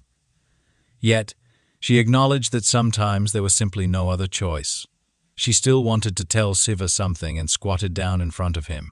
She admitted that she sincerely hoped the main character would never find himself in a situation where he would have to hurt someone. Looking back, Siva realized that even then, he had a vague premonition. What his mother told him was very strange. Stretching out her little finger, she asked the main character to promise her this. This was not an educational conversation about the dangers of violence, which parents usually conduct. Siva promised what his mother asked, realizing it was very important to her, even though he didn't know why. After this incident, he never resorted to violence, until he became a monster in the end. Now, the main character explained that his father was a professional athlete who met his mother at the age of 24. They got married, and almost immediately after, Su was born. His father died of an incurable disease shortly after his birth. Judging by how successful his father was in sports, Su thought he had inherited goblin blood from him. Having gotten dressed, Su continued to talk about his mother, noting that she works as an appraiser of ancient art objects, such as ceramics, paintings, and much more. Sometimes, she is even offered roles as a mediator in transactions. She was an ordinary person who had absolutely nothing to do with the world of monsters. Su assured that otherwise he would have found out much earlier that he was a monster and not just a few days ago. However, Bayan noted that she might have avoided speaking of it on purpose. He also pointed out that, for the main character, this might sound strange, especially given the suddenness of what was happening. Still, comparing the current Su to the person he was just a few days ago, one could say his life had completely transformed. Like day and night, even when Su and Bai first met the protagonist. Suah was much closer to a human than a monster. Babai had only told the soul goblin about the need to participate in the festival, and he had absolutely no expectations for Su's development. However, the main character now realized that he was not as useless as Babai had imagined. He asked if it was true, finding it ironic. He frowned slightly, straightening his hair, and Bai admitted that everything was exactly as Siva had said. The speed of his development, which Bowie had observed in recent days, was simply phenomenal. Young stood all this time, just listening carefully to their conversation. Bai added that, even taking into account the talent of goblins who specialize in battles, Siva's growth was clearly beyond the norm. That was why Bai began to suspect Sua's mother and asked if the main character was really an ordinary half-monster. He assumed that Su was originally an instrument created to give Bahan the opportunity to participate in the festival. Frowning, Siva confidently shouted that this was nonsense and that the likelihood of such a thing was extremely low, even if Bahan was still related to the main character. At least Bayan knew that Su was not guilty of any of this. The main character did not understand why all this was happening. In this case, Young announced that the problem was that only they thought this way. More precisely, people who knew about the existence of monsters thought this way. The shaman people, on the other hand, saw Suah as a threat and as someone associated with Bahan. Just today, there had been several cases of mass disappearances across the country. Su was surprised to hear this. Young and Bai explained that, around noon, the police confirmed that most of the residents in high-rise residential complexes in central Seoul were missing. Last night, there were reports from people that some residents had not returned home, which many reported to the police. Two similar incidents occurred in another area of Seoul, as well as in Incheon and Busan. Since this incident was covered in the news, public opinion was currently on the verge of panic. Having said this, Young handed the main character a phone and opened the desired application. He also noted that, regarding the kidnapping last night, this was something they had been preparing for over 2 weeks. Together with the shamans, they coordinated and provided work in areas where the other party was involved. They also collaborated with members of another organization. The shamans had asked the country's leaders to facilitate their operation. If they simply agreed to turn a blind eye to the night of unrest and cooperate with the monsters in the latest operations, they promised to make every effort to destroy most of the monsters in the city. However, in one day, which had not even passed completely, certain problems arose. Siva carefully read what Young showed him on the phone screen and frowned. Young explained that not only last night, but over the past month, interest in mass disappearances had begun to grow like wildfire. Bai announced that this caused them some difficulties. From the point of view of the shaman people, they constantly had to expend strength to compensate for their incompetence. What Su had done today, while fighting Tao, was too noticeable. Although it was lucky that no one was hurt, there were quite a few witnesses to the incident. Sighing, Young added that it was actually his fault, and Babai announced that the shamans were asking for a new person, using this as an excuse. He suggested that they wanted to punish the monster who had gone berserk in the middle of the day. The main character was amazed, but did not argue with the fact that it was his fault for going alone without receiving permission. Although this was true, Bayan and Young were sure that the issue only concerned monsters. Despite the fact that Suah acted against the judge's order, his opponent was a monster who had killed countless people, thereby breaking the law. Moreover, Suah did not harm anyone with his powers, and his monster form was not revealed to human society. Siva had to suffer some kind of punishment. Bai, as the judge of monsters, was going to assign it himself, and it would not even be a punishment but rather a reprimand. Although the shamans tried to forcibly take Siva, Bayan said that he need not worry about it. Siva, sighing, closed his eyes and lowered his head. Bayan added that Siva and his mother would be under his personal protection. The main character opened his eyes when he heard this and asked again in bewilderment. Bayan confirmed that this was indeed the case, suggesting that the shamans knew about their existence and suspected that he and Suah might be somehow connected. If indeed Suah's mother raised him, the shamans had already pronounced a sentence on her.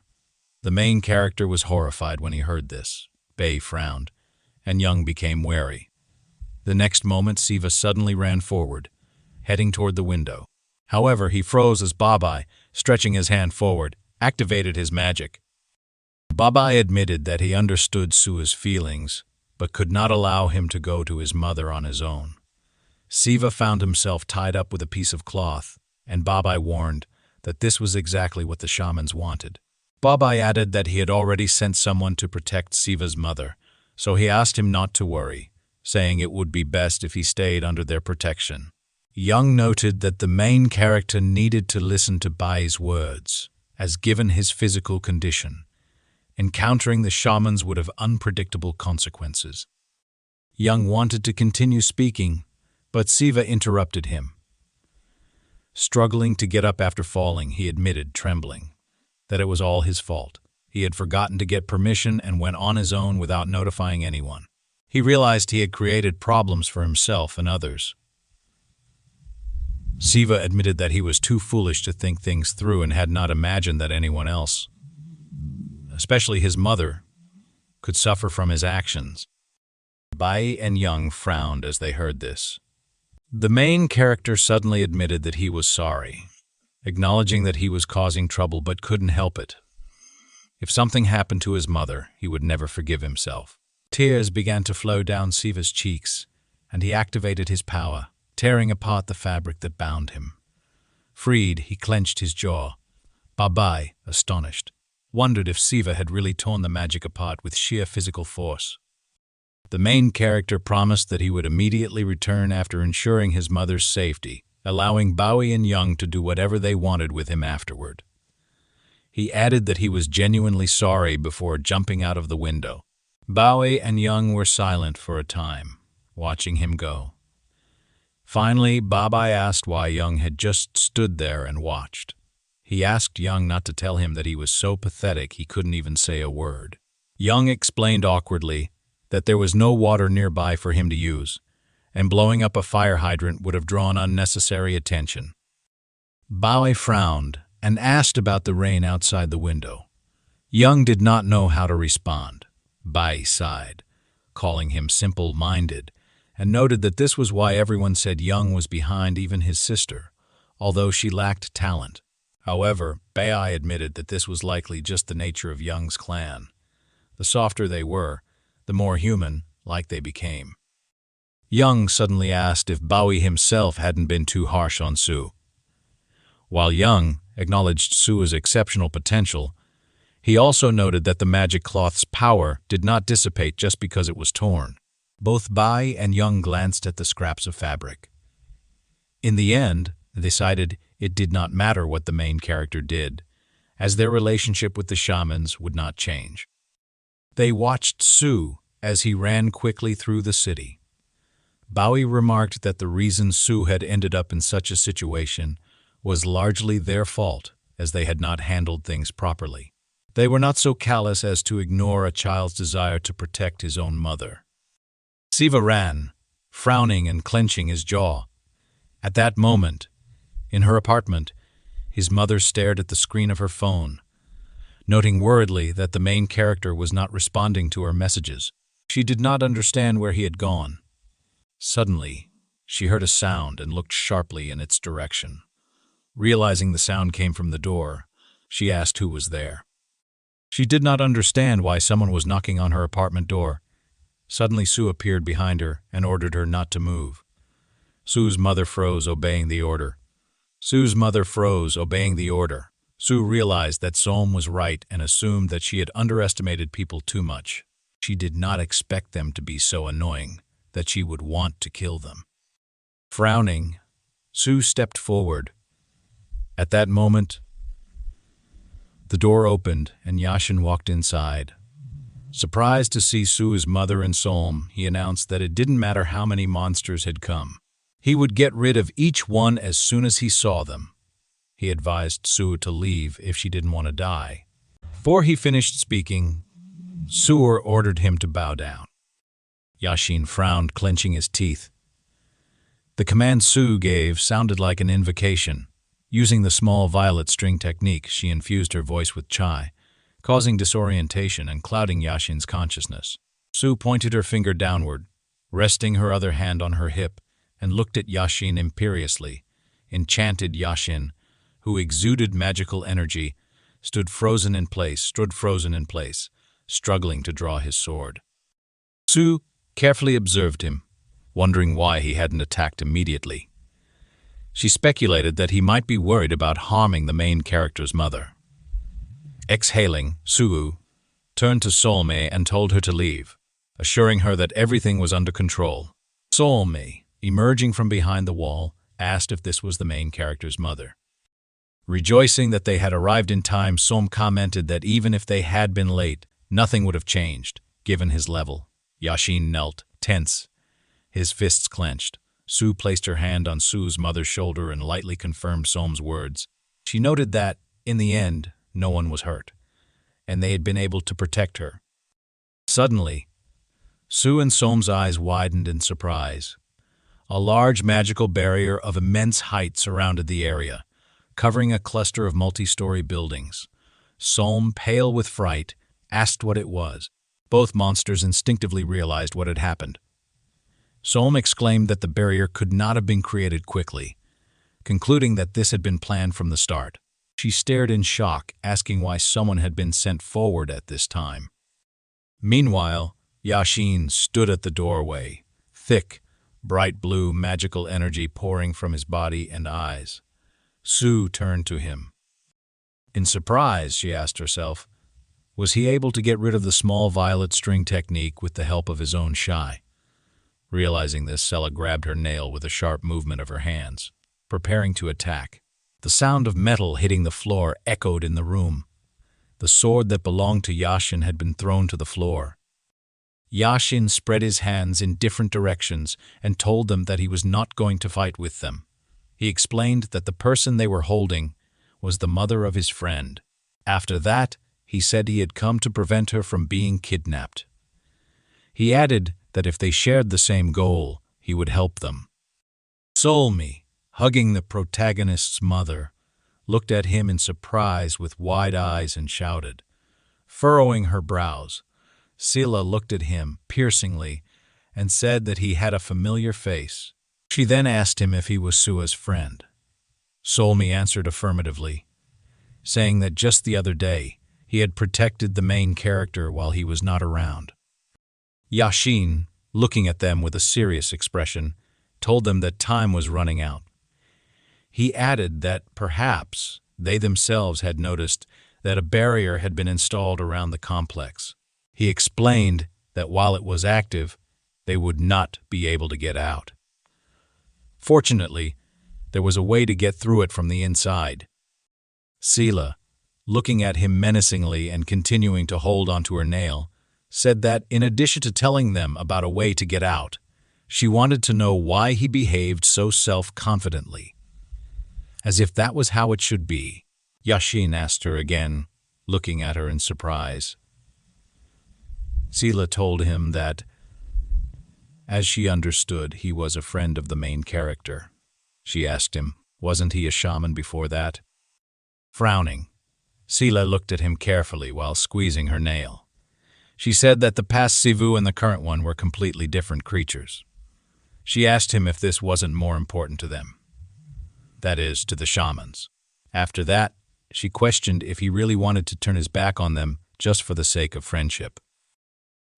Soul-me watched the situation with a tense expression, thinking that, although this might sound rude, there was some truth to Sila's words. Yashin, lowering his hands, said that he understood. Then, he tensed his hands until the veins began to swell, and the tips of his fingers started to sparkle slightly. Sila watched him with concentration and thought she knew everything would turn out like this. Suddenly, Yashin began to strike certain points on his body with lightning, fast movements of his hand.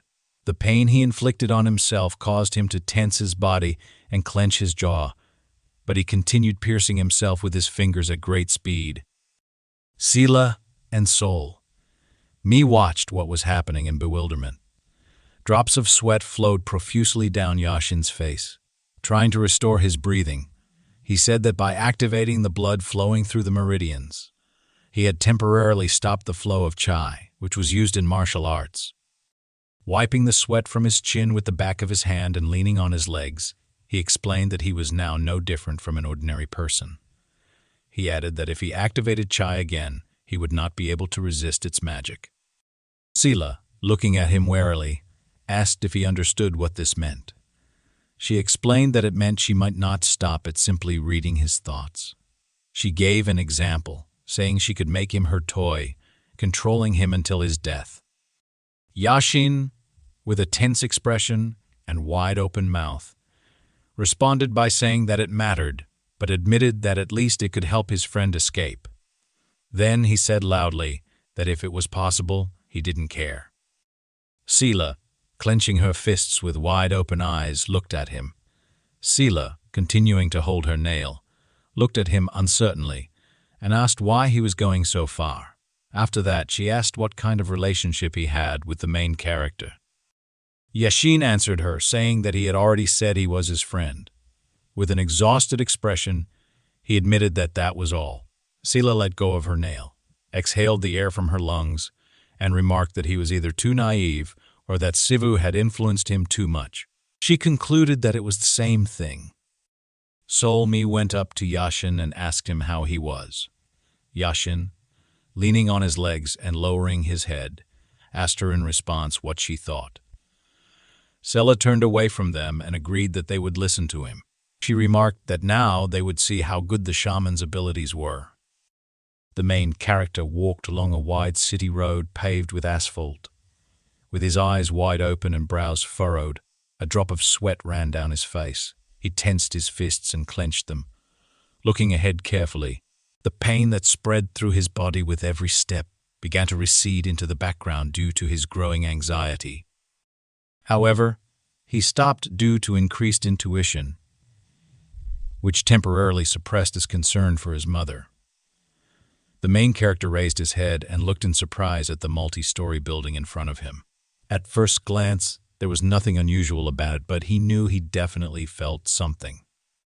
Subconsciously, he realized that if he took a couple more steps, he didn't have time to finish his reasoning because someone addressed him by name and asked, "Chao Sivu. Chao Sivu, is that your name?" Sivu looked tensely towards the speaker. The man remarked that Sivu was much smaller than he had imagined. He added that he couldn't believe goblin blood flowed through him. The man, introducing himself as Lim Yaguang, rested his hand on his hip with an arrogant smile. He noted that, judging by the fact that Sivu had stopped at the edge, he still had a sense of danger. The impact sent the main character flying several meters into the distance. However, he managed to stay on his feet, looking at her from under his brows. Resting his palm on the floor with one hand, he clenched the other into a fist, his eyes carefully watching her. Then, his eyes widened greatly, his mouth slightly open as he stared ahead in surprise. He saw a huge barrier in front of him. Yaguang, standing behind him with a smile on his face, pointed at the barrier with his finger. He remarked that it was like setting a trap. He explained that as soon as the prey takes a step forward, it can't get out. Then, He added that the only problem was forcing him to take that step. Yaguang suggested that the main character should understand by now that he couldn't run away. He then asked if this was true. The main character, with an angry expression, remained silent. Yaguang began to stretch his muscular arms in a circular motion, holding his hand on his shoulder. He commented that the protagonist could still make a choice. Yaguang offered two options: calmly surrender or run away, which he warned would look extremely pathetic. Su silently stood in a fighting stance. His brows furrowed suddenly, his face contorted with surprise due to a sharp sensation. The next moment, a slight tremor ran through his nerves. Tense to the limit, he heard a command spoken by Suah, a single word: bow. The command, uttered from more than 100 meters away, carried such formidable chai that even without hearing the voice itself, its effect was immediate. Recognizing this chai as Suah's, the main hero ran as fast as he could. He thought to himself that this was definitely Suah's chai, and that the other monsters. He interrupted his own thoughts, realizing that at least she was now inside the barrier. As he ran, he began to calculate. He wasn't entirely confident, but judging by the chai's source, it was now in his house.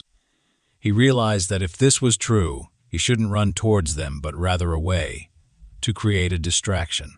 He reasoned that although Yaguang mentioned being surrounded and that his mother had been found, he understood they hadn't captured her yet.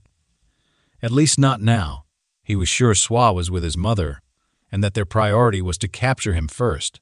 He decided that creating unrest far from home would give Suah time to escape. As he ran, he suddenly noticed movement nearby. It was Yaguang, who attempted to kick him. The main character dodged the blow by lowering his torso, avoiding the jumping kick. Yaguang smiled, complimenting his good reaction. Landing on the asphalt road, dust flew in all directions. Immediately, Yaguang began attacking with punches. The main character blocked the blows with his hands, intensely observing Yaguang. He thought about how fast and strong Yaguang was, and how he surpassed Yashin in every aspect. He suspected Yaguang was holding back, but couldn't shake the feeling that there was something else at play. A strong, direct blow to his block sent the protagonist flying several meters back. Su kept his arms crossed near his face, his hands bruised. He looked ahead, thinking about the situation, but couldn't finish his thought. Yaguang, holding his outstretched fist in front of him, sighed in surprise, remarking that it was unexpected. He speculated that the protagonist still knew something. Meanwhile, Chang approached from behind. The main character realized that this was never meant to be a one-on-one battle. Although he was seeing them for the first time, he could feel their abundant magical energy and synergy. Standing in a fighting stance, he told them that he didn't want to fight here. He explained that they were in the middle of a residential area and didn't want innocent people to get hurt. Yaguang irritably dismissed this as nonsense. He raised his hands high and mocked him, saying, "Do you really think we erected this barrier just to catch you?" Yaguang explained that ordinary people couldn't see what was happening inside the barrier. If they entered, they'd be stunned, only waking up once the barrier was removed. He mocked the protagonist for his excuse, calling it funny. Then, Yaguang struck with his fist, aiming for the protagonist's face. The main character grabbed Yaguang's hand mid-strike and told him there was no need to create disturbances. Yaguang looked at him angrily, clenching his jaw. The protagonist's eyes began to glow with bright magical light as magical energy poured out of him. He cast the goblin Siam spell, launching a powerful punch. A loud explosion followed as he also cast a lightning strike spell. Chang, emotionless, watched from a distance without taking action. The protagonist, now glowing with magical energy, warned Yaguang and Chang that he would hold back as much as possible, but might lose control during the heat of battle. Yaguang, furious, lunged at him with a sharp leap. The main character stood calmly, his feet pressed firmly into the ground to absorb the impact. When Yaguang's attack landed, the main character remained motionless. Yaguang, drenched in sweat, tried striking again and again, but to no avail. the main character finally struck back with a powerful blow, sending Yaguang flying and causing an explosion upon impact. The protagonist turned his attention to Chang, readying himself for her attack. However, he noticed she remained motionless, her intentions unclear. Not moving a millimeter, he asked himself whether she shouldn't fight in close combat. After that, he thought. If this was not the case, he looked piercingly at her and said that the danger came from her. With a serious expression on his face, he stated that he did not want to fight unless necessary. However, he said that if he had to, he would do it without hesitation. Xiang clenched her palms into fists. Wang shouted at her angrily, asking her what she was doing. He was kneeling on the broken asphalt trying to get up. His whole body was trembling. Irritably, he reminded her that he had already said he would take care of it himself.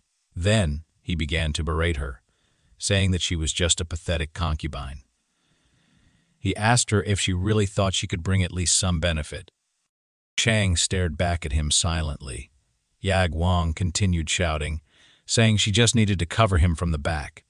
Blood flowed profusely from Yaguang's mouth. A purple bruise had formed where his eye should have been. His eyebrows were furrowed, his only open eye was bloodshot, and his pupil was tightly compressed. Veins were swollen all over his face. He screamed at her in incredible rage, asking if her pathetic brain was even capable of remembering simple instructions. After that, he asked if she had decided to ignore him just to infuriate him even more. Then, he rudely shouted at her, calling her a non-entity. He yelled that she should obey him and do as he said. The main character watched this verbal skirmish in surprise. The opponents had suddenly begun to quarrel, though the reason was unknown to him. He knew exactly what needed to be done first. Su ran towards Chang. He understood that she was the one who remained unharmed and had a much more powerful aura. At that moment, Chang took out 3 gold-colored papers and raised them near her face. The main character raised his fist to strike. He understood that he didn't know what she was going to do, but he needed to get rid of her as quickly as possible without getting hurt. Chang said, at that moment, 100 ghosts, the embodiment of evil, a restless beast. The 3 golden-colored papers she held in her hands began to glow with a bright blue magical energy. They started burning from the top. When papers turn to ashes, she said, the archer god. After these words, abundant magical energy began to emanate from her. Her eyes glowed blue. Su stopped a meter away from her as he was chained by magical chains that restrained his body. 100 ghosts is the summoning and strengthening of 100 different types of spirits. The main hero looked up in bewilderment as a powerful beam of magical energy hit him from above. The embodiment of evil is the expulsion of evil beings. These attacks did not harm the main character. He tried to attack her with his fist. Chang only chuckled. After he swung at her, he looked and said, surprised, she used 3 high-ranking amulets at once. But hundreds of ghosts and embodiment of evil didn't even work. She explained that out of all this, only the restless beast had an effect. The main character's fist did not hit her face, but instead struck a substance that covered her entire body. He could not break through the barrier that protected her from him. Chang said, the monster can't do anything against exorcism. The restless beast is the caster's protection from monsters. A red horn appeared on Su's forehead. He formed a goblin club in his hand, which began to materialize in his palm from the space around him. He wasn't sure he had hit her, but he felt like the blow had landed on nothingness. He looked ahead with a tense expression, furrowing his eyebrows. He thought, the point was not that I touched her and she flew away. This was not so. He began to understand that she somehow managed to dodge his attack. He thought, if this is what covers her body, then it is a kind of protection from blows. Chang stood opposite him with her palms extended in front of her chest. Her body glowed with a magical blue light. He understood that this must have some limitations. At that moment, Chang said, the blue edge of the sword is a sentence, and the dawn it brings is the blood of sinners. After that, she joined her hands in front of her chest. Her palms began to burn with a magical blue fire. She said, "That's why I prayed to him." At that moment, she turned to the great deity. The main character looked at her warily and asked, "Is the spell limited in duration?" After that, he asked himself, "Or is it about the number of strikes it can block?" Then he made another assumption, asking himself, "Does this only resist certain types of attacks?" Chang uttered a command, ordering him to come down. A blue flame appeared behind him. Su looked ahead in surprise, his eyes wide open and his mouth slightly agape. Yashin said, "5 shamans, including me, were sent here." With a gesture of his hand, he held up 3 fingers and said, "3 of them are real professionals. The rest are of an average level." Yashin said this with furrowed eyebrows. Then he explained that they all formed a 4-sided barrier that surrounded the residential complex. He said that initially, the boundaries of the barrier were drawn by installing columns or amulets on the outside. However, in their case, the shamans themselves acted as the supports. Su crossed her arms on her chest, looking at him, and asked, "Why is everything so complicated?" After that, she suggested, "We just need to get rid of them, so the barrier disappears. Isn't that right?" She then proposed, "Half of them would be enough. Barriers would collapse if a significant part was removed." Yashin answered her, "It's not so simple." He admitted they had enough strength. Somi listened to their conversation while holding the main character's mother. They sat on the sofa opposite them. Leaning his hands on his hips, Yashin said, "However, it doesn't matter how powerful they are." He explained this by saying, "If they haven't lived at least 666 years, they simply don't have the necessary knowledge for this."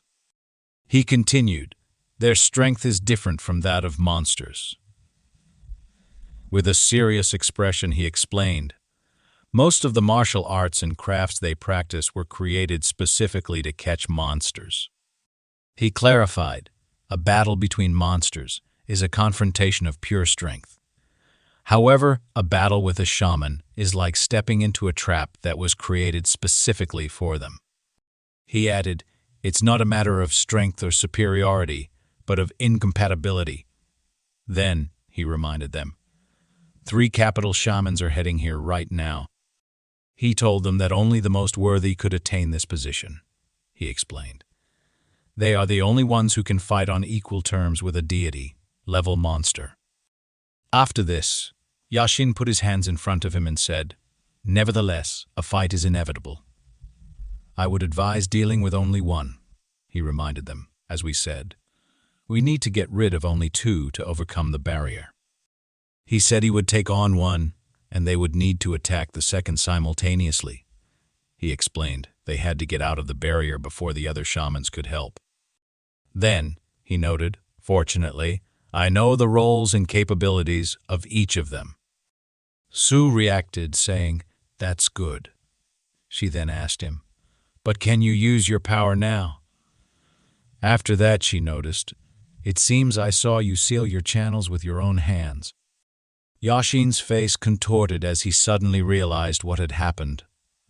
At that moment, Somi, who approached Suah from behind, put her hand in front of her and said, "I understand that. Nothing could be done about this," but she noticed that it would be quite difficult to defeat 2 shamans at once. After that, she observed that even though all ordinary people were now unconscious, they would need to ensure they didn't get hurt. Selfa exhaled and said she didn't care, explaining that they weren't the only ones who should be concerned. She emphasized that people should first try to protect civilians themselves. Yashin, at that moment, leaned against the wall with a gloomy expression, pressing himself against it. Suah commented that they too were unable to fight at full strength because of this. Yashin, without moving, replied that this wasn't the case. Looking down in confusion, he pressed his palm to his face and admitted that they were far more obsessed with the main character than they thought. After hearing this, Suah looked at him in surprise, her eyes wide open. She asked what he meant, then followed up with another question, asking what the point was of doing all this just to catch Shiva. Yashin told her it wasn't because of him. He explained it was because of the pride and strength they would gain in 6 months. Turning toward them with an exhausted expression, he stated that for the last 666 years, not only had they been waiting for monsters to come at night, but so had the shamans. Somi, with a confident expression, told him she didn't understand. She suggested that the last few hundred years were the best time for humanity, and asked if that was true. She pointed out that humans had been able to protect themselves from monsters. Yashin confirmed this, but noted that, thanks to living without the fear of monsters, human civilization had developed more in the past few thousand years than ever before. He described it as the literal peak of human development. However, he lowered his gaze and explained that while this was the peak for most of humanity, things were different for the shamans. He revealed that, after the nights became safe, ordinary people used the peaceful time for their development. In contrast, the shamans, living in secret, had been reduced from the role of guardians of peace to mere superstition. He spoke of the inferiority complex, righteousness, and psychological compensation inherent in most modern martial artists. He then ominously stated that, in 6 months, when the sun sets and people scream in fear, the hour of reckoning will come. At that point, shamans will cease to be a pathetic superstition and will once again rule the world. Yashin smiled faintly, leaning back against the wall. He admitted that what happened today didn't matter, as it was merely a step toward that end. He remarked that he told the board everything would be fine, but he was mistaken and had lost face. Now, he was just trying to catch the main culprit, who would eventually pay for everything. Somi, under great tension, looked sadly at her palms, stretched out before her face. She tried to speak, saying, "Then if everything is so," but Selfa interrupted. With an emotionless expression, she asked if it turned out that they didn't care at all about the fact that ordinary people might suffer. Then, in surprise, she remarked, "So that's how it is." Suddenly, an abundant flash of blue magical energy appeared behind the high-rise buildings. The flash was so powerful that it exceeded the height of the residential towers. Suah turned around in surprise and asked what it was. Yashin, also shocked, looked in the direction of the explosion. Wide-eyed, he exclaimed, "Yagang." At that moment, he thought it was energy, but quickly dismissed the idea. He asked himself if the White House could really be involved, then pondered in genuine confusion, but how can this be? At that moment, Cheyenne landed on the asphalt, using her palm to steady herself as clouds of dust scattered in all directions. She held her other hand clenched into a fist behind her back. There are 2 main types of abilities that martial artists on the Korean peninsula use. The first is reading, which involves memorizing sacred scriptures containing divine power that can be released by speaking the words. This allows the user to instantly enhance energy and utilize various techniques designed for specific situations. Most martial artists hone this particular ability. The second type is the descent of the gods. It is believed that among martial arts, the sensitivity of white blood varies, and those born with it can use white blood as a channel and their body as a vessel for creatures from another world. They can allow a god to inhabit their body. At that moment, the main hero stood opposite a powerful creature of bright blue energy, holding 2 curved daggers in its hands. This creature had been summoned using the coming of the sword master. Siva, holding a goblin club, stood before the creature with a confused expression. However, something inside him responded to the energy. One of his fingers began to glow with blue magical energy. Confronting an entity that transcends normal reality, especially for the first time, is an incredible shock. Panic is understandable. The main character clenched his jaw, baring his teeth as his eyes glowed bright purple. His entire body tensed, and he gripped the goblin club tightly. The magical creature, with glowing white eyes, looked down at Siva. Despite the shock, The main hero directed the goblin club upward toward the creature. The club, composed of condensed dark matter, spread outward as it ascended. Siva did not flee but chose to go on the offensive. However, the goblin club passed right through the creature. The main character, bewildered, asked himself, "Is this not material?" Yagang, standing opposite the creature, widened his stance and tensed his arms as magical energy began swirling around him. His eyes started glowing bright blue, his body illuminated by a radiant light. Two magical daggers, similar to those held by the creature, appeared in his hands as the merging process completed. Yagang's muscles swelled, with veins bulging visibly from the transformation. He executed a sharp cross-cut with his daggers, creating a magical shockwave directed at the main hero. Siva, with a tense expression, tried to defend himself by raising the goblin club. However, the force was overwhelming, and he was pushed back under the onslaught. Yagang stood confidently, holding the magical blades. The main character, wide-eyed and stunned, faced the barrage of bright rays rushing toward him. Desperately, he waved the goblin club, trying to fend off the magical projectiles. Despite his best efforts, there were simply too many. With a tense expression, he, clenching his jaw, Sawa tried to defend himself, but the attacks began to cut his skin and flesh. While he fought off the relentless barrage, Xiang, who was observing, asked herself in surprise, "How is that possible?" She realized that, given his speed and agility, he could have easily dodged all the strikes. Instead, he voluntarily went on the defensive, repelling attacks as though intentionally displaying his weakness. She wondered aloud, could it really be? At that moment, the main hero, while heavily deflecting another attack, looked ahead in surprise. He noticed that Yagwang was no longer in the spot he had been moments ago. Suddenly, Yagwang appeared beside him and attacked. Their magical energies collided, red against blue. The clash generated powerful impulses that split the earth, sending large chunks of asphalt tumbling down. The surrounding area for miles began to crack and collapse. Yagwang, his eyes glowing with rage, slashed at the goblin club with his swords. He cut it in half and then stepped back, delivering a sharp, decisive blow with his blades. In an instant, he severed Sawa's hand. The main character, teeth bared and eyes wild with pain, glared ahead. Yagwang, with a focused expression, continued his assault, delivering relentless sword strikes. Blood sprayed in all directions. After some time, the main hero lay motionless in a pool of blood on the shattered ground.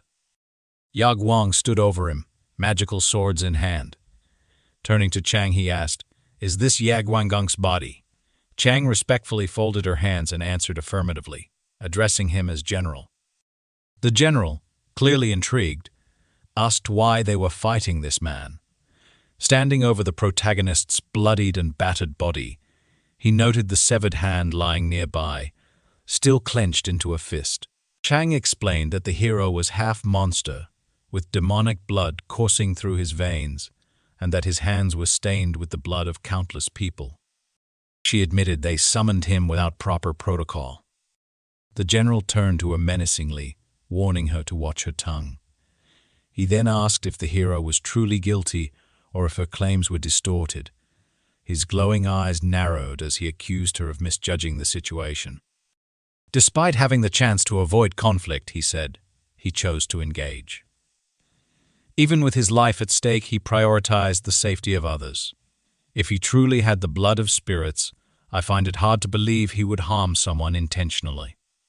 Looking at Chang, he added, "Your accusations are likely the result of a distorted worldview and inflated ambitions." Chang lowered her head, apologizing. The protagonist, now lying on his back, was covered in blood and barely alive. His critical state was not only due to his injuries, but also the immense strain from fighting two opponents in succession. His energy was utterly depleted. Desperately, Suah moved his trembling hand to retrieve something from his magical inventory. The general, watching, remarked in surprise. He still has strength left. Approaching the hero, he questioned why he hadn't fled. The protagonist clutched a 3-colored pumpkin given to him by Yashin. He understood it needed to be activated by clearly pronouncing a trigger word, but also knew that a mistake could shatter it, releasing its latent energy. Summoning his resolve, Suah crushed the pumpkin in his bloodied hand. Fragments scattered, releasing waves of condensed magical energy that enveloped him. Chang, watching, was stunned. This energy density, she muttered in disbelief. The protagonist, now fully healed, stood amidst the cracked asphalt. His body, previously torn and bloodied, was restored. Though his clothes remained shredded, he appeared healthy and energized. The general observed with curiosity. "It's rare to witness something like this," he admitted. In an instant, the general lunged at Suah with blinding speed. The hero barely managed to block the attack, his glowing eyes fixed intently on his opponent. The general unleashed a flurry of blows with his magical swords, aiming to overwhelm him. Despite being on the defensive, the hero felt a new surge of energy coursing through him. He realized the 3-colored pumpkin had activated dormant energy centers within him. Centers that had been inactive for 17 years. The collision with the demigod, combined with the pumpkin's infusion, awakened this latent power. Sawa gritted his teeth, thinking, This is energy manipulation, no different from chai. Ahead with concentration, he reasoned that this was most likely due to the lack of significant differences between the two energy types. He noticed that it became much easier to block attacks, but understood that he could not summon the goblin club. His body, glowing with the newly acquired magical energy, seemed unfamiliar yet powerful. Sivo realized that, in addition to this, there was a peculiar feeling when blocking the attacks, as though something was missing. He reasoned that, depending on the type of energy, there must be different techniques for utilizing it, and the goblin club could only be summoned using chai. At that moment, the general, rushing forward, attempted to tear him to pieces with relentless attacks. The main character realized that his current energy was clearly unsuitable for summoning the club. He asked himself, "What should I do now?" He understood that if he continued this way, the same thing would happen again. With a tense expression, he put up a defense against the many attacks coming from all sides. He reasoned that this opponent was not someone he could defeat with brute force alone. Determined, he thought confidently that if he couldn't use this energy, he would have to find another way. Clenching his palm into a fist, he thrust his hand forward. A powerful lightning bolt burst from his fist, striking directly in front of him. The main character stared at his hand, now clenched into a fist in shock. Nearby, Shagan and a small, animal-like creature looked on in astonishment. The creature, only a few centimeters from his fist, turned to him and made a questioning sound. Around the same time, at a nearby hotel, Yoshihiro, trying to attract Yura's attention, recalled that at the airport, he had only managed to eat a sandwich before they boarded the plane. Yura, lying indifferently nearby, looked at the ceiling and asked, "So what?" She pointed out that Yoshihiro could order food to his room, or go out to eat somewhere. Sighing tiredly, Yoshihiro asked in disappointment whether he had really gone through such difficulty getting there just to eat hotel food. Additionally, he argued that it would be too arrogant to leave Yura alone. He asked if she realized it was because of her that he couldn't eat in peace. The issue was that Yura was being watched due to her actions earlier in the day. Although Yoshihiro was grateful they hadn't been placed under house arrest, they were still only allowed to go out together.